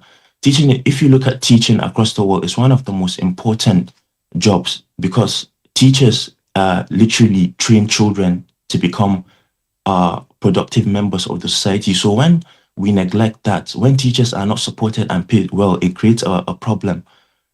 And from my experience in youth and community development, I have also seen that many young people do not lack ambition. Like I keep mentioning, what they lack is exposure and mentorship, and someone willing to believe and support them. So the challenges is therefore both institutional and personal. And then I would like you to profess solutions to those challenges, while also highlighting the role that government, private sector, and civil society organization would play in making sure that quality education is more accessible and impactful for young Nigerians. Absolutely. So this is a very important question, because what we often see at the moment is that the government is working alone without consulting with the private sector and civil societies. So is the civil society, and so is the private sector. So like I mentioned, I believe in my first program with you, they cannot work in silos. They cannot work in isolation. No single sector alone can solve Nigeria's challenges, Matthew. The government has the primary responsibility to provide the laws, to provide accessible and funded education, to train teachers, and to maintain schools, and establish policies that protect every child's right to learn. Nigeria is a signatory to the UBE, the Universal Basic Education Act, but still we got millions of children that are out of school. So this is a failure of the government's part. And when you look at the issue, Matthew, these out-of-school children are not in Abuja's Maitama, are not in Lagos Island, they're in rural areas mostly, disproportionately poor areas, and more than 50% of these children are girls. So the government needs to absolutely address this. Then moving on, the private sector can contribute through technology, scholarships, internships, and apprenticeships that connect education and employment together. Then civil society organizations are also important because they often work directly with communities. You will see that civil societies have that grassroots experience. They can navigate through communities and find people that need support. They understand the barriers affecting vulnerable children and young people. So, for example, through my NGO, the Ango Foundation, we have supported children in this regard by integrating them back into the school system and with educational materials. We have organized programs on leadership and personal development. So what that work has taught us on the grassroots level, Matthew, is that sometimes the barrier between a child and education is something that may appear small from the outside, but for that child, it is something significant. Even though it might be a school uniform, learning material, transportation, or inability for the family to pay for their fees, for that child, removing that barrier can completely and utterly change their life. So civil societies can identify those gaps and respond quickly, but sustainable change requires coordination. Government must create structure. It is very important that government creates the structure we need. The private sector must contribute resources and opportunities, and civil society must help ensure interventions reach the people in rural areas, reach the people that, not necessarily the government can locate. So looking ahead, Barrister, what should Nigeria's education system look like if we truly want it to drive youth empowerment and sustainable national development? Matthew, I believe Nigeria's educational system, I have been continuously advocating for this, but, not only me, but a lot of young people who care, a lot of good meaning citizens in Nigeria who care about the future of young people have been continuously advocating for this. It is absolutely damning for a country like Nigeria with enormous amount of wealth to have more than 20 million children that are not in school. It is a shame. We have been continuously talking for this, but the lawmakers are not doing anything to tackle this. Nigeria's educational system should be accessible and inclusive and connected to the country's development needs. Every child should be able to receive quality education, regardless of their background, regardless of where they come from, regardless of their gender, their disability, or geographical location. So the curriculum should balance academic knowledge with technology, vocational skills, entrepreneurship, leadership, and also environmental awareness. So schools should also be connected to industries and communities. Like I said earlier, one of the disconnect is that students are being taught something that is completely outdated. So students should graduate having worked on real projects in schools and have gained practical placement and develop an understanding of the challenges facing their society. And like I also mentioned earlier, teachers should be properly trained and supported. We also need accountability. Educational funding must be transparent, and success must not be measured by only the enrollment numbers, but by learning outcomes, by how a child has been impacted, by school completion, by employability. So these are important factors we need to look at. Ultimately, I believe Nigeria's educational system should not merely prepare young people to search for opportunities. It should prepare them to create value, to give back to their communities, and to become active members of society, to strengthen institutions, to solve national problems. These are critical, important things. Nigeria's education should prepare people to serve and to also add value to the society. Thank you so much, Barrister Abdullahi Yusuf Dankufa, and congratulations once more on your convocation. Thank you so much, Matthew. I appreciate it. And thank you for having me once again. From all of us at Voice of the People Television, we say very big congratulations once more. Thank you so much, Matthew. All right, Barrister Abdullahi Yusuf Dankufa is the founder of the Dankufa Foundation. He's a social justice activist with a strong interest in public affairs and advocacy. He's also passionate about using law, advocacy, and public engagement as tools for national development and social awareness. Thank you so much, Barrister, once more. Thank you. And we look forward to having you some other time. All right, you're still watching Edu Dialogue on Voice of the People Television. We'll take a quick break and return with top stories in Nigeria's education sector. Do join us again.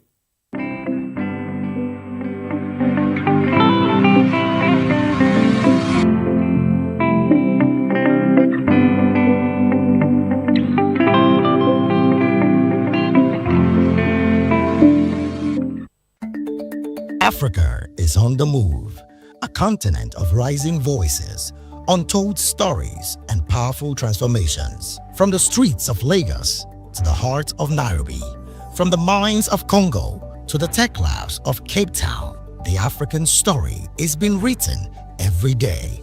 Bold, dynamic, unstoppable. This is African News on Voice of the People Television. We don't just bring you the news. We analyze and bring you Africa's heartbeat, the politics that shapes our nations, the economies that drives our future, the cultures that defines who we are, the voice that must be heard. Africa News, Africa's voice, Africa's future. Where Africa speaks, the world listens.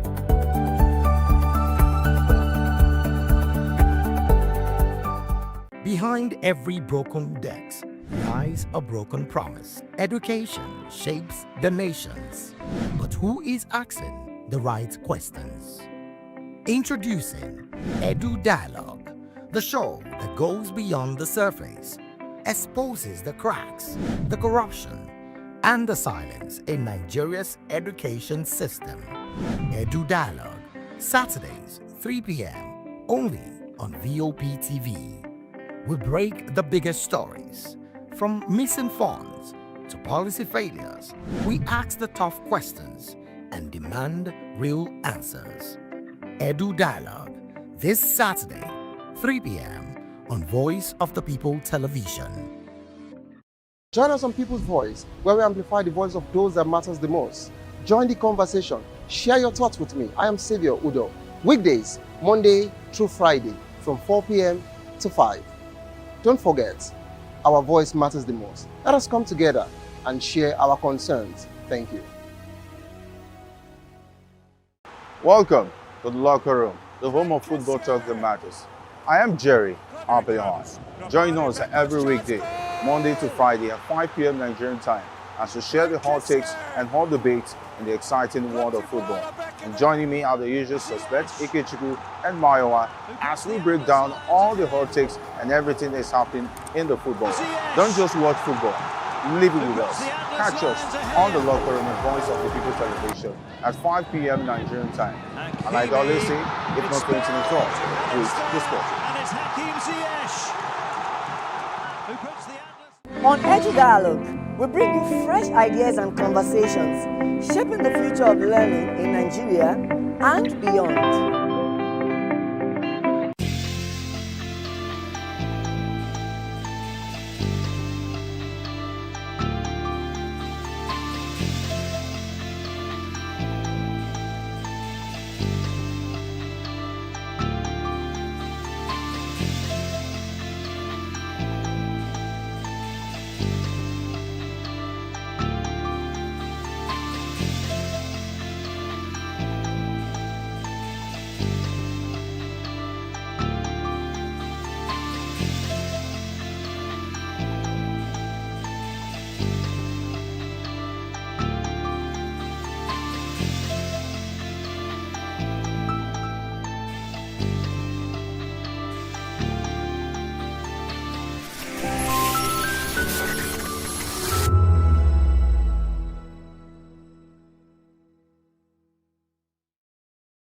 Step into a world where stories unfold, secrets unravel, and dreams come alive. Every story has a legacy. Every legacy holds the power to inspire. A unique interview series that celebrates the lives of Nigeria's elder statesmen and women through their remarkable journeys in the military, diplomacy, public service, academia, medicine, and beyond. Conversation that transcends generations, offering guidance to youth leaders, diplomats, technocrats, and future change makers. We unveil the wisdom, resilience, and achievements that shapes our nation and the world. Join us every Sunday on Voice of the People Television. Reminiscence, legacies that leads the way, stories that lives on.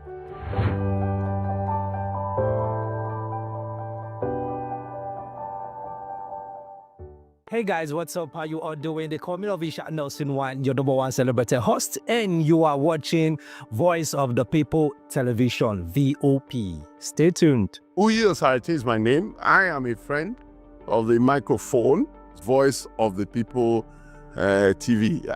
That name is unique, and the brand is very sweet. I like the packaging, picture qualities, camera qualities, and then of course, the quality of human beings that I see sometimes on your channel. I talk and get paid, and I look forward to being in your studios. Oh yes, you are on to Voice of the People TV, live here in Benin City, the cradle of black civilization.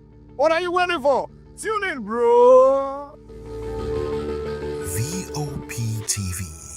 Now, you have more than a voice.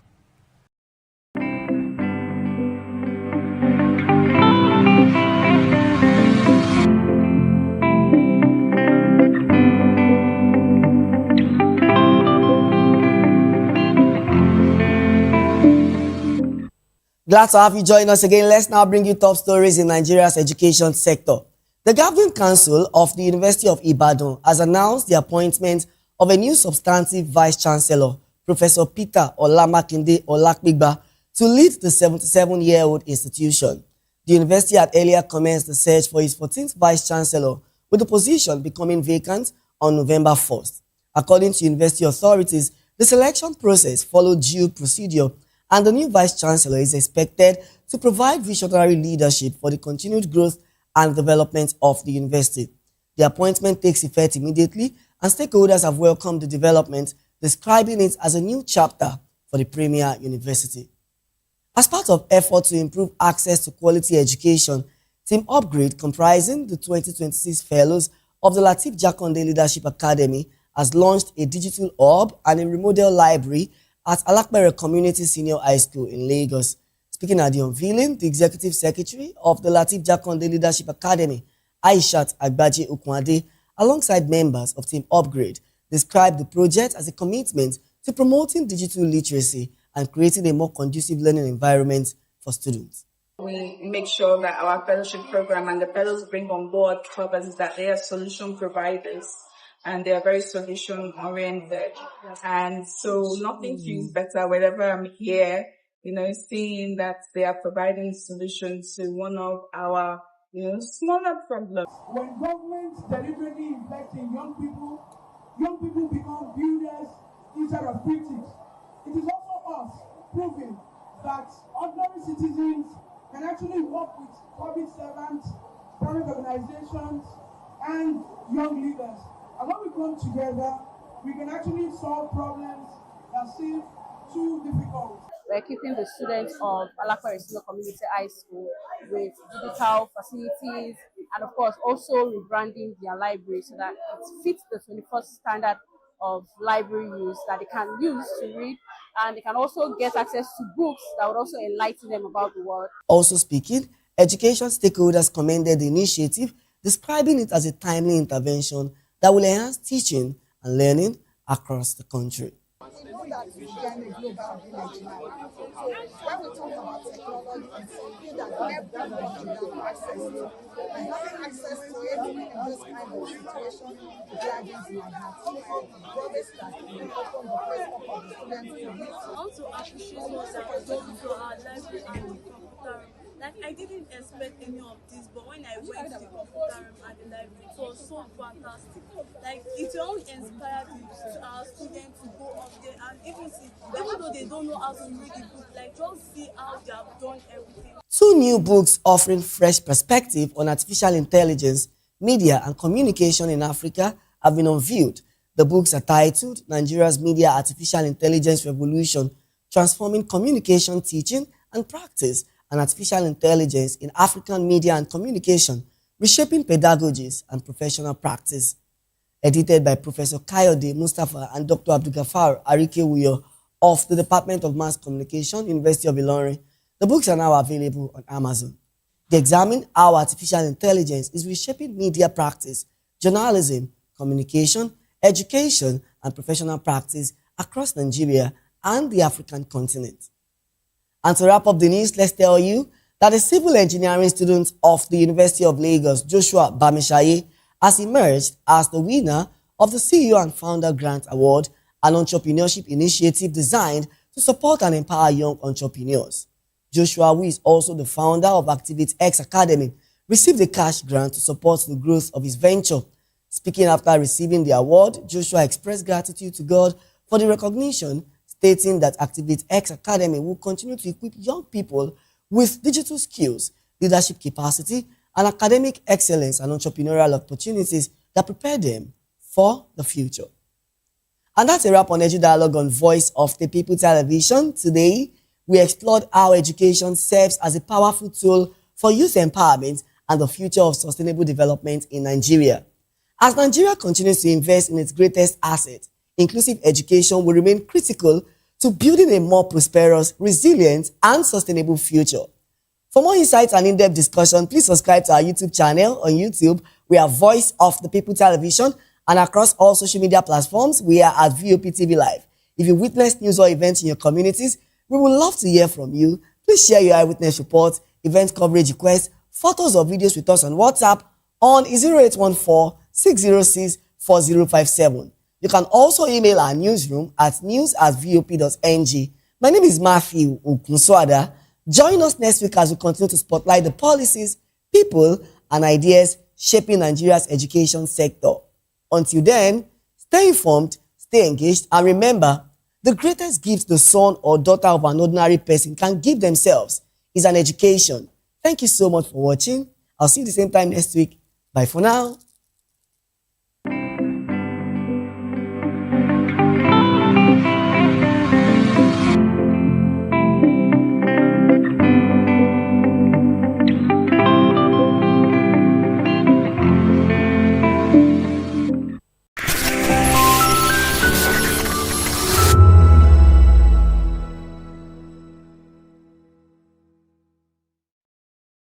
If you've been drinking, don't drive.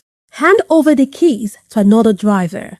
Call a friend or family member. Use a taxi or a ride-hailing service. Wait until you're completely sober before getting behind the wheel.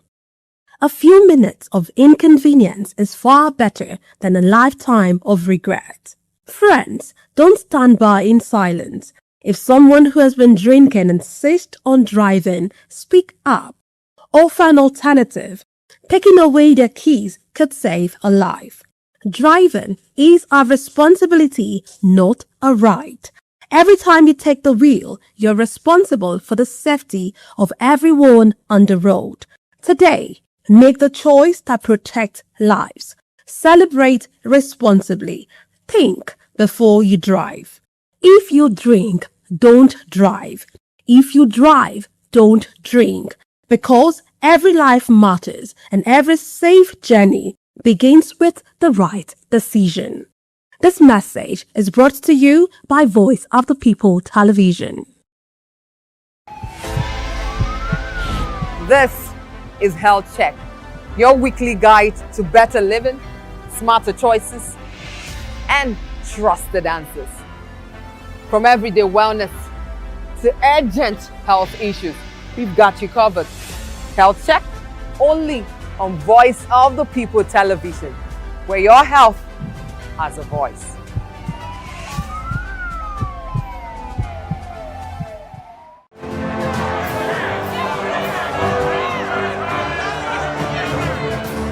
Do you want your voice to be heard? Do you know that you matter in the scheme of things? The People's Voice, the show where ordinary citizens take center stage as we discuss the biggest stories that affect you and I. With you in mind, we facilitate lively discussions, debates, and interviews on the topics that matter most to you and I, from social justice to economic empowerment, education to healthcare, governance, and more. Tackling tough topics and amplifying your voice. Join the conversation and make your voice count. The people's voice. Make your voice count.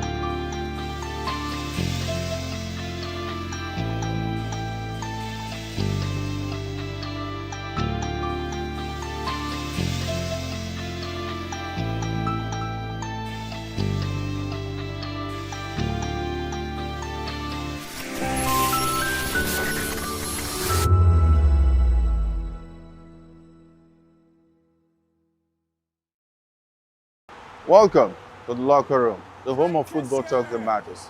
I am Jerry Arpillon. Join us every weekday, Monday to Friday at 5 p.m. Nigerian time, as we share the hot takes and hot debates in the exciting world of football. And joining me are the usual suspects, Ikechukwu and Mayowa, as we break down all the hot takes and everything that's happening in the football. Don't just watch football, live it with us. Catch us on the locker room and Voice of the People television at 5 p.m. Nigerian time. And like I always say, if not 20 minutes off, please the sport. And it's Hakim Ziyech who puts the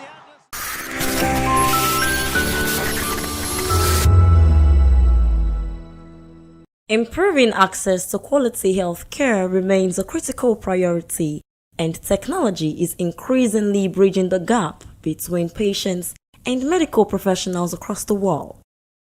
As part of this commitment, MedQuick, a medical technology company in collaboration with VOP Media, organized a 2-day medical outreach in Ikeja, Lagos, Nigeria, bringing innovative digital healthcare solutions directly to the community. MedQuick is a company that specializes in digital health. We are based in Dubai, in United Arab Emirates. MedQuick's mission is to provide optimum healthcare to everybody who deserves it. You know, we believe that healthcare is not something that people need to strive for. This is something that it's the right. So we started our initiative in Africa because we believe this continent needs our support, and this is why we're here. Honestly, an inspiration is being a human being. You know, because.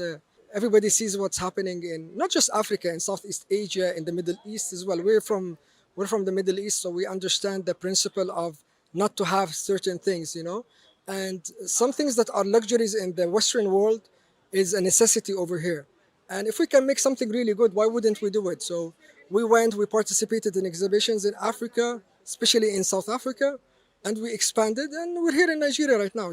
So our outreach is to inform everybody in Nigeria that we're here. MedQuick is here. We're not here just to visit. We're here to change the digital ecosystem in Nigeria. As I said on the radio station, we're looking for local partners, people that have a vision, that know the local know-how. We're here, we give you the tools, the solution. We're a software company, so we're coming here to give you the solution, the tools to be able to take Nigeria, because the main reason we came to Nigeria is not out of luck. Nigeria was chosen by us because we saw how the government was pushing for the vision of digitalization. We typically monitor those things. Governments who have initiatives that want to digitalize their healthcare sector, looking for teleconsultation, telehealth, you know, we believe that there is a plan, 2030 Nigeria, the regulation over here as well. So there are certain guidelines or initiatives or green lights that tell us Nigeria is ready for the next step. And that's why we came here. Our pilot is a perfect example. For me, before I initiate any contact with any private or public hospitals or governments or everything, I will show them videos and documentation and paperwork from South Africa and Mozambique and Sudan. And they're like, not every problem is the same everywhere. Nigerian healthcare problems are not the same as the ones in South Africa, not the same as the ones in Mozambique. Each of them have their own. So we want to cater our solution to the issues that are faced. And what's best to come on site, do for the community outreach, help the community, help the people who need the help, and then show them factual information. This is not a proof of concept. This is not a prototype. This is an actually working system, as you can see, and this is shown to you with results. This is not fake patients we're putting. This is real individuals who are Nigerian citizens that we did this assessment, and we're creating reports with our doctors who we're working with as well. To keep that in mind, Dr. Charles and everybody, every doctor and nurse are registered and certified by the Ministry of Health. So we made sure to be up to the standards. So actually, a funny story, we were participating in WHX Dubai. It's an exhibition there. So we had a booth over there, a bunch of Nigerian doctors, delegates from the Ministry of Health came to visit us. And I actually the first met and with Dr. Charles, and point of contact was through that initiative. He was there in Dubai. We had a conversation. We did a demo for him. That was in February, late January, early February of this year. It's July. We're here in Nigeria, so a lot of back and forth talking and everything. But this is how it started. MedQuick is here to stay.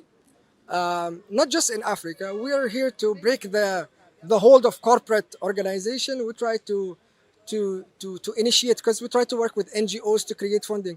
MedQuick is here not to sell you like a bag or to sell you a solution. We're here to be able to actually source the funding. We're doing videos as well. So we're trying to get documentation, get paperwork, go to NGOs, tell them this is work, and then get the money to help the community as well. So we're doing like a full cycle solution because we know Africa, not everybody has the financial capability to be able to sustain or to maintain. So we have different principles, like trying to connect with NGOs like WHO, UNICEF, World Bank, show them what we have, document what we're doing as well, apply to them as well, and then to try to source the funding and give it to the communities in need. The outreach offered residents the opportunity to undergo medical screenings and receive professional evaluations through virtual consultations with doctors from different parts of the world.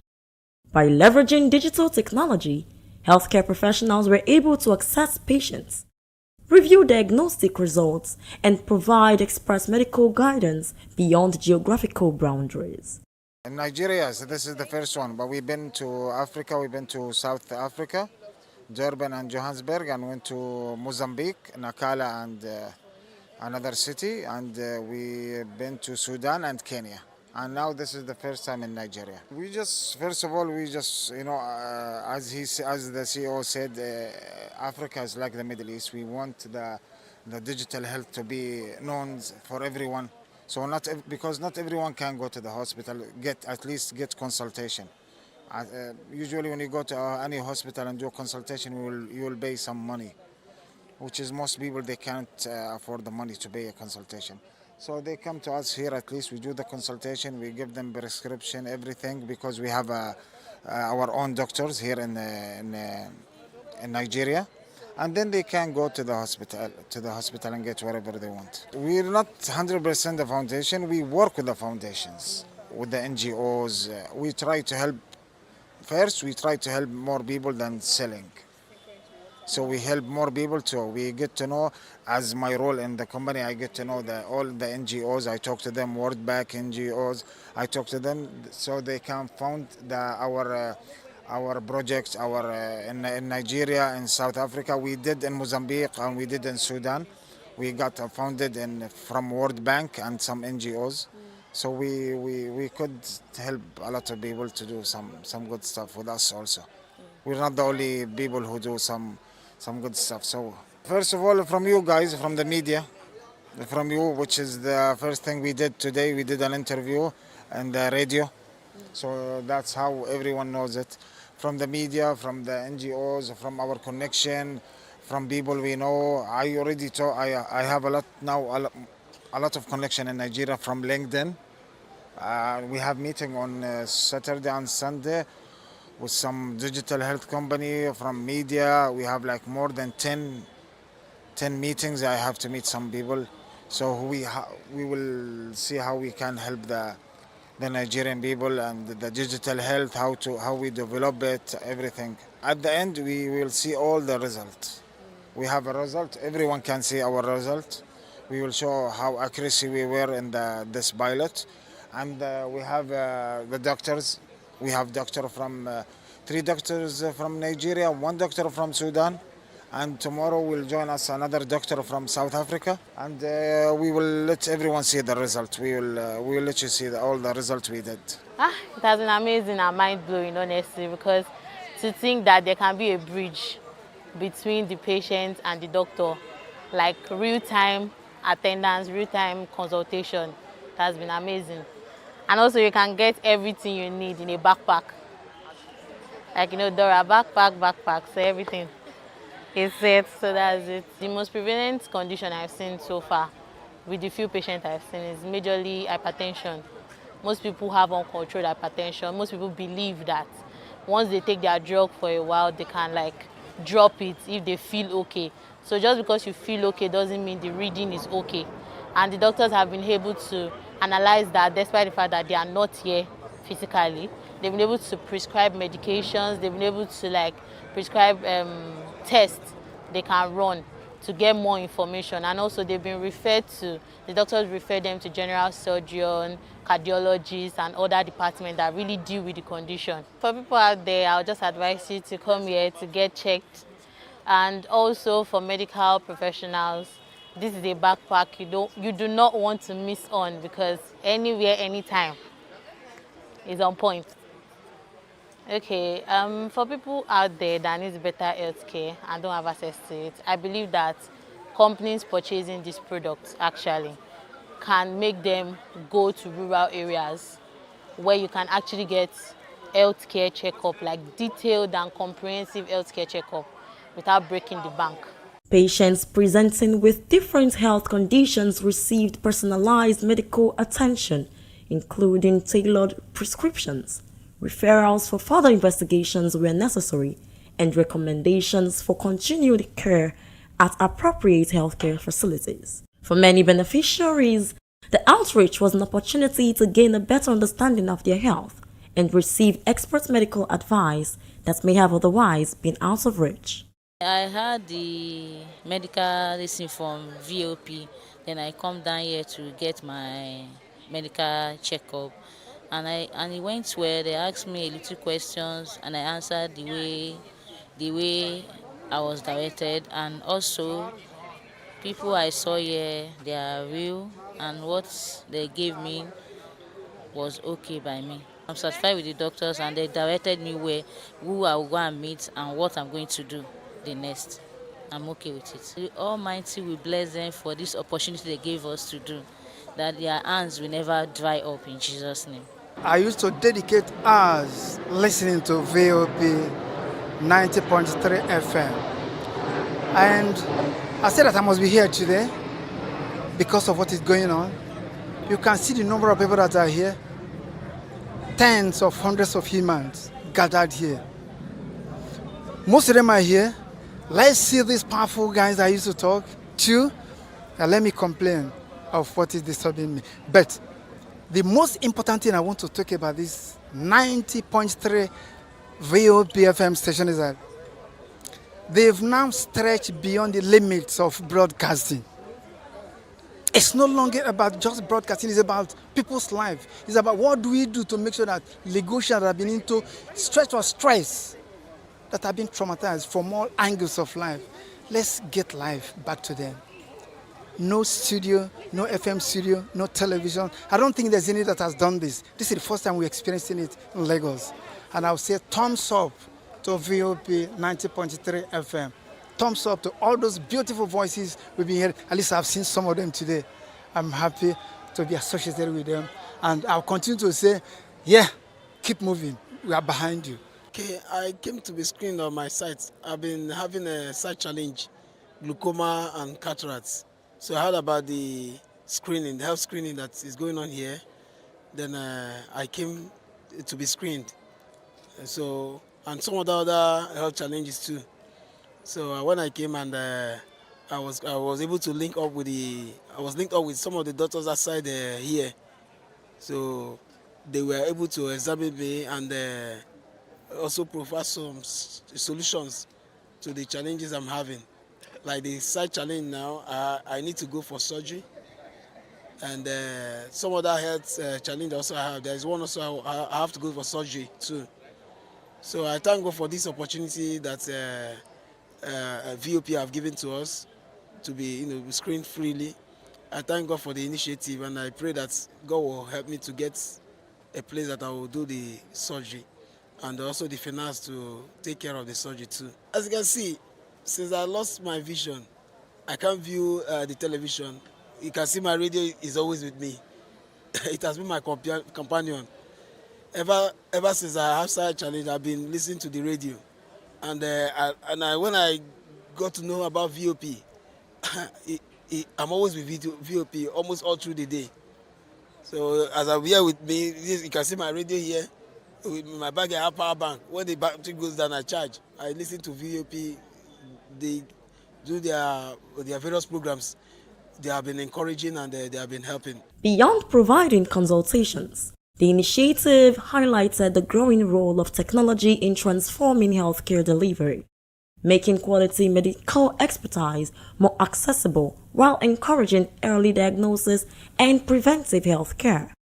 Through this partnership, MedQuick and VOP Media not only connected residents to healthcare professionals, but also demonstrated how innovation can improve health outcomes and expand access to quality medical care within local communities. The second day of the medical outreach continued at St. Jude's Catholic Church, Ikeja, as residents once again turned out in large numbers to take advantage of the free healthcare services.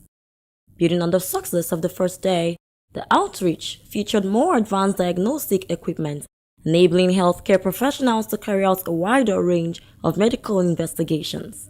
Beneficiaries were screened for conditions including hypertension, diabetes, thyroid disorders, prostate-related conditions, hepatitis B, and other underlying health concerns through comprehensive laboratory testing.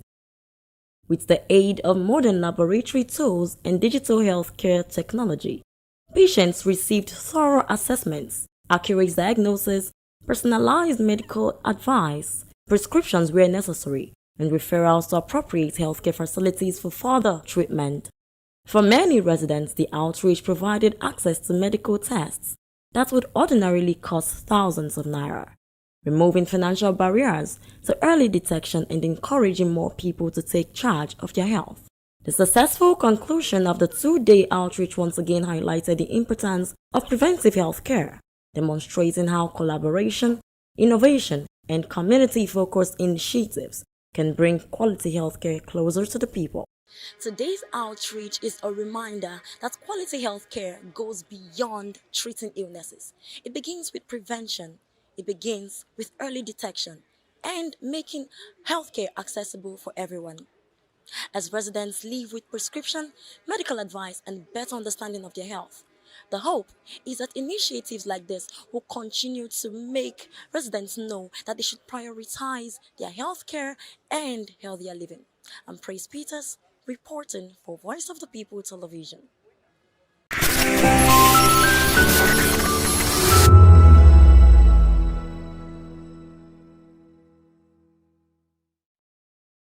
Nigerians, your voice matters, and in 2027 it starts with your permanent voters card, your PVC. If you're 18 and above and you're a Nigerian citizen, you have the right to choose who leads your community, your state, and your country. But that right only counts if you have your PVC and your name is on the voter register. Here's what to do. First, check if you're registered. If you're not, or if you've moved, lost your card, or turned 18 since the last election, go to the nearest INEC office or an INEC registration center. Second, it's free. Don't pay anyone for any registration or collection. Third, collect your PVC early. Don't wait until the week before elections. INEC will announce dates. Listen to radio, TV, and follow INEC's official pages. Your PVC is more than plastic. It's your power to hold leaders accountable. It's how you decide on roads, schools, hospitals, and jobs for your community. When you vote, you decide the future of your children. Get registered. Get your PVC. Vote in 2027. For Nigeria to work, you must be a part of it. Your vote, your future, your responsibility. This message is brought to you by Voice of the People, VOP Media. Join us as we drive into the world of politics. Through insightful interviews with prominent political figures, both serving on former governors, ministers, senators, legislators, party chieftains, activists, and analysts. Get first-hand information into the decision-making processes that affect our daily lives. Highly engaging one-hour program that brings political discourse into focus. I am Chukwuma Okoro. Political Lens, Monday through Friday, 6 to 7 p.m. Join us. Big news is here. Your favorite Voice of the People television station is now on free to air on Nigecomsat. All you need to do is align your dish using the following: orbit position 40.5 degrees east, 12.685 GHz, 30,000 kilobytes per second. Polarized vertical, frequency 2, 12.731 GHz, symbol rate 26,250 kilobytes per second. Polarization H. This works on any decoder. Catch up to 100 channels, sports, movies, news, all for free. This is with better quality at no extra cost. Voptv on Free TV. Now you have more than a voice. In a world where truth is the ultimate power and opinions scream the loudest, it's time to wade through the noise. Hunger no get tribe. Hunger no get religion. And scan the human interest and trending topics that matter. Stay tuned to The Issues, your plug to the stories making the buzz, from politics to science and technology, social justice, and more. Let's tackle the tough questions and expose the truth. The Issues on Voice of the People Television, Mondays to Fridays, 8 to 9 p.m. The Issues.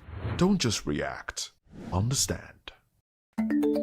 Africa is on the move, a continent of rising voices, untold stories, and powerful transformations. From the streets of Lagos to the heart of Nairobi, from the mines of Congo to the tech labs of Cape Town, the African story is being written every day.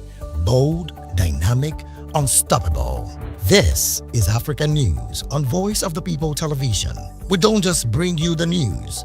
We analyze and bring you Africa's heartbeat, the politics that shapes our nations, the economies that drives our future, the cultures that defines who we are, the voice that must be heard. Africa News, Africa's voice, Africa's future. Where Africa speaks, the world listens.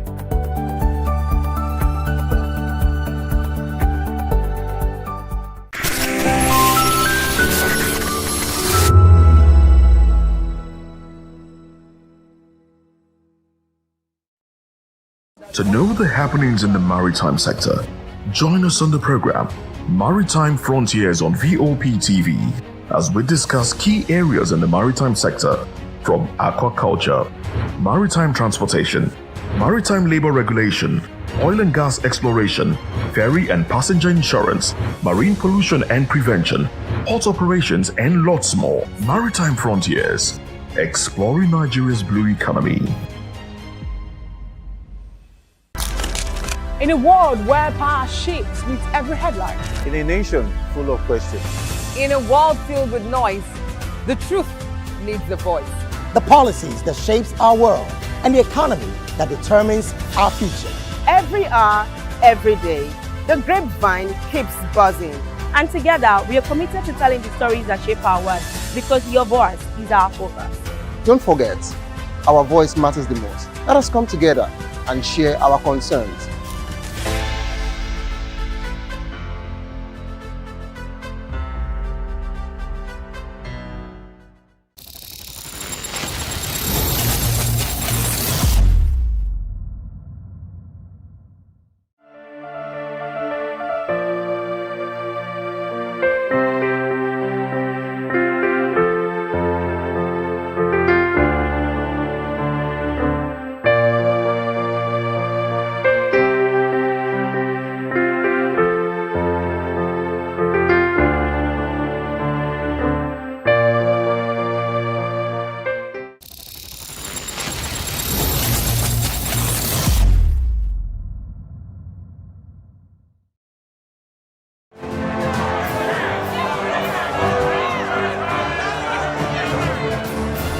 want your voice to be heard? Do you know that you matter in the scheme of things? The People's Voice, the show where ordinary citizens take center stage as we discuss the biggest stories that affect you and I. With you in mind, we facilitate lively discussions, debates, and interviews on the topics that matter most to you and I. From social justice to economic empowerment, education to healthcare, governance, and more. Tackling tough topics and amplifying your voice. Join the conversation and make your voice count. The People's Voice. Make your voice count. Hi, my name is Zoe Martinson, and you're watching Voptv. What's up, people? It's your boy Dulo checking in. I'm here with the fisherman, Dulo, aka Kubi. I want to shout out the VOP, the voice of the people. Make sure you guys tap in, tune into the voice of the people today, tomorrow, and every day. Hi, everyone. My name is Princess Fithian Nkrumah, and you keep watching Voice of the People TV. Rukomi ni Akweja. Ricky Adelaida, the fisherman. Voice of the people. I'm part of the people. So go on and always watch Voice of the People. Wagwami people, it's your girl Endurance Grand, and I'm giving a special shout out to VOP TV. Keep listening, keep watching. My name is Akio Shota, and this is VOP TV. Hi, my name is William Lamte. I'm an actor, and keep watching Voice of the People TV. Keep it locked. VOP TV. Now you have more than a voice.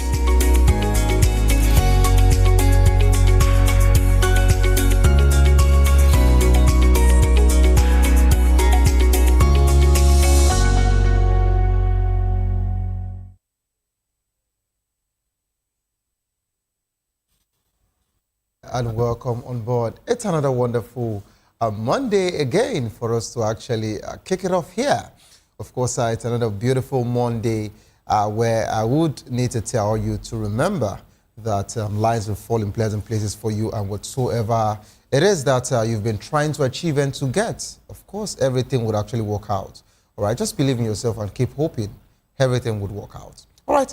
Welcome on board and welcome to People's Voice on Voice of Television, where Senior Stories shape the narrative. And of course, today we're dissecting a major conversation that is dominating the headline and sparking conversation across the nation. Obi to Tinubu, step down, you have failed. APC fights back. This is the conversation we have on our table this wonderful afternoon. Join the conversation with expert insights and citizen perspective. Share your thoughts with us. I am Savio Udo. Let's look into our stories with details. Hoodlums attack Osun INEC office, steal PVCs. About 10 armed hoodlums on Sunday attacked INEC officials at Oyinlola DC Primary School, Ward 2, Odiotin local government in Osun State, and carted away 3 packs of permanent voter cards with officials, which of course are the officials distributing the PVCs ahead of August 15th, 2026 governorship election, actually talked about, and saying that the hoodlums fired shots into the air and made away with cards. The Osun Police Command condemned the attack and said an investigation have begun to arrest the culprits and, of course, recover the stolen PVCs. The residents were urged to provide useful information. INEC is yet to comment on whether the affected PVCs will be reprinted. All right, we just hope that INEC would give us clarity as regards to that particular one. Away from that particular one, let's move into the same most talked conversation, in the country as we speak. Reps give IG 48 hours to produce fake DG Adeyemi. The House of Representatives Committee probing PFIPC has ordered IGP Olatunji Disu to produce a self-acclaimed DG Adeyemi Adeni by 12 noon on Wednesday. Lawmakers are investigating how PFIPC, which has no legal backing, got office space and 1.32 billion in the 2026 budget. Police told the committee Adeyemi faces 8 charges of fraud conspiracy after the chief of staff petitioned over alleged forged documents. Investigators said 29 fake approvers linked to the State House, SGF, and Ministry of Finance were found, of course, in the same web, as we would call it. All right, these are, of course, one of, the conversation that you would agree with me that we've actually, talked about it over time, and we've actually flogged it over time. At this point, we just want investigations to really, come out, and we want to know what is really happening in the country, and we want to know what has happened to this particular, money. I want to also know what has happened to that particular agency. How did we get here? Who appointed him, who gave him that particular appointment letter, who gave him the space for that particular office, in Federal Secretariat, how bank accounts were opened. If it is fake, let us actually get all of this particular information. That's all we want to know. We want to see who and who is part of this particular conversation. To join the conversation, kindly call the number 081-387-14129.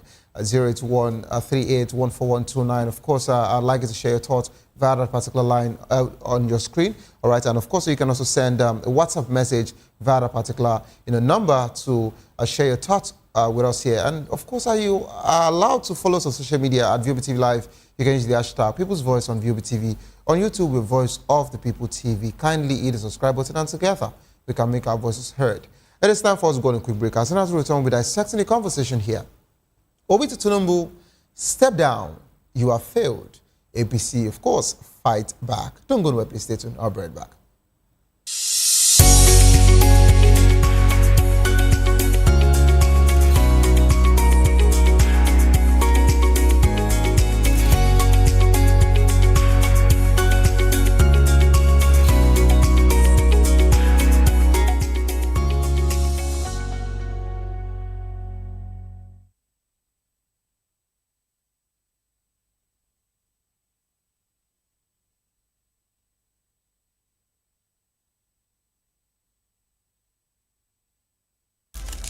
In a world where power shifts with every headline. In a nation full of questions. In a world filled with noise, the truth needs a voice. The policies that shapes our world and the economy that determines our future. Every hour, every day, the grapevine keeps buzzing. And together, we are committed to telling the stories that shape our world, because your voice is our focus. Don't forget, our voice matters the most. Let us come together and share our concerns.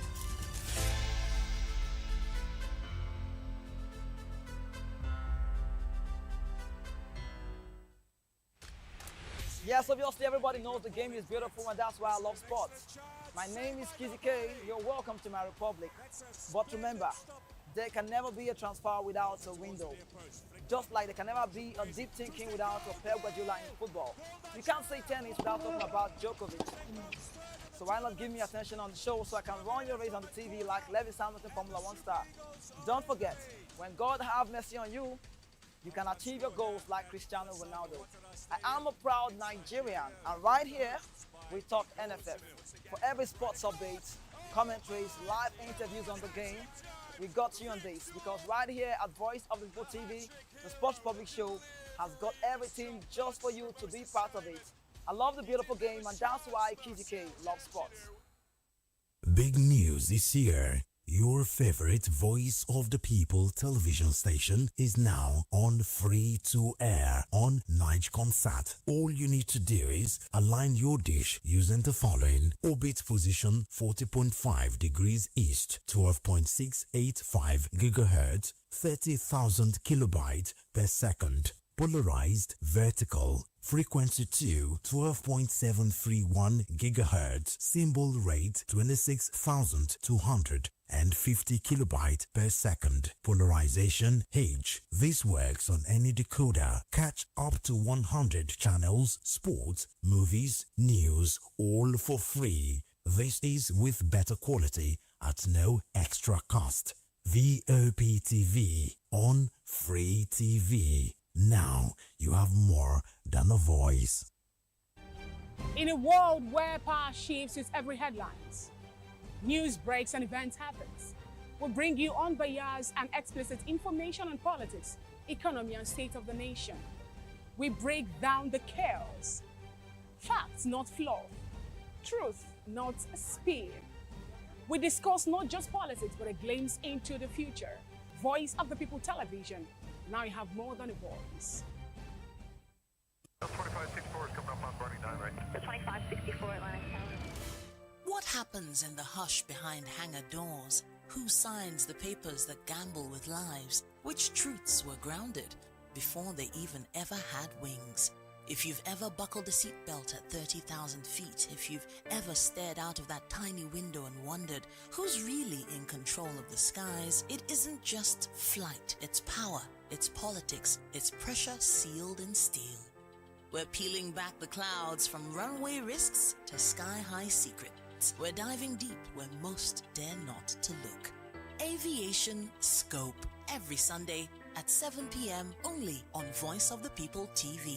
We don't just report, we reveal. We don't just ask, we uncover. Because when it comes to the skies, ignorance is turbulence. Aviation Scope, the sky isn't the limit, it's just the beginning. Are you looking for where to buy quality and original studio and musical equipment in Nigeria? Welcome to Iruka Online, Nigeria's biggest musical and sound equipment warehouse. Your trusted home for top global brands, reliable low-priced alternatives, and 100% original musical accessories. With over 16 locations nationwide and open 7 days a week, we deliver unbeatable service and customer support you can count on. Shop online at iruka.com in partnership with world-renowned brands like Voptv Pro, Prisoners, Twile Keyboards, Fender and Jackson Guitars, Marshall Amplification, Mapex Acoustic Drum Set, Toe Tech Electronic Drums and Accessories, Evans Drumheads, Ashdown Engineering, and many more. Iruka Online, powering your sound with quality you can trust.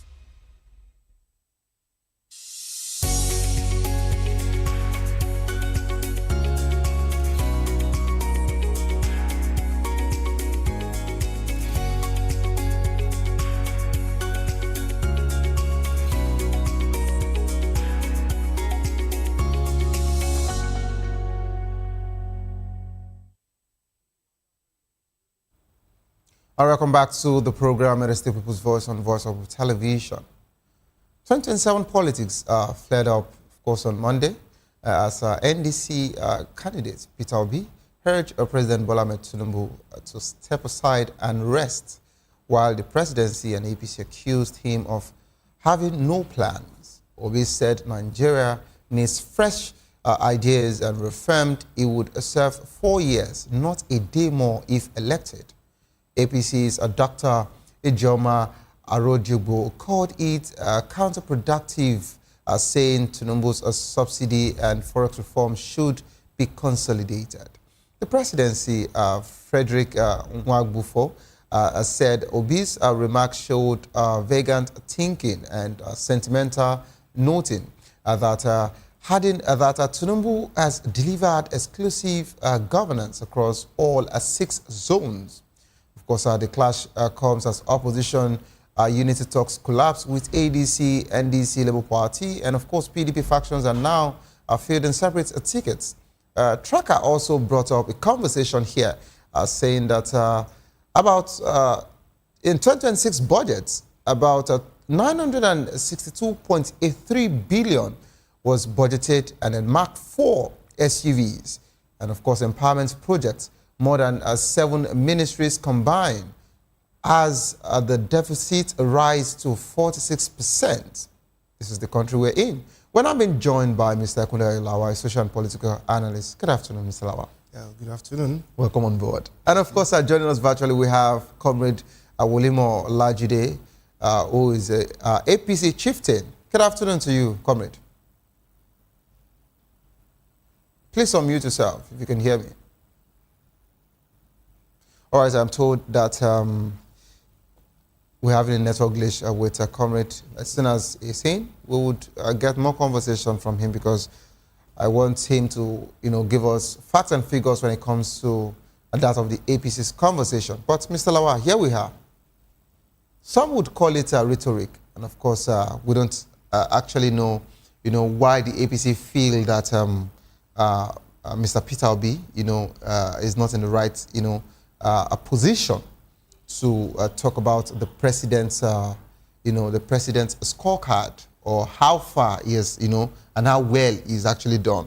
But we know this is, election, season where politicians get to, throw shades and talk about, a different situation. But when we look at some of the policy that the presidency are actually, saying that they've done over time, should we say that Mr. Peter Obi's statement is right? Are you in support of that statement as regards to stepping aside to go and rest? Or is this just a political, a banter because we're actually in that particular season again? What's your take as regards to this? Help us to understand this conversation better. Okay, thank you very much. One, Mr. Peter Obi is a Nigerian, so he has the right to comment or make decisions concerning Nigerian situation, whether good or bad. Second, Peter Obi is in the opposition, so it's the duty of the opposition to, give alternative where they think it is necessary. And then three, he has been in the helm of affairs for 8 years. He was a governor of a state, and then with that, he can use that to make a comparison between how he ran the state when he was a governor and how the president is running the country. Because the president too was also a governor at some point. So for that three singular reasons, to me, he has the right to say what he's saying. So there's nothing wrong about what he's saying. Now, it is now in the coffers of the president to, prove himself that what Obi is saying is not what's supposed to be, that it cannot be because of what he has on the table. Now, based on what they are always using as a yardstick of a, as their scorecard yardstick, Yeah. I don't think that is good enough. Each time they use that, it's not good enough at all.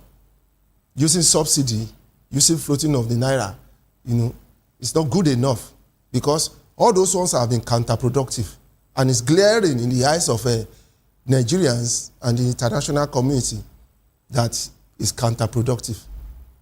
For example, the removal of the fuel subsidy. That's not brought any progress now, except hardship and more suffering. So why do they keep using that as a scorecard every time they talk? They should find something better to say. Even floating of the naira. I could remember when former President Jonathan was in Nigeria, was a president of Nigeria. You know how much was a dollar to naira? It was even not up to 1,000. It wasn't even up to 500 naira. Now we are talking about 1,300 and something to $1. So that means we are buying, whatever we are buying is times 1,300 and something % of whatever the goods or services that Nigerians are buying or are using or are paying for. So how is that productive? It's counterproductive. Even NEL fund, because it's not free, the student must pay back. So how do they pay back? When they finish school and they start looking for a job, or when they get a job that cannot even run them for a whole month, so why would they now pay back that loan? Where the government has more than enough fund to fund education, and then the students are giving loan, and that's not a scorecard at all, because it's a debt for the student to pay back. So the question is, how will they pay back? Is there jobs waiting for them when they finish school? Is there jobs waiting for them? And what I've seen graduates that are earning 35,000 naira.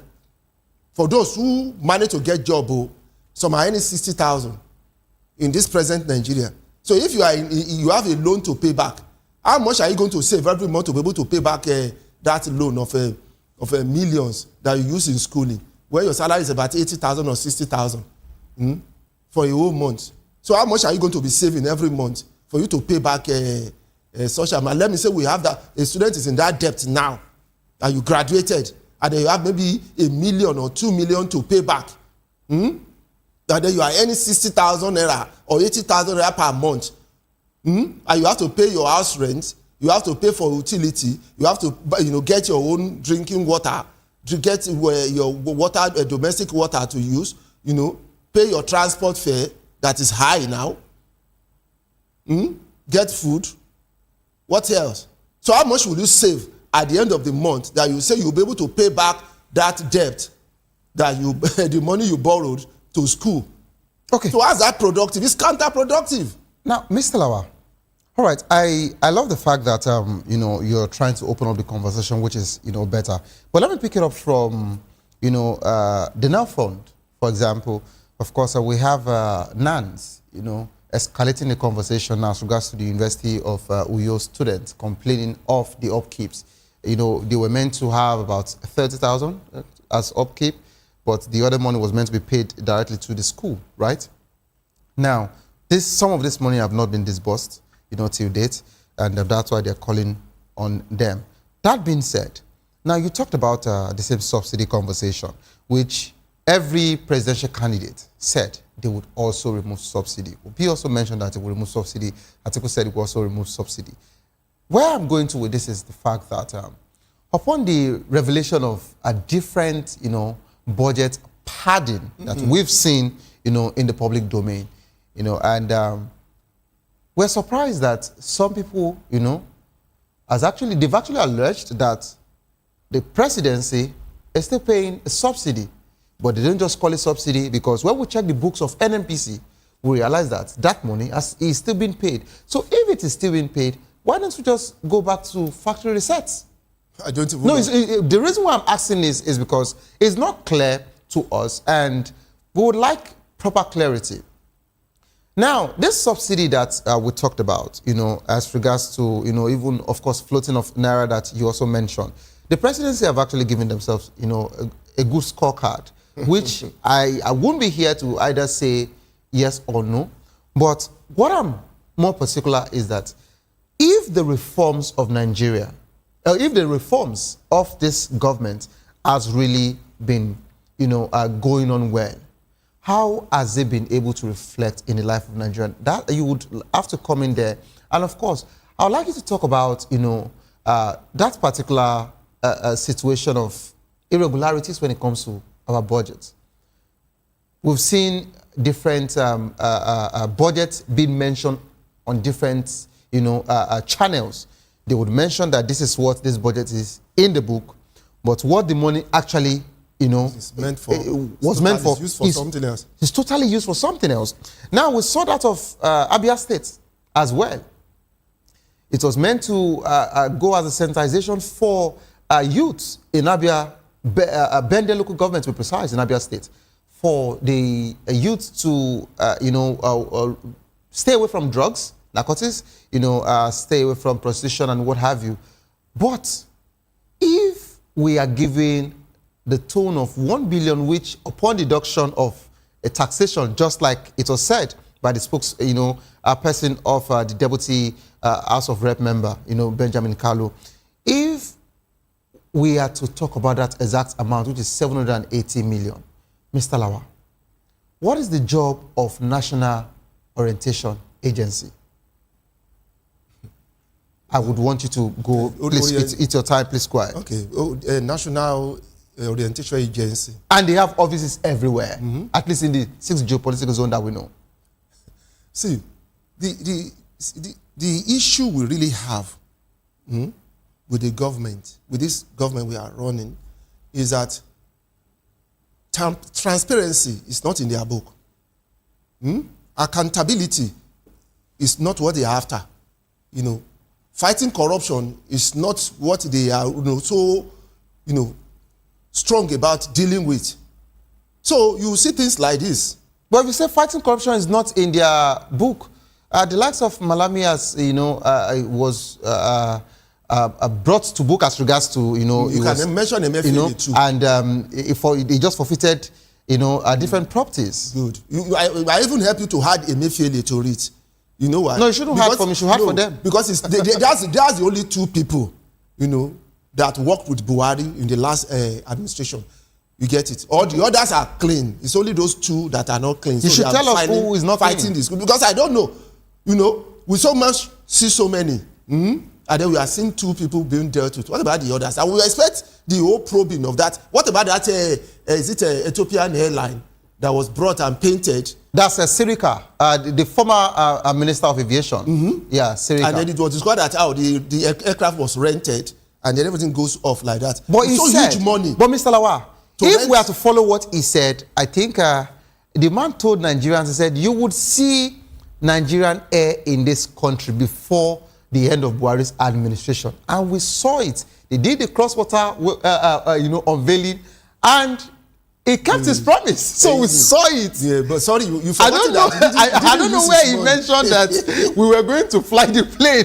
So we saw it. And in less than 24 hours, the owners of the plane took back their plane to Ethiopia. But we've forgotten that it wasn't his money.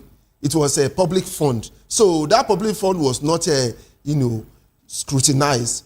They just let it go like that. Even if you if you rented that plane and you brought it to Nigeria, the money you spent for the whole exercise, you get it, supposed to have been, scrutinized. Because it was very huge. It runs to billions, I think. And for renting a plane, painting it and returning it back, you spend so much money. Then what about those, entertainers and even business people that rent aircraft and use it for business and return? That business must have been renting it for so huge money. Okay. Let me understand. Mr. Lawa, I'm told that Comrade Wolimo is there now. Hello, Comrade. I'd like you to unmute yourself if you can hear me loud and clear.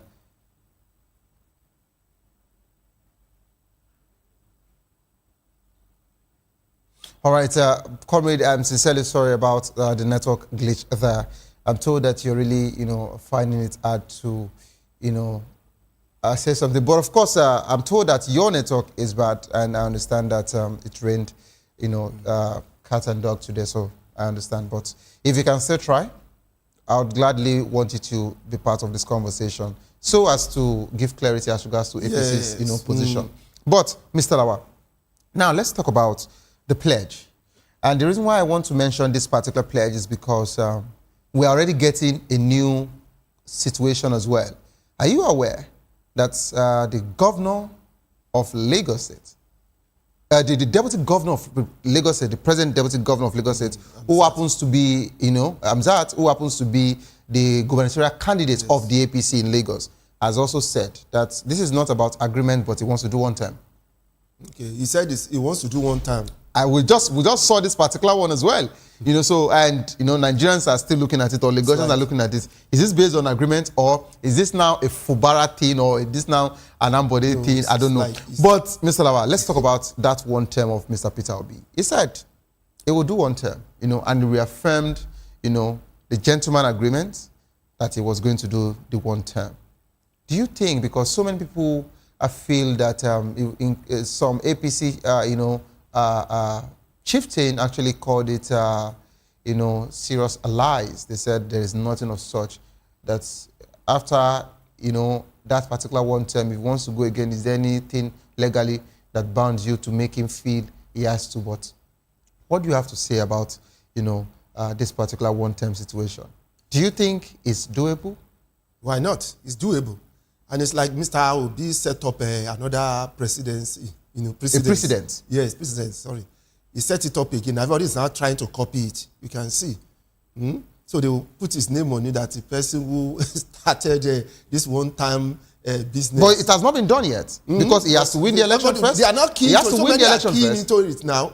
We don't know the undertone as regards to that of the APC, the Lagos APC, but he said that there is no, no agreement, but he just wants to do one term. That's Amzat. But now, I'm talking about the president you said, yes. Obi has tried to start. But talking about Obi, do you think it is, visible? What if, Mr. Lawa, you win an election today and your governance style is okay for, for Nigerians, and your followers, Nigerians in general, tells you, oh, you have to go back again and finish it up. We want to see how you would, transform this nation for us.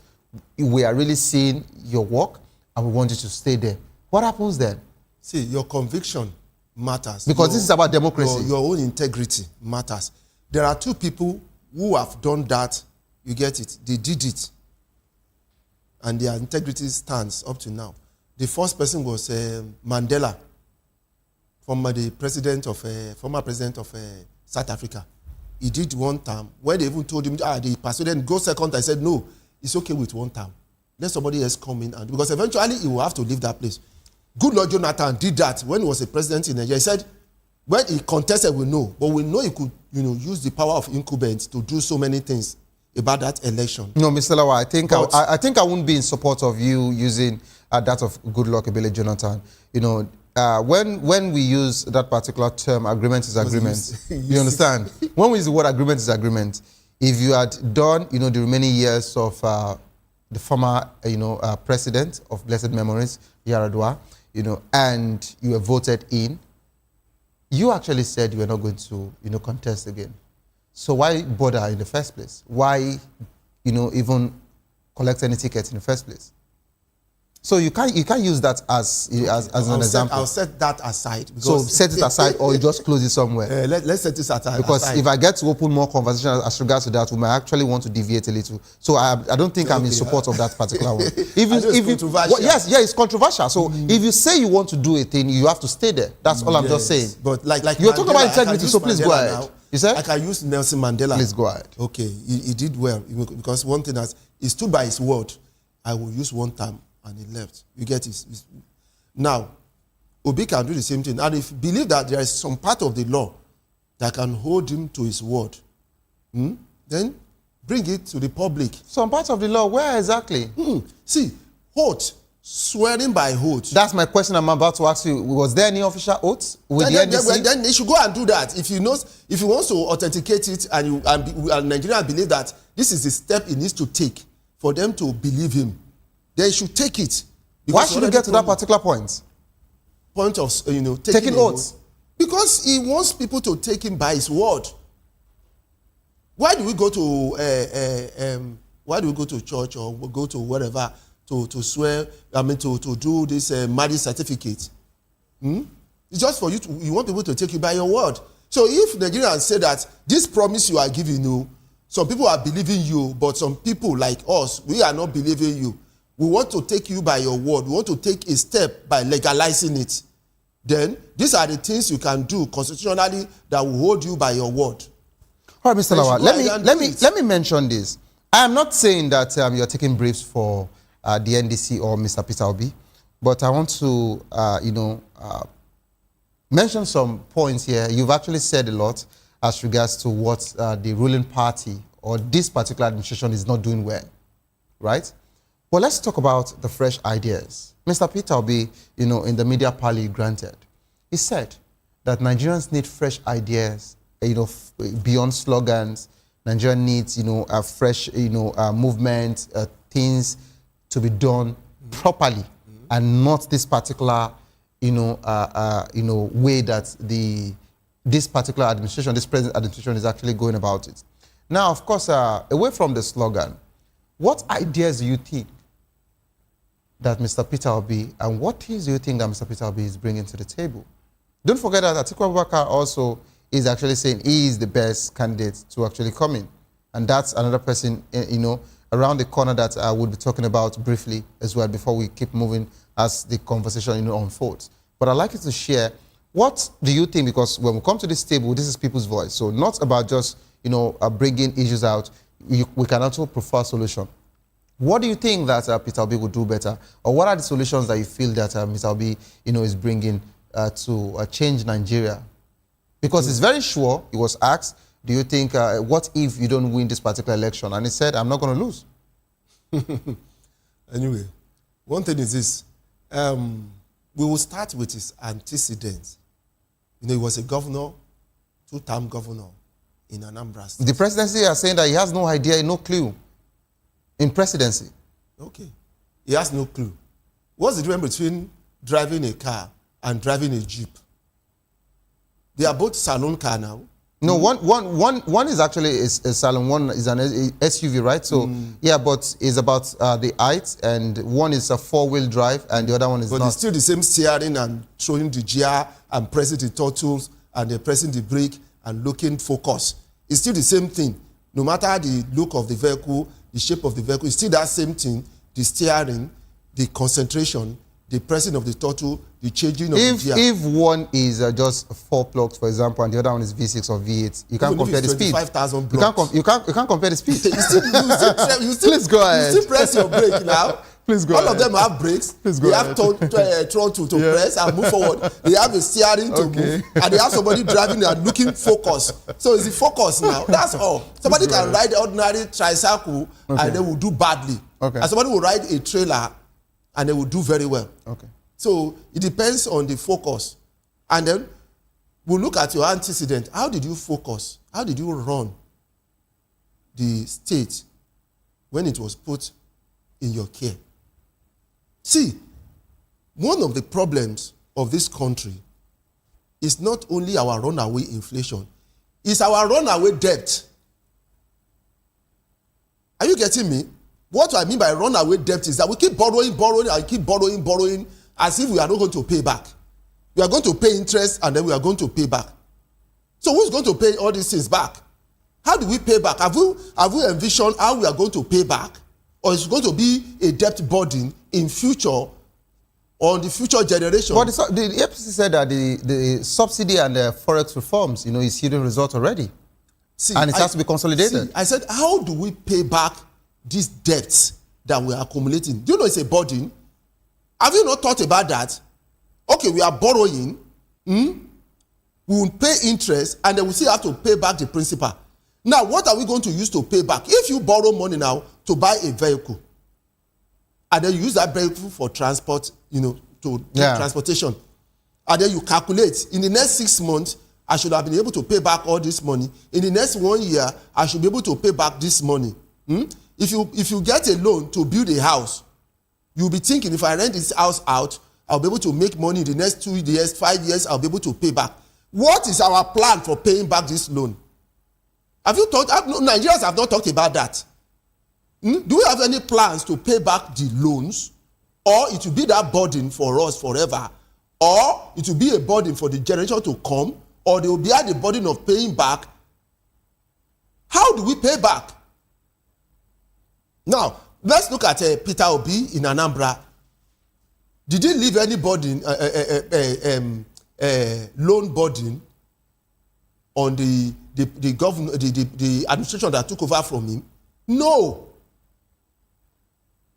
Now, if you don't leave any burden of a loan, that means that the state can have a breath of fresh air, that whatever comes in, we can use for whatever we want to use for. And then he left money in the covers of the state for the next government to run the state. And he didn't owe anybody. These are very good antecedents, I am telling you. All right, Mr. Lawa, let me mention again that the presidency says that Tinubu has delivered projects across all 6 zones. I think the first they quickly talk about is the Lagos Calabar Costa. Some people are saying it's flooded. Someone said it's flooded in this rain. And of course the Sokoto Badagry, and of course that to mention, but a few. It's rehabilitation, no. That's Sokoto Badagry. Sokoto is rehabilitation, no. Okay. It's been there, but it's rehabilitation now. So it's not reconstructed, or it's not a reconstructed project. It's a rehabilitation. No, it's a reconstructed project, fresh one. Sokoto Badagry Expressway. Yes, that is in Badagry here. After yes, fresh. They're doing fresh. That's what they mentioned. That's what was mentioned. Maybe we have to get. I know that there's one that passes through that Igbesa. Yeah. That road has been there now since I was. Perhaps maybe they are expanding it. But I know what they did was that they just. They put. The Minister of Works has really done a lot. He has been working. So I think you can be working when you come to the office. Okay. You resume work in the morning and then you close in the evening. You are working. But the question is, that work, how productive is it? These are the questions. But are this project, actually reflecting the economy pain from, reforms? And I want to talk about impact now. The president talked about the presidency. They've talked about forex. They've talked about a subsidy. They've talked about several reforms, including this particular project that they are mentioning. But how are Nigerians? What is the impact of all of these reforms in the life of Nigerians? I want you to respond to that, please. Now, one of the issues I have with this government is that they don't always look back. They always say there's no going back. There's no government that cannot have a serious government that cannot have a going back. You can retrace your step back now. That's why you call it reform. You reform your reform. I keep saying that when you take a reform, I see that this thing is not yielding what we want it to yield. You reform that reform and take another step until you get to where you are going. You don't continue going where you say this thing, like this subsidy thing now. It's not yielding any positive thing for Nigerians. And then you cannot retrace it. And then we hear they are retracing it, but it's in a hidden way that rebrand it or whatever. But it's still the same thing. You get it? So my point is that there's nobody that cannot make a mistake. That's why we will call it innovation, renovation, reform. So you can reform. You can retrace your steps. Because Nigerians are seriously groaning. Look at this Calabar Coastal Road. It's a fine road. I'm not against the project. But there are existing bad roads that are supposed to have been fixed first before you begin a new one. You can't have 2-3 projects all running concurrently and then none of them are true at the moment. You could finish one, while people are using one, you'll be working on the other, and then you finish that one, and then there's a relief, and then you pick another one again, and then you finish one at a time. You get it? You finish, and that is when it is positive in the lives of Nigerians. But we have so many. Do you know what it takes to travel from Lagos to Calabar or Akwa Ibom? In December,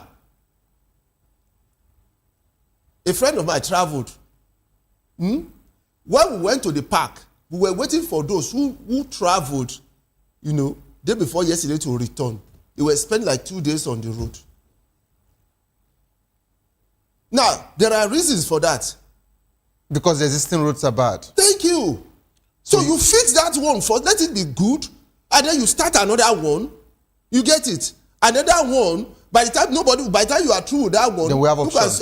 You have options. That's how you develop. And then you see how you can link this one again. You begin this one, you start another where you can you don't, leave the existing one where you can just rehabilitate and it's okay. You leave it and you start another one, and then you are clapping for yourself. So you're not clapping for them? Why will I? When a journey that's supposed to take you like 6 hours is taking you like 12 or 24 hours. Okay. Now, let's talk about opposition party. Of course, we've actually, touched this conversation, in every part. But let's talk about opposition party. And that was the reason why I said I was going to come back to, Alhaji Atiku Abubakar. Coalition is not looking, possible anymore. Some opposition party, Labour Party, ADC, the likes of them, of course, PDP, that's the Turaki-led faction.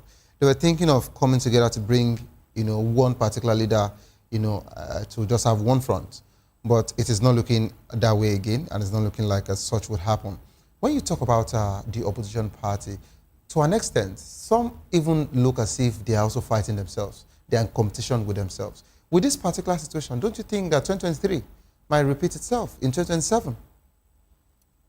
One thing is this. One. Because we still have the Atiku figure, we still have the Obi figure, and these two sides are still throwing, banters and shades, if I'm allowed to use that word. That will go on. It's normal.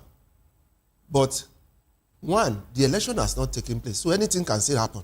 Do you know that? So you believe Atiku and Obi can actually come together? Nothing is impossible. So who would step down for who?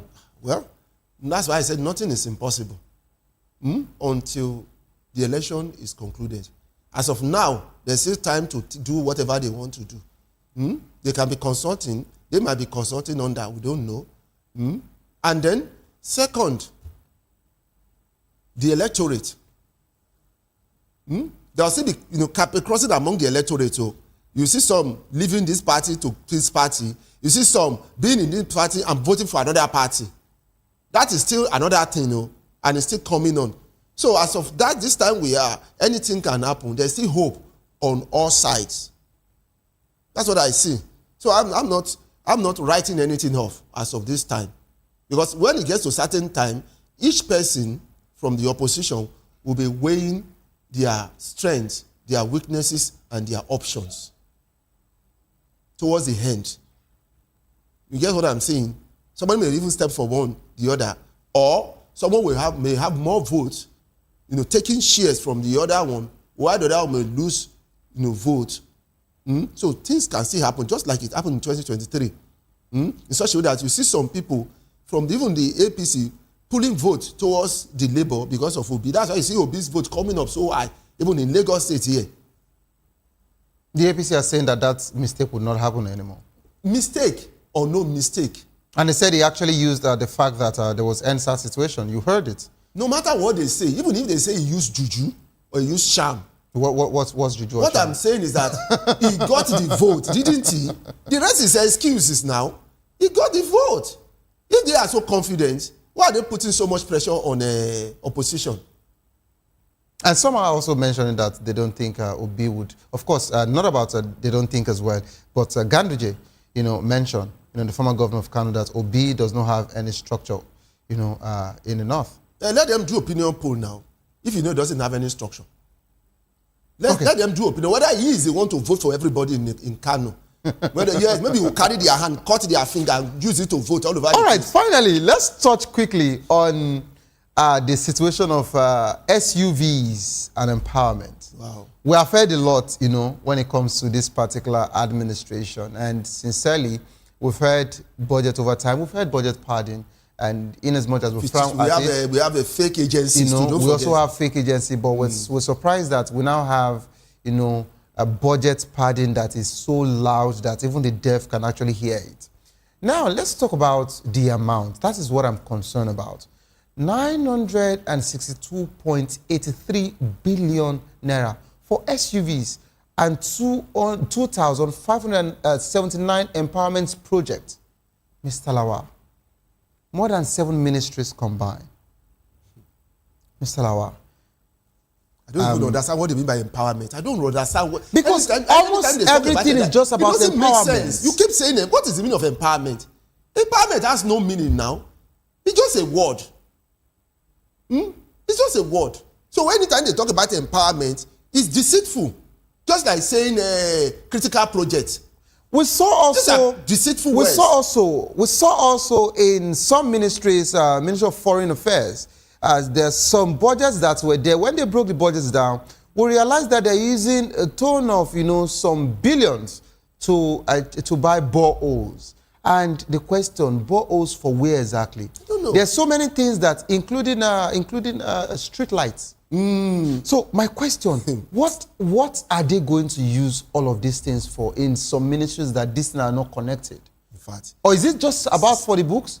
How do we hold some people accountable? And how do we stop this? Even this rural electrification agency, I don't even know the work of that agency.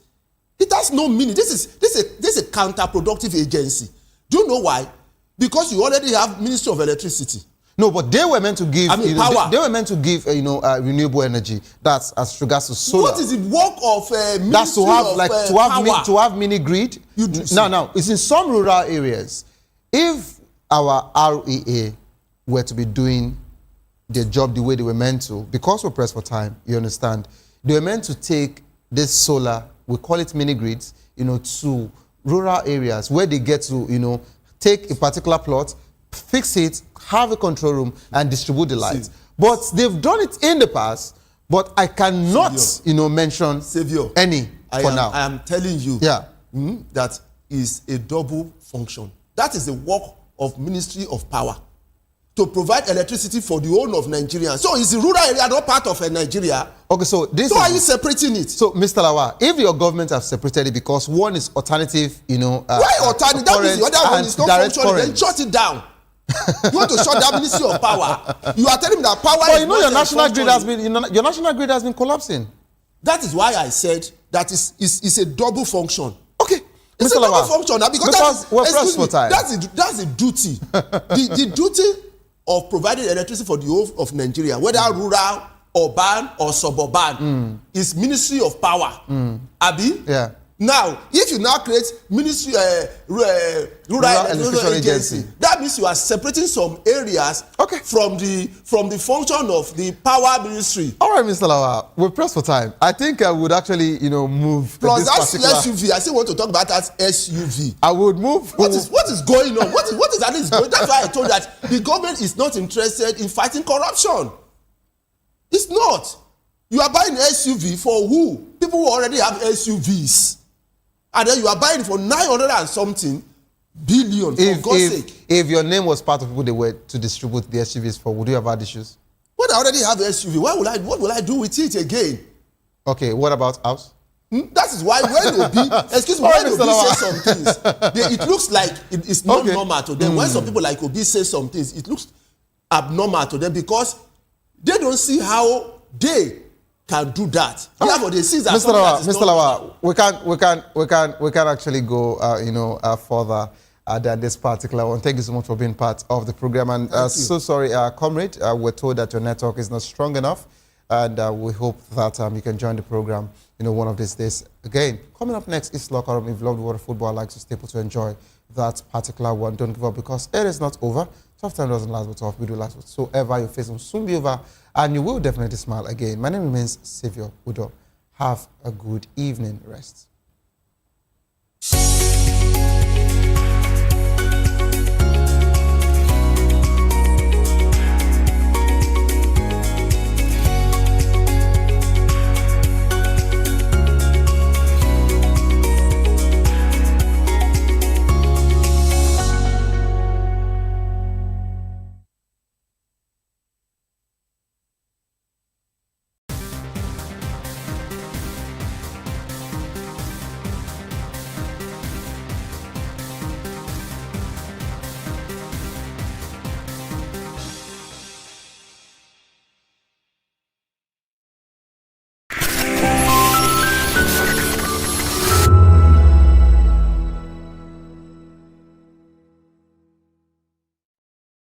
Nigerians, your voice matters, and in 2027 it starts with your permanent voters card, your PVC.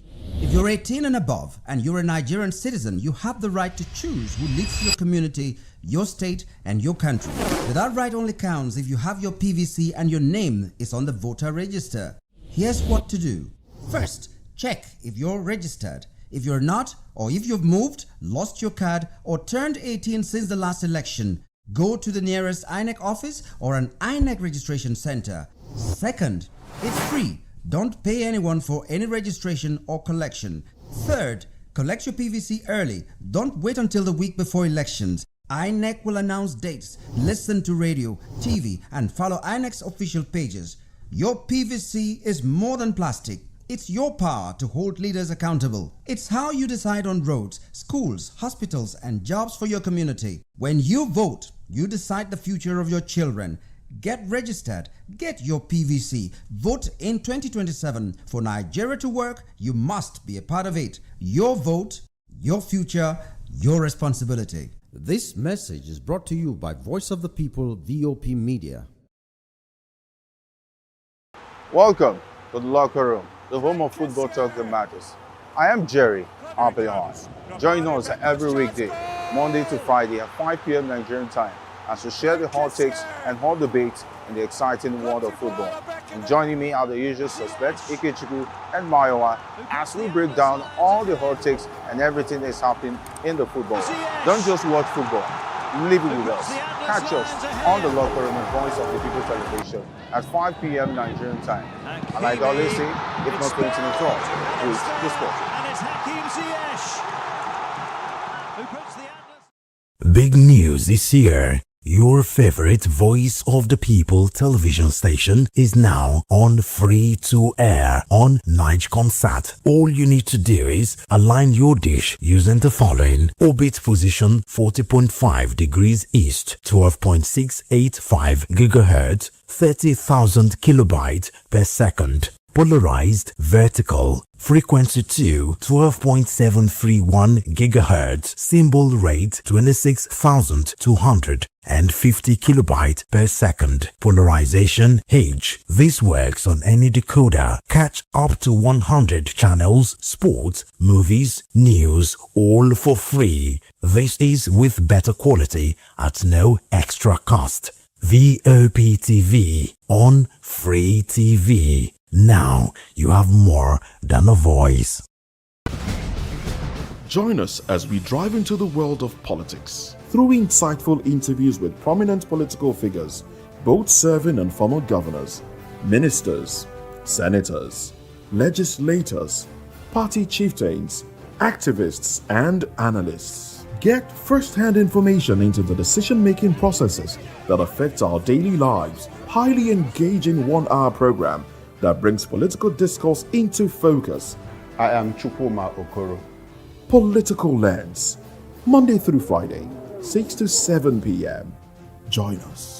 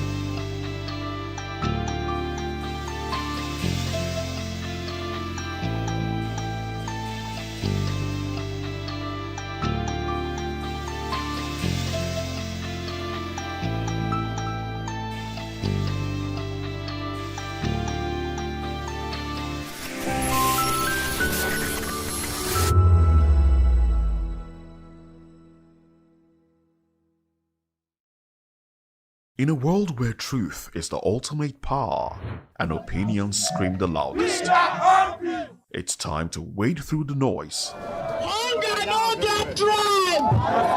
Hunger no get religion! And scan the human interest and trending topics that matter. Stay tuned to The Issues, your plug to the stories making the buzz, from politics to science and technology, social justice, and more. Let's tackle the tough questions and expose the truth. The Issues on Voice of the People Television, Mondays to Fridays, 8 to 9 p.m. The Issues. Don't just react, understand.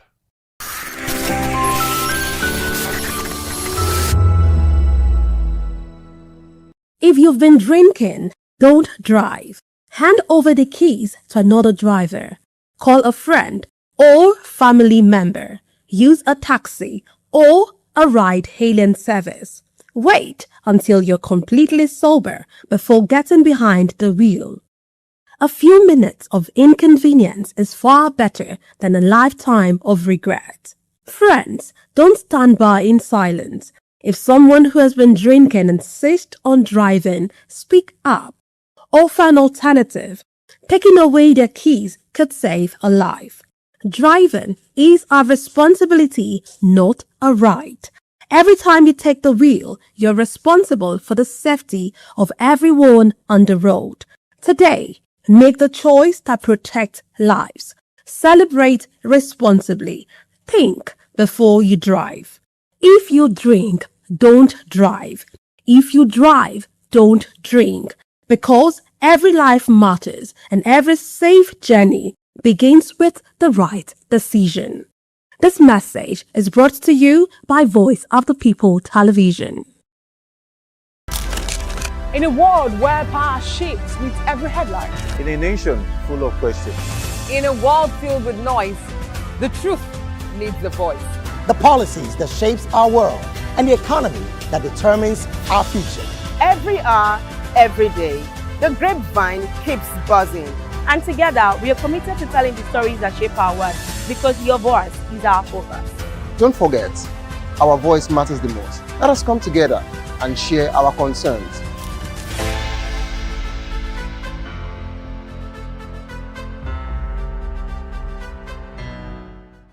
To know the happenings in the maritime sector, join us on the program Maritime Frontiers on Voptv, as we discuss key areas in the maritime sector, from aquaculture, maritime transportation, maritime labor regulation, oil and gas exploration, ferry and passenger insurance, marine pollution and prevention, port operations, and lots more. Maritime Frontiers, exploring Nigeria's blue economy. In a world where power shifts with every headlines, news breaks and events happens, we bring you unbiased and explicit information on politics, economy, and state of the nation. We break down the chaos. Facts, not fluff. Truth, not spin. We discuss not just politics, but a glimpse into the future. Voice of the People Television. Now you have more than a voice. Are you looking for where to buy quality and original studio and musical equipment in Nigeria? Welcome to Iruka Online, Nigeria's biggest musical and sound equipment warehouse. Your trusted home for top global brands, reliable low-priced alternatives, and 100% original musical accessories. With over 60 locations nationwide and open 7 days a week, we deliver unbeatable service and customer support you can count on. Shop online at iruka.com in partnership with world-renowned brands like Wolfdale Pro, Prisoners, Twile Keyboards, Fender and Jackson Guitars, Marshall Amplification, Mapex Acoustic Drum Set, Tech Electronic Drums and Accessories, Evans Drumheads, Ashdown Engineering, and many more. Iruka Online, powering your sound with quality you can trust.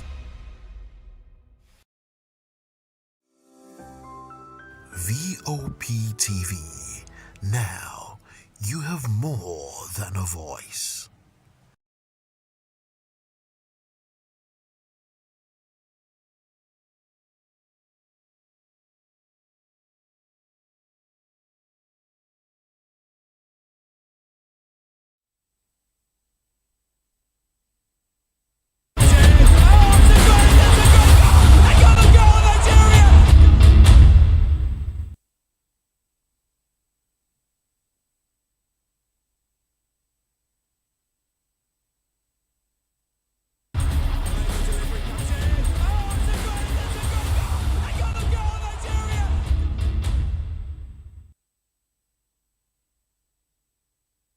Good to be it's so good to be here today. I mean, the WAFCON is upon us, and the Super Falcons will be playing our very first game against the Malawi national team. And of course, they've been talking tough. The skipper of the sides, Chawinga, is also talking.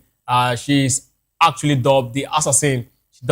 She plies a trade right there in France, and the lady is actually, telling his teammates that the Super Falcons is a team that can be beaten. That no team is, above, taken down if they have to if they put their house, in order. And of course, we'll also take a look at what's happening right there, in the camp of the Super Falcons following the incident that happened yesterday where, there was a case against the Super Falcons star, talking about Esther Okoronkwo. And the big questions a lot of people have been asking about this particular one is that, why is it Esther Okoronkwo? Is it because of what she did, to the Moroccans, in the last year final? But of course, we'll also take a look at, major conversations around transfer news where Young Stones definitely joins Inter Milan now. And also, it has been confirmed that, Zinedine Zidane is going to be the next coach of Real Madrid, the next coach of the French national side. And all this and more we'll be looking at in today's episode of The Locker Room.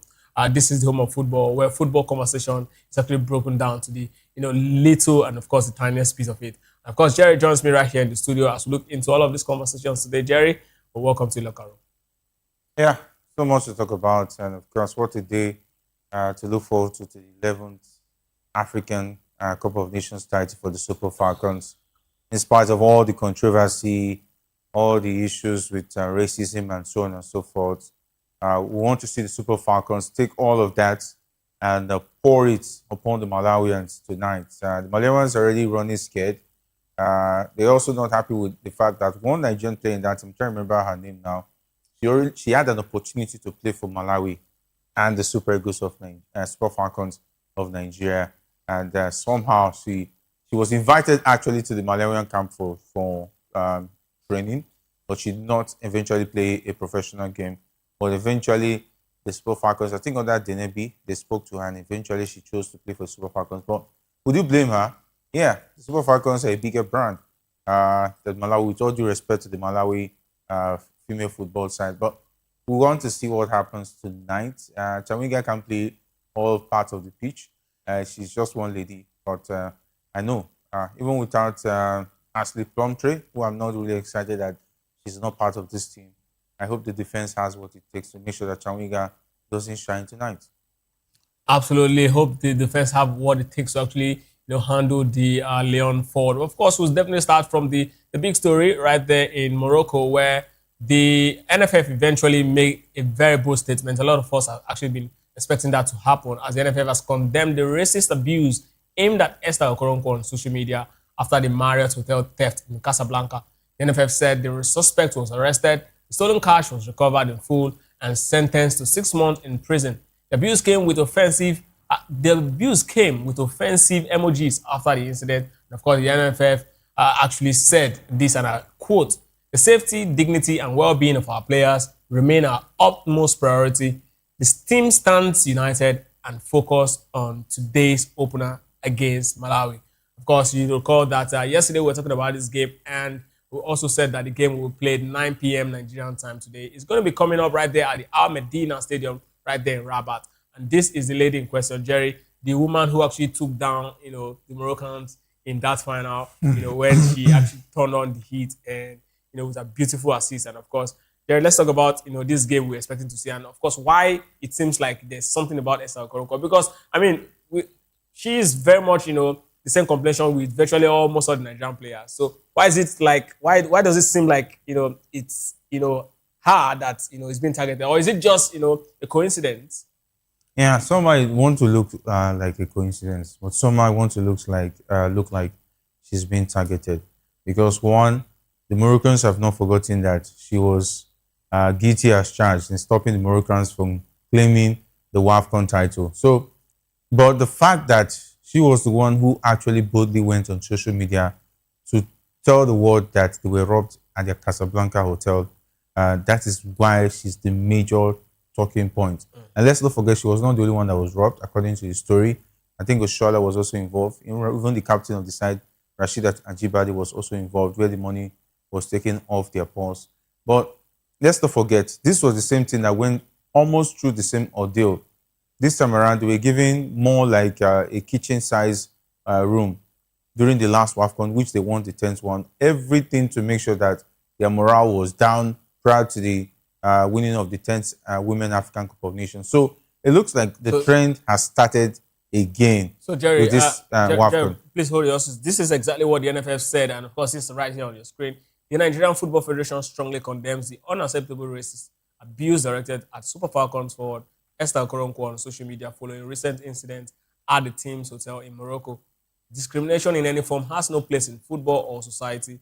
The racist abuse and emojis directed to our players make absolute no sense, especially as the individual responsible for the theft was apprehended, made to return the stolen cash in full, and sentenced to 6 months in prison. The safety, dignity, and well-being of our players remain our utmost priority. The entire team stands united, unbothered by distraction, and fully focused on tomorrow's game. Exactly this particular message from the NFF came on board yesterday evening, just after we wrapped up the show. But Jerry, I want to ask you a question.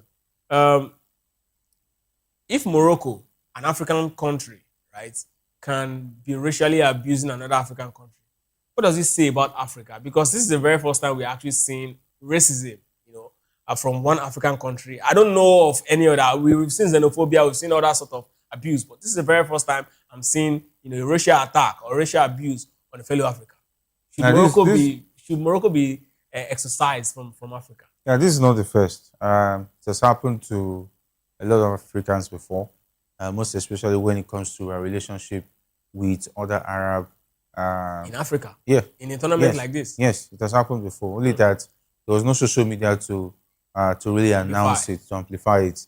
We've seen a situation where our players playing in the CAF Champions League come back and say how they were racially treated, abused by their opponents, most especially at the stadium when they go to play countries like Libya, Egypt, and of course, we all remember what happened to the Super Eagles recently, where the way they were treated at the airport, where they were, would I say, put under siege? Would I say under siege for hours? Yes, that was the Super Eagles. It was amplified because it was Super Eagles. These are things that happen to African teams going to play qualifiers. But Jerry, wait, I can understand the incident of holding them see the antics of North Africa and all of that. There was no time in that particular incident you mentioned now. There was no time that any of these players, even the officials, came out to say we were racially abused. Well, how well can you be abused? Every form of abuse is abuse. The thing is that, then for racism, yes, it happens mostly when they go to the pitch, during the games.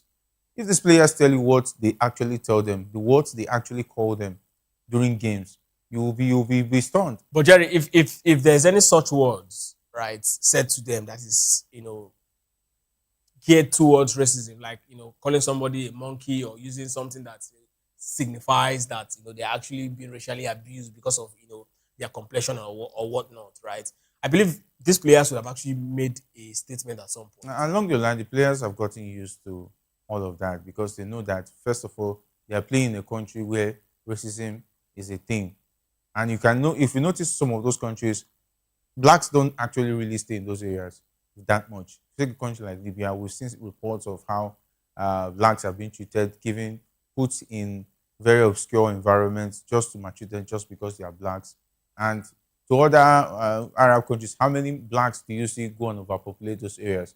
Though, yeah, we have situations where blacks actually stay there. But eventually, I think when it comes to something that has to do with competition, when the opponent knows that there's something at stake in terms of pride or whatever, they bring all of these antics. And at the end of the day, you find out that this spirit, I don't know whether it's going to end, but it should be frowned at. CAF should do something drastically about it. And for Morocco itself, this already shows that what happened at the last AFCON, they didn't learn from it. What happened in the last AFCON, they didn't learn from it. They've continued from where they stopped. Because the Super Falcons are the biggest brand going into the AFCON competition. You should have done everything possible to make sure that they were protected. Because you already have a bad image in front of Africans. Because we also had the Super Eagles was treated in the semi-final game against Morocco. How the Senegalese team was treated prior to their game in the final against Morocco, and how Morocco is trying to take the AFCON title through the back door. So all of this is already creating a spotlight on Morocco. And I think the Moroccan government should know better. And let's not forget, they delayed this AFCON competition after all the antics they played towards Senegal? No, I'm not going to Senegal. This competition was supposed to be hosted in April this year.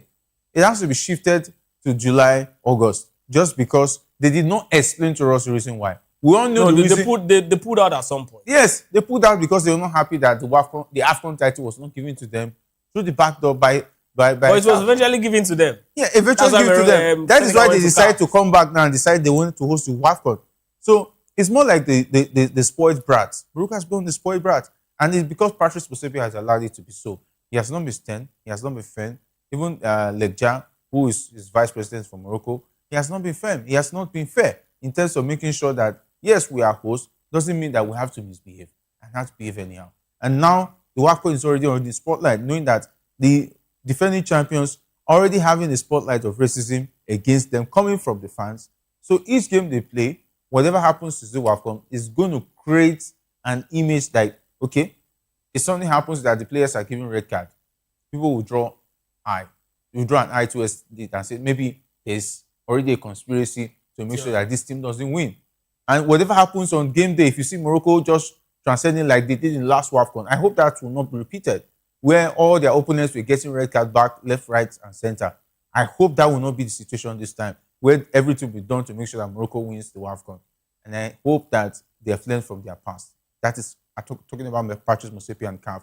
Because all of this, if this continues, that means any country that hosts a competition like the AFCON and the AFCON should be telling Patrice Motsepe, as we are giving you the rights to host this competition, our team must win. It's a very sad tale right here, as Jerry is actually putting it. But then let's talk about the AFCON and move away from the story of racism down to what's going to happen later today at 9 p.m. where Malawi captain Tabitha Chawinga told the Scorchers to play with courage against Nigeria in the WAFCON 2026 opener. Malawi's first WAFCON. Of course, they are in the Group C, which is also dubbed the Group of Death. Maybe you want to say not for Nigeria, but for us, for the other teams in the group. And of course, the game comes later on today, like I said, right there at the Medina Stadium in Rabat. Chawinga said that we know Nigeria's what? They are a great nation, but we must focus on ourselves. No inferiority complex. And now, Jerry, this is the lady. She's played 11 games for Malawi and she scored 25 goals. She's got good numbers on the sleeve and she's here to actually make a very big statement. This is the very first championship for Malawi, at the female level. And of course, this lady here, she's dubbed the assassin and the striker of Olympic Lyon. Of course, you know that the French Ligue 1 is one of the strongest leagues when it comes to female football in Europe. And for a woman playing for Lyon, it says a lot about the quality that she possesses. And not to also forget, she's 30 years old, Jerry. Yeah, Chawinga, for those who don't know about female football, would be forgiven if they don't really know this lady. I think at the point in time, she was also competing for the Women Player of the Year, CAF Player of the Year. And she's always been in that circle. Yeah, she's always been in that circle in the conversation.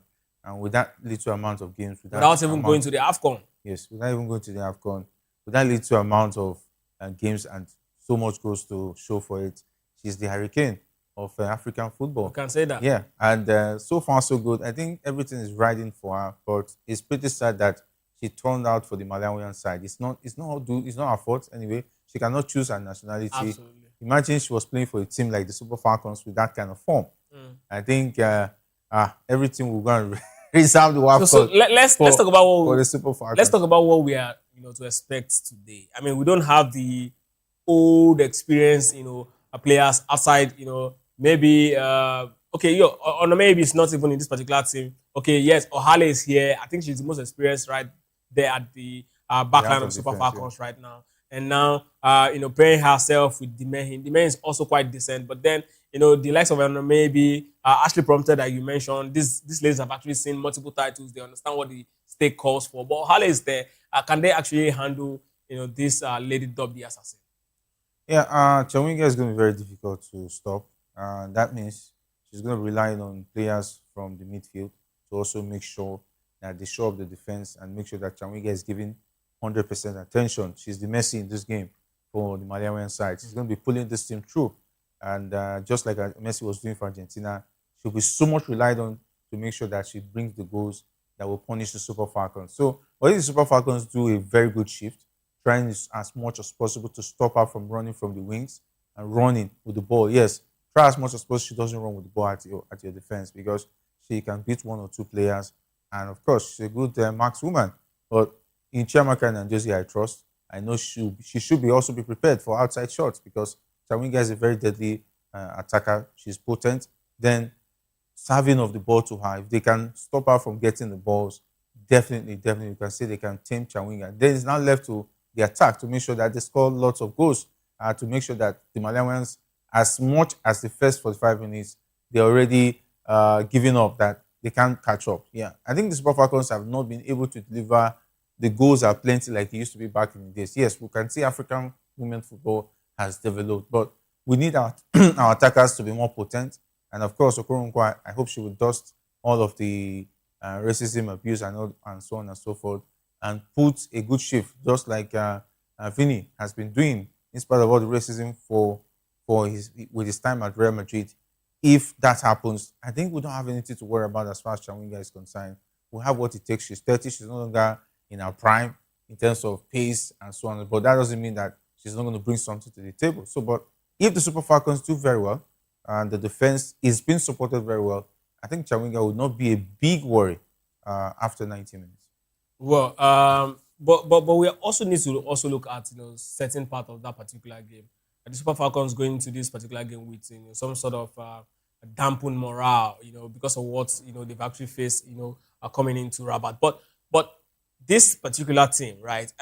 She likes to actually drift from the left part of the field, which is definitely where we'll definitely find one of our most trusted fullback, in our team. But if the Super Falcons must take this team into cleaners, because I mean we know the records of what it takes for a fresher, a team that's just playing their first tournament, how they actually approach it, especially when they're going against a mighty horse like the Super Falcons. Take for example, Jerry, Cabo Verde against Argentina, right? It was actually a very big game because they all have a lot to actually say. They want the world to actually see them. An upset is something that's going to really make a very big case. Again, let me not even forget one big incident happened yesterday. Tanzania defeated South Africa 2-1. So they might also want to be riding on that particular wave. So how can the Super Falcons ensure that this is maximum 3 points? Because the Super Falcons keeper as well, Ajibade, also was talking about this game, and she said there's nothing else that Super Falcons need. There's nothing else that Super Falcons want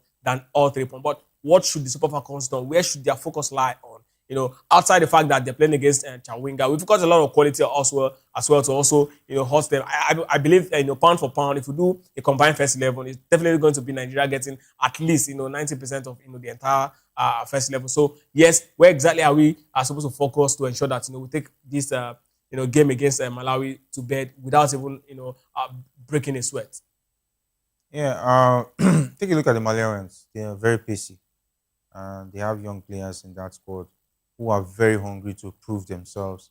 And Malian coach, however, said that the Super Falcons are more as strong as the male Super Eagles side, that they are more physically stronger than the Malian team. And if that being said, I think the Super Falcons should rely heavily on their strength and the fact that they are going to have more stronger players than the Malarians, who by nature, it's not due to their fault, by nature, they are not as strong, maybe because of the food that the Super Falcons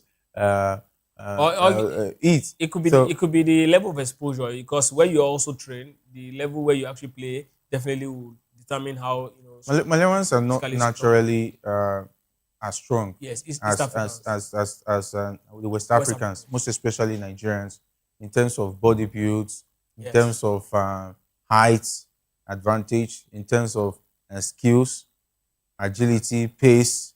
Yeah, the only thing that's really riding for the Malarians, due to their flexible nature, they can run faster than the Super Falcons. So they should be able to contain them. Talking about containing all the wide areas and making sure that they don't achieve that space to run. If they stop the Malarians from achieving that space to run, I think we'll have not much to worry about as far as the Malarians is concerned. And the fact that most of our players are playing abroad, they're well exposed. They've seen beautiful football and, of course, faced a lot of competition, and they know what to expect going into a very competitive game.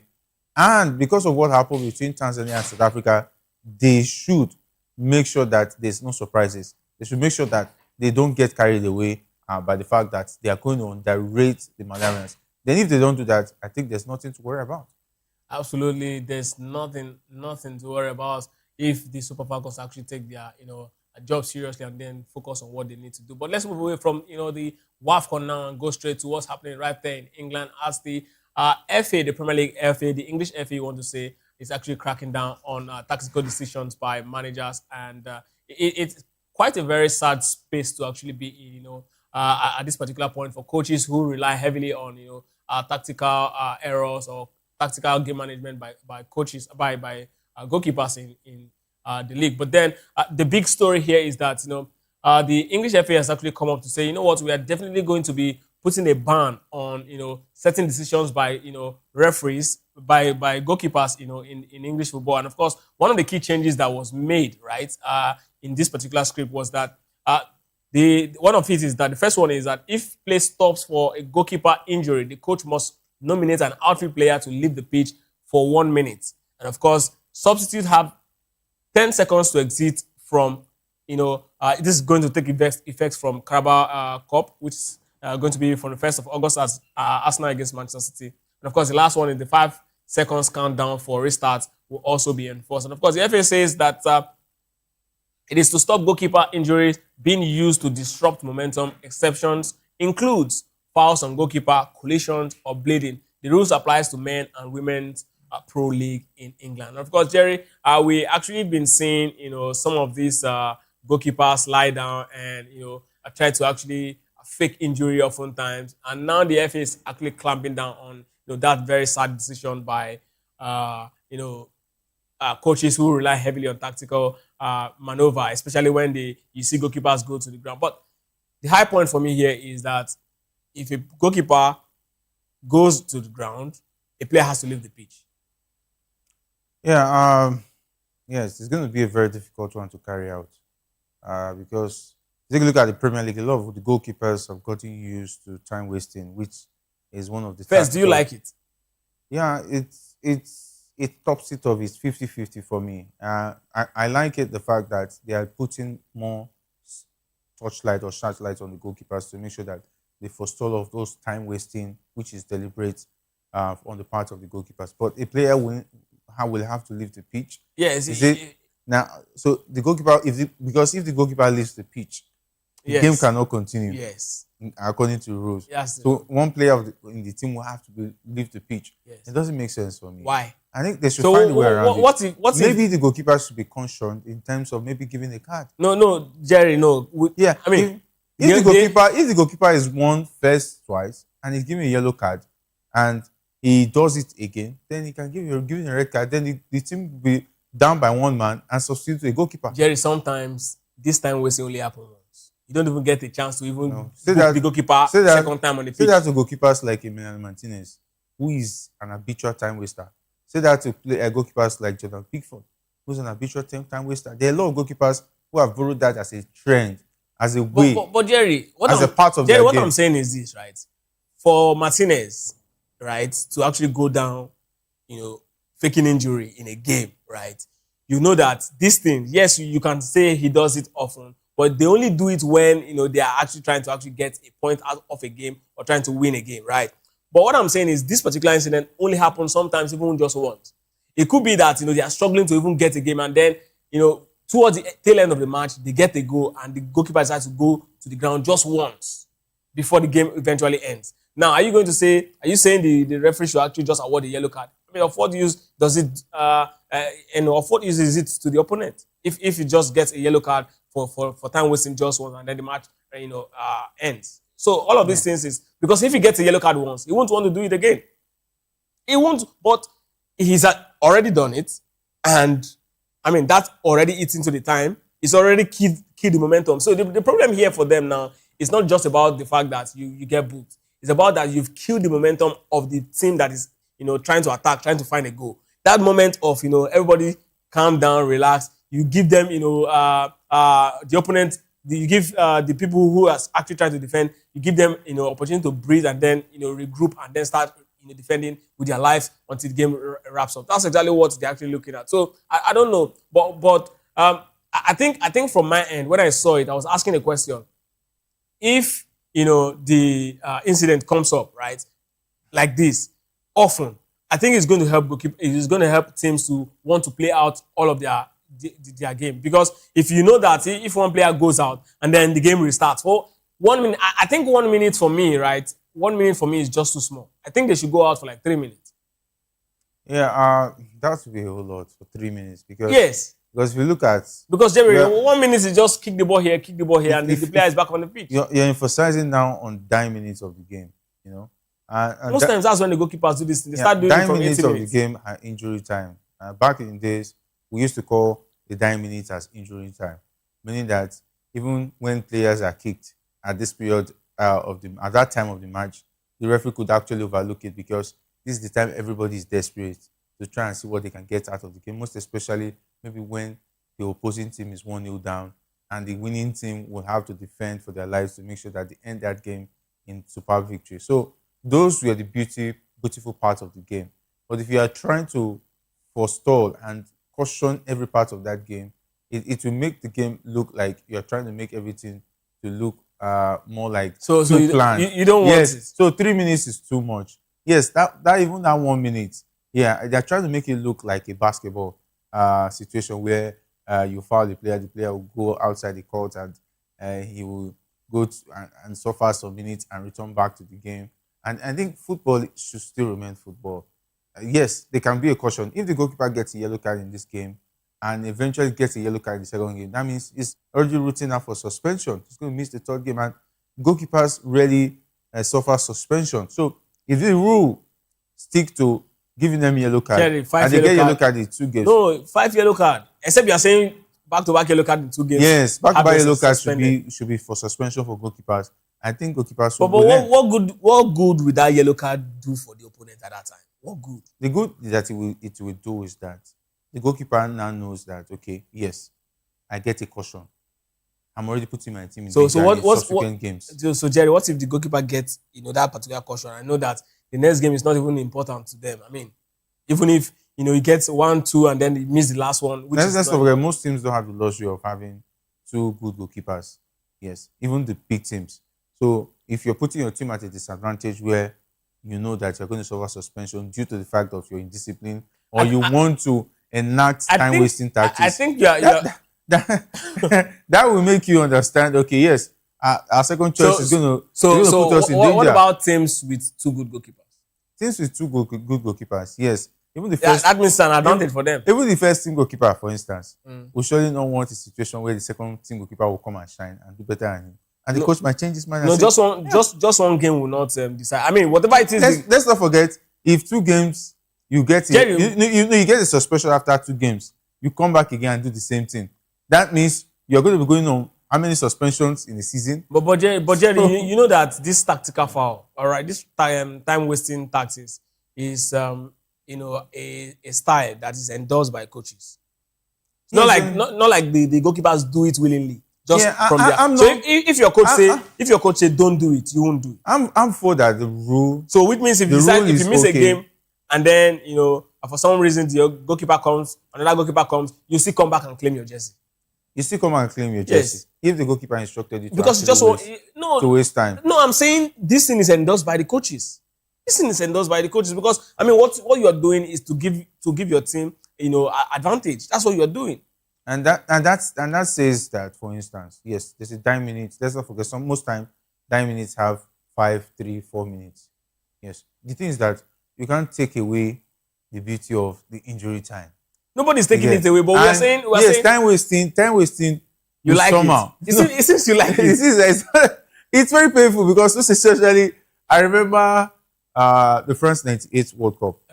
Fabian Barthez actually used it to frustrate a lot of Brazilian fans, and most of us were looking forward to see Brazil win that World Cup. But we were eventually disappointed when Barthez was flying on Ronaldo Lima every second, and he was getting away with it. There was no caution throughout the game. He wasn't even given a yellow card for the way he was jumping on Ronaldo Lima, which was actually wrong. And the time wasting of Fabian Barthez in that match, had it been this kind of rule was there, I think a lot of even 10 players from that France team should have left the pitch. Yes. Well, so the time wasting is not something I really appreciate. That's why we're discussing advancement. Yeah. Actually. That's why we're discussing. Football is advancing. So many rules and laws will be changed. I mean, at some point you agree with me that there was no offside in football, and now we have offside. Now we even have more stringent offside. Now they're actually looking at revisiting the offside rule that the player must be completely offside, not just by yard and all of that. So yes, it's part of what the evolution of football brings. But let's move on away from that. Let's go straight to the Bernabeu, where a former Chelsea legend, former Chelsea and Arsenal player, talking about William Gallas, is cautioning former Liverpool player, talking about Trent Alexander-Arnold. Of course, the former Arsenal star William Gallas says Jose Mourinho will have an honest talk with Trent Alexander-Arnold about defending lists. Of course, speaking to TalkSport, Gallas actually warned Trent must improve defensively or risk losing his Real Madrid spot. He believes Mourinho will give him a chance and explain the standards, not just bench him. With Carvajal gone and Trent now fit, this could be his big season under Jose Mourinho as a right back. Jerry, there's a Denzel Dumfries, one of the very first signing of Jose Mourinho when he actually got the job. And then the big question of where will Trent actually play with the big names we're hearing flying about. Real Madrid is actually spoiled for choice when it comes to midfield. They've got Camavinga, they've got Chouamani, they've got Valverde. These guys can all play defensive. And of course, the likes of Valverde can also play a little advanced. And not to also forget, we are hearing talks of Rodri. Maybe in a few days now, we'll definitely be hearing, here we go, the deal is finalized. And now, Arnold, quite very good on the ball. He's a player who can also drift into the midfield. We saw him a couple of times right there at the Anfield where he was still with Liverpool.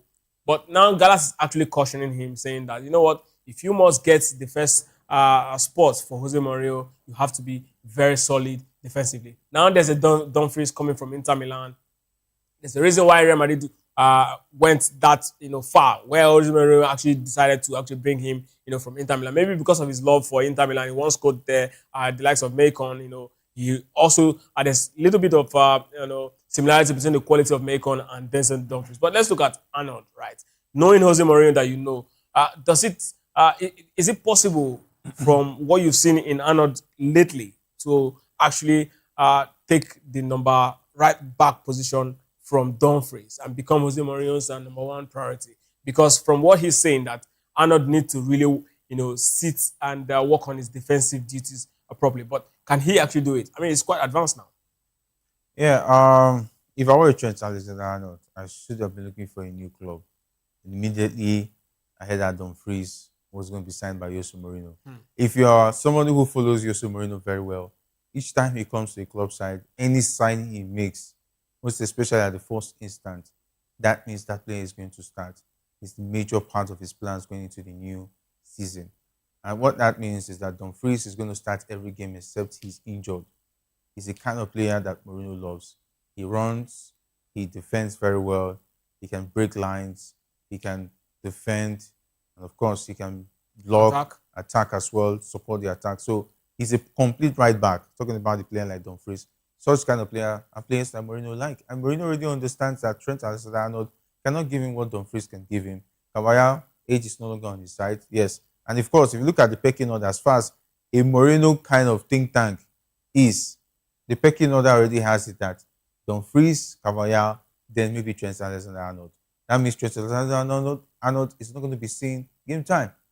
Trent should start looking for a new club side, maybe move on loan back to England or move on loan to Turkey or go and enjoy yourself and play some bit of football, because the last World Cup you didn't go, it already shows that you're already dropping, depreciating.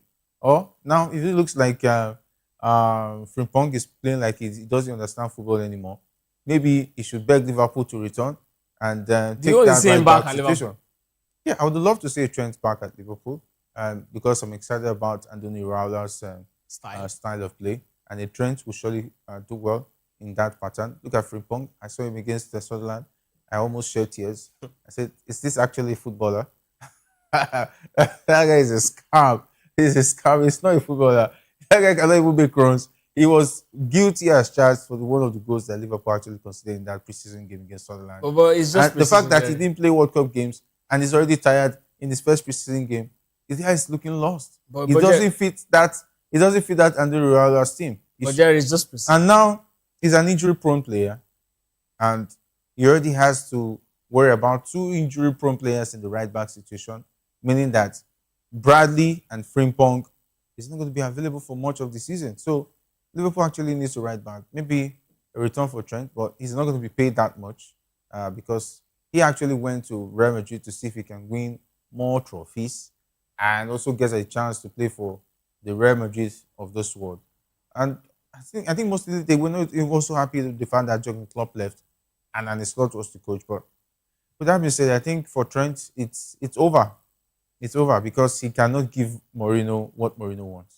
Well, so I don't know why Jerry is looking at Trent the way he's looking at him, but I think he's a player who's got quality and he can really adapt at this point. Not for a Mourinho team. Trent is not built for a Mourinho kind of team. Well, if you say so, but let's move on away from a player of huge quality. Yes, maybe defensively he might be actually caught lapping, but let's talk about a manager who has actually done a lot in European football. He's won 3 Champions League. In recent time, no manager has actually done that. And of course, he's also a man who has actually won the World Cup as a player, and now he's back as the coach of the French national side. Zinedine Zidane has been unveiled as the coach of the Les Bleus after Didier Deschamps eventually finally steps down after the World Cup. Of course, there's the talk has already been on until his contract eventually completely elapsed, and then Zinedine Zidane is right there at the helm of it. Jerry, there's been a lot of trends of managers moving from club to national team football. Ancelotti, Zidane now. And of course, there's also talks about Andre Pirlo before the Italian FA actually shut it down, because of the incidents with the betting and all of that. But even breaking assistance now, Roberto Mancini has also, returned back to Italian football. He's the manager, he's the man who guided them to, Euro 2020. You recall that he also won multiple league titles. Manchester City, he also won, with Inter Milan as well. So here is we are now in an era where coaches that have tasted, club football, it's actually drifting towards national team. Let's talk about Zidane. Can he actually replicate the form we actually saw at Real Madrid? Can he do it? Does he have what it takes to actually, manage this crop of players? These guys have immense quality. Come Euro 2028, how far do you think, Zidane will really take this boys? Let's start from, what do you see as limitation first? Yeah, I think what France luckily has at the moment in terms of the quality of coaches they're beginning to churn out is the fact that they won the France 98 World Cup. Mhm. And some of those players have gone on to become great coaches. And they were lucky enough to try out Didier Deschamps. And the project actually worked in terms of delivering the World Cup in 2018. So, and from then on, they're lucky enough to also have Zinedine Zidane, who has gone to Real Madrid after being a player, winning the UEFA Champions League, and eventually winning it as a coach. Winning La Liga as well. Winning La Liga as well. And of course, winning the France 98 World Cup, not just as a player, but as the major reason why they won that game, scoring 2 goals in the final against Brazil. the Selecao of Brazil. So I don't know what any player on the pitch in that French Le Bleu is going to tell Zinedine Zidane that he has not heard or seen before as far as football is concerned. Yeah. I think he's the biggest coach that the French Le Bleu has had ever, as far as I'm concerned. Yeah. In terms of pedigree, in terms of quality, and of course, somebody is not cho like African would say, talk the talk, walk the talk. So Zinedine Zidane has done it. So he has been there. And the fact that he has patiently waited for this job. After he left the Madrid job, he decided not to even come back. There was 5 years. Yeah. There was an opportunity for him to come back to Real. He declined. The opportunities to I think I even heard Manchester United were interested in him. Yeah. Even Saudi Arabia also made a call for him. He decided not to take a job and put all his effort and waiting game. He was patient for this job, meaning that actually Zinedine Zidane wanted the job all along. And he said in his own words that this is the job I always wanted. That means even before he took up the Real Madrid job, his mindset was that I'm going to come back and coach the French League Blue. And prior to the World Cup and during the World Cup, he made mention of something. He said that he wants the French Le Bleu to have a natural number 10 again, like he used to be. And I heard that he made mention of Michael Olise. That means he's already looking at the player who's going to play this Zidane role that he played when he was in French Le Bleu. He's already molding a team that's going to win the next World Cup. And it's going to start with the Euros. And I'm very excited that Kylian Mbappe, definitely his days of when he's been the all-in-all, is now over. Because I know Zinedine Zidane is not going to take it, where a player will be the all-in-all. Let's not forget, during Zidane's time at Real Madrid, Ronaldo was supposed to be the all-in-all. But he brought in players like Gareth Bale, who was also a big thing in that same squad where Ronaldo was supposed to be the all-in-all. And every player, even Benzema, had his time. He didn't even give Benzema professional treatment because he's from France. He made sure that he enjoyed his football, Ronaldo enjoyed his football as well as Gareth Bale. So that means he knows how to deal with egos. And he's a calm gentleman, though we can say for 2006, what he did to Marco Materazzi, with what we heard, you can't say that to any man and he will keep his cool. That's Zinedine Zidane. So I think I'm excited for France. The fact that Zinedine Zidane looks already that he has made that team, give that team 50% chance out of 100 to win the next World Cup, just because he has been signed and brought in as the coach of the French Le Bleu. 263 games, 147 wins, and 11 trophies. Zidane averages a trophy in every 24 games played. So we are looking at major tournaments. I mean, it doesn't last more than 7 games, right? So, which means if he stays on for the Le Bleu, we're definitely bound to see multiple trophies. But I mean, Jerry, if we look at national team football, right? I mean, we said a lot of things about Don Carlo Ancelotti, how he's a mastermind, how he's done it for Madrid, how he did that and all. But we saw them at the World Cup. We saw them against a less fancy side like Norway, how they were took to the cleaners. This is national team football, Jerry. Can Zidane survive the heat? Yeah, I've always been part of the proponents of saying that top managers do well for their national teams when they are originally from that country. Mm. And if you take a look at the trend has continued in this last World Cup. De La Fuente up against Scaloni in the final. So for Brazil, I knew that the Ancelotti project might work to an extent, but winning the World Cup is a no-no. Due to the fact that Brazil does not have the generation of players like it used to have back in the days, where every department of the team we have as much as 5 options who can actually start. But that's not the same Brazil that Don Carlo Ancelotti met. And the fact that he even had to start bringing them back and so on and so forth, and selling the project is always difficult, most especially for a foreigner who is not actually a Brazilian, for instance. So I think the last time Brazil actually won the World Cup was with a Brazilian, Felipe Scolari. Yes. So I knew that it was going to work. So you can't say that for Zinedine Zidane. He understands the culture. He's the prince of France when it comes to football.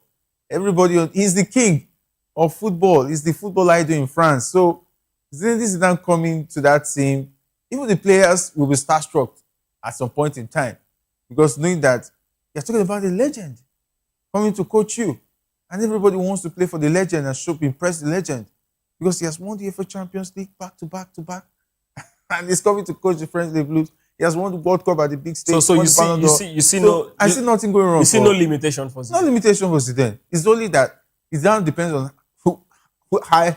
It's like telling somebody to jump. Let's now see how high is he going to jump. That's how this situation is going to be. So his only problem is going to be Spain. He has to start preparing for Spain, and then he will have a plan. Yeah, talking about Zidane. If he comes across another Spanish team, either in the Euros or in the next World Cup. So you're certain that he's going to dealing with Kylian Mbappe and the likes is going to be easy for him. Yeah, very, very easy. So let's look at the Madrid team that he handled, right, as a manager, and the French side, right? That Madrid side that he actually led to 3 Champions League finals and also a La Liga title, and this French side that he's about to handle. Look at the players, in terms of their mold, right? Does he have, that mode of players that fit into what is he actually handled right there at the Bernabeu? Does he have them? If you're looking at the quality of these players, okay, this one playing this position for this one playing this. Does he? You look at this French side. Do they have it? Yeah, they do. They do almost, but not 100. But the attack, I think the attack is well blessed. Okay. For the French side, then it's not left to Zidane to really plan how he wants his midfield to look like. I don't see players like Rabiot, for instance. I don't know, surviving under Zinedine Zidane. He likes youthful young players who can play with the ball, hold the ball and play with the ball. I'm not talking about players who want to pass and let the ball go at every minute, every second. Yeah, I think he will have to work with Michael Olise very well. And Ryan Cherki. That is if he's pleased with his indiscipline. He was not really disciplined at the last World Cup, having issues with the manager and players who were already doing well in the team. A lot of other French players who turned out to play for Morocco, for instance. Yes, Boadi and those kind of players. He will make sure that those players don't eventually go on to play for the other African teams. So he's going to go out scouting. France are blessed with a lot of opportunities to scout a lot of players to play in the team. So you might be seeing young players at the Euros who will be very dangling and doing very well. We're looking at players also making a move. He can go to the Real Madrid Academy and pick players, and you don't know. Before you know it, they will become something else. Because prior to France 98, for me, I didn't even know Zidane.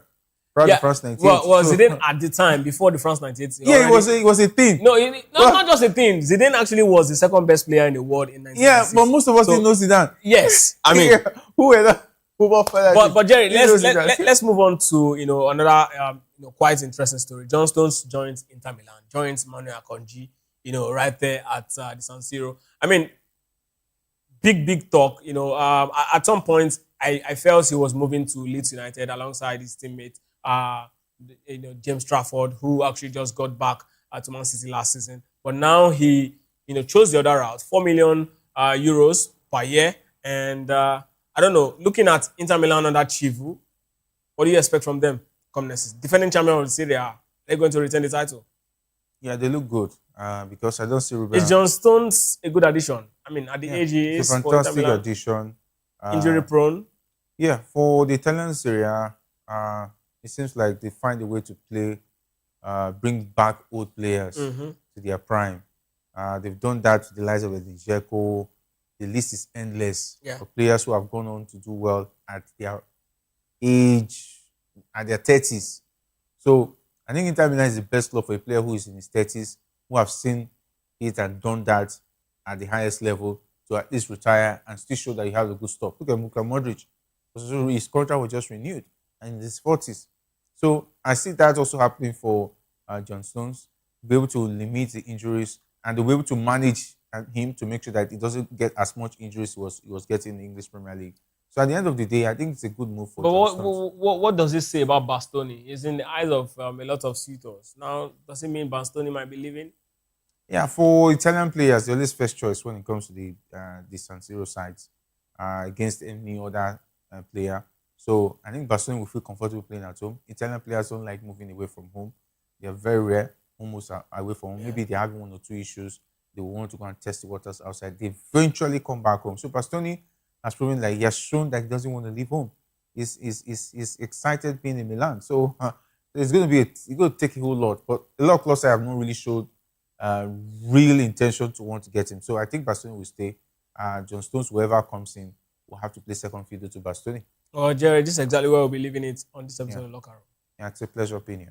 Absolutely. Now, today we'll definitely, a few hours time, I think about 3 hours plus, we'll definitely be heading to the Al Madina Stadium right there in Rabat, where the Super Falcons will be doing business against the Scorchers of Malawi. They say a journey of 1,000 miles starts with a step. But of course, I say a journey of chapter 11, talking about the trophy that Super Falcons is going for, starts with this particular game. If Super Falcons are able to actually do it, then definitely the Super Falcons will definitely be in a very good position to bring back, the 11th title, which means they will be adding additional stars to their, new jersey. Of course, this is exactly where we'll be leaving it on this episode of The Locker Room. I'm Ikechukwu Agwago. Do stay tuned for Chukwuma Okoro as he brings on Political Lens.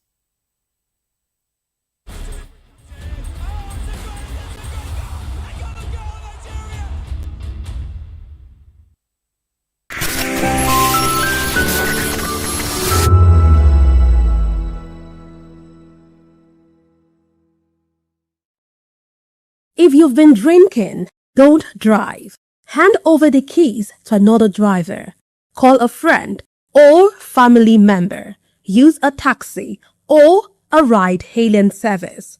Wait until you're completely sober before getting behind the wheel. A few minutes of inconvenience is far better than a lifetime of regret. Friends, don't stand by in silence. If someone who has been drinking insists on driving, speak up. Offer an alternative. Taking away their keys could save a life. Driving is a responsibility, not a right. Every time you take the wheel, you're responsible for the safety of everyone on the road. Today, make the choice that protects lives. Celebrate responsibly. Think before you drive. If you drink, don't drive. If you drive, don't drink. Because every life matters and every safe journey begins with the right decision. This message is brought to you by Voice of the People Television. Join us as we drive into the world of politics through insightful interviews with prominent political figures, both serving and former governors, ministers, senators, legislators, party chieftains, activists, and analysts. Get first-hand information into the decision-making processes that affect our daily lives. Highly engaging one-hour program that brings political discourse into focus. I am Chukwuma Okoro. Political Lens, Monday through Friday, 6 to 7 p.m. Join us.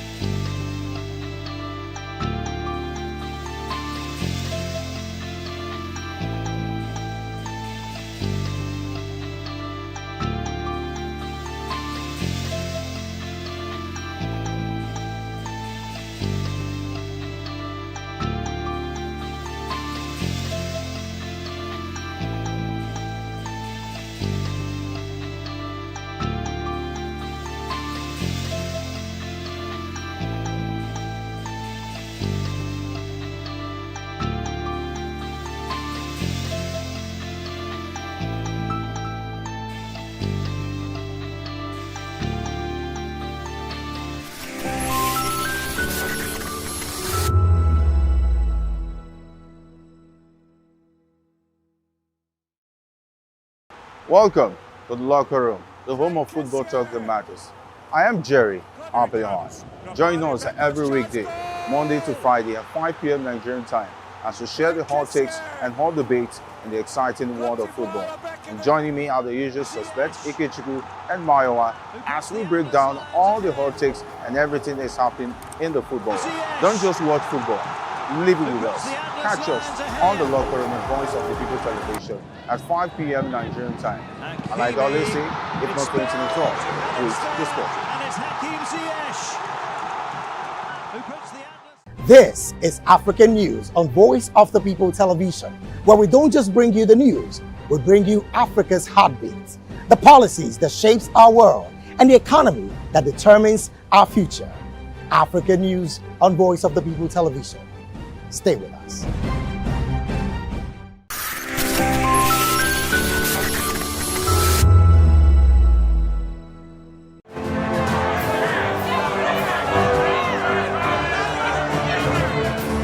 Do you want your voice to be heard? Do you know that you matter in the scheme of things? The People's Voice, the show where ordinary citizens take center stage as we discuss the biggest stories that affect you and I. With you in mind, we facilitate lively discussions, debates, and interviews on the topics that matter most to you and I. From social justice to economic empowerment, education to healthcare, governance, and more. Tackling tough topics and amplifying your voice. Join the conversation and make your voice count. The People's Voice. Make your voice count. Nigerians, your voice matters, and in 2027 it starts with your permanent voter's card, your PVC. If you're 18 and above and you're a Nigerian citizen, you have the right to choose who leads your community, your state, and your country. But that right only counts if you have your PVC and your name is on the voter register. Here's what to do. First, check if you're registered. If you're not, or if you've moved, lost your card, or turned 18 since the last election, go to the nearest INEC office or an INEC registration center. Second, it's free. Don't pay anyone for any registration or collection. Third, collect your PVC early. Don't wait until the week before elections. INEC will announce dates. Listen to radio, TV, and follow INEC's official pages. Your PVC is more than plastic. It's your power to hold leaders accountable. It's how you decide on roads, schools, hospitals, and jobs for your community. When you vote, you decide the future of your children. Get registered. Get your PVC. Vote in 2027. For Nigeria to work, you must be a part of it. Your vote, your future, your responsibility. This message is brought to you by Voice of the People, VOP Media.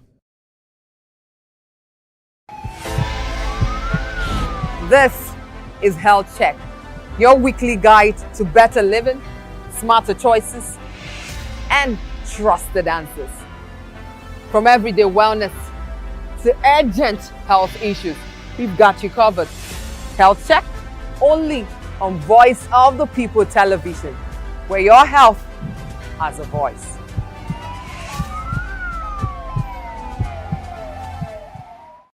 Big news is here. Your favorite Voice of the People television station is now on free to air on Nigecomsat. All you need to do is align your dish using the following: orbit position 40.5 degrees east, 12.685 GHz, 30,000 kilobytes per second. Polarized vertical, frequency 2, 12.731 GHz, symbol rate 26,250 kilobytes per second. Polarization H. This works on any decoder. Catch up to 100 channels, sports, movies, news, all for free. This is with better quality at no extra cost. Voptv on Free TV. Now you have more than a voice. That 10 seconds you save by crossing the road could cost you your life. Pedestrian bridges are built for one reason: to keep you safe. They are free, they are strong, and they are there to protect you. Dashing across expressways leads to injuries, loss, and grief that last forever. Using the bridge takes less than 1 minute. Losing a loved one lasts a lifetime. Parents, teach your children. Drivers, slow down near bridges. Everyone, please use the pedestrian bridge every time. Your life is worth the climb. This message is from Voice of the People's Television. The red carpets, awards, the razzmatazz, music, fashion, interviews, and more. Spotlight on Voice of the People Television. Let's feed you with all the juicy stories in the global entertainment space, bringing you the glitz and glamour as it is hot. Stay tuned to Spotlight, 1 p.m. Monday to Friday. Spotlight on Voptv. Entertainment like never before.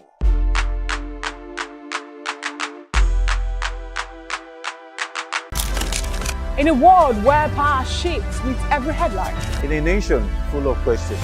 In a world filled with noise, the truth needs a voice.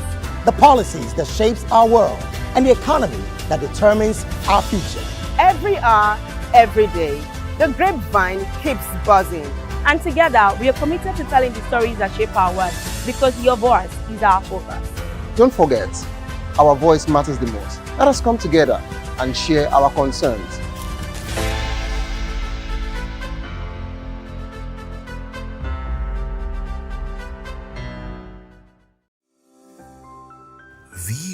Voptv. Now you have more than a voice.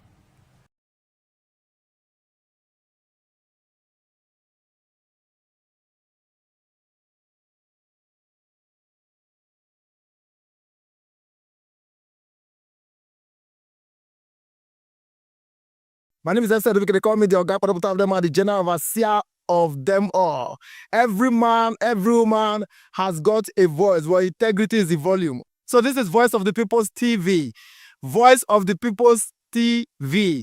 So this is the people's voice. And the people's voice is the voice of God. That's the voice populi in Latin. The people's voice is the voice of God. So keep watching Voice of the People. In fact, my name is Voice of the People. Keep watching MC Ado Pikin. Hi guys, my name is Kagan. I am Nigeria's biggest tech content creator, and I just wanted to give a quick shout out to Voice of the People TV. Keep watching, enjoy, and you're welcome. My name is MC Alamano. They say call me Enjoy Med Landlord. It's Voptv. Keep watching Voptv. Don't touch it down. Even if you want to touch it down, increase the volume. If you don't increase the volume, why to me? My name is Collins Agawabe, popularly known as No Mide, but last, more than No Mide, or more. Not be all so the cook right at the fry plantain. We keep on watching Voptv. Hey, the voice of the people, the voice of Edo. If you want to get the authentic news for Edo, the way it be, that's why they show and all the content they come on at Voptv.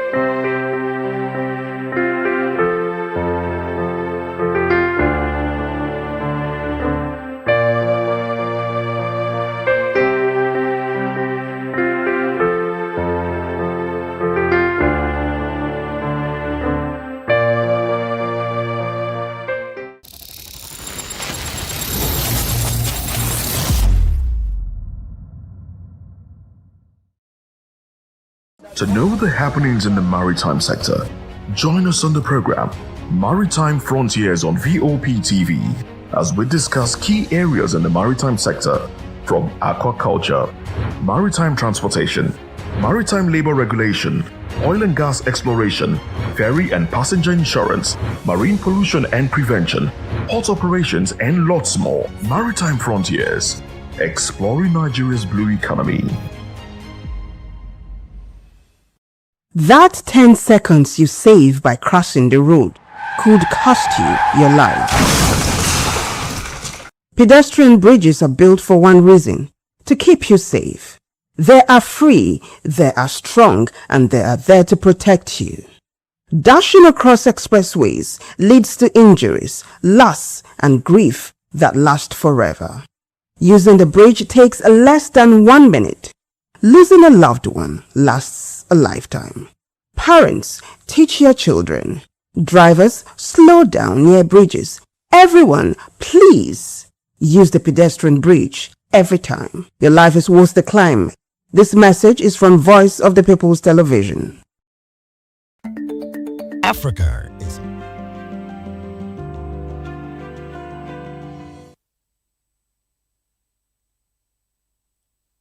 Good evening and welcome to Political Lens. This is Voice of the People Television, VOP. I am Chukwu Makoro. Tonight, we examine fresh questions over INEC's candidate submission timeline for the 2027 elections, as new claims challenge earlier narratives from the ruling APC. We'll also unpack Senator Adams Oshomole's sharp criticism of Peter Obi and what it reveals about the ongoing battle over Nigeria's economic direction. And we'll also look at the explosive revelation from a former DSS director who argues that insecurity depends under Buhari administration while raising difficult questions about the role of politics in Nigeria's security crisis. Let's begin by bringing in our guests. We have been joined virtually by Comrade Destiny Enabulele. He's former local government chairman, former member Edo State House of Assembly, but he appears here in the capacity of a public affairs analyst. He joins us virtually. Good evening to you, Comrade Destiny Enabulele, and thanks for being part of this program. My big brother, respected brother, Mr. Okoro, I salute you and I appreciate you. Thanks for having me. Thank you very much. I appreciate your time. We'll also be joined virtually in the course of the program by Comrade Ibrahim Momo. He teaches political science at the Ambrose Ali University in Epoma in Edo State. Well, good evening, gentlemen, and many thanks for your time. Let's quickly run into it. Former governor of Edo State and senator representing Edo North, Adams Oshomole. Comrade, that's your former governor. And that's your former governor, has criticized Peter Obi for attacking President Bola Ahmed Tinubu, saying Obi misunderstands Nigeria's economic realities. He defended Tinubu's reforms as necessary measures to stabilize an economy he described as being in severe difficulty when the administration took office. Well, Oshomole argued that Obi's background as a trader gives him a limited view of the economy, accusing him of exporting jobs rather than supporting industrial growth. He maintained that lasting economic progress depends on investments in manufacturing, infrastructure, and other productive sectors. While the senator also claimed Obi's popularity in the 2023 election was boosted by public frustration over the Naira redesign and cash shortage under the previous administration. He was very specific that Obi defeated the president in Lagos State because of the Naira redesign and cash shortage policy. While he further questioned Obi's leadership record in Anambra State, arguing that someone who did not fully transform a state in 8 years should not claim to be able to fix Nigeria within a single presidential term. Comrade, a short interview granted by a presidential candidate is generating so much force in the polity, and the whole machinery of the ruling party has been unleashed against this man. Do you think that Obi, as a former governor and major opposition figure, misunderstands the economic realities of the country, as suggested by your former governor, Adams Oshomole? Yeah, Mr. Okoro, can you hear me? I can hear you. Go ahead, sir. You see, let me sympathize with the crop of persons that we have in the National Assembly. Majority of them thought that, or perhaps believes that that chamber, whether in the House of Rep or in the Red Chamber, is a podium for how will I put it, for content creation. To many of us, I think it's far beyond that. I think Nigerians need to rise and remind them that is not a podium for content creation. If you see what has been happening lately, or perhaps in the section of this present assembly, you will agree with me that majority of them they are content creators with utmost humility, and they are not perturbed by what is happening currently bedeviling us as a people. You see, we need to remind the former governor of Edo State, Senator Adams Oshomole, that indeed Obi was a trader, or still a trader, and he was equally into banking. Comrade Destiny, yes. I would like for you to hold on to your line of thought. In the meantime, I'd like for you to also move back a little bit so that we can get a better frame of you. The back end is having difficulties. Okay. Exactly. You can hear me. Exactly. Much better. Okay. But you also need to sit back. You also need to sit back. Beautiful. Beautiful. Go ahead, sir. Sorry for that brief interruption. Yeah, no problem. We need to remind him that indeed Obi was or still a trader. And he was at a particular point in time, delved into banking. That makes him more knowledgeable vis-a-vis in comparison with that of Adam Soshomole. That was, according to the Benin, referred to as Abriba. The Abriba. So to us, to many of us, Obi is more knowledgeable compared to Oshomole.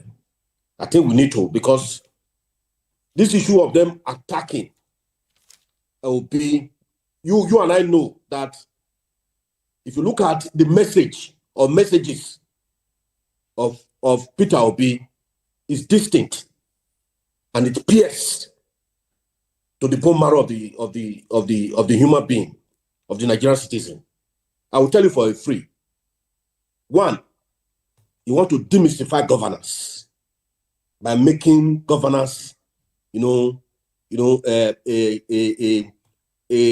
cosmetic. These days, you see, in Nigeria, governance is all about cosmetic. You want to make it, you want to demystify it, where everybody, by way of, fighting corruption and reducing the wasteful spending.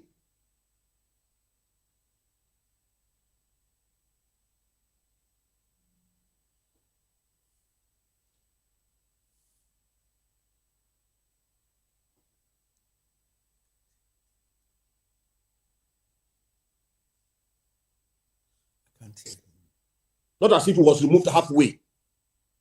By virtue of his own, status, he's a billionaire in Naira, if not even in dollars. So for such a person, they are aware, these present ruiners, permit me, sir, in Ashur Rock, they are aware it's not going to be business as usual. And for that, they are not comfortable. You see, if Obi comes aboard, he's going to, arrest the issue of this wasteful spending, this consumption lifestyle, this rental lifestyle, and create and put Nigeria in the path of production, which will now lead to path of recovery and will not take us to the El Dorado. That they don't want to. They don't want. And that is why they are all out with all their machinery. We even learned that even Edo State, as we speak, he has hired some machinery in the social media. You now have one, the one, whether his name is Curtis or Ugo, I'll get the name. I think I'm doing an article that is now the one spearheading, attacking everybody and trying to change the narratives by way of, coloring it the way, which is that different from what is on ground, from the reality, and begin to sell a dummy to the outsiders. Perhaps you must have seen the recent report that Edo was last at the ladder of progression. And they said they are progressive, and they are all progressive. Ordinarily, by the name, if they had something to do, they should have taken Edo, especially those states that is being presided over by the all progressive party. They would have taken us to a progressive ladder. Okay. Among the committee of states. You see, the issue is this. Let me quickly say this. You see, why they are not comfortable with Obi. One, Obi always. I'm sorry. I'm sorry, comrade. Hold on to your line of thought. We'll talk about why you think or other Nigerians think that they are not. Majority of Nigerians, not me, not me. Majority of Nigerians, not you alone. Okay, we'll talk about that in a bit. We've been joined by Comrade Ibrahim Momo. He teaches political science at the University of Ambrose Ali in Ekpoma, somewhere in Edo State. Let's get his own view. Good evening, Comrade Ibrahim Momo, and thanks for joining us on the program. I appreciate your presence as always. Good evening. Thanks for having me. Very beautiful. Now, I don't know how much you have followed the program, but let me bring you up to the speed of the minute. Now, a certain interview granted by Peter Obi, presidential candidate of the NDC, a few days ago, has generated so much controversy in the polity to the extent that, looks like a full machinery of the ruling party's public communication arm has been unleashed. Bayo Ononuga is talking, what's his name, Governor Shomole is talking, Daniel Bwala is talking about that singular interview. And Adams Oshomole, your own state governor, said, well, he said that Obi, former state governor, please. Okay, yeah, sorry, a former state governor. Yeah, former state governor. You're right. Well, he said that Obi, as a former trader, does not understand the economic dynamics, the economic reality of Nigeria. He said he was exporting jobs as a trader and that lasting economic progress depends on investment and manufacturing in the productive sector. He said a lot. He also claimed that, well, Obi won Lagos State because of the Naira redesign policy at that time in 2023, that probably that was magic. It's not going to happen again. Let's have your brief reaction to this holistically before we get into the specifics of it all. Well, thank you very much. Let me say that whether it is in the statements credited to Peter Obi or in the pushback by Adams Oshomole, nothing surprised me. It is political season 2026, 2027, and all hell is let loose. So nobody should be surprised. Nobody should be amazed that these kinds of brickbats are coming up. There's nothing ordinary, there's nothing extraordinary, nothing surprising in those statements that have been, nothing surprising, except maybe somebody who is new to politics. In the run-up to a consequential presidential election as 2027, you expect that these and many more fireworks will be, so that broadly speaking, it is free season now. You're going to be seeing much of this, not just from Peter Obi and the lackeys of the current administration, ruling party. The NDC is very much in play. And then a faction of the PDP, of course, Sandy Honor's group, Goodluck Jonathan, Saminu Turaki's group within the PDP. We're going to see much more of this coming. So it is open season. Okay, it's open season. It's open season. Now, as Nigerians, we also interrogate what these politicians tell us, because we are the ones to make the choice. The choice is ours on who should lead us in 2027. So, now, do you think that someone who governed the state for 8 years as governor, took fiscal policies at the sub-national level, was governor for 8 years, built, according to him, he built, there was a brewery, established few other industries in terms of ICT development and all of that. Do you think that that person does not understand the economic reality? It's like Adams Oshomole coming to say, well, as former governor of Edo State, I don't even understand the economic realities of Nigeria. Will you agree with him if he says that? No, that was why I made the first point I made. Because these individuals, they know each other. They know that every one of them, at least to a reasonable extent, is capable of leading Nigeria. But it is a marketing campaign that everybody is seeing now. I heard Peter Obi say the president of Nigeria today is not the one that ruled Lagos. Because if you are crediting the development in Lagos to him, he's not the one. He said, this one is tired. He should retire. I heard Peter Obi say that.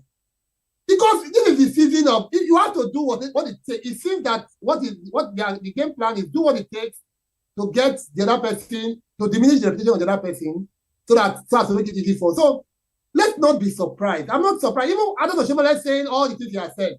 Peter Obi ruled a state for 8 years. He's not just a trader. Peter Obi is chairman, or I don't know if he's still there, the founding chairman of Fidelity Bank. He's not just a trader, please. He's also a banker. So nothing surprises me, with all due respect, in all that have been said thus far. So it's just that we need to be more frontal, more determined in our interrogation of these individuals, their antecedents, their politics. Because, yes, we agree that it is open season, but there must be some political hygiene. We must, for all intent and purpose, ensure that we don't let brickbat lose sight of the core issues. Now we are going to talk about who deserves to be our president. We'll talk about the core issues in a moment. Now let's bring back Comrade Destiny Nablele into this conversation. Comrade, according to Oshomole, Obi won Lagos against APC and Tinubu because of the Naira redesign policy. Was the policy implemented only in Lagos State? What do you know? Tell us. Mr. Okoro, you see why they are persecuting Emefiele. This is an indictment on APC and these ruiners as a currently stand in Aso Rock. So for us as a people, you see that what they are more concerned with, they are not concerned about the betterment of Nigerians and the Nigeria as a state. When I say state, as a country. So they are only concerned about their immediate gratification. They don't care. So for a former governor and a sitting senator to have, exposed their, permit me, I don't know whether it's ignorance or I don't know. If we're to be a sane society, this is enough to cost him his job. Why was the Naira redesigned? Why? It is to cut or perhaps to minimize vote buying. That was just, let us be very sincere. Let us be very sincere. So this will tell you that they were unpopular at that material point in time. Very unpopular. So they believe that the only way they can get to power is by rolling out bullion vans, as we saw. We saw it from leaving Bola Ahmed Tinubu Bodilo. Bullion vans. And they told Nigeria that it was all AI. And I'm planning to even take the AI to the competent court of jurisdiction of the Nigerian court. Because over time, when they are forced shot, or perhaps they be caught up in a web, they will end up, bring the blame on AI, the artificial, and begin to say it was AI. It was AI generated. So for us as a people, Nigerians, we've seen them. And to some of us, my friend just now said something about that this is the season. Yes. But there's what we call hygiene. You must be able to interrogate what leader or leaders, perceived leaders, are saying. Are they telling us? So some of us, we have still resolved from 2012, if I'm not mistaken, the issue of fuel subsidy removal. We've resolved.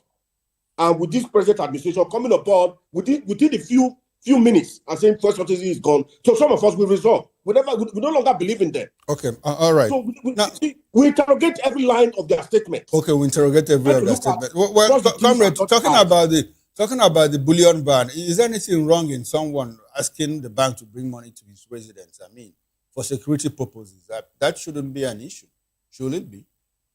Mr. Okoro, for an individual, for me, I don't know of any establishment that, as it there was, Tinubu, currently, presiding over.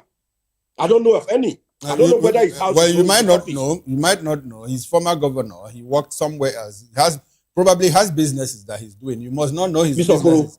Why will a bank use a bullion van to convey currency, Naira to a particular man's house? Exactly. Why? The point. That's not, individuals do ask banks to bring money to their houses or to their companies. To do what? For whatever reason. It's not against the law. Is it against our law?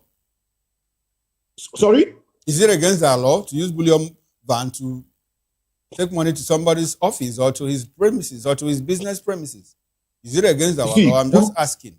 See, at that material time, we must be able to ask ourselves, what was in at that material time? Was it that he was trying to empower his community, or it was an election year, or perhaps is what? Either the daughter or the son is getting married, and they need, even at any rate, they need cash. It is, for me, it is wrong for a man, a former governor. You see, just like what Wike did not too long ago, that he hired a private jet to the daughter's graduation in the United Kingdom. Permit me, sir, a public servant, an appointed servant. Well, Wike said his father was a very wealthy man even before he joined politics. So probably he could be spending the family's money. You don't think so? Some of us we've asked where we want to know. To me, I've gone for the father's name. And for me, I cannot pinpoint where any substantial establishment that the father worked as a person. Well, everything is not up. Everything is not up there in Google. I mean, Google could also make mistakes. Everything. My grandfather's surname is not even in Google. Mr. Okoro, I will show you my father. Even my father that died in 1996. His name is in Google. Before the advent of the present dispensation of this present dispensation. My father died in 1996. Google is saying you will see something about my father. Okay, maybe because you are a top politician in Edo State, so that's why Google captured your father's details. Let's move away, comrade. Let's move away from that. Let me know with this thought. Quickly. There was one time a local government chairman, chief of staff, a minister, then a 2-time governor. He's not a big politician. Even I, that was 6 months at the State House of Assembly, I'm more big than Wike. That is an aberration. If you say so, okay. I want to return Ibrahim into this conversation. Comrade Ibrahim, I'd like for you to give us a brief understanding of what happened during the Naira redesign policy and how that might have affected Peter Obi's victory in Lagos State. Do you share the same sentiment with comrade, former governor of Edo State, Adams Oshomole? Do you agree with him when he says there will be one Lagos against the APC and Tinubu because of the Naira redesign policy?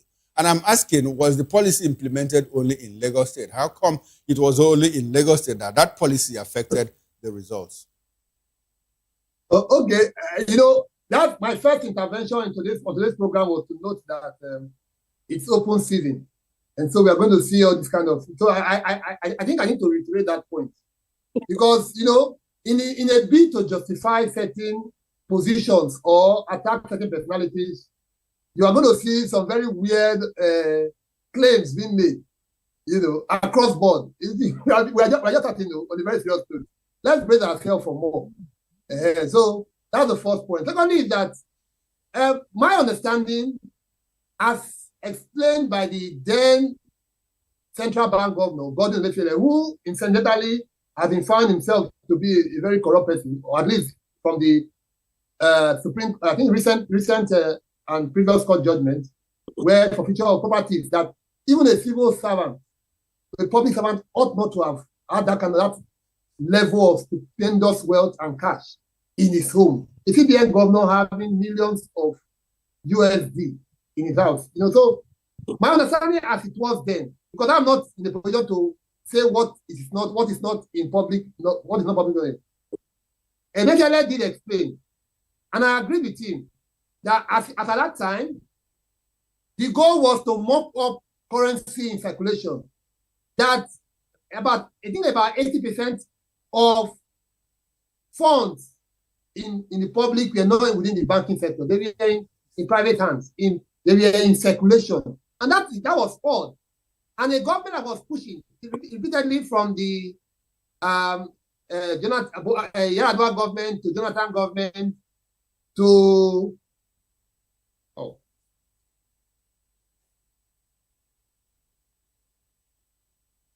Hello, comrade. Hello, comrade. Can you hear me? Okay, looks like he's having problem with the power. There's power outage in his apartment or wherever I think his office where he joined us from. Yes, I can hear you, comrade. Go ahead. Yeah, let me quickly say this. You see, just like my friend said, we should expect more of these unguided, permit me, statements from some of our political, leaders. I think the former finance minister, Ugozi, well, I want to refer to them as some of them that have much diarrhea at a time. I don't know if you've forgotten. He referred to them and described them as some person that have much diarrhea or something. He said something about them. He tried to describe them. It's happening already. About a few days ago, even in my state, because of certain policies of the governor, the issue of appointment of some permanent secretaries. I did just a small article, less than 300 words. One of the persons that I think I said it just now, whether his name is one fellow, his name is Curtis or Ugbo. We went to the social media and said that I aided, or perhaps I even stole my Congo's Conference of Non-Governmental Organization boss that was given to us by the state government that time, that I aided, or perhaps I stole it and I sold it to the driver. Okay. Of which I was not even within the precinct of the boss. I was in Benin while the boss was with the president in Ekpoma. That's Judo Basami. Okay. So for me, you should expect more of that. Okay, expect more of that.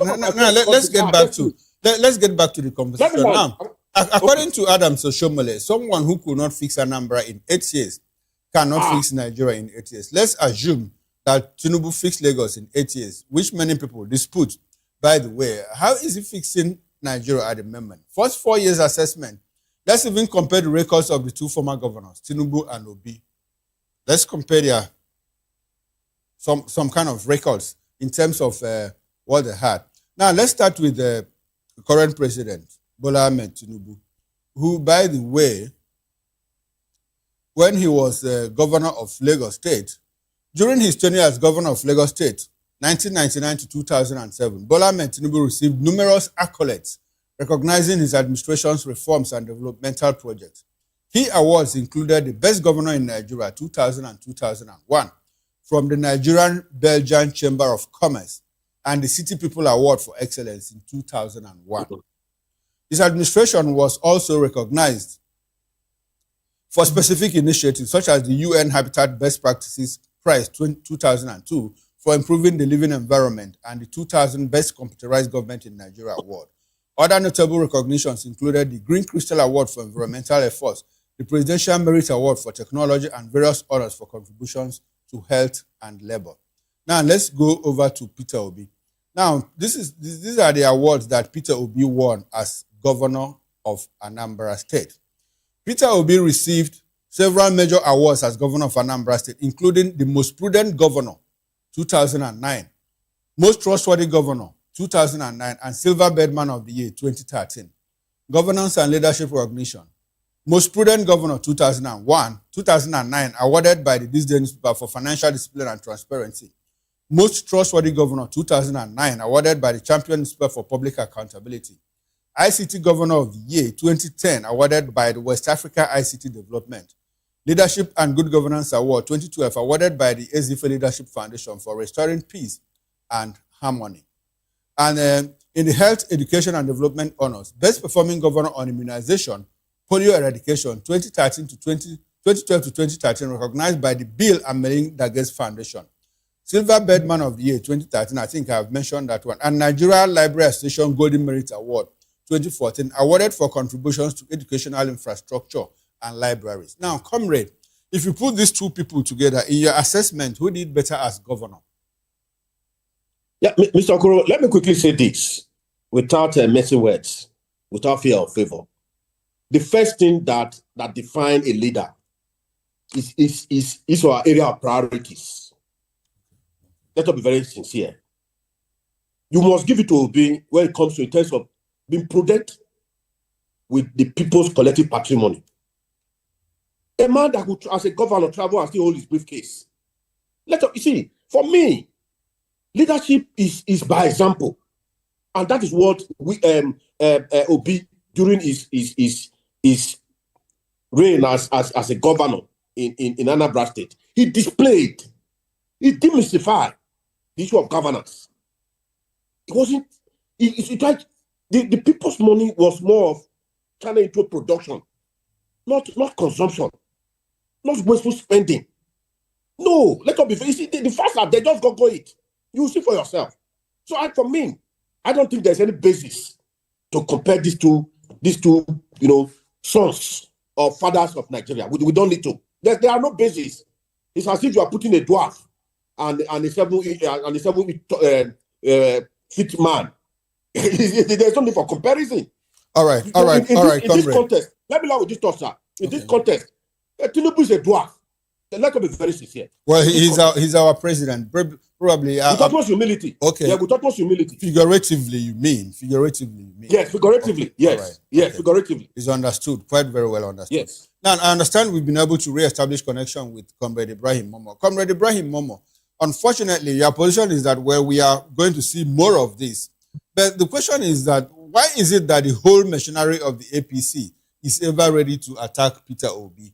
Are they scared of his popularity?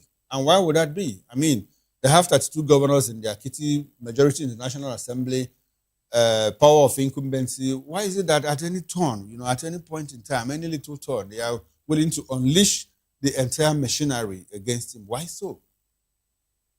I think the first thing is that, I'm sorry for the interlude or interregnum. It's okay. So, it's okay. Go ahead. one thing I could say, first of all, is that these persons, these individuals, whether it is Daniel Boala, who incidentally insulted this current president in the run of 2020 general election, or it is Adams Ali Oshomole, who ordinarily, people are even saying, with all due respect, give us your scorecard as senator. Adam performed as a sitting governor, no doubt about it. But I'm looking for a scorecard. But what you can say, certainly, is that these guys are falling head over heels to try to impress the sitting president. And I like it, with all due respect, I like the way the president oftentimes responds to these issues. I've heard the president of Nigeria once, some time ago, saying that nobody should pity for him because he asked for the job. So the insult he's receiving, he asked for it. Recently, when his wife, the mother of the nation, the first lady, was under attack for suggesting that women can take to her, he made mindful of it. He called it Iyalakara, something of the nature, So you are not seeing the president of Nigeria, the person in question, taking kind of a very I don't want to use the kind of word that comes to my mind, the kind of positions that these individuals are taking, So that is instructive. The man in question, how does he respond to issues like this? Okay. Can we put on record Bola Ahmed Tinubu attacking Peter Obi? So where does the Bolas of this world? No, are you suggesting, comrade? Are you suggesting that the president doesn't know what is going on, or that he doesn't give approval? Far away from me. He's very much aware. Okay. But I think he has a different approach to criticism. That's the point I'm making. Okay. He welcomes it. So why Nigerians are asking, why is it that he doesn't put a leash, on his handlers? The moment someone says something, they jump on the person, attack the messenger instead of the message. Instead of addressing the issue, they are quick to attack the personality, like Atiku Abubakar, Peter Obi, Sowore, and all of that. You see, we are also seeing, for example, commentators even attack Oshomole, attack other persons. It's not out of place. Okay, it's not out of place. It does not require a leash to rein in some of these supporters or adherents who want to. All right, comrade.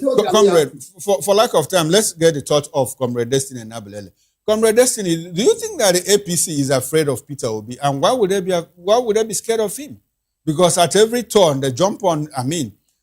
When he says something, instead of examining what he said, they are quick to attack his person. Why so? Mr.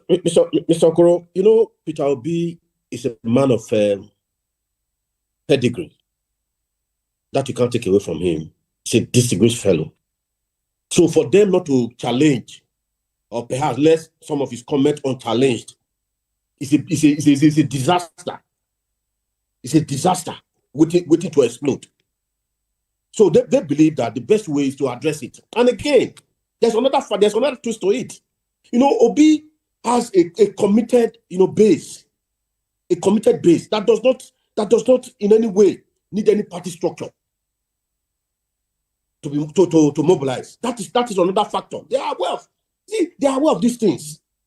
So they believe that the best way is for them to attack the person rather than to attack the messenger. Rather to address the message, they attack the messenger. They believe, okay, let's smear, let's dent, let's discredit. But this man, but take it or leave it. It's no longer. As we speak, I'm not aware that any EFCC or any corruption agencies has invited him. I can't in the last years, even after office. Not too long ago, I read in the newspaper that the Oyo State governor, that the federal government want the EFCC to look at the books, even while still in office. But unlike Obi is all out, interrogating at their various policies, exposing it, telling it, putting it side by side. The issue of corruption, the issue of insecurity, the issue of wasteful spending, like a boy that newly find love. So he's trying to make them, this is how not to govern a country. So for me, for them not to attack his person, it's at their peril. It's at their peril, to be very frank. So for me, just as my friend said just now, we should expect more in the coming days. But in doing that, they must put in some hygiene. I know there are no moralities when it comes to politics and politicking. But this time, Nigerians must look at it, cross the T's and dot the I's, like what we are doing. We need more in the coming days. All right then. We'll see more in the coming days and in the coming years. Let me talk quickly now with this thought. Okay. My friend said something just now that the man in shadow of leadership welcome criticism. That is a big fallacy. That is a big fallacy. What is going on? You can see what is happening to Showore. You can see what is happening everywhere. Because the man is afraid of election. What he wants is just coronation. Come 2027. And Nigeria will not allow it. Okay, 2027 and Nigerians will not allow it. Well, let's get into another very interesting conversation. Well, fresh claims from sources within INEC suggest that no major political party, including the APC, that is the Ruling All Progressives Congress, PDP and ADC met the Commission's original July 11 deadline for uploading the names of their presidential and National Assembly candidates for the 2027 elections. The sources allege that the deadline had to be extended to July 14 to allow parties to complete the process. The claims contradict earlier statements by the APC, which announced on July 12 that it had successfully uploaded all 471 of its candidates, including President Bola Tinubu, Vice President Kashim Shettima, and its National Assembly candidates. The party had also criticized opposition parties for allegedly failing to organize their nomination processes on time. According to the INEC sources, the extension was necessary because all political parties fell short of the original deadline, including the APC, not just the opposition. INEC had previously said it approved the extension after receiving a request from the Inter-Party Advisory Council, IPAC, citing its statutory powers and administrative discretion. Comrade, let me stay with you. What is APC feeding Nigerians with? Truth, lies, misinformation, or propaganda? I mean, you recall that at some point they said, well, we have uploaded the names of all presidential and vice presidential candidates, national, all of them. But here is INEC, sources from INEC, alleging that, well, it is not true that even APC, PDP, and ADC couldn't meet the deadline. And so that was why pressure had to be put on INEC to extend the deadline. What is this? Truth, lie, misinformation, or propaganda? What do you call it? Mr. Okoro. Nigeria is now becoming a theater of comedy. How so? How so? You see, there's something true about this government. Mr. Okoro, see, at times you take me, I'm not a prophet, I'm not even a worker in my church. The only time I go to church on Sunday, when I pray, when I want to go to bed, at times I just put God the Father, the Son, and the Holy Ghost. That's all. You see, some of us saw these things coming. You see, if you believe in this, if you believe in these ruiners in Abuja, in Aso Rock, you're at your own peril, on your own. You see, this present political party came on board through lies. And that's exactly what they are. They are sustaining the momentum. Day by day, they are increasing it. You see, for us, for them, I don't think they know what it takes to govern. They are better off as opposition. They are better off. You know, if it were to be APC, that is the other side, and any other party or PDP or is not a shadow of leadership, but now, Nigeria would have been booming. When I say booming, just take it positive, negative, and they just make me. They'll be taking them step by step. They know what it takes to be on opposition. You see, I want to appeal to Nigerians that if these persons or if anybody, APC, tells you good morning, look at your watch, your clock, your work clock, or your wristwatch, whether indeed it did good morning. Comrade, I think that's very unfair. I mean, this is a party that has 32 governors and they have majority in the National Assembly. How could you dress them like that? I mean, it's uncomplimentary, isn't it? You see, when you see the 32, how did they get to that 32? We should be able to ask ourselves that they went to put to that party, and the people voted for them, and they had 32. You and I know. They showed them, look at your crime. If you don't align, you have to peri. Okay, all right. We are running out of time. Let's bring in Comrade Ibrahim Momo into this conversation. Comrade, if APC could allegedly tell a lie about upload of its candidates on the INEC portal, going behind the back door to pressure INEC for deadline extension, how much more undue influence will it have over INEC in the entire electoral process? Especially when many Nigerians and opposition figures are raising concerns about the impartiality of INEC. How do you react to this development? Briefly, sir. Well, quickly, for me, it is what is clear is that the APC is not home and dry. That's what is clear. Because if it have challenges meeting up to the deadline for upload, it shows that perhaps it's not here to rule for them. So the idea that it's a done deal, the president, of course, the APC, clearly it's not a done deal from the fact that they're able to do something as basic as upload within the time frame. Okay. Though they are not the only party who that's one. Then secondly, that INEC is coming out to make this clarification is an indication that INEC is trying to assert its independence. Ordinarily they could have kept quiet. I don't know. I checked the report. I'm not sure anybody was directly quoted, but clearly INEC is trying to assert its independence from the ruling party. That's a good thing. Okay. All right. That's a great thing, according to Comrade Ibrahim Momo. Comrade, I'll stay with you. Now, former DSS Director Dennis Amakri, in his book, DSS at 40, My Journey Behind the Shield, argued that insecurity worsened significantly under former President Muhammadu Buhari, with insurgency, banditry, and kidnapping spreading across the country. He claims the government failed to respond effectively, criticized Buhari's policy remarks, public remarks, and alleged that corruption and secret ransom payments to bandits strengthened criminal networks while eroding public trust. Amakri also contends that Nigeria's security crisis is driven more by the political class than ethnic or regional divisions, accusing politicians of prioritizing personal interests over national stability. He also said that Buhari consistently defended his administration's records, insisting security agencies were intensifying operations against terrorists and bandits, and repeatedly assuring Nigerians that his government will ultimately defeat insecurity. Now, Comrade Ibrahim Momo, does this open a window into the reason why we have not been able to fight insecurity conclusively? If we have a former director of DSS, Directorate of State Services, tell us that, that the former president Muhammadu Buhari was not intentional, that under his watch insecurity worsened. Does that open a window into the reason why we are still grappling with a lot of insecurity in this administration? Well, yes, I think it does, because during the NSAS protest, when we were doing the public inquiry, yes, I think I remember a general who came before the Lagos State panel saying that when you have an insurgency and it's allowed to fester for X number of days and there's no deliberate attempt to stop it, then you have to look closely and find out that perhaps the government is failing or unwilling to act.